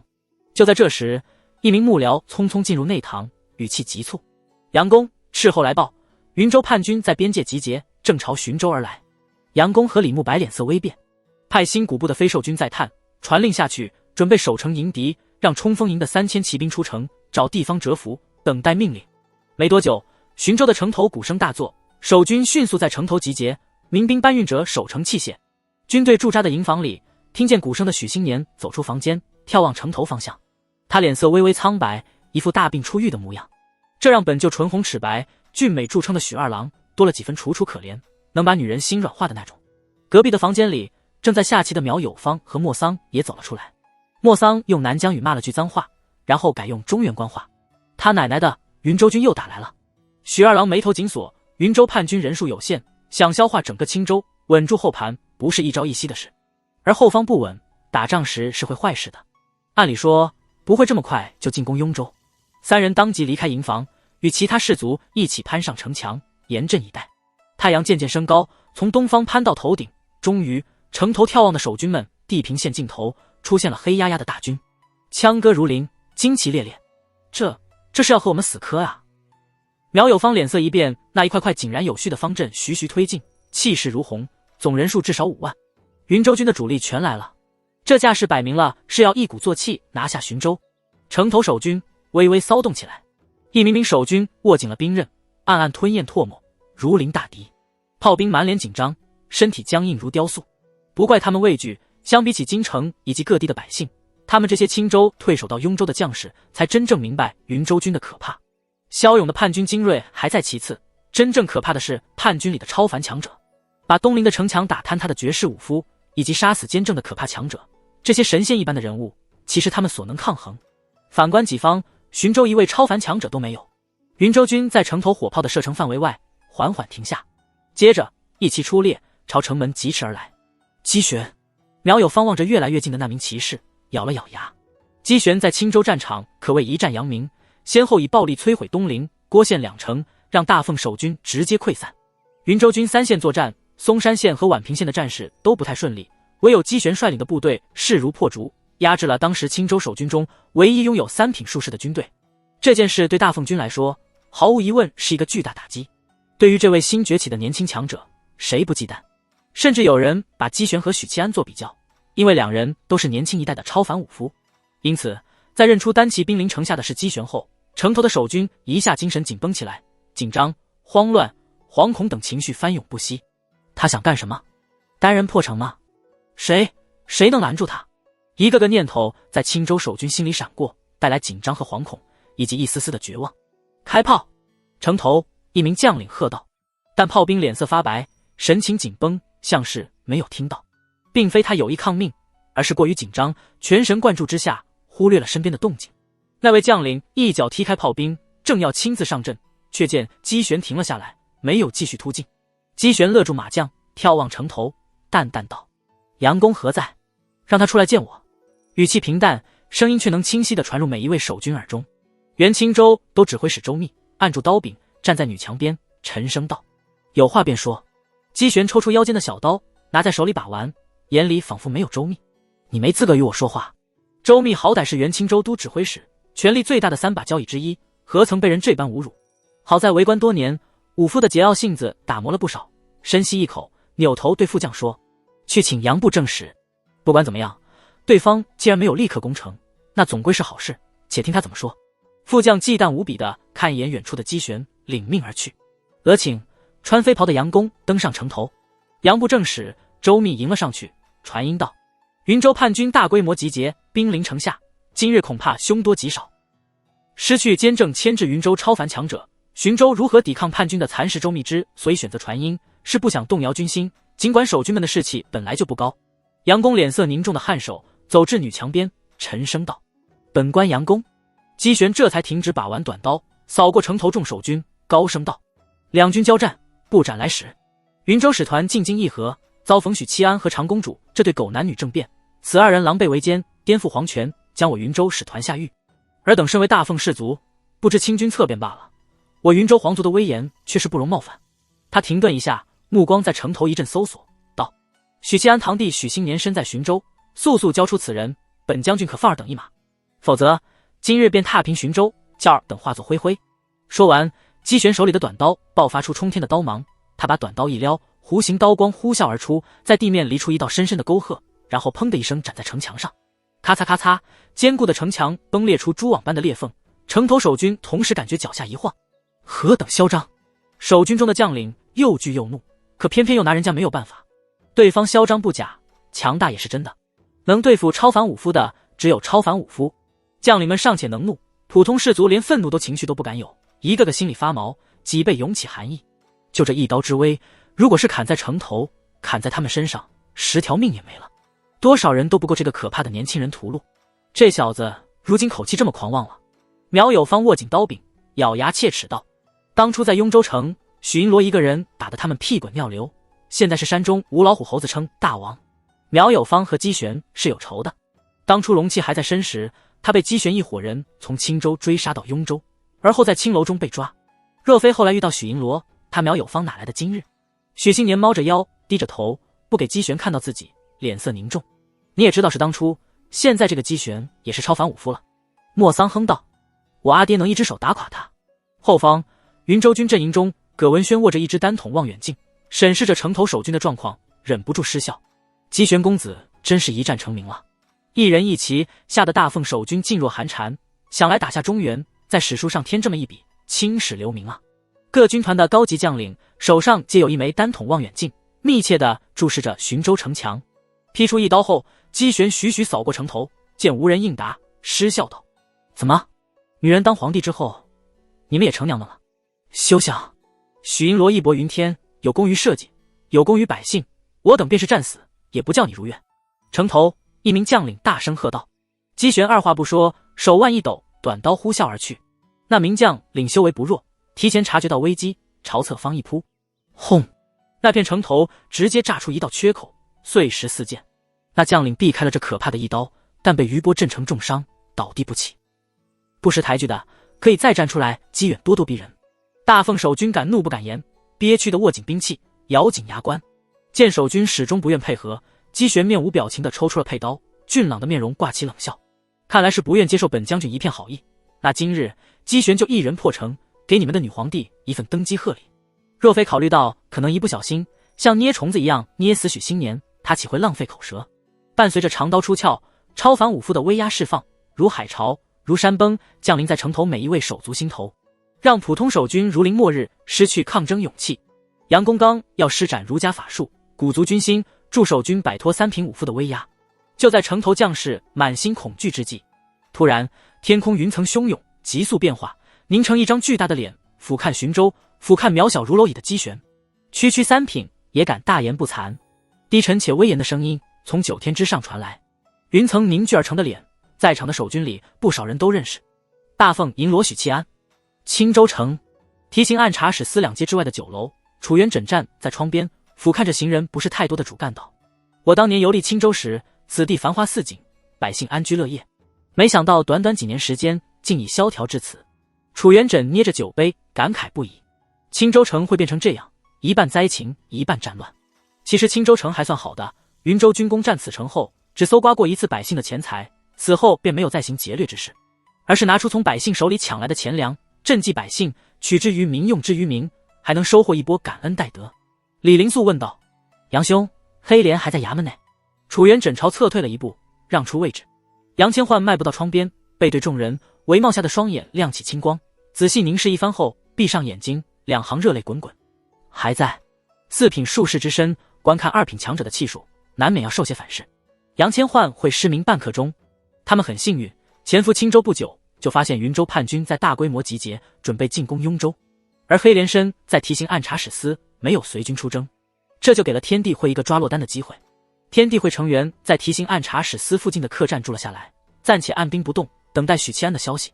如果许屏风和伽罗树出现在雍州，那么他们立刻出击围杀黑莲；反之，则继续潜伏或者取消计划。但金莲道长认为后者可能性不大，因为云州军是许屏风的基本盘，他不可能不随军出征，否则一旦遇到许七安或大凤其他超凡强者，大军说覆灭就覆灭。相反，伽罗树和许屏风随军出征，实力稍弱的黑莲留在青州镇压后方的分配才是正常合理的。还有一点要注意，白帝不知去了何处。坐在桌边的阿苏罗提醒道：“青州城没有1品。”背对众人的杨千唤淡淡道：“监正被封印后，白帝再也没有出现。”金莲道长补充一句：“他曾暗中入梦过几位云州军的将领，惊讶地发现打下青州后，他们就再没见过白帝。”正说着，众人一阵心悸，默契地掏出的书碎片，看见了许七安的传书。3，动手！许银罗，是许银罗，我见过许银罗，是他没错。城头大凤守军昂起头，望着天空中那张白云凝聚而成的脸，惊喜地叫起来：“真的是许银罗吗？他娘的，你们可别骗人！”没见过许七安真容的将士急迫又忐忑地追问：“是他，不会错的。除了许银罗，咱们还有谁这么厉害？”也是，许银罗终于来了，终于来了！议论声在城头各处响起，喜悦洋溢于每一位将士脸上，取代了之前的紧张和绝望。就像狼群有了首领，孤军有了依靠，颓废低迷的士气荡然无存。许银罗出现在战场上，他们便放心了，就算是战死，也不会觉得没有意义。杨公无声地吐出一口浊气，他的学生来了。苗有芳如释重负，激动的双眼发红。他来了，我就知道他一定会来。说着，苗有芳抽出长刀，高高举起，咆哮道：“誓死追随许银罗，保卫寻州，保卫雍州。”他一带头，立刻引来连锁效应，城头的将士纷纷抽刀、举矛，高呼：“誓死追随许银罗，保卫寻州，保卫雍州。”许新年环顾周遭，心驰神荡，喃喃道：“这就是大哥如今在大凤声望独一无二的声望。”在一片山呼海啸的喊声里，许七安冲破云层，如陨星般直坠大地。轰！大地猛地塌陷出深坑，5里之外的云州军清晰地感受到了震感。这个时候，姬玄早已退去100余丈，留下一匹战马被当场震死，七窍流血。这时，云州军这方呼声异响，2尊高大巍峨的法相凸显。左侧的法相身高6丈，犹如黄金铸造，肌肉虬结，背后12双手臂呈扇形张开，脑后燃烧着灼热的火环。他仿佛是力量和火焰的化身，斧一出现，高空的温度便急剧上升，进入炎炎盛夏。膨胀的威压伴随着气浪席卷四方。右侧是一尊盘腿而坐的淡金色法相，低头垂眸，双手合十。他象征着山岳般的厚重，在他周围空间凝固，一丝一毫的风都没有。2尊法相之间立着一尊魁梧高大的菩萨，冷漠的俯瞰。另一边，白衣术士的身影旋即浮现，脚踏圆阵，白衣胜雪。圆阵缓缓旋转，雷电、风、火、水、土、金、木等力量簇拥着他，围绕着他，气势威严强沛。白衣术士仿佛是看不惯许七安的嚣狂，特意为了压制他一般。姬玄在前，伽罗树菩萨在左，许屏风在右，互成犄角之势，与孑然一人的许七安对峙。城头守军的喊声戛然而止，远处的2尊法相让他们灵魂战栗。等你很久了。姬玄咧嘴笑道，听说你扶持一个女子登基称帝，不少人说你是穷途末路，负隅顽抗，我觉得也是。监正给你留了后手，该用的就用吧，省得到时候伽罗树菩萨和国师出手，你连用的机会都没有。对他而言，本次攻城是来杀人和抓人的，把许七安的堂弟握在手心，便不怕他不交换人质。对国师来说，则是一次引蛇出洞的试探，想来国师也想知道到底是什么样的底气，让许七安敢这般孤注一掷。这时，一道青光从许七安后方腾起，化作孙玄机白衣飘飘的身影。身高、容貌、气质皆平平无奇的孙师兄，深深看了一眼伽罗树和许屏风，忽然声色俱厉地咆哮一声：来！抬脚重重一踏，传送阵法骤然辐射开来，青光之中，一道人影显化，满头白发如雪，身穿布衣，负手而立，傲然道：武临盟，寇扬州。又一道人影显化于阵法中，身穿雨衣，头戴莲花冠，眉心一点朱砂，容貌倾国倾城，手里拎着一柄锈迹斑斑的铁剑。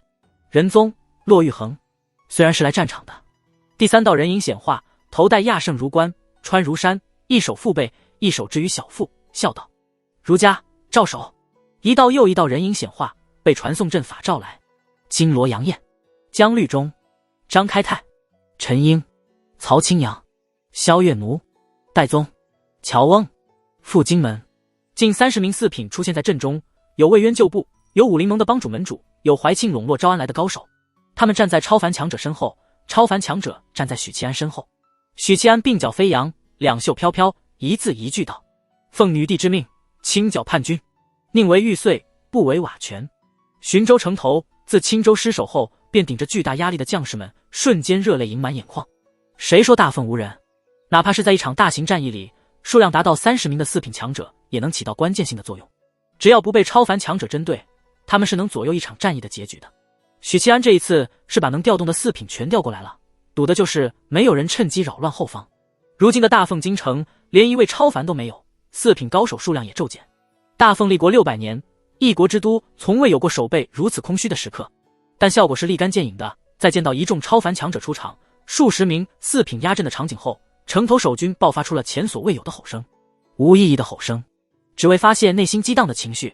青州失守之后，原青州守军的士气便降到谷底，后续还有监正陨落的事实，大奉超凡强者无法与云州抗衡的流言，以及朝廷忍辱求全的议和决定，这一切都在告诉退守雍州的将士们，你们打了败仗，大奉岌岌可危了。颓丧畏惧之心可想而知。之所以能坚守浔州，没有出现大规模逃兵的情况，除了杨公治军严厉之外，所有的将士心里还有一个念想，这个念想叫许银罗。监正是王公贵族眼里的保护神，有他在，朝廷一切安稳。但监正对于大部分人来说，距离过于遥远。许七安才是底层百姓和将士眼里的保护神，有他在，大奉就不会倒现在许银罗来了。他没有让人失望，正如他在京城斩国公，在玉阳关堵挡巫神教大军，在京城冲冠一怒斩昏君，他从未让人失望。一身飞袍的杨公双手按在墙头，深深吸了一口气，高声道：宁玉碎，不瓦全。于是城头杂乱无章的嘶吼和咆哮变成了山呼海啸般的宁玉碎，不瓦全。许二郎听着狂涛般的声浪，目光缓缓扫过周遭，守军们的表情一一映入他的眼底，他们有的高举武器，吼得脸红脖子粗，有的热血盈眶，眼神里却燃烧起熊熊斗志，有的兴高采烈，恨不得立刻冲下城与大哥站在一起。这一刻，许新年知道这是一只无所畏惧的雄狮。情绪是会传染的，当有人能把将士们的情绪调动起来，让他们热血沸腾，那么即使明知会死，即使前方是不可战胜的敌人，他们也会在心目中领袖的率领下慷慨赴死。大奉守军心目中的领袖是大哥许七安。姬玄自身是云州一方的天之骄子，也是当代年轻人里唯二踏入超凡的武者。可当他看见许七安凭一己之力召来如此多的强者，让骆玉衡、寇扬州等地位超然的超凡人物甘愿站在他身后陪衬，让原本士气低迷、唯唯诺诺的大奉守军瞬间情绪高涨，盲目崇拜。姬玄心里不可避免地燃起炽烈的妒火，他握着刀柄的手悄然发力，喝道：许七安在超凡的领域里从来都不是人海战术能弥补的。他的这一声运足了气力，一下盖过城头的喧嚣声。接着姬玄转身朝伽罗树菩萨核实，请菩萨出手。如果对面只有一位许七安，那么他凭借3品中期的实力，倒也能与姓许的一较高下，即使稍有不敌，差距也不会太大。但现在许七安可不是单打独斗了，有一众超凡压阵，姬玄不认为自己有单人冲阵的实力，能做到这一步的只有1品菩萨伽罗树。超品之下，防御第一人。当然，这并不是说伽罗树的攻法手段差，有时候防御和攻击是成正比的。女帝登基后，允许赵守入朝为官僚，大奉将出现一位大儒，儒家体系里的2品大儒。好奇，许屏风微微眯眼，同样侧头看一眼伽罗树菩萨，劳烦菩萨去探一探他们的水准。许屏风正色道：阿弥陀佛。宏大的吟诵声回荡在天际，盖过了所有声音。伽罗树菩萨一步跨出，天地失色，高空云层翻涌，染上金光，脚下则荡漾起金色涟漪。他每跨出一步，便有轰隆声传来，虚空似乎都承受不住他的重量。跨出10步后，周遭已是一片寂静，不管是云州军还是大奉军，都陷入诡异的沉寂。并非他们不想说话，而是不敢说话。不动明王法相象征着高山般的厚重，大海般的广阔；金刚法相象征着力量，象征着刚烈；主杀法2尊法相叠加，让人如临深渊，如面神灵。神灵之前，凡人岂敢说话？这是高位格存在的压制，不以凡人的意志而动摇。原来监正面对的是这样可怕的敌人，城头守军直面2尊法相，深切体会到1品菩萨的可怕。皆闻佛门菩萨乃世间巅峰存在，每一位都可以称为无敌，但距离普通士兵来说，菩萨过于遥远，之前一直有监正顶着。对伽罗树菩萨的强大，知其然而不知其所以然。刚才姬玄的一人威慑全军，所表现出的力量是看得见的，在众人认识范围内的。伽罗树菩萨仅仅是威压，便让超凡之下的武夫、普通士卒噤若寒蝉。许银罗他会怎么应对？有人看向城下的那袭青衣，仿佛有默契似的，一道道目光齐刷刷地聚焦在许七安身上，聚焦在这位大奉最后几辆身上。谁去磨一磨他？许七安负手而立，面带微笑。我。孙玄机言简意赅地应道。说完，他以传送法术出现在伽罗树菩萨和许七安之间。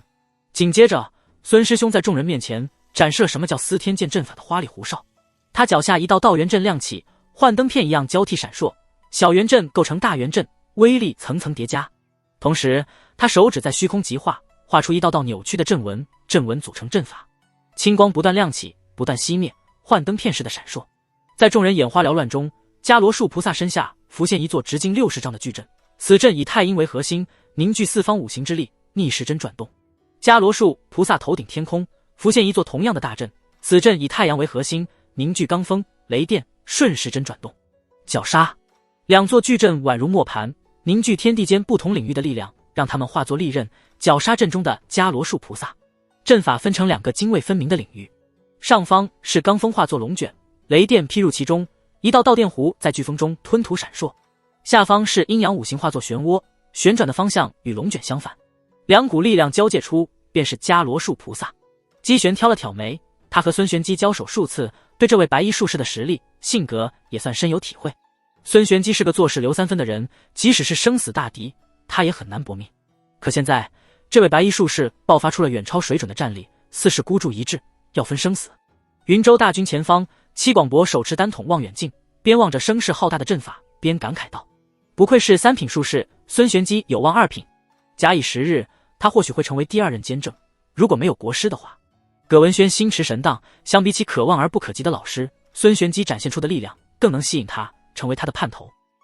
然而有什么用呢？在伽罗树菩萨面前，这种层次的力量根本不算什么。似乎是回应葛文轩的话，伽罗树菩萨头顶的金刚法相抬起双拳，猛地互相一碰，当！天地间一声洪钟大吕，狂暴的力量以双拳为核心肆虐开来，摧枯拉朽般的撕裂无形之力，撕裂雷电，撕裂两座阵法。过程中，伽罗树菩萨脚步甚至没有停顿。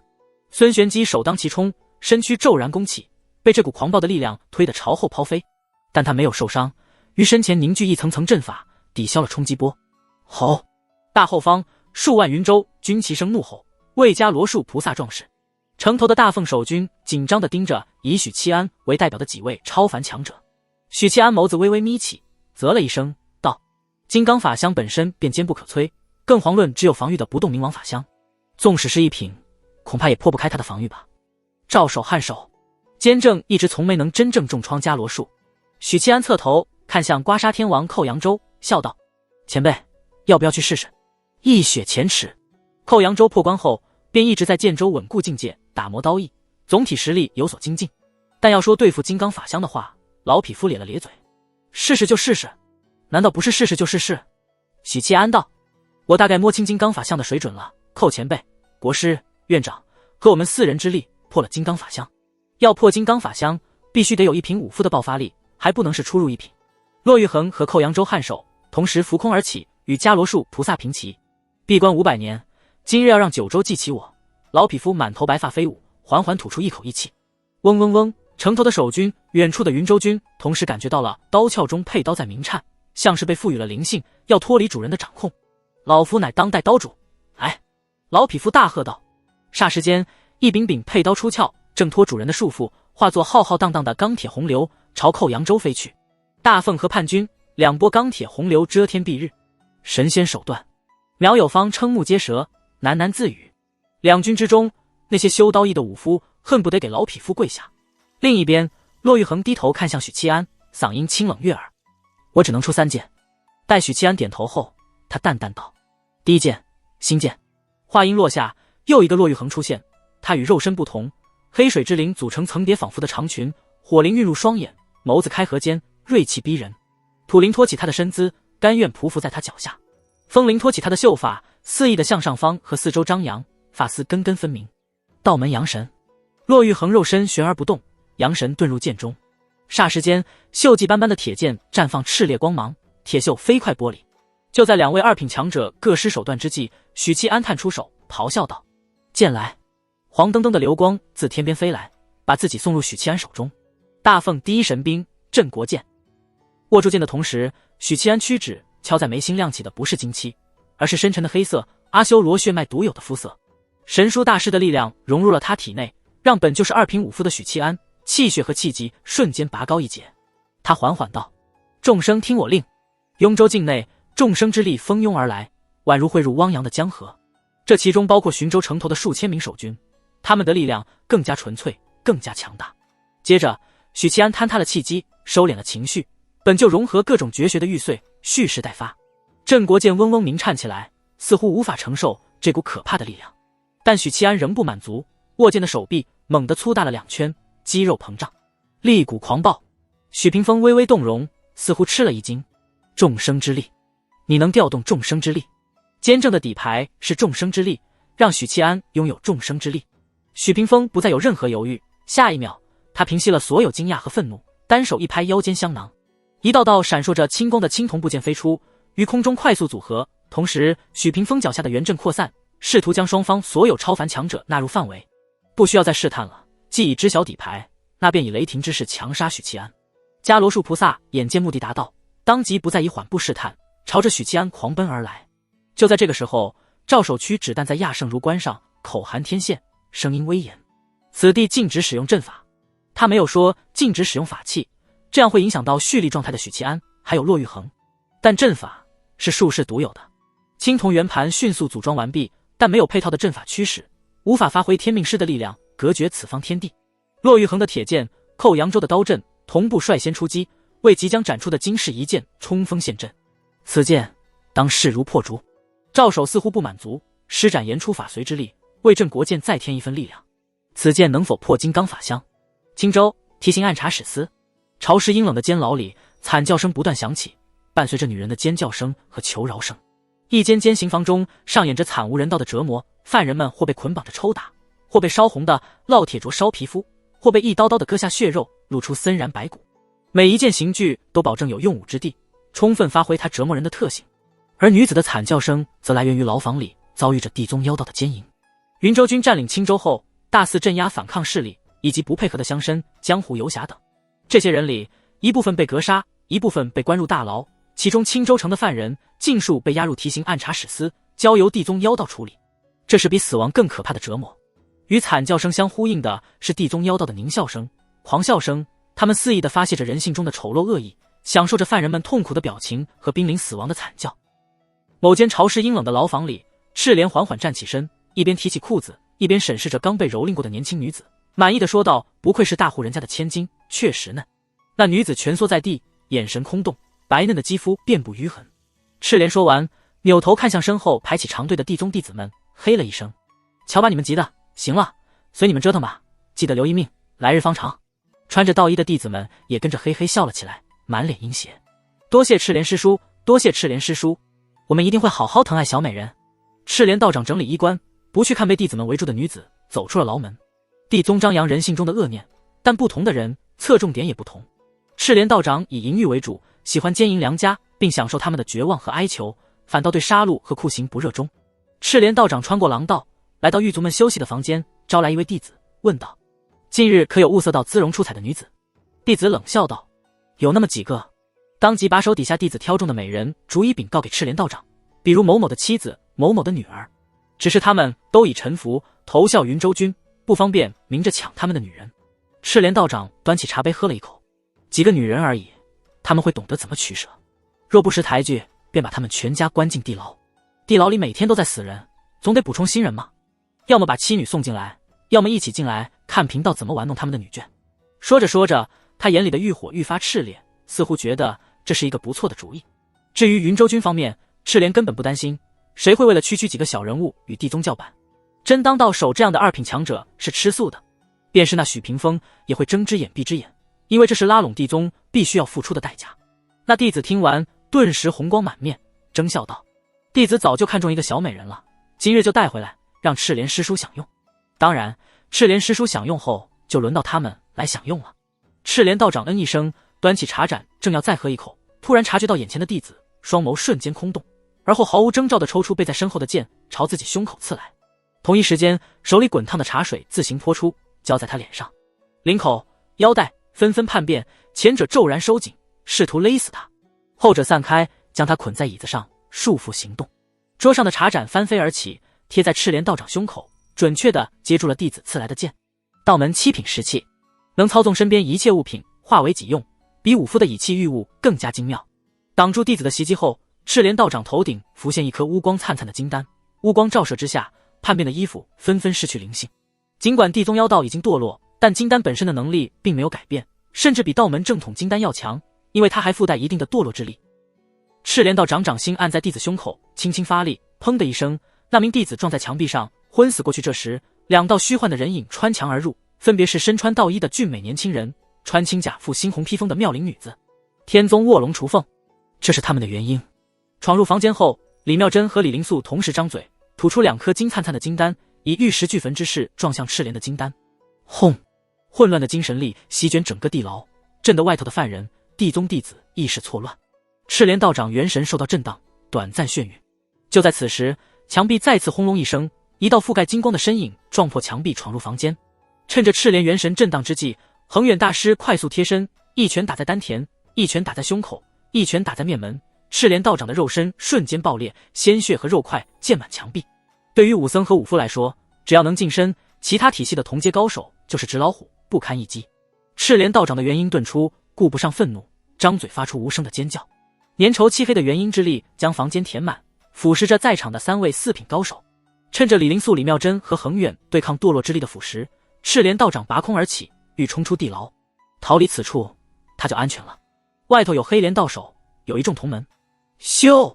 突然，一道雪亮的剑光从恒远撞他的墙洞中射来，明明是有实体的剑，却把虚幻的元婴钉在墙上。人宗星剑，星斩灵魂。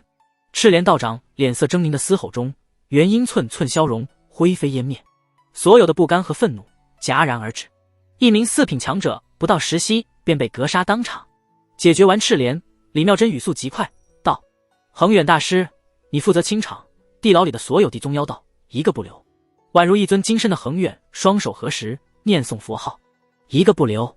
他没有表情的转身离开房间，走向潮湿的廊道。金刚怒目，地牢之外提刑暗查史司，一道道炫彩斑斓的功德之力降临，凝成金莲道长的身影。黑莲，到我们清算的时候了。金莲道长高声道。衙门深处，漆黑污浊的气息升腾而起，于空中化作一朵绽放的黑莲。莲台中央站着一位流淌着漆黑粘稠液体的人形。整个提刑暗查史司便被炫彩斑驳的功德之力和污秽浑浊的堕落之力填满，两道气界彼此抗拒，泾渭分明。他有和一双赤红如血的眼睛，森然地俯视着不远处的金莲。金莲，就凭你，还有天地会里的几条小杂鱼？话音落下，两股对抗的气界之上出现一道魁梧高大的身形。他屈指点在眉心，语气低沉道：“还有我。”吃脑后炽烈的火环燃起，金漆瞬间覆盖全身，可怕的气息铺天盖地的笼罩。佛门金刚，黑莲注意力顿时被他吸引。不，阿苏罗再次敲打眉心，脑后火环收敛，一轮绚丽光轮亮起，他嘴角一挑：“是罗汉？不可能！”黑莲气息剧烈波动，发出难以置信的咆哮。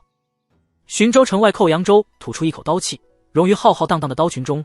刹那间，每一把刀都被赋予了可怕的力量，它们彼此呼应，彼此融合，浑然一体。刀群滚动，呈螺旋状刺向伽罗树菩萨。而在螺旋的中心是一把雪亮的长剑，骆玉衡的新剑。骆玉衡的选择充分展现出他的智慧，想真实有效地对伽罗树造成伤害，武夫的手段很有限，新剑对这位菩萨的杀伤力甚至要超过坚正的攻击。元神领域里，道门和巫师才是主宰。骆玉衡或许没有坚正强大，但对元神的打击，坚正也不如他，这是体系不同所造成的差距。伽罗树菩萨立于空中，双手结印，身后的不动明王法相也随之结印。不动明王法相唯一的弊端是，施展法术时本体必须保持不动。嗡！空间褶皱瞬间被抚平，伽罗树菩萨身周30丈范围变成一潭死水，连一丝风都没有。无形无质的空间化作最坚不可摧的牢笼。叮叮叮，螺旋状的刀阵击撞在凝固的虚空中，溅起刺目的火星，一把把刀折断，铁片宛如暴雨，朝四面八方溅射。双方的将士屏息凝神地望着这一幕，大气不敢喘。能亲眼目睹如此神迹，是他们的造化。另外，这场攻与防的较量结果直接关于到双方的士气。寇扬州再次吐出一口刀气，附加于刀阵，并掌如刀，朝前迈出一步，递出掌刀。刀阵瞬间加快翻滚速度，犹如电钻，硬生生地钻破凝固的空间，朝前挺进了3尺。叮叮叮，钻头与空间壁垒交界处亮起灼灼的红光，那是一把红如烙铁的刀。它们继而碎成灼热的铁块，抛向空中，溅在地面。老匹夫已是面目狰狞，脸颊肌肉抖动，额角青筋暴起，掌刀微微发抖。老夫斩不破金刚法相，斩不破不动明王，但若是连区区一道法术壁垒都破不开，便白瞎了600年的修为。寇扬州身躯宛如瓷器，寸寸开裂，鲜血长流。他的气势却层层拔高，前所未有的强盛。开！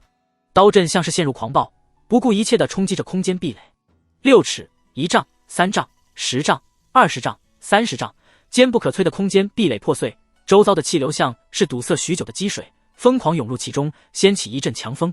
叮叮叮，剩余的刀劈砍在不动明王法相上，只能击撞其可怜的火星。但真正的杀招紧随而至，那柄融入了落玉衡阳神的铁剑刺在了不动明王眉心。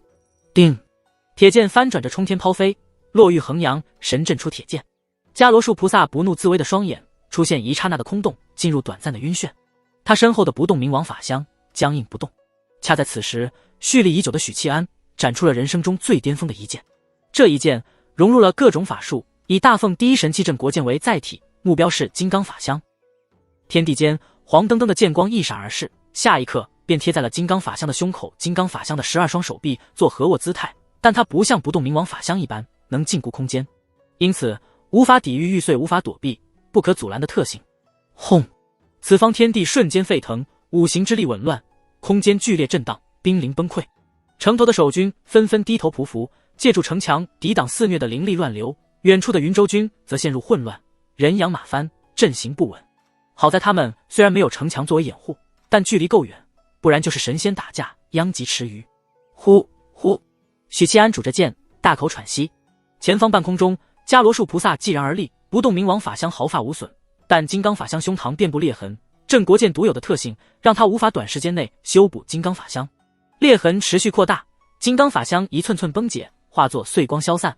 咔嚓，许七安胸口裂开蛛网般的缝隙，玉碎把力量返还给他了。二品武夫强大的自愈力修补着伤口，眨眼间便恢复如初，除了力量耗损导致体力下滑，没有任何后遗症。吼！寻州城头数千名守军齐齐狂吼，强大的自信在每一位守军心里滋生，场中主剑而立的青衣身影便如不可撼动的镇国之柱。至此，坚正陨落，青州失守的阴云彻底在众守军心里烟消云散。他们重燃了胜利的信念。古族要是有如此强大的领袖，整个南疆都是他们的。城头一部分古族战士看到崇敬地望着那道背影，没来由地嫉妒起周围的大凤氏族。由于古神力量有限，且无法直接吸收，古族高手也无法像古兽一样直接容纳古神之力，这大大遏制了超凡的诞生。古族几乎很少有二品强者，一品更是没有希望。三品的首领虽能稳步诞生，却时常死于极渊里爬出来的超凡古兽。像许七安这样的人物，古族历史上并不多见。相比起气势如虹的寻州守军，远处的云州军陷入沉默。姬玄怔怔地望着许七安，脑海里反复闪过一个念头：无法匹敌。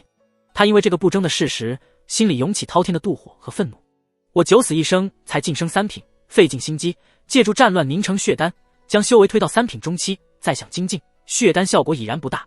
即使做到了这一步，依旧无法追赶他的脚步。凭什么？凭什么？愤怒和嫉妒险些摧毁他的理智。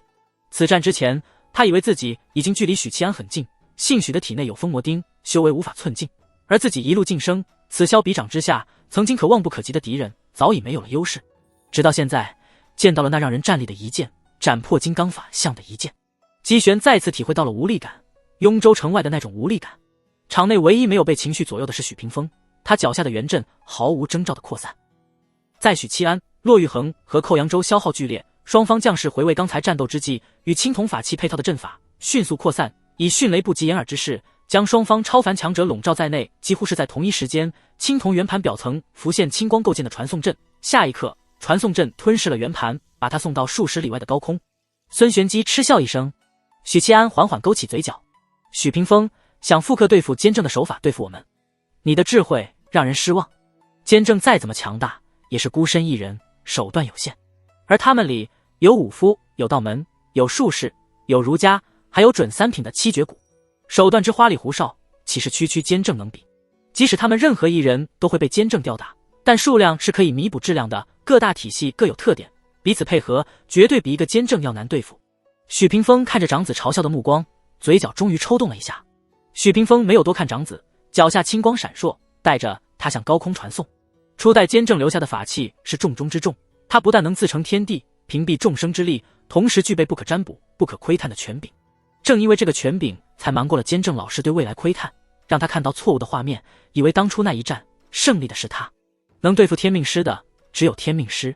现在坚正已经被封印，但许七安继承了众生之力，且不可占卜、不可窥探的权柄，对付其他体系的高手同样有效，比如巫师，比如天蛊。许七安见状，双腿一屈，在地面轰的坍塌里，以超音速窜向高空，欲争夺青铜圆盘。身后的一众超凡中，羽翼翻飞的骆玉衡念头最纯粹，条件反射般的追上去，不让许七安脱离自己能照拂的范围之外。然后是姬玄、孙玄机、寇扬州、伽罗树和赵守，他们彼此防备着对方的超凡高手，不讲武德，对付各自的军队。等在场的超凡相继离开，戚广博望向寻州城头，深吸一口气，高声道：擂鼓攻城。云州军这段时间也没闲着，笼络了不少江湖人士，其中不乏雄踞一方的江湖大势力。毕竟之前云州军的优势那么大，愿意投靠的江湖势力游侠不在少数，甚至有一些通缉犯主动跑青州来投靠，渴望捞取功勋，从四处躲避的通缉犯成为手握实权的人物。鼓声中，云州军整齐划一的方阵缓缓推进，大盾在前，火炮、车弩在后，接着是抬着各种攻城器械的步兵、骑兵压阵。咚咚咚，寻州城头鼓声大作，杨艳等四品早已攀上城头，各自镇守一段城墙。大概很少有这样一座城墙拥有如此多的四品高手镇守。有了许七安方才振奋人心的一刀，再有这些四品高手加入，城头守军望着密密麻麻而来的云州军，非但不紧张恐惧，反而摩拳擦掌，充满战意。许银罗一剑斩出大凤风采，我们又岂会贪生怕死？高空中，许七安穿透云海，看见了正在收取青铜圆盘的许屏风御风状态下，武夫速度再快，也快不过能传送的术士，无法使用阴影跳跃拉近距离。他随意一扫，看见许屏风的影子被扭曲到极远处的云层上，脚底气机轰的一炸，宛如高性能推进器，快速再快一分。同时，他把身体的掌控权交给了神书大师。回头是岸，许七安口中吐出神书的声音。许屏风身躯一僵，半转过身来，但旋即硬生生地遏制住转身的冲动。这个时候，许七安已经从不远处的阴影里抽出身形，他没有攻击随时能传送的许屏风，而是扑向了青铜圆盘，试图夺取它。就在许七安即将触摸到青铜圆盘时，他和圆盘之间出现一道圆阵。传送术，如果被传送术笼罩，他也许会被送到远离战场的某处，这会给许屏风和伽罗术制造绝佳的反扑机会，专心对付寇扬州和骆玉衡等超凡。叮！剑光呼啸而来，击撞在许七安腰部。对于化境武夫来说，这样的力量足够利用，在毫厘之间退出传送术的范围。许七安借助飞剑的力量，让自己朝一侧翻飞。骆玉衡的铁剑代替了许七安，承受被传送的命运。许屏风如愿以偿地收取青铜圆盘，让它化作巴掌大小，收入怀中。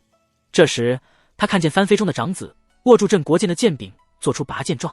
下一刻，黄澄澄的剑光一闪而逝。许屏风瞳孔微缩，知道这是许七安的意，无法阻拦，无法躲避，因为这是他赌上命的一刀，伤害会同步反馈到自身。二品术士的体魄做不到无视超凡武夫展出的蓄力一击。当时时，许屏风身后浮现不动明王法相，凝固了这方空间。黄澄澄的剑光在许屏风3尺处现形，继而缓缓熄灭，连爆炸都做不到。伽罗树菩萨的身影与许屏风身后浮现，接着击旋御风而来，与许屏风和伽罗树站在一起。另一边，寇扬州、孙玄机、赵守相继冲上云海。伽罗树菩萨即使暂时无法施展金刚法相，但本身也相当于弱化版的一品武夫，再有不动明王加持，所有人一起上，估计也只能落得刮痧的下场。许七安扫过几方超凡，继而看向许屏风3人，心里快速分析权衡，没准伽罗树菩萨还会舒服地喊一声：“许师傅，不要刮了。”所以对付伽罗树只能牵制，不用想着打垮他，监正都做不到的事，我们也不行。而且这场战斗本身就是拖延时间，让阿苏罗斩杀坐镇青州的黑莲。许七安迅速做出决定，采用田忌赛马的对策。他传音给众人：“院长，你与我一起缠住伽罗树，寇前辈去斩姬玄，孙师兄和国师对付许屏风。寇扬州好歹是2品，能压着姬玄打，甚至杀了他。而骆玉衡和孙玄机对付不以高爆发著称的2品术士，既能有效牵制，也不至于让国师耗损太大，导致体内业火失衡。至于他和院长牵制伽罗树，虽然伽罗树没了金刚法相，但好歹也是1品。一般情况来说，即使2名2品武夫都无法对抗他。但儒家不一样，儒家是最强辅助，且有亚圣儒官的力量加持，完全可以一试。赵守等人略一思量，认同了许七安的安排。寇前辈，借你一剑神兵。许七安胸口微光闪烁，太平刀破镜而出，不情不愿地把自己送到老匹夫手里。寇扬州接过太平刀，刀气战破云海。他愣了一下，似是没想到这把神兵如此犀利，欣喜地赞道：“好刀！”虽然武夫号称肉身便是最强兵器，但也看手里的是什么。只论坚固程度，2品境的武夫肉身已经堪比大部分绝世神兵，但法宝的特性是武夫肉身不具备的，比如镇国剑能让伤口无法自愈的剑气灼烧。太平刀目前还无法与镇国剑相比，不过在龙气中滋养多日，它能增幅寇扬州的刀意，让老匹夫的攻击力更上一层。另一边，伽罗树沉吟道：“许七安的实力有些不对劲，太强了，出乎意料的强。”许屏风默然片刻，似是想到了什么，脸色微变：“你感应一下，他体内的封魔钉还在不在？”伽罗树菩萨双眼各自浮现一个金色万字，审视着许七安片刻，本就严肃的脸庞变得愈发凝重。他体内没有封魔钉，如果对方身体里还有封魔钉，他的秘法会照见，但是没有。许屏风脸色一下子难看起来，他晋升2品了，谁替他拔的封魔钉？伽罗树菩萨垂眉片刻，眉毛微动，一字一句道：“阿苏罗，佛门中能拔除封魔钉的人物就那么几个，屈指可数。结合南疆战事失利，很容易就能推导出问题出在谁身上。但伽罗树菩萨没明白阿苏罗是如何避开佛法问心的。”许屏风眉头深深皱起，阿苏罗与许七安结盟了，如此一来，佛门肯定没有这位修罗王幼子的容身之所。可他既已归入大凤阵营，为何此时不现身？他在干嘛？还有什么目的？电光火石间，这位当世超一流的棋手便已猜到许七安的真实目的。黑莲，他们真正的目标是黑莲。许屏风沉声道：“伽罗术，护住云州大军，我回一趟青州。”说话间，脚下传送阵亮起，此地禁止传送。赵守弹动亚圣如关，施展儒家言出法随之力，修改了此方天地规则。他没有直接把伤害作用在敌人身上，也没有把牛皮吹得太大，只是限制了传送，甚至没有限制其他阵法。这样做的好处是，言出法随的力量维持时间会很长。没有了传送术，术士就失去了引以为傲的机动性，无法脱离战场了。赵守，许屏风第一次露出无比震怒之色，沉沉低吼一声：“他日入主中原，我必断你儒家传承。”赵守面带微笑，成比娘之悦耳。提刑暗查史司，察觉到敌人来犯，地宗的莲花道士们纷纷破屋而出，但旋即被阿苏罗滔天的气焰压了回去。佛门要与我地宗为敌？黑莲站在莲台上，愤怒地质问。阿苏罗毫不废话，右拳亮起绚丽光芒，握住了杀贼果位的力量，隔空一拳轰出。这时，提刑暗查史司各处庭院中提前布置好的阵法逐一亮起。此处是地宗新的据点，许屏风当然不会没有布置，早已在衙门中设下大阵。西边冲起锐利的精灵，南边火光冲天，北边是沉沉翻涌的水灵，东边则草木滋生，藤蔓宛如触手般涌动，阵中位置土灵之力喷涌。黑莲当即现出地风水火四大法相，将大阵凝聚而来的力量射入法相中。四尊法相瞬间回到黑莲体内，他的拳头上凝出五色轮转的光团。轰！两股力量碰撞，产生震耳欲聋的爆炸，将周围的建筑摧枯拉朽般的拔起。平分秋色。哼！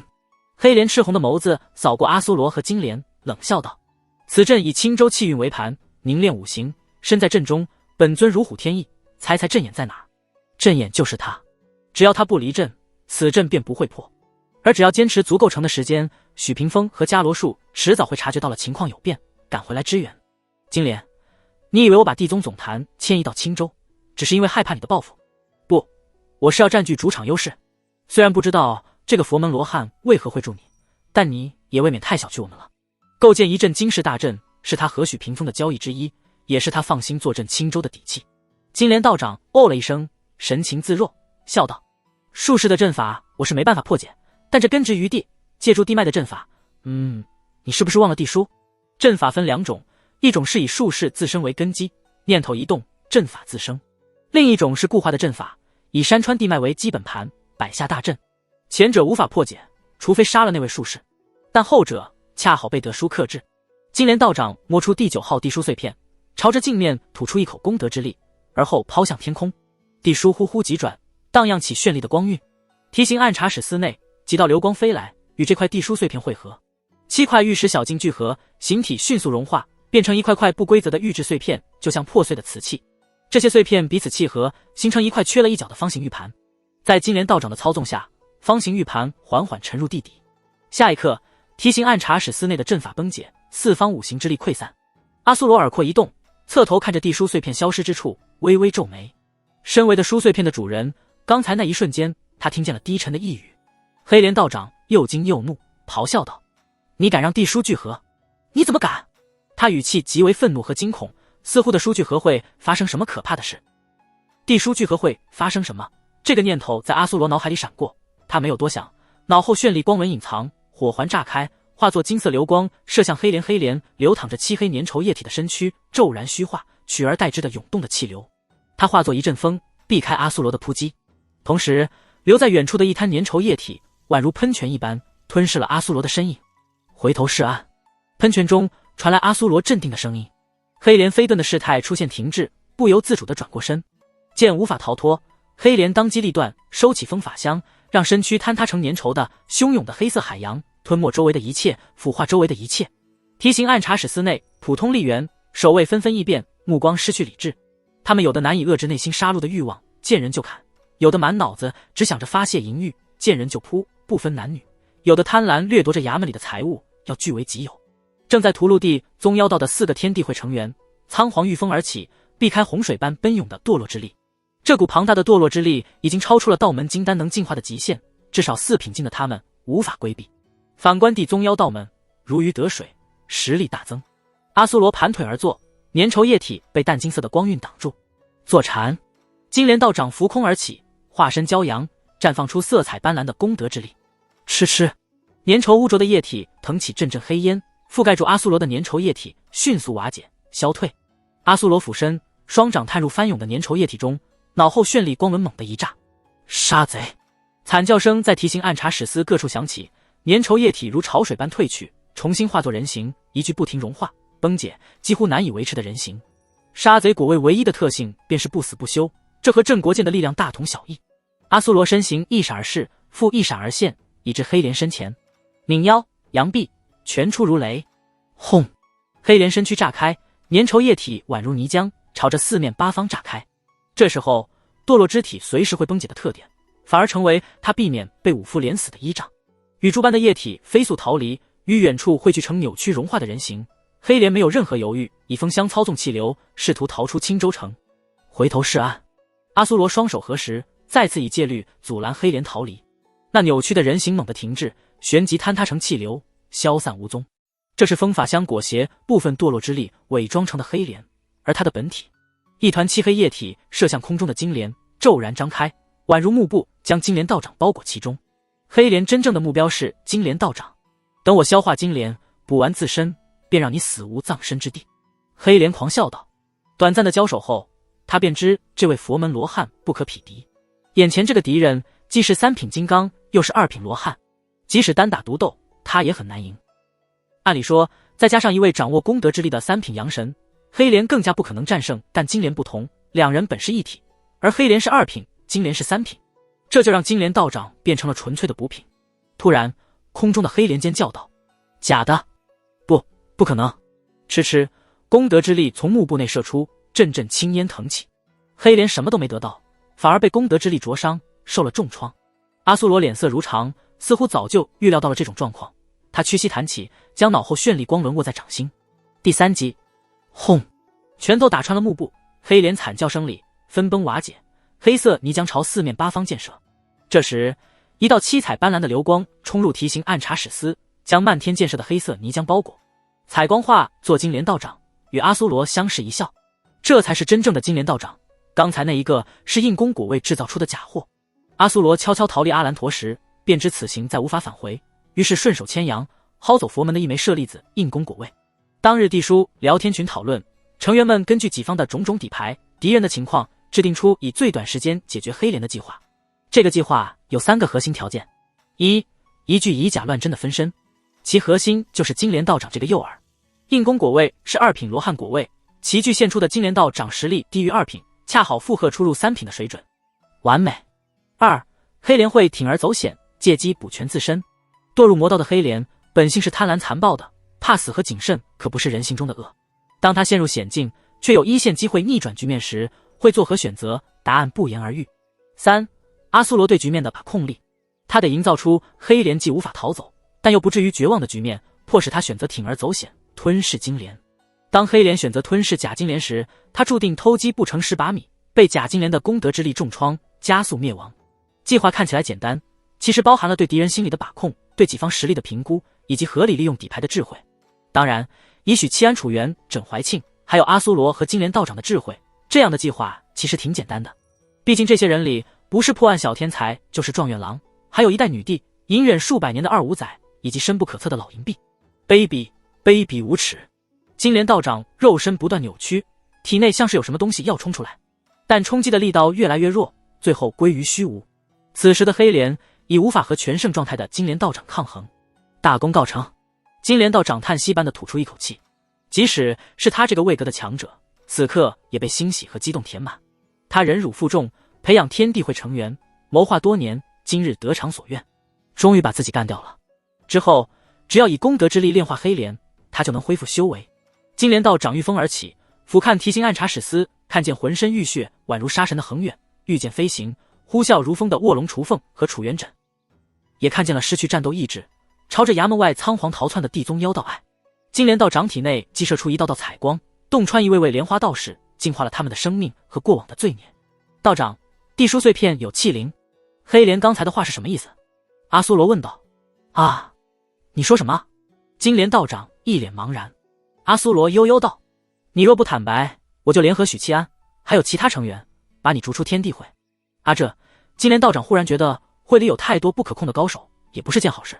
他想了想，道：“这件事我会在天地会里详细说明。现在先离开这里，去寻州助阵许契安，断儒家传承。”许屏风，老子现在就灭了你！许契安拇指一弹，镇国剑铿锵作响，他旋即坍塌所有契机，收敛全部情绪，玉碎蓄势待发。枪！镇国剑斩出，黄澄澄的剑光一闪而逝。以许契安现在的体力，能多次超负荷斩出玉碎，不用担心斩出一刀后体力耗尽。这是二品武夫附带的强大恢复力。下一刻，黄澄澄的剑光出现在姬玄胸口，朝许屏风拔剑是障眼法，他真正的目标是姬玄。柿子挑软的捏。与此同时，孙玄机抬脚一踏，让一座座圆阵将姬玄笼罩。他们中有电弧闪烁的雷系阵法，有火焰熊熊的烈焰阵，有白光烈面如歌的金灵阵。寇扬州的身影鬼魅般的出现姬玄身后，太平刀朝着他脖颈斩下。赵守朗声道：“此刀威力倍增。”太平刀爆发出炽烈的光。杀局！姬玄一个三品武夫，在瞬间遭遇了大凤超凡的针对，他对危机的预感完全没有生效，直到许契安的刀意斩中胸口，才惊觉玉碎是针对自己的。武者的危机预感到当然无效，因为许契安以天蛊的移形换斗屏蔽了这一刀的气息。姬玄没有任何动作，似乎坦然接受了命运。而不远处的伽罗树和许屏风身形同时消失，并出现在姬玄周围。伽罗树冷静的双手结印，他身后的不动明王法相同不结印，空间褶皱瞬间抚平，一丝一缕的风都没有。斩中姬玄胸口的剑光还没爆开，便被强行掐灭。孙玄机的各大阵法凝固不动，宛如水墨画。姬玄身后试图斩首的寇扬州像是中了定身术，一招法术便破解了众超凡的攻击，这就是一品菩萨的实力。纵使损失一具金刚法相，伽罗树依旧在一品之列。以不动明王法相化解攻势后，伽罗树转身掠向老匹夫，比女子腰肢还要粗壮的胳膊抡起，重重砸向寇扬州。这个过程中，一座座青光构成的圆阵在寇扬州左右两侧浮现，延伸出一道道青光凝聚的锁链，捆住寇扬州的双手双脚。这一拳打中，寇扬州肉身绝对会被生生打爆。二品武夫的肉身显然不可能抗住一品菩萨的攻击。许屏风和伽罗树配合默契，瞬间让局面反转。眼下救寇扬州最好的办法是以传送书带他离开。他们想逼我修改规则，解除此地禁止传送的限制。赵守心里一动，瞬间明白许屏风和伽罗树的想法，一瞬间赵守便有了应对之法。没有时间让他和许契安等人传音，他选择相信同伴。赵守跨前一步，以指代笔，在空中画下一道道阵纹。两座一模一样的阵法出现，于伽罗树菩萨身后浮现，延伸出4条青光锁链，缠绕住他出拳的右臂。这是儒家五品儒生境的能力，可以把敌人的法术学过来，并记录于纸张，虽弱于原版，但也不会差太多。到了赵守这个境界，则不需要依赖于纸张，念头一动就能白嫖，不就能学习。青光锁链缠住伽罗树的同时，太平刀自行脱离了寇扬州的握持，嗤嗤连声，割破他的袍子，刀尖顶着破袍甩到寇扬州头顶，这让袍子照下的影子落在了寇扬州身上，阴影瞬间膨胀，化作许契安的样子，挡在寇扬州面前。他两袖陡然鼓舞，双手在小腹合握，一道道众生之力在掌间凝成朝内坍缩的圆球。砰砰砰砰，缠绕在伽罗树右臂的锁链逐一崩断，无法束缚住履历恐怖的一品菩萨，但他的使命已经完成，为寇扬州争取了宝贵的喘息之机，为许契安争取到了支援的时间。许契安双臂肌肉膨胀，力骨狂暴，他奋力将众生之力坍缩成的圆球推了出去，迎向伽罗树的铁拳。叮叮叮叮，刀意爆发，老匹夫也斩断了禁锢自身的锁链，双手贴在许契安背后，气机豁然喷涌。轰！像是一枚当量庞大的导弹爆炸，涟漪状的气波扩散，把层层叠叠的云海炸出一道直径数百丈的真空地带。许屏风、姬玄、赵守、孙玄机、骆玉衡5位超凡齐齐飞退，双方奇招迭出的第一回合堪称神仙打架。姬玄和寇扬州都在身亡的边缘走了一遭，限制此地的传送，不让我们离开，是为了给青州的同党争取时间。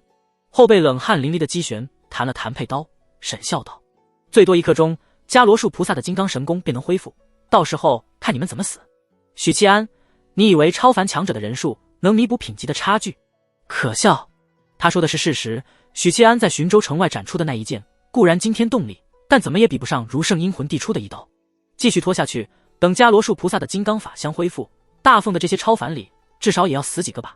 这一次他和国师不会为了试探底牌冷眼旁观了，不会给许契安蓄力展出那一剑。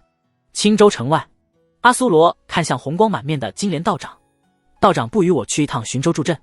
金莲道长摇头，贫道先炼化了黑莲，恢复修为。寻州那边，你去帮忙便是。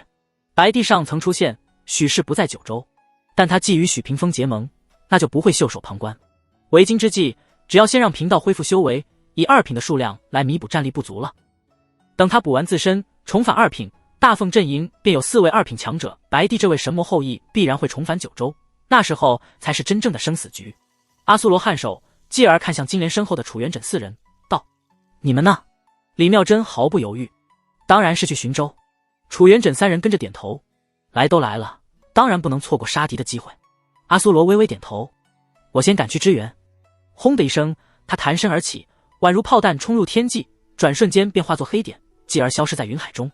许七安面无表情道：“在那之前，我会先杀了你。”姬玄冷笑道：“同样的话，我也还给你。”话音方落，轰隆隆的音爆声传来，云层战破，一道人影宛如流星，凶猛地撞向姬玄。什么人？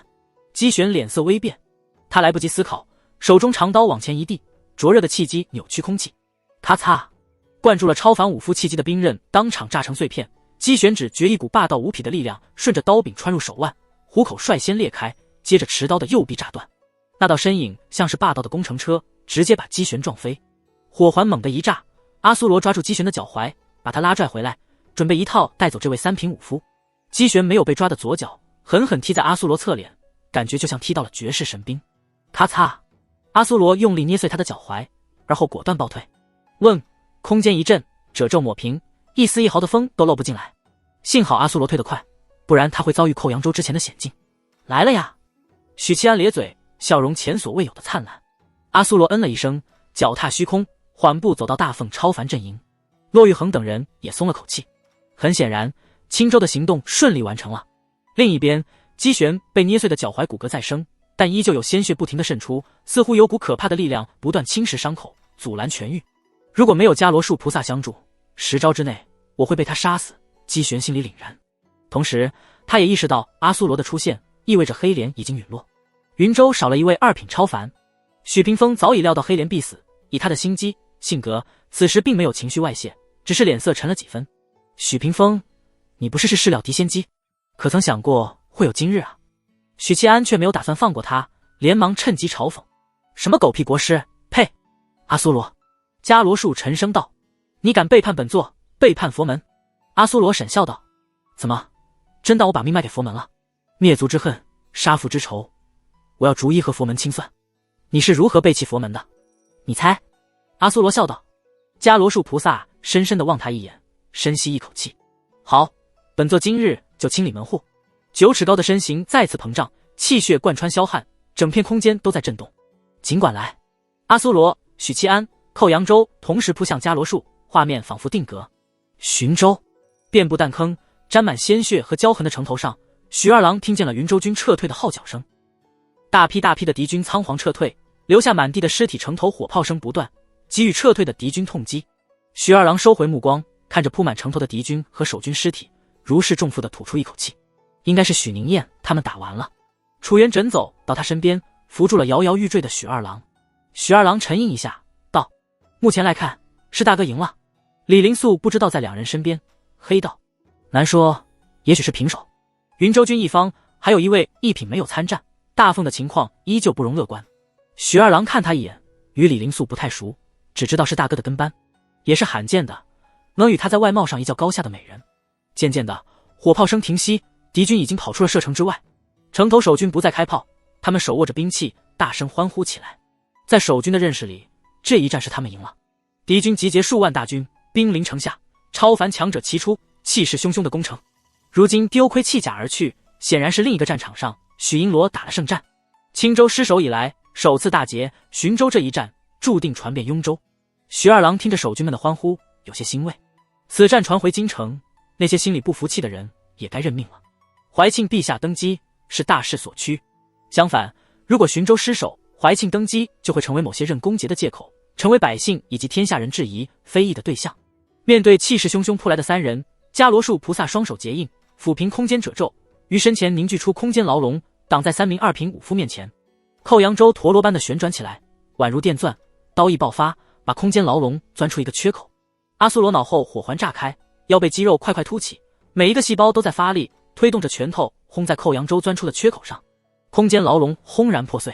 许七安诞生而出，青袍猎猎鼓舞，手里的太平刀和镇国剑交叉展出，过程中一道道众生之力加持于刀锋。叮！太平刀和镇国剑在伽罗树胸口爆出刺目的火星，留下2道交叉的白痕。真劲儿硬！许七安心里骂了一声。下一刻，伽罗树菩萨的拳头打穿许七安的胸膛，淡金色的鲜血朝后喷涌。大成的金刚体魄，再加上神书和尚的修罗血脉，仍然没法挡住一品菩萨的拳头，因为这是走武僧路线的一品。许七安丢开刀剑，反手抱住伽罗树的右臂，咧嘴笑了一声。砰！伽罗树的胸口凹陷进去，这是他首次受伤。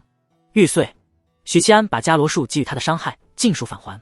寇扬州握住太平刀，整个人化作犀利的刀光，撞向伽罗树胸口。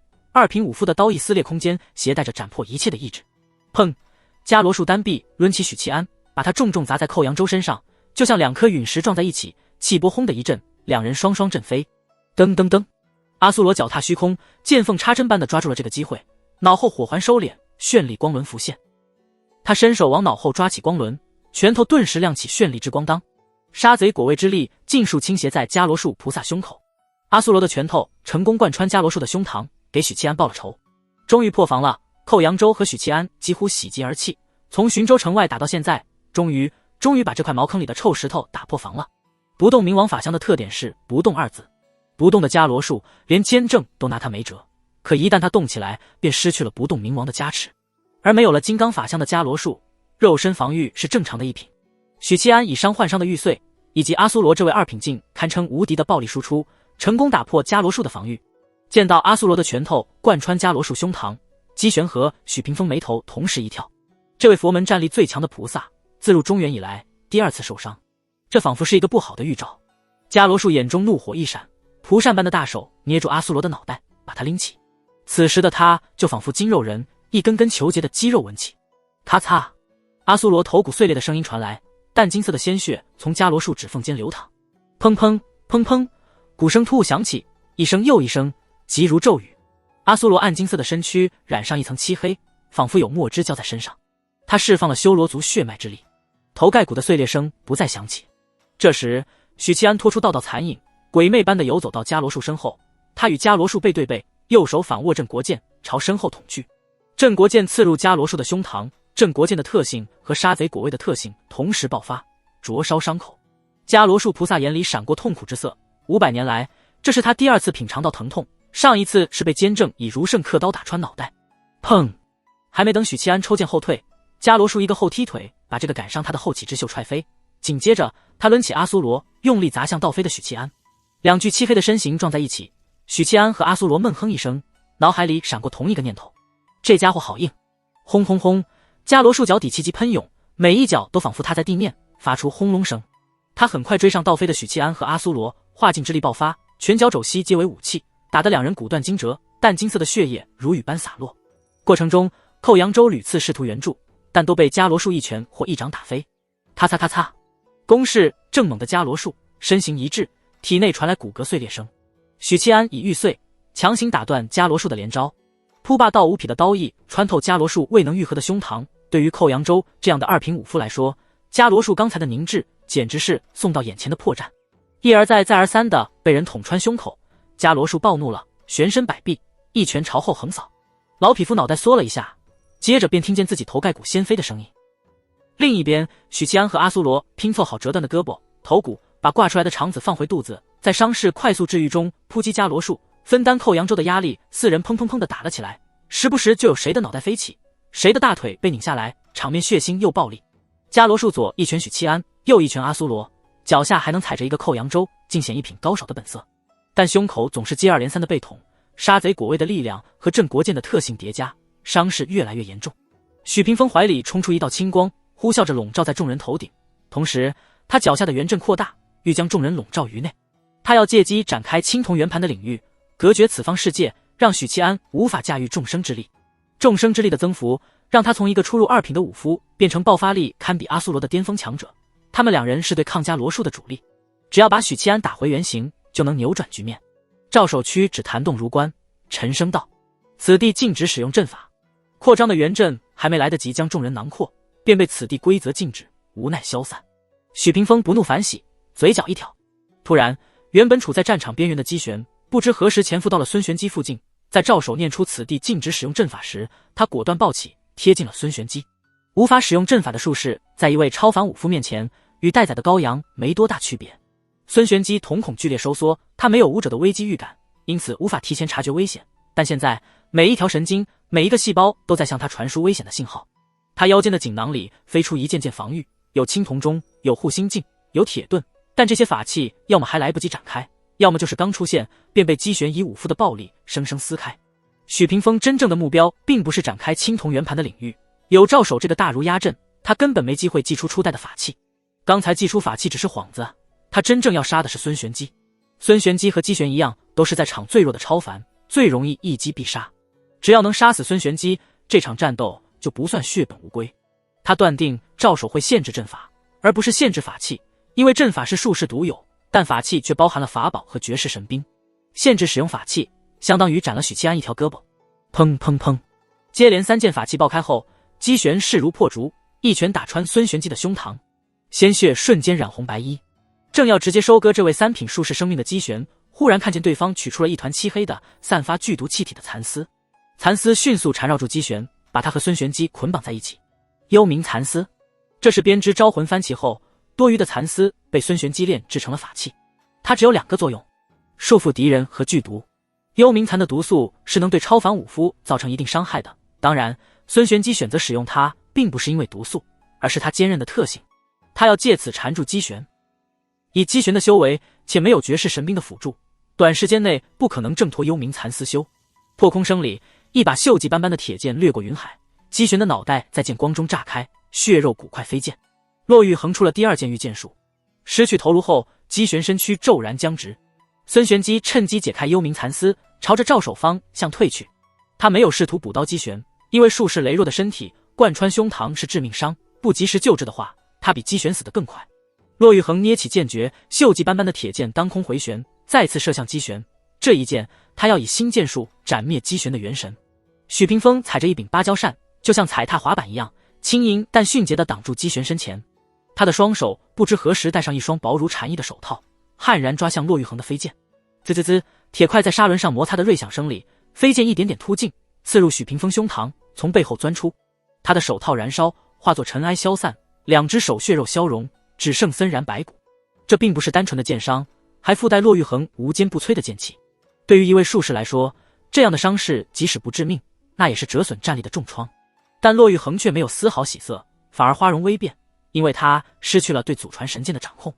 不错的兵器，笑纳了。许屏风笑道。他当场炼化了骆玉衡的神剑，一把没有器灵的神兵，以许屏风的位格，炼化起来并不困难，甚至可以说是轻而易举。笑纳你狗娘养的，还给我！远处，许七安咆哮一声，奋力投掷出太平刀。骆玉衡循声望去，恰好看见许七安掷出太平刀后，脑袋被伽罗术生生打爆。面对一品菩萨，还敢分心？许屏风嗤笑一声，正要顺手再把太平刀收走，但赵守抢先一步握住太平刀。许七安是给院长送刀的。握住太平刀的赵守眉心亮起金漆，迅速游走全身。他白嫖来了许七安的金刚神功。理论上说，只要赵守品级够高，他甚至能白嫖伽罗术的不动明王法相。叠加了金刚神功后，赵守握着太平刀，朝许屏风斩出是大力沉的一刀。当，许屏风横剑格挡太平刀的直劈，但他的力量怎么比得过此时的赵守？白骨森森的右手瞬间断折，神剑脱手飞出。这个时候，无头的姬玄终于元神归位，旋身一脚把赵守踢飞。许屏风见状，吐出一口气，虽然没有收走骆玉衡的剑，但他保姬玄的目的达到了，尽管付出了惨重代价。这时，伽罗术一拳打飞拦截的阿苏罗，冲到了姬玄和许屏风身边，沉声道：“走，你的金刚法相快恢复了。”许屏风目光闪烁一下，最后还是没有反驳，带着姬玄迅速撤退。赵守识趣的没有追击，孙玄机身受重创，骆玉衡发挥不出修为，他贸然追上去，今日儒家可能就失去领袖了。呼呼呼，阿苏罗和寇扬州微微躬身，大口大口喘息，血水和汗水浸透了他们破烂的衣衫。许屏风，明天还是这里再打一架，你这个怂瓜！许七安气定神闲地喊道。许屏风回首，隔着很远，深深望他一眼。目送3人身影消失，许七安收回目光，望着蔚蓝澄澈的天空，缓缓吐出一口浊气。赢了，打赢许屏风了，堂堂正正的面对面的打赢了许屏风。这一瞬间，他觉得笼罩在心里的某一道阴影彻底烟消云散。许七安快速收敛思绪，掠至孙玄机身边，道：“孙师兄，你怎么样？”孙玄机胸口的贯穿伤已经愈合，脸色略显苍白，点一下头：“不用担心。”“我知道了。”许七安顿时放心，想想也对，司天监家大业大，生死人肉白骨的丹药肯定不少，只要不是当场去世，孙师兄多半就能靠氪金活过来。孙玄机张了张嘴，一脸难受，他想说的不是这个。不追吗？不追杀他们吗？孙师兄突然有些想念袁护法。姐，孙玄机有些不高兴地取出一枚瓷瓶，抛给许七安，又指了指阿苏罗和寇扬州。骆玉衡脸色冷淡地站在一旁，接过瓷瓶的许七安心里一动，打消投喂的念头，略向骆玉衡柔声道：“国师，没受伤吧？”骆玉衡微微颔首：“无妨，但我还是得先投喂你。”许七安拔开木塞，倾倒出丹丸，道：“多谢国师出手相助。”骆玉衡这才满意，接过药丸后俯冲而下去捡遗落的神剑。许七安趁机投喂寇扬州和阿苏罗，助他们恢复体力。阿苏罗望着云海之下，淡淡道：“这个女人能不能渡劫成功，决定了我们的结局是死是活。”许七安立刻明白了他的意思，沉吟道：“那将是一场恶战。虽然斩连行动大获成功，大凤将多一位2品强者，可只要白帝重返九州大陆，联手伽罗术和许屏风，一样能横推大凤。伽罗术的强大有目共睹，这就是1品。大凤如果一直没有1品强者，很难打赢云州。距离天劫只差半步的骆玉衡就成了关键性因素。许屏风当然也能看到这一点，所以他不可能容忍骆玉衡顺利渡劫。”阿苏罗沉声道：“你有信心吗？”许七安摇摇头，又点点头：“55开吧。”他没有多做解释，转而看向赵守：“院长，你还要回京城？”赵守嗯一声：“京城需要一位超凡坐镇。”话是这么说，但没有了你这个挂逼，我们的胜率会直线下滑。许七安正要说话，忽然看见赵守裂开了，他的肉身裂开蛛网般的伤痕，血流如注，遭反噬了。赵守叹口气，轻弹如冠道：“我的伤全好了。”亚圣如冠青光一闪，下一秒赵守的伤势便恢复，而亚圣如冠色泽暗淡，变成一件平平无奇的如冠。我可以利用亚圣如冠的力量来施展言出法随，反噬由他承受，只要不是太夸张的诉求，如冠都能抗住。赵守笑着解释：“果然是挂逼啊！”许七安内心感慨。赵守不知道他的内心戏，说道：“我明白你的顾虑，这件事其实好办，司天剑的传送书可以完美解决，可以让孙玄机在京城以及雍州各城刻画传送阵，再制作相应的传送玉符。如此，不管是我支援雍州，还是你们返回京城，都是瞬息之间。”许七安眼睛一亮。阿苏罗和寇扬州评价道：“此计甚妙。”孙玄机点头。可阿苏罗传音给许七安，与金莲联手杀黑莲时，遇到一件怪事，地书似乎有气灵。他把地书碎片聚合后的异常告诉了许七安。这地书果然有气灵的，我就说嘛，堂堂法宝怎么会没气灵？许七安传音回复：“以金莲道长的性格，恐怕不会告诉我们真相。”阿苏罗道：“我想到这个可能了，所以找你商量。他若是隐瞒不说，我们就把他逐出天地会，地书归我们。”你真阴险。许七安说完补充道：“现在不行，得等他帮我打赢云州。”阿苏罗呵了一声：“你真不要脸。”骆玉衡在一处山坳里寻到了仁宗祖传神剑，经过许屏风的炼化，它表面的铁锈已经消失，但品质没变，依旧是绝世神兵。毕竟绝世神兵已经是法器里的天花板，法宝则需要机缘，非人力所能炼。他微微松口气，小心地收起神剑。仁宗就这么一把绝世神兵，没了就太可惜了。没了的话，就把许七安的刀拿过来用。他心里突然闪过这个念头。骆玉衡旋即皱了皱眉，想起刚才不满他没第一时间关系自己，故意板着脸给他脸色看的举动，这些小女儿姿态的举动和念头，竟然会出现在他身上。青州布政使司后堂里，服用了丹药的许屏风望着血肉缓慢生长的双手，沉声道：“黑莲没了，地宗的妖道也被杀光。身在青州，他便是主宰。”念头一动，便知提刑暗查史司的情况。姬玄脸色顿时有些阴沉。伽罗树菩萨淡淡道：“无妨，还有那只神魔后裔，黑莲只是锦上添花，1品强者才是决定胜负的关键。我没看错的话，骆玉衡快晋升陆地神仙了，不会让他如愿的。”许屏风说着，望向伽罗树，问道：“为何要撤？”“你的金刚法降明命已经快恢复了，以刚才的形势来看，只要再支撑一段时间，局势就能反转。但许屏风知道伽罗树菩萨不会无缘无故撤退，必然有原因。姬玄脑袋已经长好，同样面带困惑地看着伽罗树。许七安二品了，踏入了河道境。伽罗树菩萨扫了两人一眼，可在刚才的交手里，我没有察觉到他的道是什么。闻言，姬玄眉头皱了起来。许屏风若有所思，沉吟道：那无视距离、无法躲避的斩击，是他4品时的意。返还伤害，在建州时他用过一处，这些都是河道前的能力。伽罗树脸色凝重地说道：在刚才的战斗中，寇扬州和阿苏罗体力消耗极大，唯独他，不管我怎么打他，他的气息都不曾下滑。说完，他又摇了摇头。不，准确地说，他气息下滑到一定程度后会突然暴涨。如此反复了几次后，他的战力已经触及到2品大圆满。如果这个趋势不变，那么在我金刚法相恢复前，他很可能触及1品战力的门槛。那样的话，你们2个必死无疑。姬玄悚然道：这就是他的道。许屏风眉头紧锁，也可能不是全部。不行，必须找机会探查清楚他在河道境领悟了什么能力。夜里，浔州营房，演武场架起一只铁锅，浓郁的肉香随着冷风飘散。铁锅里汤汁翻滚，猪肉、羊肉、马肉以及动物内脏随着热汤翻滚。守军们6人守着一只铁锅，分食着锅里的食物，吃得满嘴流油，每个人都红光满面。这里面既然食欲得到满足的幸福，也有今日大捷的喜悦，更多的是他们终于摆脱了连日来的阴影，重拾了信心。我前阵子总抱怨许银罗没有来青州参战，他如果早点来，也许青州就守住了。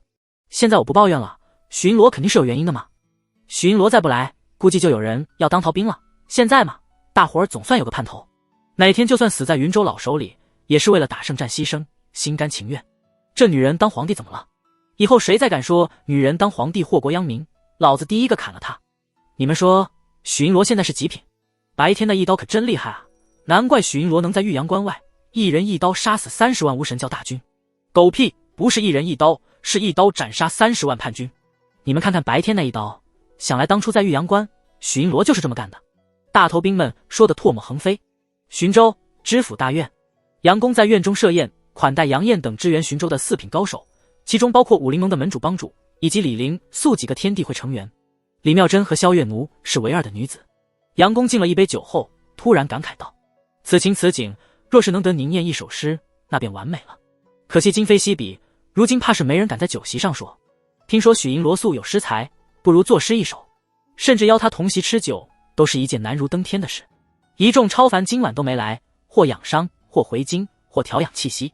傅金门听完，侧头看向身边的萧月奴，笑道：萧楼主，当初他还是6品境时，曹盟主说过让你嫁给他，你没答应，现在后悔了没？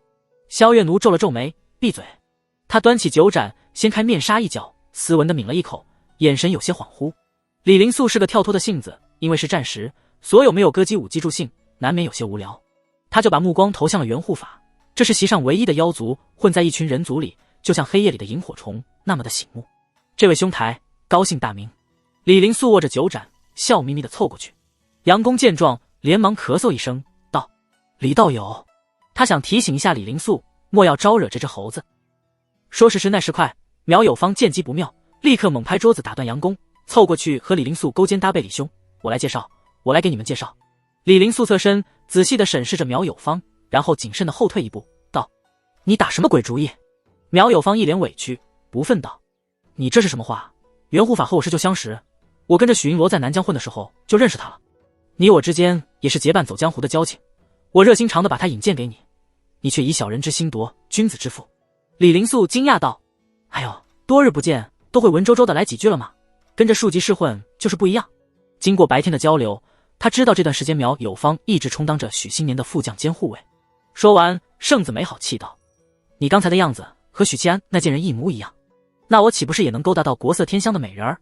苗有芳面不改色道：袁护法是南疆妖族的妖，性格淳朴，从不说谎。另外他还有一项神通，身为市井无赖出身，混迹江湖多年，苗有芳睁眼说瞎话的本事炉火纯青。李灵素顿时来了兴趣。什么神通？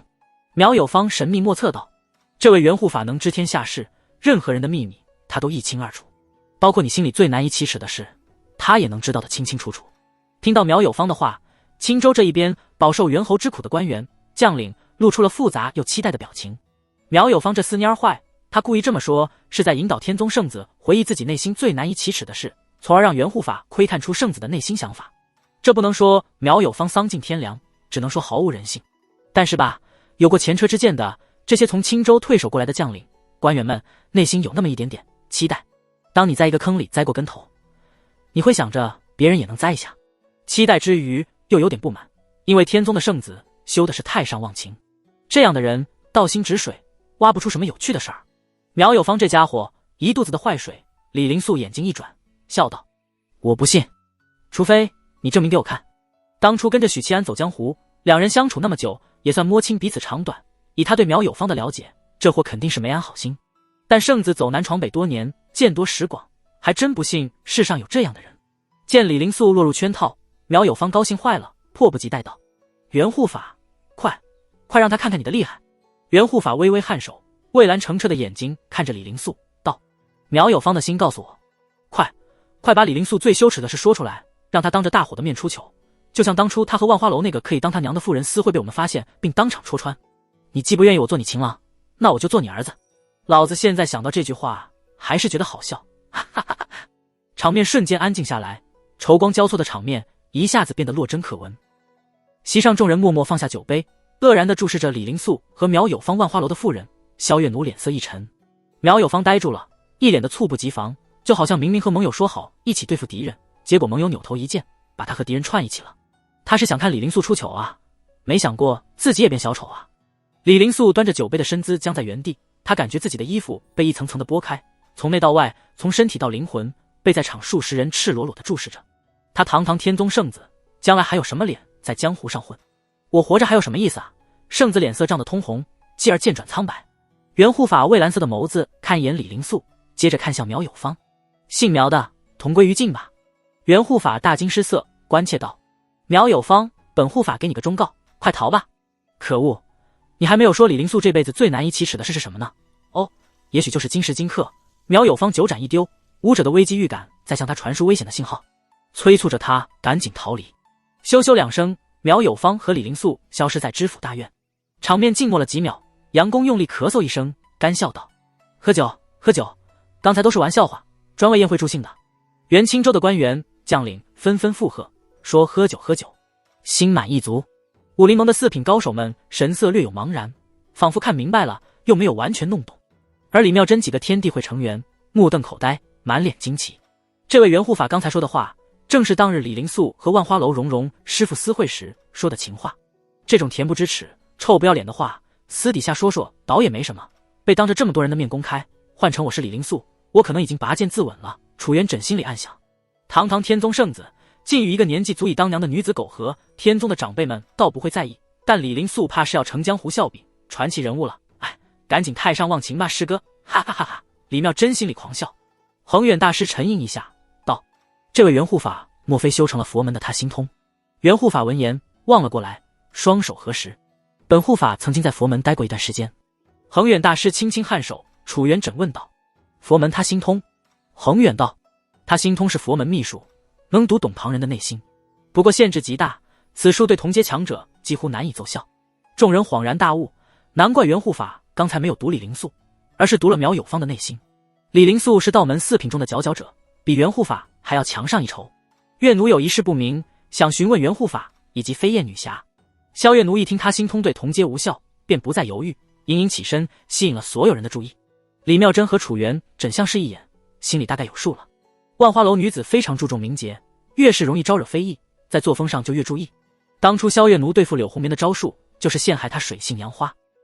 万花楼女子可以婚配，但必须经过门派允许，不能自由恋爱。如今身为楼主的萧月奴，听说天宗圣子与门内美貌妇人暗结连理，私相授受，肯定不能坐视不理。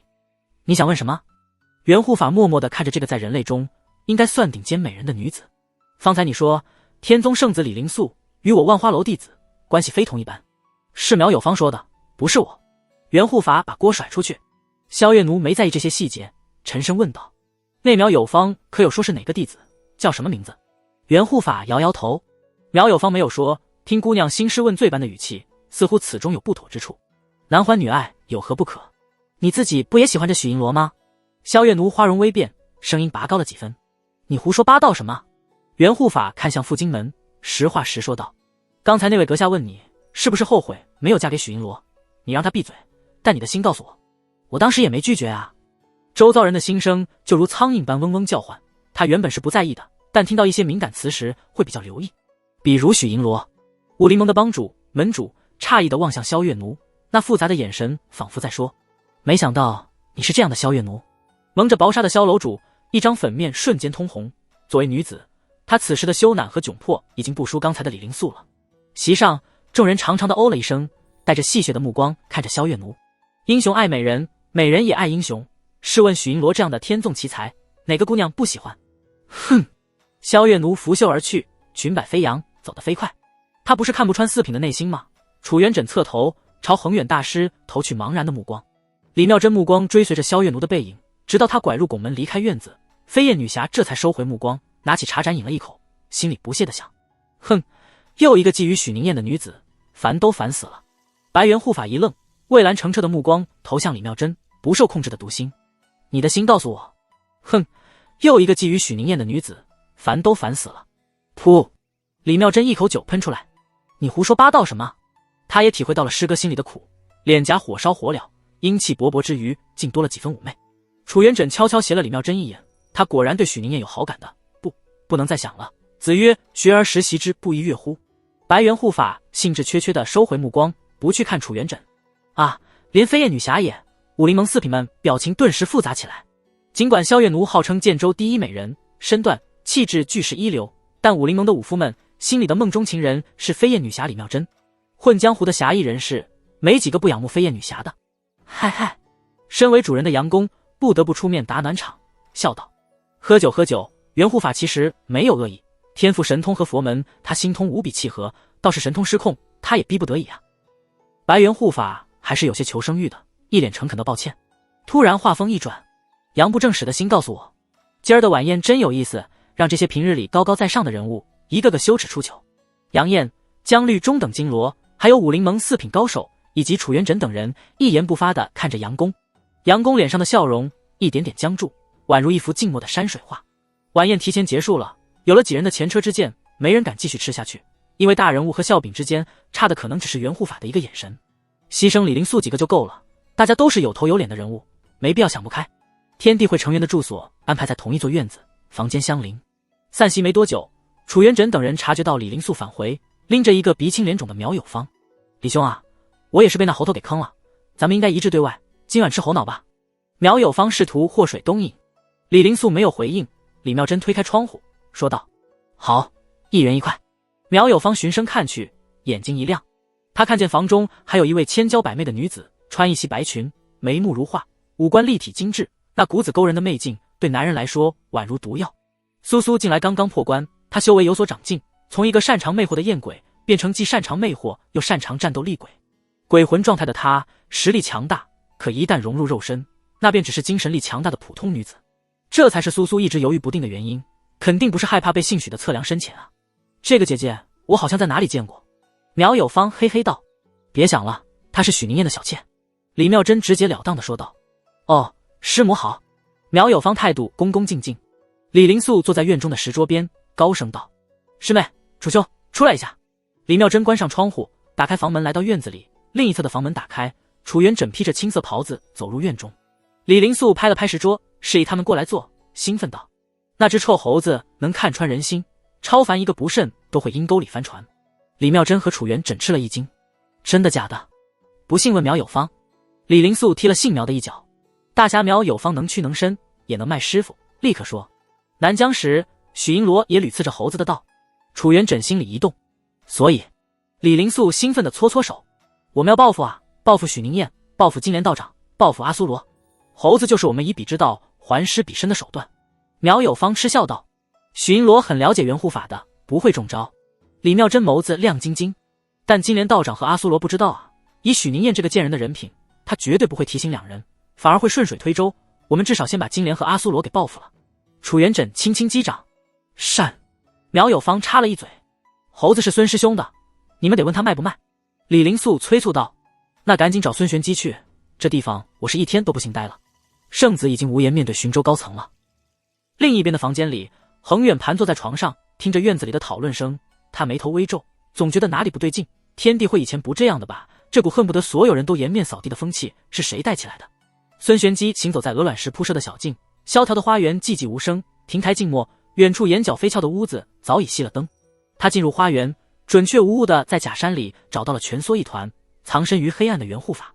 白猿护法原本一脸警惕，见是孙玄机，顿时松了口气。蔚蓝的双眼凝视着孙玄机，直接读取了孙师兄的心声，然后回答道：我感受到了四面八方的敌意，害怕睡觉时被人砍掉脑袋做成猴脑，所以躲起来了。我没说什么，我只是说了些实话，也没得罪什么人，至少没得罪所有4品、3品以上的高手，内心不要乱读。孙师兄放心，我肯定不会去读2品强者的心啊，我只是控制不住神通，但我不是活腻了，绝对不会去招惹2品的。孙玄机放心点头，这样的话他还是能招这只猴子的。深夜，青州布政使司灯火通明。从雍州边境的浔州城撤军后，经过了休整、清点阵亡人数等一系列工作后，云州军的将领们终于有时间聚在此地议事。大将军，伤亡人数清点完毕，攻城营1到6营，6000人马全军覆没。大将军，火炮损失21架，床弩6架，池瑞营第2营全军覆没。大将军，5营300人，折损162，重伤80人。大将军，戚广博靠在椅背，默默听着将领们汇报各部伤亡情况。白日一役，云州军损失惨重，伤亡总数过万，这样的减员强度简直让人心头滴血。唯一庆幸的是，攻城营是杂牌军，并非云州嫡系军队，是打下青州后陆续扩充兵员招募来的新兵。5营也不是嫡系，但却比嫡系的折损更让人心疼，因为5营里全是身手了得的江湖高手，这些人里不乏4品、5品、6品，是攻城战中尖端力量。可这一次大凤守军里的4品高手实在太多。唉，葛文轩叹息一声，此战失利对我军士气影响极大。听他这么说，各将领不由想起各自麾下士卒低迷的情绪。士气这东西非常现实，打赢了就有士气，打输了就垂头丧气。本来也不算什么，胜败乃兵家常事。可问题是，打败他们的是许契安，姓许的威震中原，名头太响亮了。打胜仗的时候倒也不怕，一旦打输了，士卒们的士气就会跌落谷底，会认为对手是许银罗，许银罗无法战胜。尤其现在云州军已经不是刚出云州时的军队，吸纳了江湖人士、青州流民以及各处流亡过来的灾民后，结构变得很复杂，这其中竟为许契安的比比皆是。今日就有人因为说了一句许银罗是无敌的，打不赢的，被上级以祸乱军心为由当场斩首。戚广博喝了口茶，语气依旧镇定，与你们说件事，地宗的道士全军覆没了。今日青州遭遇高手袭击，包括道手黑莲在内，地宗所有高层尽数被斩，只剩几个外出的小道士侥幸活着。在座的将领闻言脸色大变。返回青州后，他们通过各自的渠道了解到白天提刑按察使司里发生过大战，但地宗倒是全军覆没这事儿，他们还真不知道。黑莲是2品超凡，怎么说死就死？刹那间，众人心里的阴霾愈发浓重。戚广博似乎觉得打击的还不够打，道：今日之战是许契安设的局，利用京城的政变以及机远的安危，诱导国师和我们进攻雍州，而后他负责出面牵制国师和伽罗树菩萨，其党羽负责斩杀黑莲，削弱我方超凡战力。杨川南眉头紧锁，杀黑莲的是谁？这才是问题的关键。姬玄咬牙切齿道：佛门2品罗汉兼3品金刚阿苏罗。原本就气氛凝重的大堂愈发的寂静，众将领面面相觑，脸色都不太好看。己方死了一个黑莲，对方多了一个2品，此消彼长，差距瞬间被追赶上来。戚广博终于露出凝重之色，道：明白了吗？这就是许契安，他盘活了连国师都认为无解的死局。他是魏渊的传人，是监正培养的旗手，是个绝对不容小觑的人物。这个人不是杨公能比拟的。如果你们以为接下来的战斗会和青州一样，那么你们迟早死在战场上。不想死的，就给我打起精神来吧。将领们沉默下来。葛文轩没来由的想到了许契安的身世，想到他和老师的恩恩怨怨。时至今日，老师是怎样看待这个嫡长子的？愤怒、憎恶、后悔，或者有没有一丝丝的恐惧？许契安2品了呀，单打独斗，2品术士绝对不是2品武夫的对手。那个原本作为容器的弃子，已经成长为连老师都难以战胜的绝世武夫。当然，如果老师占据主场优势，比如战场在青州，那又另当别论。砰！姬玄猛地一拍桌子，声色俱厉。2品又如何？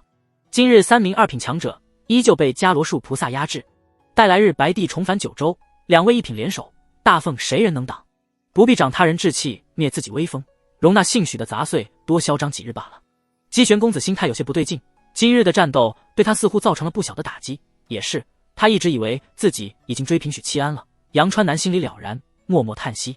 姬玄的话重燃了众将领的信念和信心。没错，两位一品联手，大凤没了监正，如何抵挡？这时堂外有士卒高声道：姬将军，斥候带回来一件物品，说是送给您的。堂内的军方高层纷纷循声望去，姬玄皱了皱眉道：呈上来。士卒抱着一只正方形的木盒进来，恭敬地放在桌上，汇报道：有支斥候小队在雍州边境被劫杀，大凤军的人留了一个活口，并让那名仅存的斥候带回来这个，说是给您的盒子上有阵法，我们打不开。姬玄皱了皱眉，单掌按在木盒表面微微发力，果然感受到了阵法的反弹。他掌心微微发力，挤压的阵法濒临破碎。这个过程中，武者的危机预感没有启动，这说明打开盒子不会有危险。出于对自己的信心以及对青州境内堪称无敌的许屏风的信任，姬玄掌心在木盒表面一划拉，硬生生抹去阵法。咔嚓，他打开了木盒子，盒子里盛着一颗人头，肤色发青，遍布血丝的眼球凸起，恐惧的表情凝固在脸上，眉眼和姬玄有4-5分相似。姬远，姓许的杀了姬远公子，他怎么敢？众将领瞬间噤若寒蝉，小心翼翼地看向姬玄。他们看见的是一张狰狞的、悲痛的、宛如野兽般的脸。姬玄只有一个弟弟，一母同胞的弟弟，比他小2岁。因为都是庶出的缘故，兄弟俩没有皇储之争的顾虑，从小感情极好。自母亲死后，姬远就是姬玄唯一的亲人。对他们这种人来说，父亲不是亲人，其他兄弟姐妹也不是亲人，全是博弈的对象。现在他唯一的亲人没了。许七安。姬玄凄厉的咆哮声回荡，像是哀嚎，又像是怒吼。与知府大院相隔2条街的府邸，这里是许七安今后暂住的地方。原本是浔州城一位大商贾的宅子，得知青州失守后，吓得带着财物、仆人和女眷逃离了浔州，宅子也不要了。毕竟这个节骨眼，再好的宅子也卖不出去。东屋灯火通明，骆玉横盘坐在柔软的床榻，静坐修行。突然，外屋的门被小心翼翼地推开，一道人影鬼鬼祟祟地钻了进来。骆玉横睁开眼，又长又直的眉毛微皱，淡淡道：有事站在外面说，说完走人，莫要打扰我修行。东屋烛光明亮，屋角的高脚茶几上的放着一尊栩栩如生的金兽，兽口吐出袅袅痰烟。许七安用手掀开帷幔，走入内屋，在桌边坐下，一本正经地说：国师啊，今日一战耗损极大，我不放心你，特意过来看看。说话间，他欣赏着床榻盘坐的女子，外袍已经脱下，里面是一件光鲜的丝绸小衣，腰间束着1指宽的玉带，勾勒出盈盈一握的小腰，与高耸丰满的胸脯搭配着，一下子就把女子最美好的曲线和比例展露出来。男人总是无法抵抗胸脯丰满而小腰纤细的女子，何况床上的高冷美人儿，还有一个圆滚滚的弹性极佳的翘臀。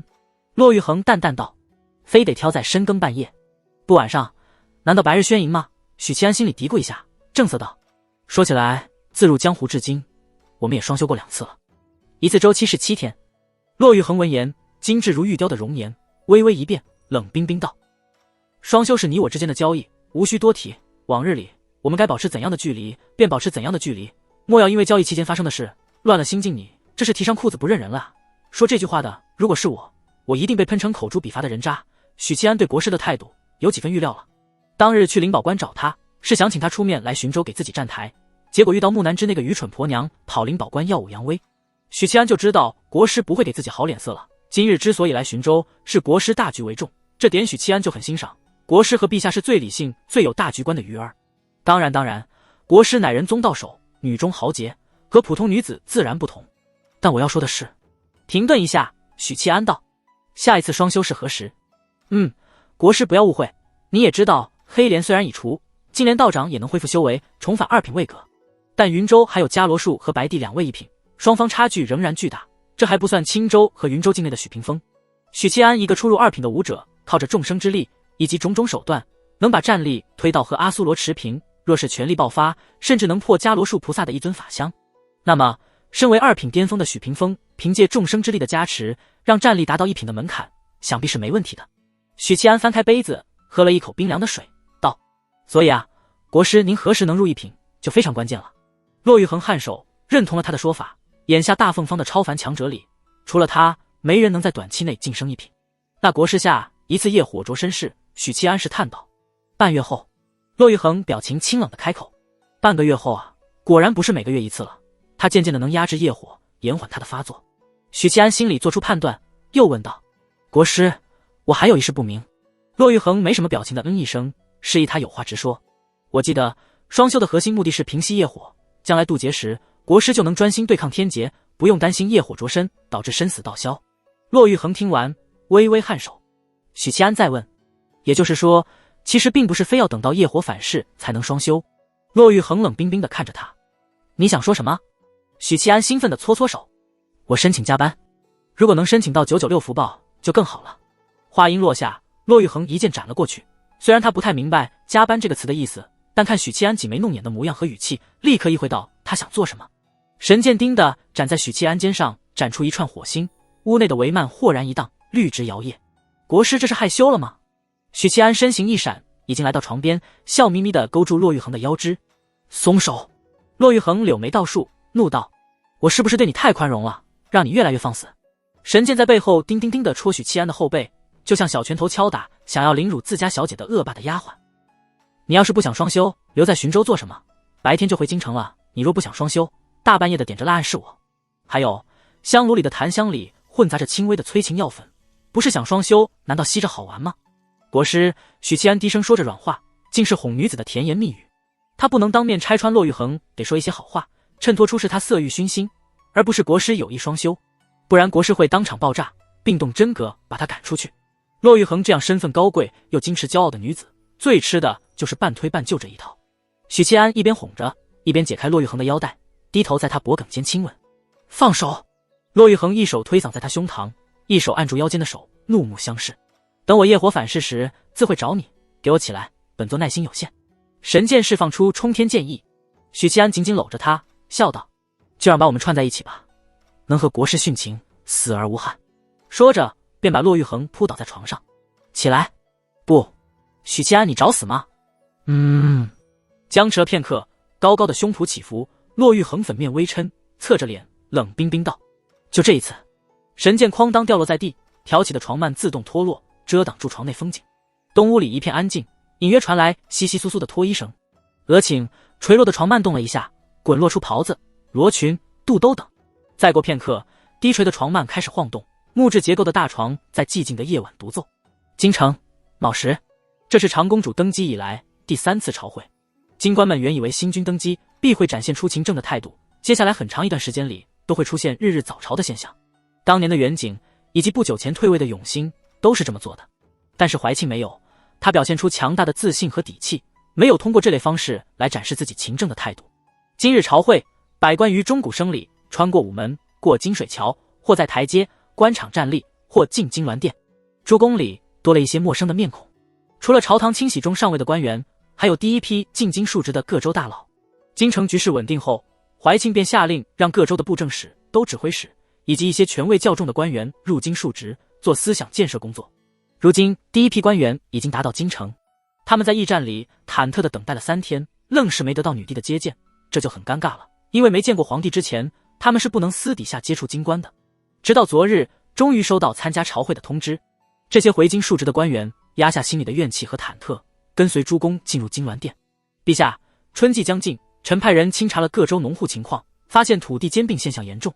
即使春回大地，流民便是想回乡耕田，也没有田地让他们耕种了。户部尚书出列，普通百姓再活不下去的情况下，卖田是常规操作，这就给了贵族阶层和大地主们低价购田的机会，甚至都不用威逼百姓，就有活不下去的平民主动卖田。户部尚书指出的现象，是严冬过去后朝廷面临最严峻的难题，这算是寒灾的后遗症。穿着明黄龙袍的女子气态威严地扫过群臣。众爱卿可有良策？诸公纷纷献计，但都是一些老生常谈的办法，治标不治本。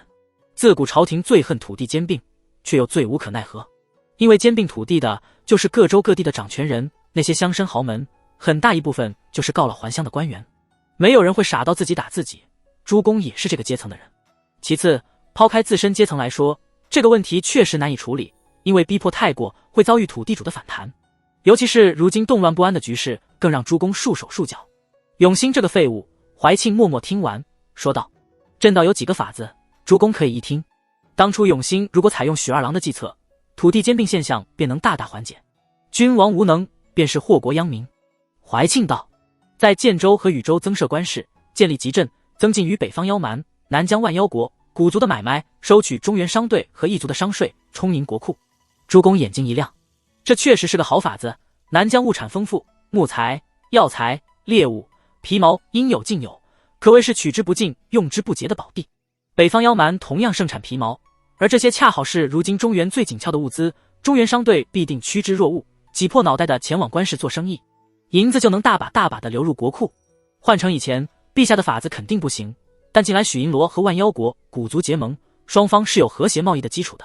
这样一来，不仅可以充盈国库，南疆和北方的物资也会涌入中原，大大缓解物资匮乏的窘迫局面。而有了贸易，必然能带动劳作，让百姓有事做，有收成。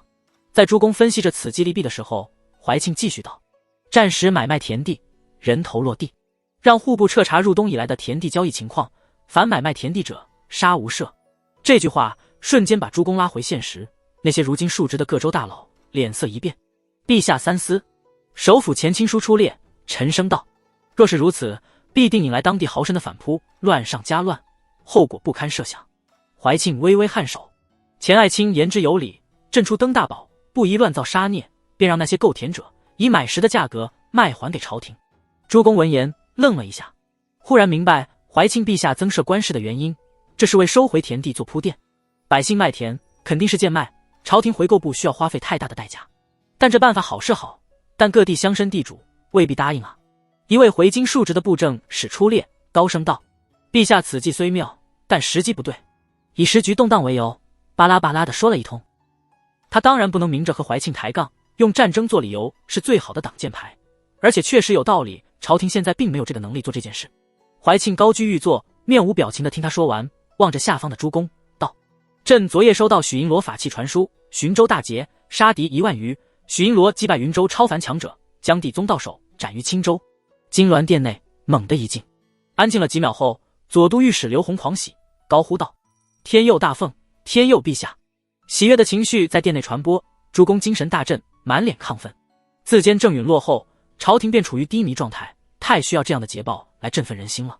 那些入京述职的官员骇然对视，这一刻，他们突然明白女帝为何故意冷落，心里的不满和警惕烟消云散。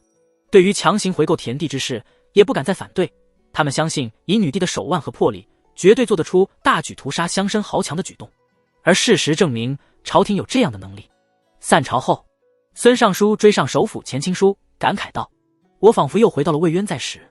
他指的是袁景在位时的局面与永兴帝不同，袁景的手腕、心机是能压住魏党和王党的。钱钦书沉默一下，摇头道：不，陛下的能力远超袁景帝。怀庆处理政务的能力绝不是袁景帝能比拟，后者厉害在于帝王心术，前者是实打实的能力。刚才陛下的一系列计策，让钱钦书产生自己是尸位素餐之辈的羞愧。孙尚书笑道：这是好事。钱钦书默然几秒，叹息道：是，天大的好事，大凤气数未尽。天亮后，各大衙门的告示栏、城门口的告示墙上张贴出寻州大捷的情报。正如刘弘所说，这是一个振奋人心的消息，他一下子把怀庆登基最后的后遗症抹除。即使最执拗死板的人，也没法再说出女子称帝祸国殃民的话。陛下真的是天命之人，难怪登基之日天降祥瑞。看看这才登基多久，雍州就打了胜仗，咱们也不用担心叛军打到京城来了。雍州紧邻着京城，如果雍州战局不利，京城百姓就要慌了。陛下当然是天命之人，因为他是许银罗选的。我就说嘛，许银罗在玉阳关可是一人一刀赶走20万无神教大军的英雄，区区云州叛军而已。二品高手是什么境界？很厉害的样子。当然厉害，但再厉害也没许银罗厉害。许银罗是一品。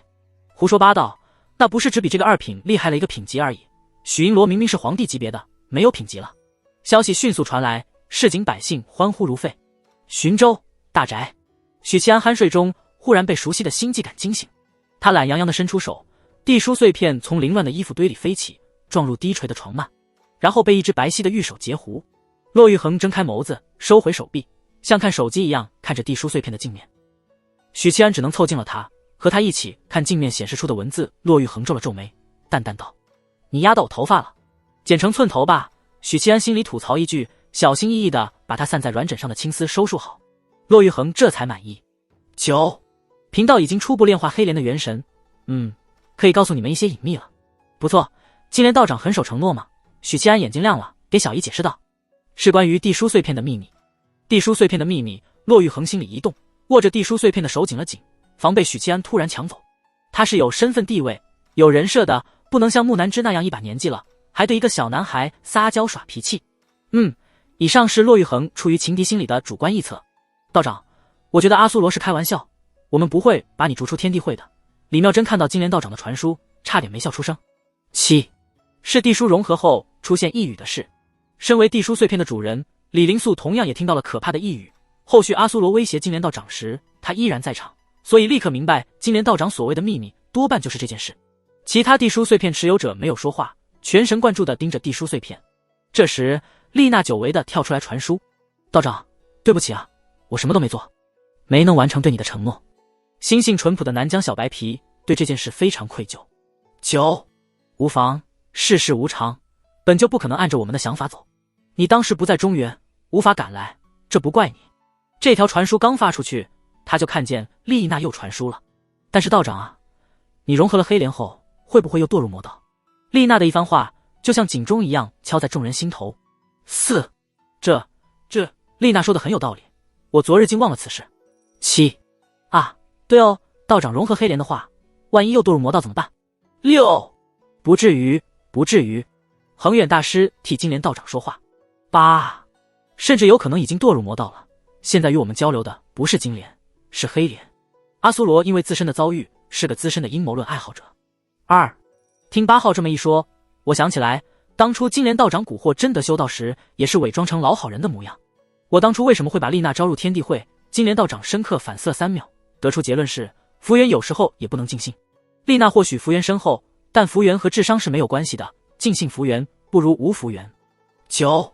放心吧，黑莲的意志已经被磨灭，即使将来贫道真的堕入魔道，也是很久很久以后的事了。100年之内不存在这样的隐患。棉被下，许七安的右臂轻轻揽住骆玉衡的小腰，手掌轻轻摩挲，感受着小腹肌肤的细腻和嫩滑，问道：“国师觉得呢？”骆玉衡没搭理许七安的轻薄，淡淡道：“要诞生一个邪恶意念，并非一朝一夕之事。另外，地宗修功德，因果反噬之下，催化了黑莲的出现。这是金莲数百年行善积德积累的因果。同样是道门大佬，骆玉衡的话在许七安看来就是权威专家的发言，于是更专心地享受国师的小腰。女子纤腰是最容易被忽略的宝地，人们往往只顾着欣赏它，却极少去把玩品尝它。当然，这只限于身段好的女子，小肚腩不包括在内。解释完了，金莲道长回归正题。没错，地书确实隐藏着一桩秘密，此事要从地书的诞生说起。你们对地书了解多少？地书的诞生，我好像听李妙真说起过，但忘记是怎么回事了。许七安把半张脸埋在骆玉衡的玉颈，一边亲吻舔舐，一边抽空看着地书碎片。李妙真和李灵素对地书有些了解，但没搭茬，因为不想给金莲道长东拉西扯的机会。其他成员则对地书的来源好不知情，另外也不想给金莲道长东拉西扯的机会。见无人应答，金莲道长只好无奈的自己接过话题，传书道：相传在上古人皇时期，有一种修行体系叫做香火神道。这种修行体系的核心是以武力占据一条河流、一座名山，而后在占领的地盘上建立属于自己的神庙。有了这个基本盘之后，在广收信徒烧香上供，供品有牲畜，也有童男童女，这得看神庙的主人是人族还是妖族，后者多数是靠威逼百姓。等信徒规模到达一定程度，他们就会慢慢凝聚出一种法宝，叫做神印。神印又分山神印和水神印两种，手持神印的山神或水神，在他们领域内是无敌的。怎么样，是不是听着很熟悉？和术士体系差不多呀，这不是弱化版的术士吗？许七安想这么回复，但手机被小姨女友霸占着，他无法传输。另外，他想起来了，当初聊到地书碎片时，李妙真说过，地宗的地书好像是道尊从一群传说中的山神水神手中获得。应该是李妙真说的。1. 术士体系，怀清脑子永远是最灵光的，立刻给出答案。4. 路子是和术士很像，但没有术士那么夸张，坚正是能调动整个中原的气运的。楚元稹分析了片刻，传书说道：宗门的古籍里没有说的那么详细。李妙真和李灵素想起来了关于地宗地书的记载，只知道是源于古代山神水神，但古籍里没有记载的那么详细。另外值得一提，李灵素和李妙真可谓博闻广识，天宗的古籍他们都看过，且牢牢记于脑海。这并不是说卧龙雏凤有多好读书，而是身为天宗圣子圣女的硬性指标。连几百本书都记不住，那当什么圣子圣女？什么？你说不想当？行，那今天就清理门户。天宗的教育方式大概就是这样，而且师傅们清理门户起来，眼睛都不会眨一下，毕竟太上忘情。9，没错，与术士体系的一品天命师非常相似。5，那这个体系为什么消失了呢？9，香火神道的消失有一部分原因是时代发展的因素，历代人皇都把这些神道人物、妖物当成必须要打压和铲除的对象，这大大限制了香火神道的传承和发展。另外，道尊在成立地宗前，把这些神道人物给一锅端了。道尊把香火神道灭了，天地会成员尽管心里有所猜测，但看到金莲道长点名，仍难掩惊叹。道尊这位最神秘的超品，被地里做的大事，真是一件比一件震撼。8，地书碎片和这些神印有关。阿修罗提出猜测。9，没错，道尊当年灭香火神道，就是为了夺取山神水神手中的神印。后来他把所有集齐起来的神印炼成了一件法宝，称为地书。这就是地书的来历啊！难怪的书能收取龙脉，难怪的书能克制地脉。天地会成员恍然大悟。1，这和气灵有什么关系？9，道尊为了炼制地书，自己当作材料之一，就像一道惊雷在天地会成员耳边炸开，炸得他们汗毛瞬间竖起，鸡皮疙瘩爬满全身。果然是内容越短，事儿越大。许七安吞了口唾沫，喃喃道：地书碎片的气灵，难道是？他感觉到怀里的骆玉衡娇躯紧绷了一下，似乎也被这个消息震撼到了。9，没错，地书的气灵就是道尊的元神。地书炼成当日，发生了非常可怕的事。地宗古籍中记载，地书成妖，是生灵，吞万物。本宗弟子伤亡殆尽，将地书碎9块，封镇妖灵。很长时间没有人说话，骆玉衡和许七安沉浸在这则震撼人心的消息里，久久无法平静。骆玉衡默然片刻，道：手给我。许七安一愣，然后心领神会，把按在小姨腹部的手伸出被窝。骆玉衡抓着许七安的手指，快速书写。3，道尊炼地书的目的是什么？他一气化三清，成立天地人三宗时，应该已经修为大成，晋升超品。还有什么东西值得他这般折腾的去尝试？许宁燕还是那么的条理清晰，天地会成员脑子里有10万个为什么，但又不知道从何问起。见许宁燕清晰直观地指出事件的核心原因，众人心里松了口气，一边在心里夸赞许宁燕，一边静等金莲回复。国师，你还是不够聪明啊！道尊的目的我已经猜出来了。许七安轻叹一声，还是小恶聪明，小恶是国师智商巅峰的表现。9，地宗没人知道道尊的目的，我以前也不知道，直到从宁燕那里得知了守门人的隐秘，我才明白，能让超品趋之若鹜的只有守门人了。当然，守门人代表是什么，我们至今也不清楚。他的话说服了天地会成员。4，还有一个问题，道尊成为气灵后，为何会异变成妖？楚元稹不解道。2，对于这一点，我倒是有数了。道尊的那尊化身修的是功德之力，他炼成地书后，出于某些原因，可能遭了天谴，变得和金莲道长一样变态邪恶。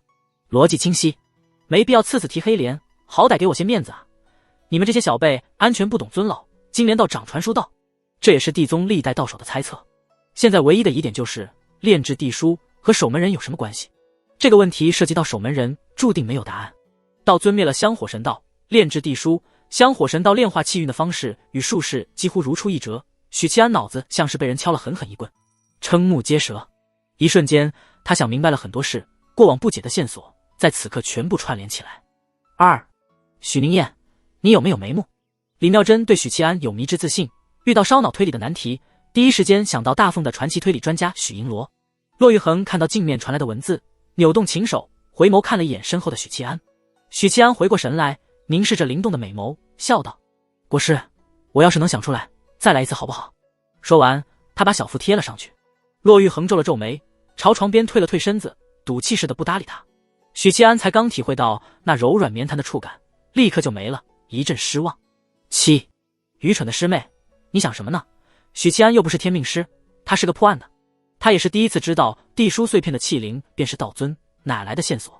李灵素跳出来打脸，他现在可讨厌许七安了，在建州坑的他颜面扫地不说，他的徒弟昨晚让他在一众大人物面前再次颜面尽失。4，妙真确实为难宁燕了。8，此事就如佛陀隐秘一般，短期内无法有任何进展，以后可能会浮出水面。古神不是说时代即将落幕吗？阿苏罗已经从天宗的卧龙雏凤口中得知古神和白帝的谈话是和相亲相爱修罗王一家这个笑柄同步知道的。骆玉衡看着地书碎片，秀眉微蹙，似是有些不高兴。我确实推测出一些东西了，只是有些让人惊悚了。许七安叹息道。骆玉衡抓起他的手，按在地书碎片上，淡淡道：说。许七安酝酿斟酌片刻，以纸代笔，书写道：我确实有些不成熟的推测而已，还真有想法。天地会成员精神一振，金莲道长也没想到会得到这样的答案，传书道：说来听听。3，不了，圣子说的对，我了解的情况也不多，我又不是天命师，我只是一个破案的，万一推测错误，反而误导你们。2，他向来狗嘴吐不出象牙，你别搭理他。1，圣子方才的话并无不妥，这符合他的认知。怀庆阴阳怪气地说了一句。李灵素一脸郁闷。许七安传书道：我只说3件事，剩下的你们自己去思考。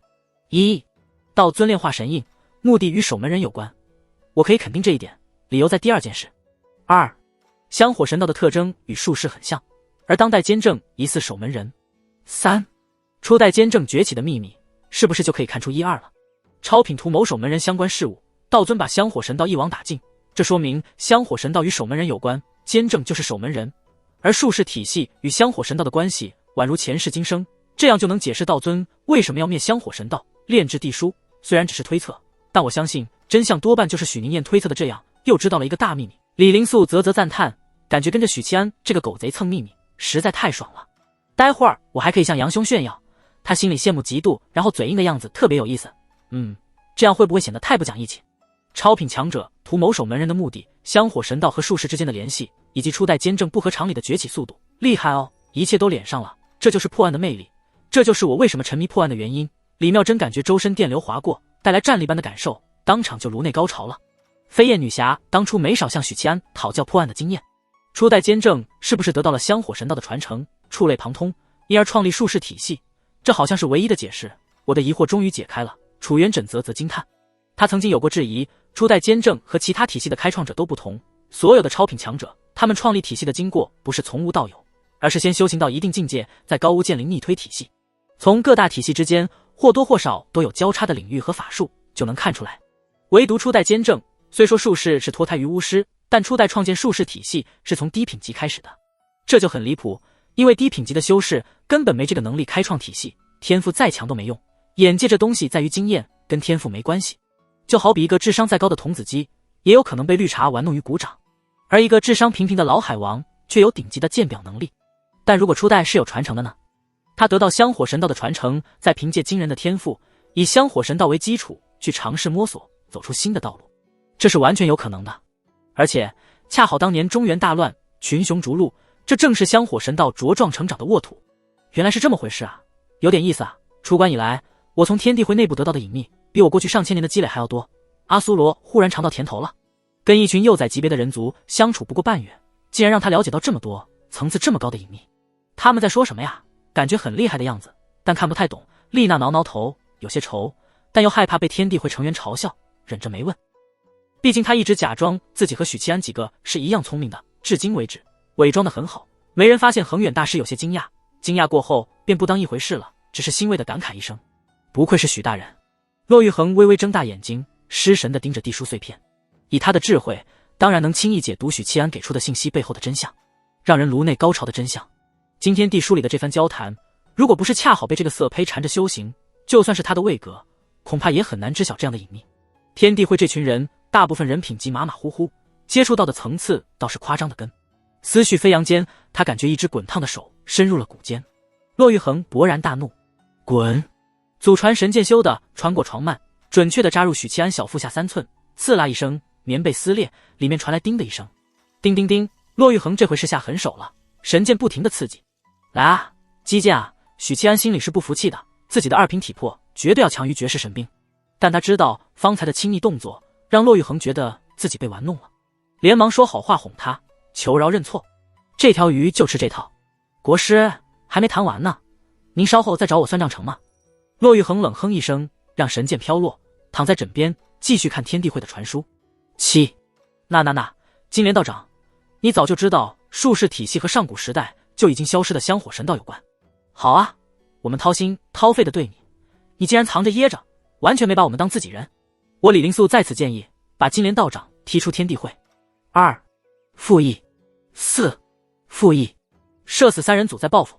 金莲道长一点也不慌，传书道：一来你们品级太低，知晓这些没有意义；二来当初监正没被封印，谁敢把术士体系的隐秘泄露出去？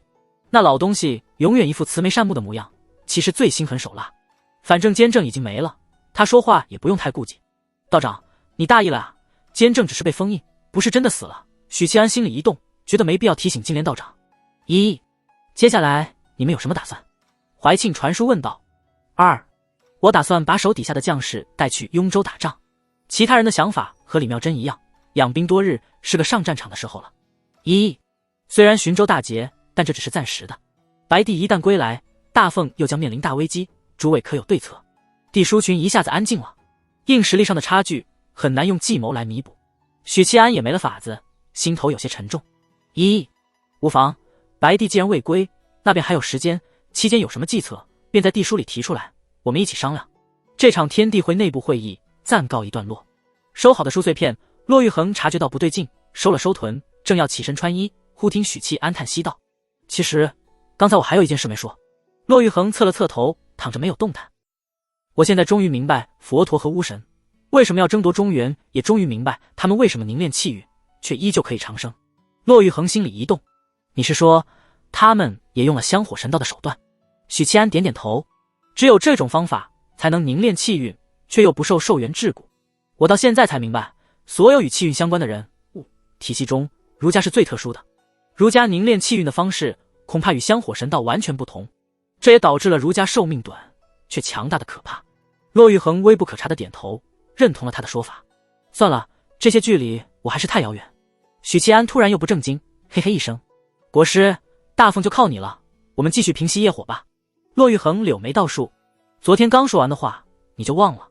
许七安不吃这套，可我刚才也说了，如果我能回答他们的疑惑，你就与我再双修一次。骆玉衡冷哼道：我答应了，你也没拒绝啊。许七安振振有词，他委屈道：难道不是默认？再说了，我们这不是还没下床吗？并不算第二次。我保证，就这一次下了床，我便不缠着你。说着，他去扳骆玉衡的肩膀，想让他躺平。小姨连忙一个侧身，不让他得逞，背对着他。旋即察觉到这个姿势更危险，又慌忙扭过神来，睁大美眸，怒气冲冲地瞪着他。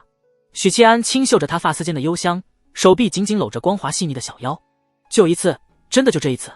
骆玉衡缓缓吐出一口气，似乎有些无奈，把头扭到一边，冷冰冰道：就这一次。许七安压了上去，双臂撑在他腰身两侧。宅子里还是有仆人的，虽然数量不多，但总归要照顾到主人的衣食住行。杨公年轻时也是满楼红袖招的风流读书人，他给许银罗安排的全是妙龄美婢，本就给许银罗暖床用的。得知是派遣服侍许银罗，美貌婢女们那叫一个兴奋，若是被许银罗看中，收入房中，那就是土鸡变凤凰，从此飞黄腾达。谁想许银罗入住当天，带回来一个国色天香的仙子，一看便不是凡间俗物。这不，太阳都升得老高了，眼见要用午膳了，还把许银罗死死地支在床上。真是个磨人的妖精，分明长得跟天仙似的，没有半分狐媚劲儿。丫鬟们假装在院里做事，听着屋内床铺不堪重负的咯吱声，心说真能忍啊，从清晨到接近午膳，愣是不发出半点声音。同样的清晨，京城徐府，婶婶在绿娥和几个小丫鬟的服侍下，穿上一品诰命夫人常服。自从怀庆登基后，她便被封为一品诰命夫人。许七安没爹没娘，叔婶养大，这份好处自然就落到婶婶头上了。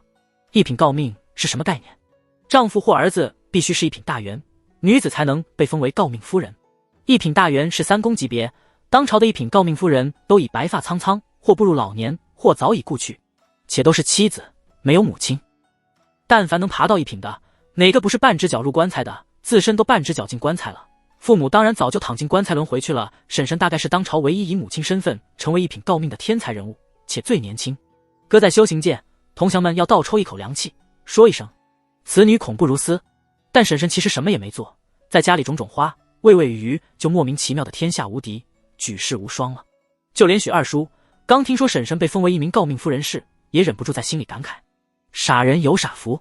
当然，嘴上说的是，夫人是有大气运的呀。一品诰命夫人的常服极其奢华，从头饰的数量到丝绦和图案等等，都有严格的讲究。就比如婶婶现在头上顶着的轻度金铺翠凤冠，由于过于华丽和沉重，让婶婶没走几步就得扭一下脖子。林月，你准备好没有？婶婶穿着华丽的服装，带着丫鬟们推开了许林月的房门。婶婶本就是极美艳动人的女子，穿上奢华常服后，美艳中便多了一份贵气。见长女一身家常衣裙，坐在桌边翻书，婶婶顿时气不打一处来。老娘跟你说的话，你有没有听进去？怎么还不换衣服？马上要进宫了。许林月淡淡道：穿了这身衣服，娘就不能再自称老娘，粗鄙之语有失体统。婶婶被女儿对得愣了一下，一时不知该如何回应，只好说道：绿娥，快帮小姐换衣，待会儿就要进宫见皇后娘娘，商量你大哥和临安公主的婚事。许七安和临安已经订婚了，父母之命媒妁之言，婚期也被安排在春季后半个月，而现在距离春季也是半个月，也就是说许七安和临安公主的婚期在1个月后。身为母亲的婶婶现在要去宫中和皇后娘娘商量婚礼的细节、礼仪等等，这是长辈之间必须要走的过场。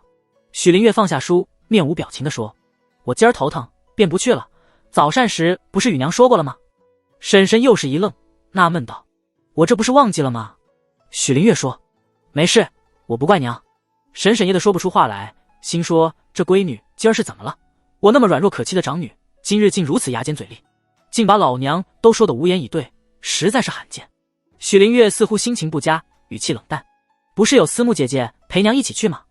她审视着母亲，哦了一声道：娘是紧张怯场，想拉女儿去撑撑场子，可女儿一个柔弱无能的女子，哪见过那种阵仗，不去就是不去。我会怯场？胡说八道。婶婶掐着腰，觉得女儿是在贬低她，虽然她确实怂了。许林月想着毕竟母女情深，虽然心情很差劲，但还是给她支了一招，道：娘什么都不用说，脸上带着笑，有答不上来的问题，直接看一下思慕姐姐就成，她会帮你应付的。直接看一下思慕，婶婶听进去了，嘴上啐道：黄毛丫头，少出馊主意。算了算了，你不去便不去，为娘自己去。当即带着丫鬟去了内厅，一边叫人备好马车，一边等待王思慕。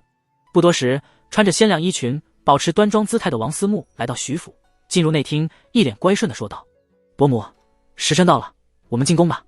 婶婶挺胸抬头，微微昂着雪白下颌，矜持道：压力好大。王思慕看一眼不怒自威，板着美丽面孔的未来婆婆，深吸了一口气。寻州，许七安和国师的双修被提前打断，孙玄机带着袁护法登门拜访，商议搭建传送法阵的事宜。孙师兄，你过分了啊！许七安心里暗骂，本来想让丫鬟传话，叫孙师兄稍等几个时辰，但骆玉衡却不给他机会，一脚把这个索取无度的混蛋踢开，快速穿上肚兜、小裤，套上罗裙雨衣，并施了小法术掩盖自己身上的气味。许七安和骆玉衡在内厅接待了孙玄机和袁护法，丫鬟们奉上热茶。云麓书院和司天监、灵宝关还有皇宫都要搭建一个传送台。许七安心里早有相应的部署，道：其中传送司天监和皇宫的传送玉符给我，传送到云麓书院的玉符给院长，传送灵宝关的玉符给国师，传送皇宫的。骆玉衡冷冰冰地斜了他一眼。至于雍州这边，首先是我这座宅子要一座传送阵，能让我从京城迅速回到此处。另外，雍州防线上的各大城池内都要有传送阵，以确国师和院长能随时随地的支援。孙玄机点点头，看一眼袁护法。袁护法展开一份地图，道：杨公已经在地图上做了标记，定好了搭建传送阵法的地方。这可比许七安说的要细致多了。不错，有了这些传送阵，我方的机动性会强的让云州军绝望。如果传送术能传送军队就好了。许七安满意点头。袁护法正专心读取孙玄机的心声，没有注意他。传送玉符是一次性物品，需要不停炼制，造价不贵，但也不便宜，不可能让几百几千乃至几万士卒同时持有，氪不起。而术士虽然也能带人传送，但以孙玄机的3品位格，一次性带几10个就是极限了，难以承担几千几万人的传送消耗。皇宫的传送玉符我也要一个。骆玉衡淡淡道。孙玄机顿时看向许七安，后者立刻说：国师的要求当然要答应。孙玄机颔首，没有意见。俏丽婢女们抱着床单和被单走出东屋的门，穿过大院，来到僻静小院换洗。他们抖手展开床单，挂在竹竿上，发现床单湿漉漉的，就像被浸泡在了水里，水印子沾满了一半。呵，那抖开床单的美貌婢女嘲笑道：还以为是多清冷金贵的仙子呢，看看这床单，真是人不可貌相，正常女子哪有她这般天赋异禀的，难怪让许银罗下不来床。婢女们围在床单边啧啧称奇，旁观起来，说着荤话。内厅，骆玉衡粉面骤然涨红，恶狠狠地瞪着许七安，那架势仿佛要和许七安拼命高冷国师的范儿，瞬间破功。以他们的修为，宅子里任何风吹草动都瞒不过五感。你哪次和我双修不是湿半张床单？还没习惯呢，就会假正经。许七安心里嘀咕一声，脸上露出惭愧之色，刚想传音认错，说些好话，边上的袁护法眼睛一亮，蔚蓝的眸子审视着许七安，沉声道：“许银罗的心告诉我，你哪次和我双修不是湿半张床单？还没习惯呢，就会假正经。”许七安僵硬着脖子，目光从骆玉衡脸上挪开，一点点的扭向袁护法。几秒后，轰！内厅的屋顶突然掀飞，断木和瓦片朝四面八方抛射，一道暗金色的身影御空而起，朝天空逃去。羽衣翻飞的女子紧追其后，森然道：“剑来！”东屋一道剑光冲天而去，落入骆玉衡手中，与他一起消失在蔚蓝的天空中。内厅里，袁护法不受控制的读心结束，扭头四顾满的碎瓦断木，惊觉自己闯大祸了，毛脸煞白，望着孙玄机，颤声道：“孙师兄，我不是故意的，我控制不住自己。”孙玄机摇了摇头，一脸温和地拍打他肩膀。袁护法读出了他的心，没事。袁护法刚松口气，便听到了后半句：“这辈子你没得选，下辈子做个好猴子。”车轮粼粼，奢华宽敞的车厢里，王思慕略显拘谨地坐在铺设羊毛的软椅上，时而打量一眼面无表情、端坐不动的婶婶。她的气场很强啊，让我感受到了些许压力。王思慕心里暗想，碍于未来婆婆给予的压力，她也一动不敢动。思慕为什么都不动啊？表情那么拘谨严肃，见太后有这么可怕吗？你倒是说几句话啊，老娘屁股都坐疼了，想挪一挪。婶婶保持着冷艳姿态，心里急得不行，但她从没有入宫觐见太后过，以为这是必须的仪式感。王思慕不动，她也不动。徐府距离皇城不远，2刻钟后，奢华马车进了皇城，又过1刻钟，终于来到宫门。通过羽林卫的问询后，马车轻松驶入皇宫，在停泊马车的棚屋边停下来。王思慕在丫鬟的搀扶下，踏着小木凳走下马车，而后他转身像丫鬟扶自己一样扶婶婶下马车。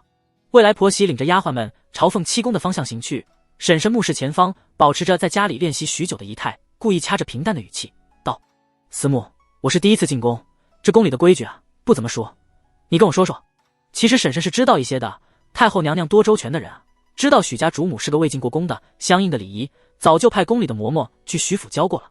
只是婶婶学得不太仔细，常常打哈欠犯困，跟着嬷嬷学了几天，愣是一点错都没有。倒也不是婶婶天赋异禀，只是许银罗的婶婶怎么会错呢？王思慕有问必答，轻柔地说着宫里的规矩。婶婶一听，心说：“哎呀，这跟我学的不太一样啊！可恶的老嬷嬷，居然敢耍我！这要是在家里，婶婶就要掐小腰、竖眉毛了。”边说着，一行人在宦官的带领下进了凤七宫。凤七宫的环境布置让婶婶愣了一下，难以想象是太后娘娘居住的地方，过于清冷了。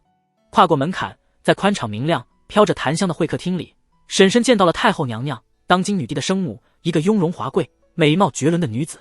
婶婶也算阅美无数，因为侄儿是色胚的缘故，家里时常有优质美人住进来，加上自己以及长女许灵月，同样是很出挑的美人儿。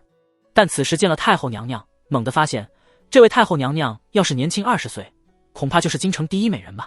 哦，那位国师才是京城第一美人。至于某位花神，婶婶又不认识，根本没把她放在眼里，记在心里。太后娘娘是个性子冷清的，并没有因为许七安的缘故就对婶婶谦虚客套。太后娘娘现在无欲则刚，前阵子当了皇帝的女儿找来，说废除临安和许七安的婚约，但被太后以婚事已定，无法更改为由给挡了回去。怀庆试图用自己的气场逼母亲屈服，但发现母亲无欲无求，毫无畏惧，灰溜溜的败下阵来。那次以后，怀庆就赌气一般的再没来探望太后，太后也无所谓。许银罗少年英杰，是无数待字闺中女子梦寐以求的配偶，他以前的事呢，我也听说过一些。太后喝着茶，语气不疾不徐，不咸不淡，突出一个优雅淡泊。临安是我大凤公主，断然没有和其他女子共侍一夫的道理。我听思慕说过，你是个有主见的主母，自小就能把她压得死死。这事儿，我需要你给个肯定的答复。我哪里把她压得死死的？那兔崽子3天2头的气我，跟林英一样，天天和我过不去。婶婶没有任何表情，心里却开始为自己叫屈。这个问题，她不知道该如何应承，扭头看了王思慕一眼。他看我做什么？是不满我向太后告密，让我解决自己折腾出来的麻烦。王思慕心里一凛，面不改色地笑道：“太后放心，许银罗和临安殿下两情相悦，定不会辜负殿下的。”咦，看来林月和思慕提前说好了呀，那我就放心了。婶婶眼睛一亮，见太后望来，她就点点头。太后也跟着点头，如此甚好。接下里双方根据婚礼流程展开讨论，偶尔闲聊一些题外话。婶婶每次觉得太后说的东西太高端时，就会看一眼王思慕。王思慕就觉得这是婆婆再给自己机会，是把自己当未来儿媳妇培养的，顿时就很殷勤。用过午膳后，王思慕返回车厢里，如释重负，感觉就像打了一场仗，身心俱疲。太后和我未来婆婆都不是省油的灯，可苦了我，夹缝中生存。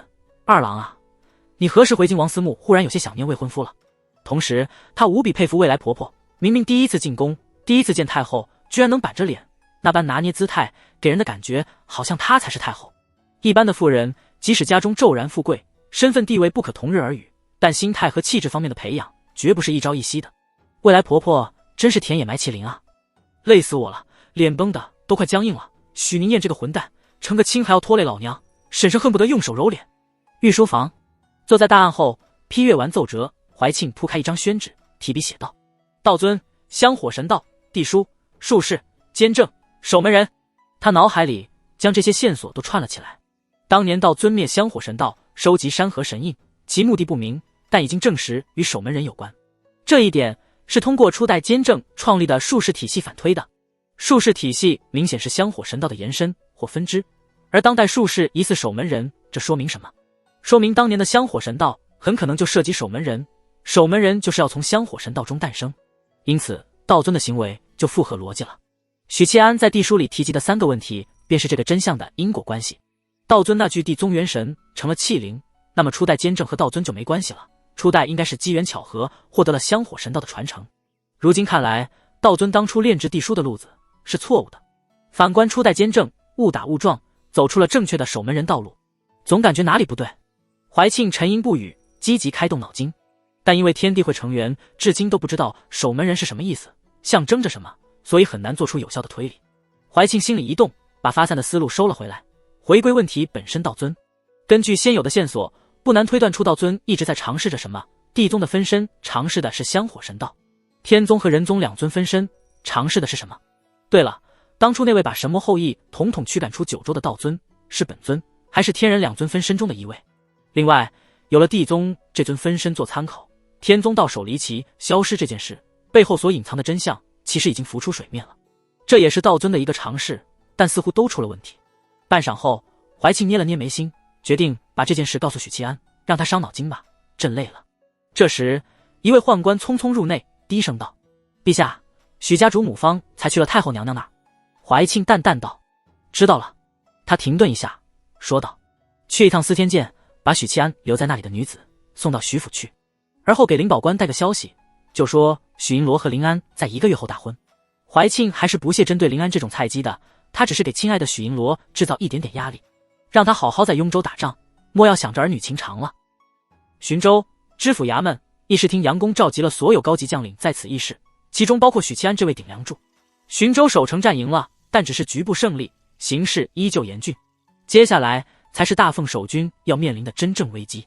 孙玄机带着袁护法进入议事厅，杨公和众将领吃了一惊，望着袁护法，心说这是怎么回事？袁护法穿着囚衣，戴着手铐脚镣和木枷，一副即将上刑场被砍头的模样。袁护法扫了众人一眼，轻易读出了他们的心声，了解了他们的疑惑。袁护法悲伤地解释道：这是许银罗给我带的，目的是让我常常记性，牢记祸从口出。众人心里大喜，同时忍不住问道：若是不长记性呢？袁护法悲伤地说道：我都这样了，下一步当然是拉出去斩首。杨公摆摆手：不至于此，不至于此。许二郎摆摆手：大哥有些过分了。苗有方叹息道：好歹袁护法也是盟友，许银罗确实过分了。袁护法看了他们一眼，更悲伤了。杨公的真实内心是：这猴子也有今天，果然是天理昭昭，报应不爽。许银罗为民除害啊。许二郎的内心是：大哥肯定遇上了无比窘迫的事，回头打探一下情况。哈哈。苗有方的内心是：斩首之后，猴脑能分我一口吗？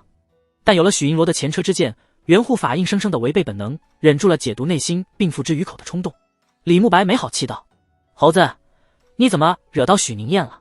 袁护法正要说话，许七安姗姗来迟，从厅外走了进来。众人看着他，惊呆了。许银罗脑壳上插着一把明晃晃的铁剑，剑身从天灵盖灌入，只露出一个剑柄。太惨了吧！杨公等人瞠目结舌，齐刷刷地看向袁护法，心说：你都造了什么孽？大哥，你这是……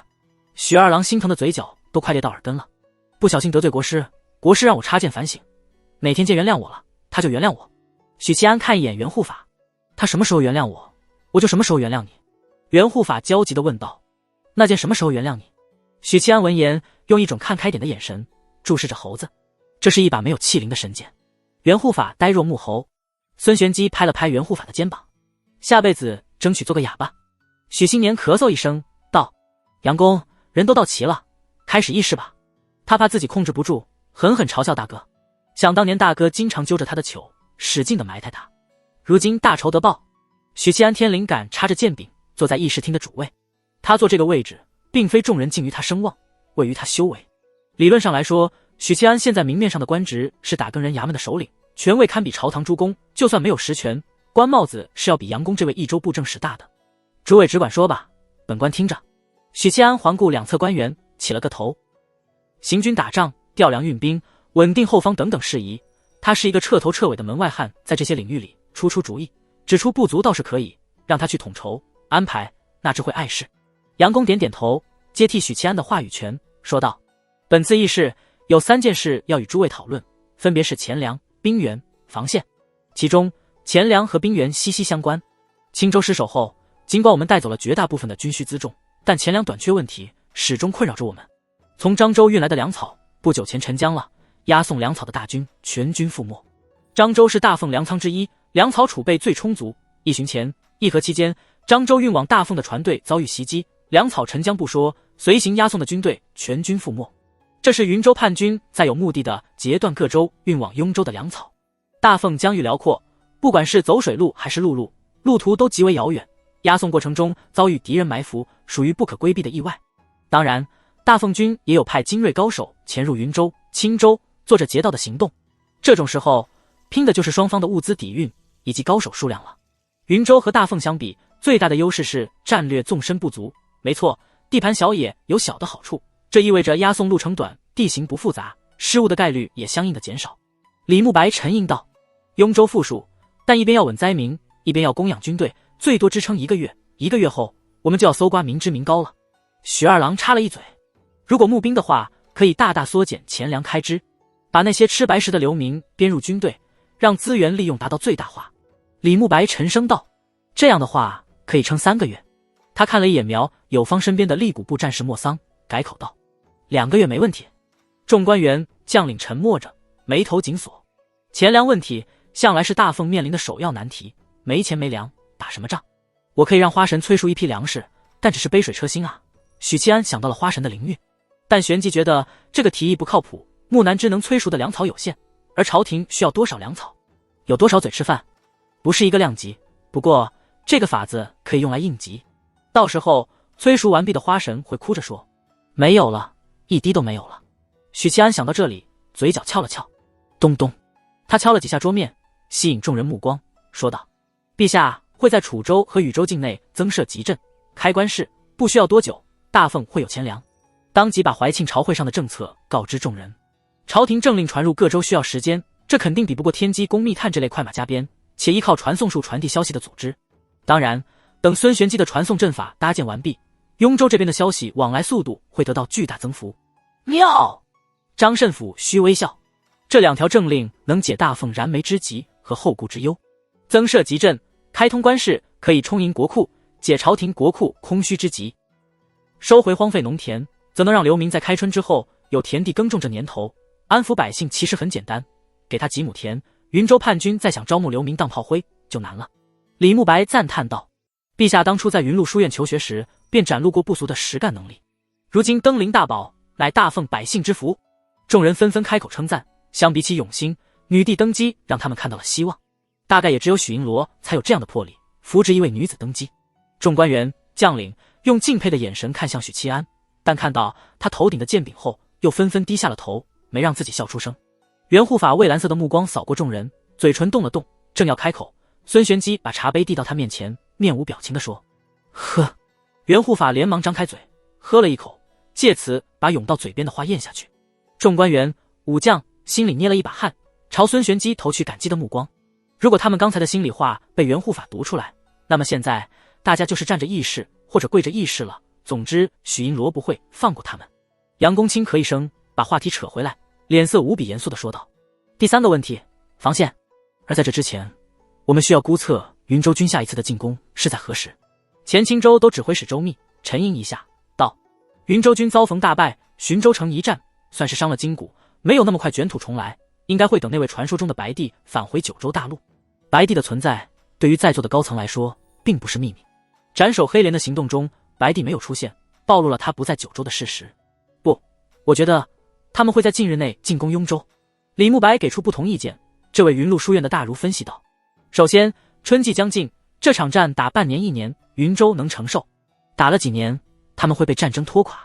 而陛下的2条计策，正是打持久战的基础。云州叛军若是得知，就绝对不会拖延下去，会即刻进攻。”苗有芳突然说：“也有可能进攻禹州，阻止朝廷的计策。禹州与南疆紧邻。”他刚说完，便被身边的许二郎否决。云州的兵力不足以支撑他们2线作战，这就是当初云州想要议和，兵不血刃地拿下禹州的原因。众人再次意识到，当时如果议和成功，云州军接管禹州或漳州，那才是真正的大势已去，朝廷灭亡只剩时间问题。大凤已经在灭亡的边缘徘徊过一次了，文官和武将们心里感慨。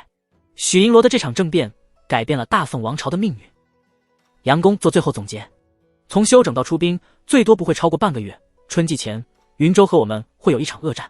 接下来，我们需要构筑第1道防线，选定守将。青州布政使司。同样的清晨，云州军方高层也在开会议室。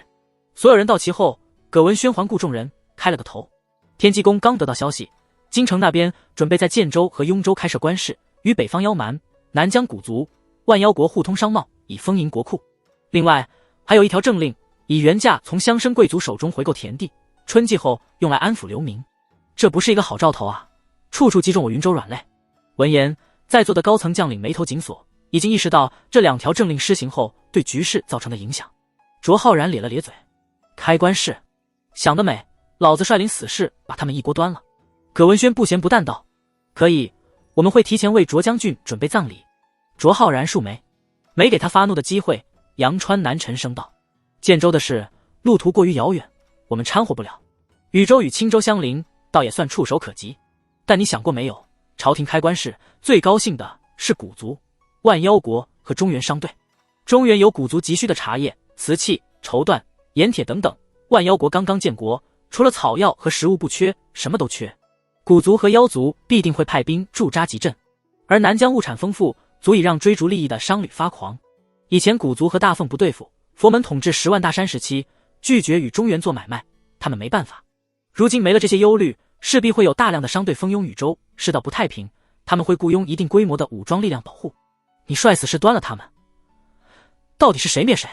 要知道，中原武林繁荣，江湖势力多如牛毛，这些江湖匹夫不会管大凤死活，但却可以被利益驱使，甚至会有各地江湖势力组成的商队前往禹州。葛文轩点头，赞同杨川南的分析，补充道：“发兵禹州的话，以我们的兵力和物资，2线作战有些冒险。”卓浩然沉默了。戚广博淡淡道：“你们现在知道许七安为何要扶持一个女子登基了？他扶持长公主登基，不只是为了稳固后方，更因为此女才情无双啊！许七安相当于如虎添翼。以后我们要面对的敌人，不再只是许七安，还有大凤这位女帝。”一位将领沉吟片刻，试探道：“京城没了监正坐镇，国师为何不直接杀入京城，灭了那个女皇帝？”众人眼睛一亮，认为这是一个可行之策。戚广博默然，而后叹息道：“那便是玉石俱焚了。”他没多做解释，看了一眼沉默寡言、显得有些自闭的姬玄，道：“执着于情，非帝皇之才。你若不想被国师和陛下看扁，就把姬远2个字从心里抹去。”姬玄点了点头，没有说话。戚广博继续道：“禹州要打，但不是现在，先准备进攻雍州，我只给你们半个月的时间。半个月后出兵禹州。”杨川南吃了一惊：“大将军，不等白帝了？”戚广博摇头：“大凤耗得起，我们耗不起。另外，骆玉衡渡劫在即，而许七安同样是个不稳定的因素，给他们的时间越多，不可控的事情就越多。再说，你知道白帝何时归来？云州的命运，我们的命运，不会寄托在一个外援身上。皇宫的传送阵必须在朕的寝宫里，你若是不放心临安，就让孙玄机在他的韶阴宫也搭建一座。许屏风和伽罗树若是真的袭击京城，传送阵只有在寝宫，朕才有一线生机。3. 没问题，只要陛下不介意，臣当然也不会介意。1. 什么意思啊？3. 定向传送符，通往皇宫的，我手头也要有几枚。怀庆好半天没说话，但也没说不允许。许七安继续传书，只是真到了那一步，委实有些惨烈了。两人是在私聊。1. 周始末期，雍裕年间，巫神教大军打到京城，雍裕在大军护卫下逃离京城，把皇室女眷、百姓留在了城中。巫神教大军屠戮3天3夜，把帝姬、嫔妃掳回东北。雍裕帝在边关集结大军，6年时间便将巫神教军队逐出中原。京城从来都不重要，只要朕不死，大凤就不会灭。怀庆的传书里透着强大的、无与伦比的自信。1. 另外，许屏风赶来京城，就别想短时间内重返青州和云州，这同样是我们把云州叛军的总部一锅端的机会。以许屏风的性格，不到绝境，不会做玉石俱焚的选择。你现在需要考虑的2件事：1. 助国师渡劫； 2. 如何晋升一品。助国师晋升一品，啧，本银罗是奉旨双修。许七安传书回应：明白。结束通话，许七安坐在浔州城头，望着蔚蓝的天空，沉吟许久。各大体系晋级后便没有关爱了，只要积攒气机，磨砺体魄，把玉髓提升，就能依靠时间慢慢把修为推到2品巅峰。换句话说，不管什么体系、什么品级，最难的是破关。许七安当初依靠魏渊的血丹晋升3品不死之躯，之后便没有瓶颈，与国师不停双修，气机稳步增长。真正难的是提升品级时的关卡，就像老匹夫3品到3品巅峰，几十年时间就到了，但晋升2品的关卡却卡了他整整500年。3品晋升2品是河道，把一补完。那2品晋升1品呢？许七安紧皱眉头。1品武夫似乎没有名字，这里面的水很深啊。我感觉武夫体系也许是所有体系里最特殊、水最深的。武夫体系自古以来便已存在，却从未出现过超品。武夫体系的1品是没有名字的，单是这2点就足以说明这个体系有问题。他闭上眼睛，盘坐内视，解开对神书大师的封印。以他目前2品之尊，封印神书的一条右臂并不难。虽然神书大师是和尚，对男女之事并不在意，但双修的时候，许七安还是拒绝旁观者的骆玉衡，也拒绝自己被小小银罗顶撞时边上有个旁观者。眼前出现了迷迷蒙蒙的大雾，雾气如轻纱浮动，云雾深处有一座破庙，庙门前盘坐着一位俊秀的年轻僧人。大师，我想请教一个问题。许七安双手合十，如何晋升1品武夫？破庙前盘身而坐的神书愣了愣，双手合十，表情不变地说道：是什么让施主产生贫僧知道如何晋升1品的错觉？许七安沉默一下，轻声叹息，果然像一个残魂索要答案，还是太勉强了。他想了想，道：我已经履行当初的承诺，替大师集齐了头颅之外的身躯，大师若是愿意，我可以让你与他们聚合。神书面带微笑，多谢施主。神书的各个部位里，这位是最具佛性的。许七安点点头，主动退出神书的意识世界。右臂不知道的事情，不代表躯干不知道，等把除头颅之外所有部位凑齐，或许量便能达到质变，让神书想起更多东西。神书是半部武神，武僧的路子和武夫很相近，如果世上还有谁能成为许七安的老师，非神书莫属。另外，当年的万妖女王也是1品强者，九尾狐肯定知道该如何晋升1品，所以接下来的目标很明确，去南疆京城灵宝关。骆玉衡踏着祥云于蔚蓝天空中降落，飘入灵宝关内。关内弟子见到道手回归，立刻来到僻静小院外，躬身道：道手，宫内传来消息，说1个月后许银罗和临安公主大婚，请您务必参加婚礼。听见消息的骆玉衡下意识就要伸出手召唤飞剑，猛地想起祖传的神兵被他留在许七安脑子里了，那臭小子脑子里想的都是些狗屁倒灶的玩意，需要神剑好好清理一番。1个月后大婚，骆玉衡蹙着眉头沉吟片刻，忍不住望向皇宫方向。哼，那个女人想拿我当枪使，破坏大婚。你都不急，我急什么？他打算忍耐，不做回应。但想了想，他确实应该急的。女帝和许七安至今为止清清白白，可他与姓许的双修了一次又一次，嘴上再不愿意承受，他自己也知道心里是有他的。堂堂人宗到手的双修道侣，岂能另取旁人？于是骆玉衡说道：去司天监找许七安留在那里的女人，就说许七安和临安公主1个月后大婚。他虽然不好出面，但可以让花神出面啊。花神又蠢又笨，最容易当枪使。最主要的是，花神人长得好看，没有男人能无视他的无理取闹。灵宝关弟子不疑有他，点头道：弟子明白。到手有令，弟子不敢耽搁，立刻前往司天监，但是扑了个空。另一边，一辆样式普通的马车停在徐府，一位长相平庸的妇人拎着裙摆跳下去车，施施然走到府门外，一队披坚执锐的侍卫把守。徐府如今的地位今非昔比，府里府外都安排了高手护卫，还有打更人的暗哨在附近潜伏。我与许七安是故友。木南之朝着侍卫说道，他请我来府上小住片刻。今日清晨，宫里派人来说，许七安托皇帝给他带话，希望他从司天监搬出来，到徐府小住。在木南之看来，姓许的这是在变相的讨好他，司天监再好也是别人的地盘，徐府则是他的家。两名侍卫对视一眼，左边的说，您稍等片刻。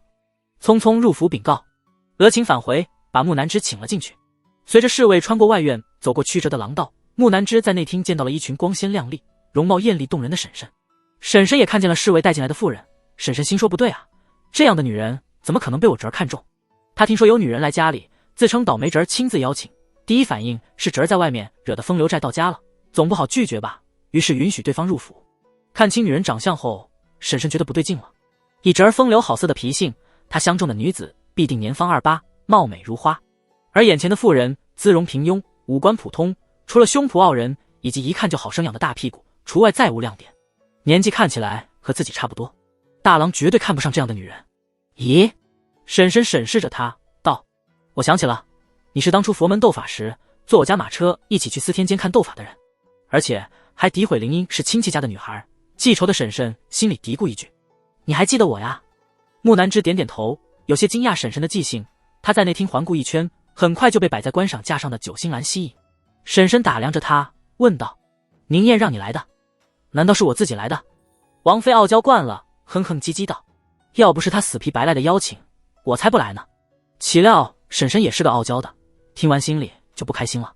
你这盆兰花养的不行啊，他渴了要喝水，瞧把他蔫的。木南之走到架子前，把弄着九星兰。哎，谁让你动他的？婶婶顿时柳眉倒竖。这盆九星兰是他心爱之物，此花耐寒性极高，只在冬日里开花，共9朵，每一朵颜色都不同，明艳动人，故称九星兰。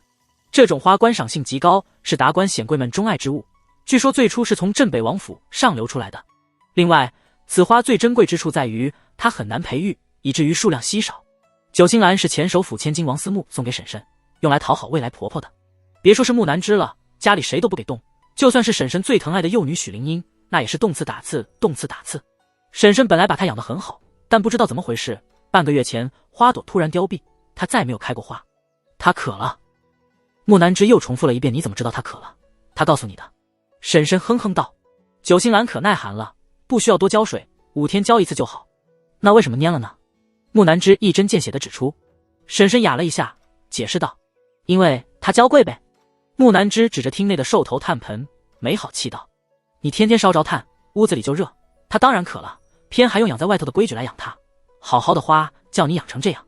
婶婶大怒，感觉自己在专业领域里遭受了羞辱，怒道，你懂什么花？你懂什么花？比你更懂。木南之针锋相对，我还能让它当场开花？那你倒是让它开啊。婶婶掐着腰冷笑道。木南之眼珠子转了转，道，如果我让它开花，你就管我叫姐姐。婶婶哼道，一言为定。木南之朝着九星兰轻吹一口气，奇迹发生了，九星兰迅速结出花苞，而后徐徐绽放，碧绿之间点缀出9朵色彩缤纷的花朵，煞是好看。婶婶小嘴长成 O 字形，表情僵在脸上。木南之淡淡道，叫姐姐吧，以后我就是许宁燕的长辈了，他要是再敢碰我，就是大逆不道。南疆南法寺封印之塔外的广场上，青光一闪，青衣和白衣以及套着木枷戴手铐脚镣的白猿现身。什么人？广场上巡逻的妖兵发现了他们，手持武器，大喝着靠拢过来。等到靠近了，看清来人的长相，妖兵们纷纷躬身，态度大变。见过许银罗。许七安微微颔首，释放气息。几息之后，九尾狐御风而来，出现在广场上。他有着银色的秀发，脑袋上一对毛茸茸的狐耳，蒙着面纱，挡住倾国倾城的容颜。上半身是一件不宽不窄的裹胸，下半是兽皮短裙，以及一件围在腰身的皮球，看起来像是前面开叉的裙。身后9条狐狸尾巴如有生命，时而像孔雀开屏，时而朝着不同方向俯动，美幻绝伦。你脑袋上的剑是怎么回事？九尾天狐一见面，目光就牢牢盯着许七安天灵盖上的剑柄。被家暴了。他摆摆手，表示不愿意多谈。你是来搬救兵的吗？我可没精力跑中原去替你打架。九尾天狐眨巴美眸，笑盈盈地问道，声音柔媚磁性，带着玩世不恭的媚劲。你消息太落后了，我刚晋升2品，与许屏风打了一架。许七安笑道。九尾天狐愣了一下，端向着许七安，半晌咯咯笑道，做得不错，表情太平静，这让我怎么人前显圣。许七安吐槽了一句，说道，我是来送神书右臂的，你受伤了。九尾天狐语气平静地解释，刚和广贤还有琉璃打了一架，受了些伤，幸好琉璃被坚正重创，伤了本源，没法发挥全部实力，不然我伤的会更重。看来南疆这边也不是风平浪静。许七安目光落在封印之塔，神书大师无碍吧？九尾天狐撇撇嘴，给他一个白眼，超品不出，谁能真正伤他？你来的正好，神书的恶念和烙印在骨子里的好战实在太难控制，右臂是他的佛性，融合右臂里的魂魄后，神书会变得更温和。正说着，封印之塔的大门轰隆敞开，只穿了一条黑色长裤的赤着上身的神书走了出来。他通体漆黑，肌肉虬结，宛如雕塑，脖颈处空空荡荡。神书的身体甫一出现，许七安体内的右臂立刻出现异动，他的胸口凸起一个右臂的轮廓，轮廓一点点隆起，一点点分离血肉要从许七安体内钻出，有点疼。许七安皱了皱眉，清晰地感觉到血肉分离般的疼痛。神书右臂在他体内蛰伏多年，早已融入他的血肉，此时剥离出来，让许七安的感觉就像手脚被人硬生生扯断。额顷，一条漆黑的右臂破体而出，飞向神书躯体。不，我不要见到这个虚伪的家伙！突然，神书的左手大声抗议，并一巴掌把右臂拍飞出去，气机轰的一炸，右臂飞出九霄云外。许七安愣在原地，心说这是闹什么？念头刚闪烁，一道流光呼啸而来，右臂飞了回来，一记冲天炮打向左手，并伴随着右臂残魂的声音。这可由不得你！这时，神书的左腿飞起，准确击中飞来的右臂，又一次把他踢飞。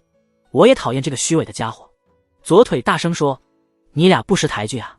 神书的躯干自行脱离左臂和双腿，气机凝聚成双臂和双腿，沉声道：“那就打一架吧。”躯干和右臂一样，都是性格偏温润的，而左臂是恶意满满，双腿则是桀骜好战。于是，躯干、右手、左手、双腿开始打了一起，场面极其惨烈。九尾天狐抿了抿丰润鲜艳的小嘴，不让他抽搐，深吸一口气。这位万妖女王没什么语气地说道：“让他们打吧，打完就和谐了。每个人都有意见不同的时候，我们一边说话；每个人都有意见不合的时候。就像每次闲者时间的我，会憎恨不久前急色的我不爱惜身子。”许七安点了点头，大概明白神书现在的状态了。正好有事要请教娘娘。他们离开封印之塔，来到南法寺南边的一座华美宫殿。殿内灯火通明，铺设着绣工精湛的地毯，摆放盆栽、金银玉器，支撑穹顶的立柱包裹着金箔玉片。穿着清凉的狐妖美人侍立在殿中，个个容貌娇媚，活色生香。许七安还看见了气质清冷，宛如大家闺秀的青姬，她正坐在岸边批阅着折子，处理万妖国的事务。青姬抬头看了一眼入内的许七安、孙玄机和袁护法，欲言又止一下，低头继续做事。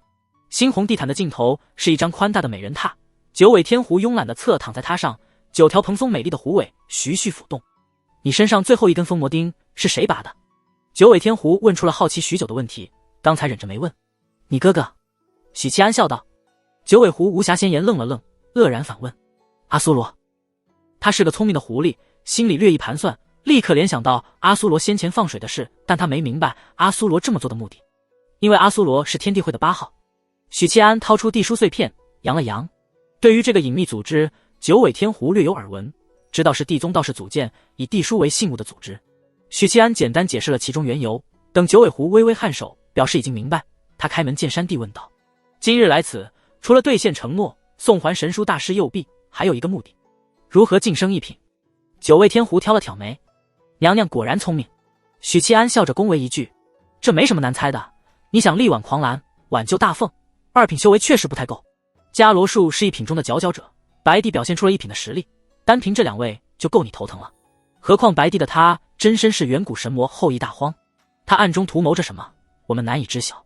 总之你现在的2品实力无法抗衡云州，晋升1品是你唯一的出路。九尾狐叹息一声，但我给不了任何建议。许七安闻言眉头紧皱，不解道：娘娘此言何意？他才不信九尾天狐不懂如何晋升1品，且不说前任万妖国主是1品，眼前的九尾狐就是2品中期或巅峰，下一步就是晋升一品。谋求晋升是生灵的本能，九尾狐肯定知道晋升一品的正确姿势。妖族和武夫体系是很接近的，只不过一个修的是天赋神通，一个修的是意，除此之外几乎没有区别。但九尾天狐并非纯粹的妖族。银发妖姬叹了口气，我们是神魔后裔，神魔和当今各大体系是不一样的。这么说吧，灵韵是神魔后裔的根基。对我来说，只要灵韵完全复苏，融入我的肉身和元神，我便能踏入一品。所以你非要问我如何踏入一品，那我只能告诉你，只要有神魔灵韵就好了。这就和木南枝一样，他不用修行，只要灵韵复苏，自然而然就能重返巅峰。许七安一阵失望。那神书大师知道如何晋升一品吗？许七安不甘心地问。可能知道，可能不知道。九尾天狐笑盈盈地说，等他们打完了，你再问便是。殿内当即无话。袁护法看一眼许七安，又看一眼九尾天狐，满脸失望，因为他们有刻意收束念头，袁护法的天赋神通还无法强行窥探超凡的念头，看来以后很难再窥探到许银罗的内心了。袁护法心情复杂地想。银发妖姬审视一眼白猿，诧异道，咦，这只猴子还没死啊？你们人族挺宽容的嘛。许七安淡淡道，离死不远了。袁护法象征性地抬了抬套在脖子上的木架。半个时辰后，外面狂暴的气机波动停止，一切变得风平浪静。众人联袂离开大殿，来到封印之塔外。广场上，无头的神树傲然而立，手脚齐全。看样子，经过一番磨合，他们选择了和自己妥协。许七安连忙迎上来，拱手道：“前辈，晚辈有一事请教。”神书默然片刻，感慨道：“九州已经多久没有一品武夫了？我知道你想问什么，在我回答之前，请你思考一个问题：我与其他武夫最大的区别是什么？区别在于你的身体一言不合就解体，然后自己跟自己打架。”许七安先是吐槽了一句，旋即沉默下来，在心里默默分析。首先排除神魔血脉，修罗族应该是神魔和人类杂交后形成的族群，拥有神魔血统，但血统还不足以凝成灵韵，顶多是让修罗族天生强大，但没有九尾天狐这样得天独厚的水准。其次排除佛陀身份，因为这不可复制，神书不可能拿这事来回答他。最后又回到了开头，许七安心里一动，不死不灭的特性。没错，神书与普通超凡武者最大的不同就是他不死的特性。许七安如今也是2品武者了，知道河道境的武者依旧是会死的，但神书这样的情况，委实有些难以理解。他被分尸封印500年，弹尽粮绝500年，在没有外界灵力补充的情况下，凭借自身的生命力坚强的存活500年，就连超品的佛陀都杀不死他。没错，与其他武夫相比，我最大的特殊在于不死，超品也杀不死我。神书的肚脐眼裂开，化作嘴巴，开口说道：“一品武夫修的就是这种不死之术。”许七安沉默许久，道：“这听起来似乎有些平平无奇。不死之躯是3品武夫的能力，到了2品境，这种能会有一个大飞跃。就许七安目前的生命力，即使被分尸也不会死去。这样一看，1品武夫只是提升生命力，就显得德不配位了。要知道，武夫可是攻杀之术最强的体系啊！而且，普通的1品武夫还不可能有神书这样强悍的生命力，因为神书是半部武神，半部武神被超品佛陀封印，那么就算是武神，似乎也只是比超品略胜一筹。委实有些配不上单挑最强这4个字，有些失望。神书呵了一声，自顾自说道：“你应该知道，武夫体系和所有体系不同，各大体系到了高品，有的可以随意修改规则，有的能点石成金，操纵地风水火，有的凝练气运，运用众生之力，有的直接借用一方天地之力。唯独武夫不与天地交汇，只修自身，所有的神意都来源于自身。要不怎么说武夫粗鄙呢？”许七安为自身的体系感到悲伤。神书说道：“这其实就是武夫最核心最本质的道路，他告诉了你该如何晋升1品。”不等许七安询问，神书便说出了答案：把精气神融合为一，元神便是身躯，身躯便是气机，气机便是元神，周身之力凝成一股，你的战力会突飞猛进，成为当世数1数2的强者。这还算说得过去。许七安点点头，表示能够接受。可神书却说道：“但这依旧不能匹配1品武夫的位格。武夫体系从9品到2品，每提升一个品级，都会获得一种全新的能力，其他体系亦是如此。可是1品武夫只是提升了3品不死之躯的能力，提升了近战搏杀能力，并没有获得新的能力。”闻言，许七安皱起眉头。如果神书说的是对的，那么这确实值得奇怪。1品作为武夫体系最后一个品级，却只是加强了3品和5品阶段的能力，的确说不过去。虽然这让武夫变得更难杀死，且战力会有大幅度提升。神书肚脐眼发出叹息。其实儒圣已经给出答案了。许七安脑海里闪过一个问号，旋即瞳孔微微放大，灵光一闪，他脱口而出：一品武夫并不算一个正常的品级，只是一个过渡。儒圣将各大体系划分为9品，每一品级都有各自的名称，唯独一品武夫留白。千百年来，无人知晓其中缘由。但现在，许七安心里闪过一个大胆的猜测。神书替他说出了那个猜测，因为一品武夫极有可能是武神的一部分，它不是一个单独的品级。沉默了一下，许七安也如神书一般叹息道：我就知道武夫体系的水很深，但从古至今似乎并未出现过武神。儒圣是如何得知的？神书微微摇头：我不知道，我还有许多关键性的记忆留在头颅那里。儒圣的依据是什么？没人知道，但借儒圣的品级划分，猜出一品武夫是半步武神的人不在少数。不然，你觉得为什么南疆古族的人会把我称为半步武神？如果非要给我一个准确定位的话，我是一品大圆满。一品武夫是武神的一部分，所以一品大圆满的神书被称为半步武神。看来天谷婆婆知道的不少啊。许七安听丽娜说起过，当年甲子荡妖里有半步武神出手，而丽娜又是从父亲龙图那里得知，根据许七安和厉古部的接触，深刻知晓这个部族是什么德行，所以有理由怀疑龙图也是从天谷婆婆那里知晓的。不管怎么样，一品武夫还是足够强力的，没有新技能无所谓，只要能拳打白帝，脚踢伽罗术，这就足够了。许七安虚心求教，该如何将精气神凝练成一股？有一个口诀：以身为炉，神为柴，气为火。神书说完口诀道：知道为什么气运加深的帝王更容易踏入一品吗？因为这个过程无比凶险，稍有不慎就会魂飞魄散。气运加深者不容易走火入魔。许七安默念了几遍口诀，又问道：大师，你对武神有什么看法？杜琪也没有开口，反而是右臂传来温和的声音：我在你体内寄宿许久，始终没看明白监正到底为何要培养你，但我能看出他在有意识地替你叠加气运。龙气可还在你身上？许七安颔首，尚在地书碎片中。右臂语气温和地说道：留着它，莫要归于龙脉，或许将来有用。你不觉得奇怪吗？龙脉溃散后，监正为何自己不收集龙气，偏要让你去走江湖？许七安陷入沉思。遥远海外，漆黑无光的深海里，一条寂静幽深的大海沟，海沟深处隐约闪烁着淡淡的白光，越往下白光越浓郁，一颗颗璀璨的夜明珠点缀在海沟崖壁，散发柔和纯粹的光辉。海沟底部躺着一只体长100丈的怪物，它通体漆黑，其身似羊，头长6根弯曲的长角，长着酷似人类的面孔。白帝静静地站在这尊沉睡的巨兽面前，望着其中一根缭绕清气的角。我的角能吞噬万物，纵使你为守门人，也休想摆脱它的吞噬，别指望脱困了。白帝没有开口，而是以传音之术与角里的守门人交谈。难怪你要夺取我的灵运，原来是这具身体出了问题。监正的声音从角里传出，同样以传音的方式回答：你巅峰时期应该是超品吧，与古神同阶。白帝道：准确的说是灵运出了问题。当年神墨之间内战，我遭受难以想象的重创，灵运半数融入大道，返还这片天地。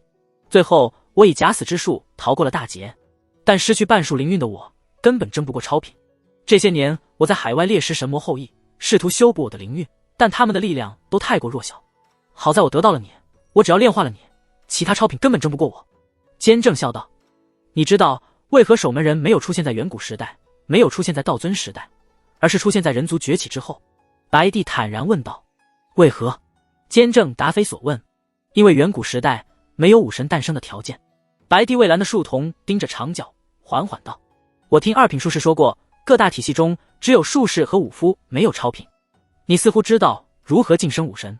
监正笑道：你猜？白帝不是很喜欢这个老头子的说话风格，淡淡道：再过几日就能压制你的元神，而后便去九州大陆灭了中原王朝。这时白帝遍布鬃毛的耳后一枚白绫亮起，他侧耳聆听，听见许屏风的传音：仁宗到首度劫在即，速回径山城。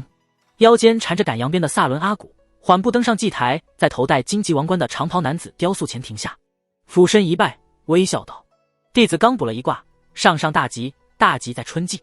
巫神雕塑静默不动，头顶一道虚幻的青衣身影浮起，继而下沉，像是被什么力量拉扯了回去。寻州大院的东屋里，许七安在业绩的服侍下更衣，两人身后是凌乱的床铺，屏风后是漆红浴桶，浴桶边缘一圈是昨夜溅出的水花。从南疆返回后，许七安把业绩带回了中原，目的性很明确，修行双修。道门上古房中术确实厉害，气机增长幅度远比吐纳要快。如果能找骆玉衡这样的道门顶尖人物双修，但骆玉衡经过上次的双修后，便回京城闭关了。本来还有更合适的人选，花神目前还在司天监，日夜盘着与他双修呢。只是既然去了南疆，索性就把叶姬带回来住一段时间，正好双修。其实许七安有些害怕和木南之双修，不是对小玉的那种害怕，而是花神魅力太强，他害怕自己从此不愿下床。距离南疆回来已经过了半旬，叶姬尖俏妩媚的脸蛋布满疲惫，但双眼夜夜发光，神华内敛。她也在双修中得到巨大好处。府上的丫鬟有些碎嘴，你闲着的时候多管教管教。叶姬翻了个白眼，嗔道：你日夜折腾奴家，奴家哪来的精力管丫鬟？许七安笑着在他臀上掐了一把，笑道：接下来会有很长一段时间不折腾你了，我去一趟京城。骆玉衡昨夜御符传信，3日后渡劫。3. 金莲道长，你修为恢复的如何？9. 贫道已恢复2品，如今在巩固境界。黑莲意志磨灭后，炼化它便不再有任何阻碍。3. 骆玉衡要渡劫了。许七安的一句话让天地会成员又惊又喜，又忧又虑。惊喜当然是因为骆玉衡若能踏入陆地神仙境，大凤将多一位一品高手，这才真正有了与云州抗衡的实力。忧虑是因为这也意味着将遭遇云州超凡的疯狂反扑，伽罗术和白帝足以横推大凤，何况还有许屏风这位算无一策的术士，一个不慎，国师极有可能身死道消。3. 金莲道长，您对道门天劫了解多少？9. 这可是道门的机密啊，罢了，就与你们说说。都知道道门一品叫陆地神仙，但这个境界的核心力量却鲜少有人知晓。陆地神仙超脱轮回外，不在五行中，能点石成金，搬山移海。这段描述暗示着陆地神仙的2大核心能力：万劫不磨之躯和化腐朽为神奇之力。3. 万劫不磨，这和武夫的不死不灭一样。许七安因为刚从神叔那里听说了一品大圆满的特殊，所以对万劫不磨特别敏感。9. 当然不是，道门体系非要归类的话是2条路子，金丹和元婴是1条路子，阴神和阳神是1条路子。2品渡劫是融合2条路的过程，金丹路子走到极致便是万劫不磨，其特性是免疫一切法术；阴神路子走到极致，则是凝练的风水火4大法相融于肉身。道门典籍中记载，天地万物皆由地风水火组成，因此到了陆地神仙境，便具有点石成金、化腐朽为神奇之力。当然，术士体系认为，金木水火土5行之力才是构成天地万物的本源。天地会众人听得如痴如醉，就连丽娜也感觉很厉害的样子。看看人家道门的一品，听起来就高大上，相比起来，一品武夫简直粗鄙。许七安无声吐槽。不过武夫体系情况特殊，严格来说，武夫体系没有超品，是儒圣硬生生把武神分割成2个品级。根据许七安自己推测，这应该是武神比较特殊，无尽岁月以来，所有武夫的天花板，直到精气神3者合一，再想晋升就不可能了。而3者合一只是具备成为武神的条件，却已经匹敌其他体系的一品，所以干脆把这个阶段划分为1品。但因为这只是武神的起始，所以名称就留白了。神书之所以被称为半步武神，是因为他把这个阶段修行到了极致。9. 天劫共分5重，第1重是金丹劫，第2重是风雷劫，第3重是地雷劫，第4重是水雷劫，第5重是雷火劫。5重天劫分2个阶段，对应陆地神仙2大能力，历时13日。度过这5重天劫，阳神与肉身融合，方能成就陆地神仙境。13日，众人心里一凉。如今大凤一方有5位2品，但渡劫的骆玉衡不能算入战力中，只剩许七安、金莲、阿苏罗和寇扬州4位。4位2品能在伽罗术和白帝手里支撑13日。答案是否定了。9. 不用慌张，本座说了，天劫分2个阶段，金丹劫之后会有1旬时间的平息，给渡劫者巩固万劫不磨之躯的时间。金丹劫和4大法相劫是不一样的，处于不同阶段。1. 能否请来天宗的天尊相助？怀庆问道。2. 不可能。7. 别想了。天宗的卧龙雏凤立即否决了他的提议。4. 可我记得天人之争对天尊来说非常重要。2. 你别忘了，我们天宗修的是什么？是太上忘情。天人之争对天宗来说确实重要，但个人情感、目的是无法左右天尊的。换句话说，如果天尊会因为个人情感、目的插手骆玉衡的天劫，那就不是太上忘情了。忘情非无情，但从某种角度来说，忘情就是无情，本质不同，但外在表现却雷同。他们不会因为贼人杀人放火而惩戒，也不会因为好人行善积德而称赞。太上忘情的最终目的是天人合一，而天地至公从不惩戒恶人，也不奖赏好人。9. 天宗这群人吧，你无法利用他们，无法拉拢他们，所以也就不用管他们了。反倒是李妙真和李灵素两个货可能会成为隐患。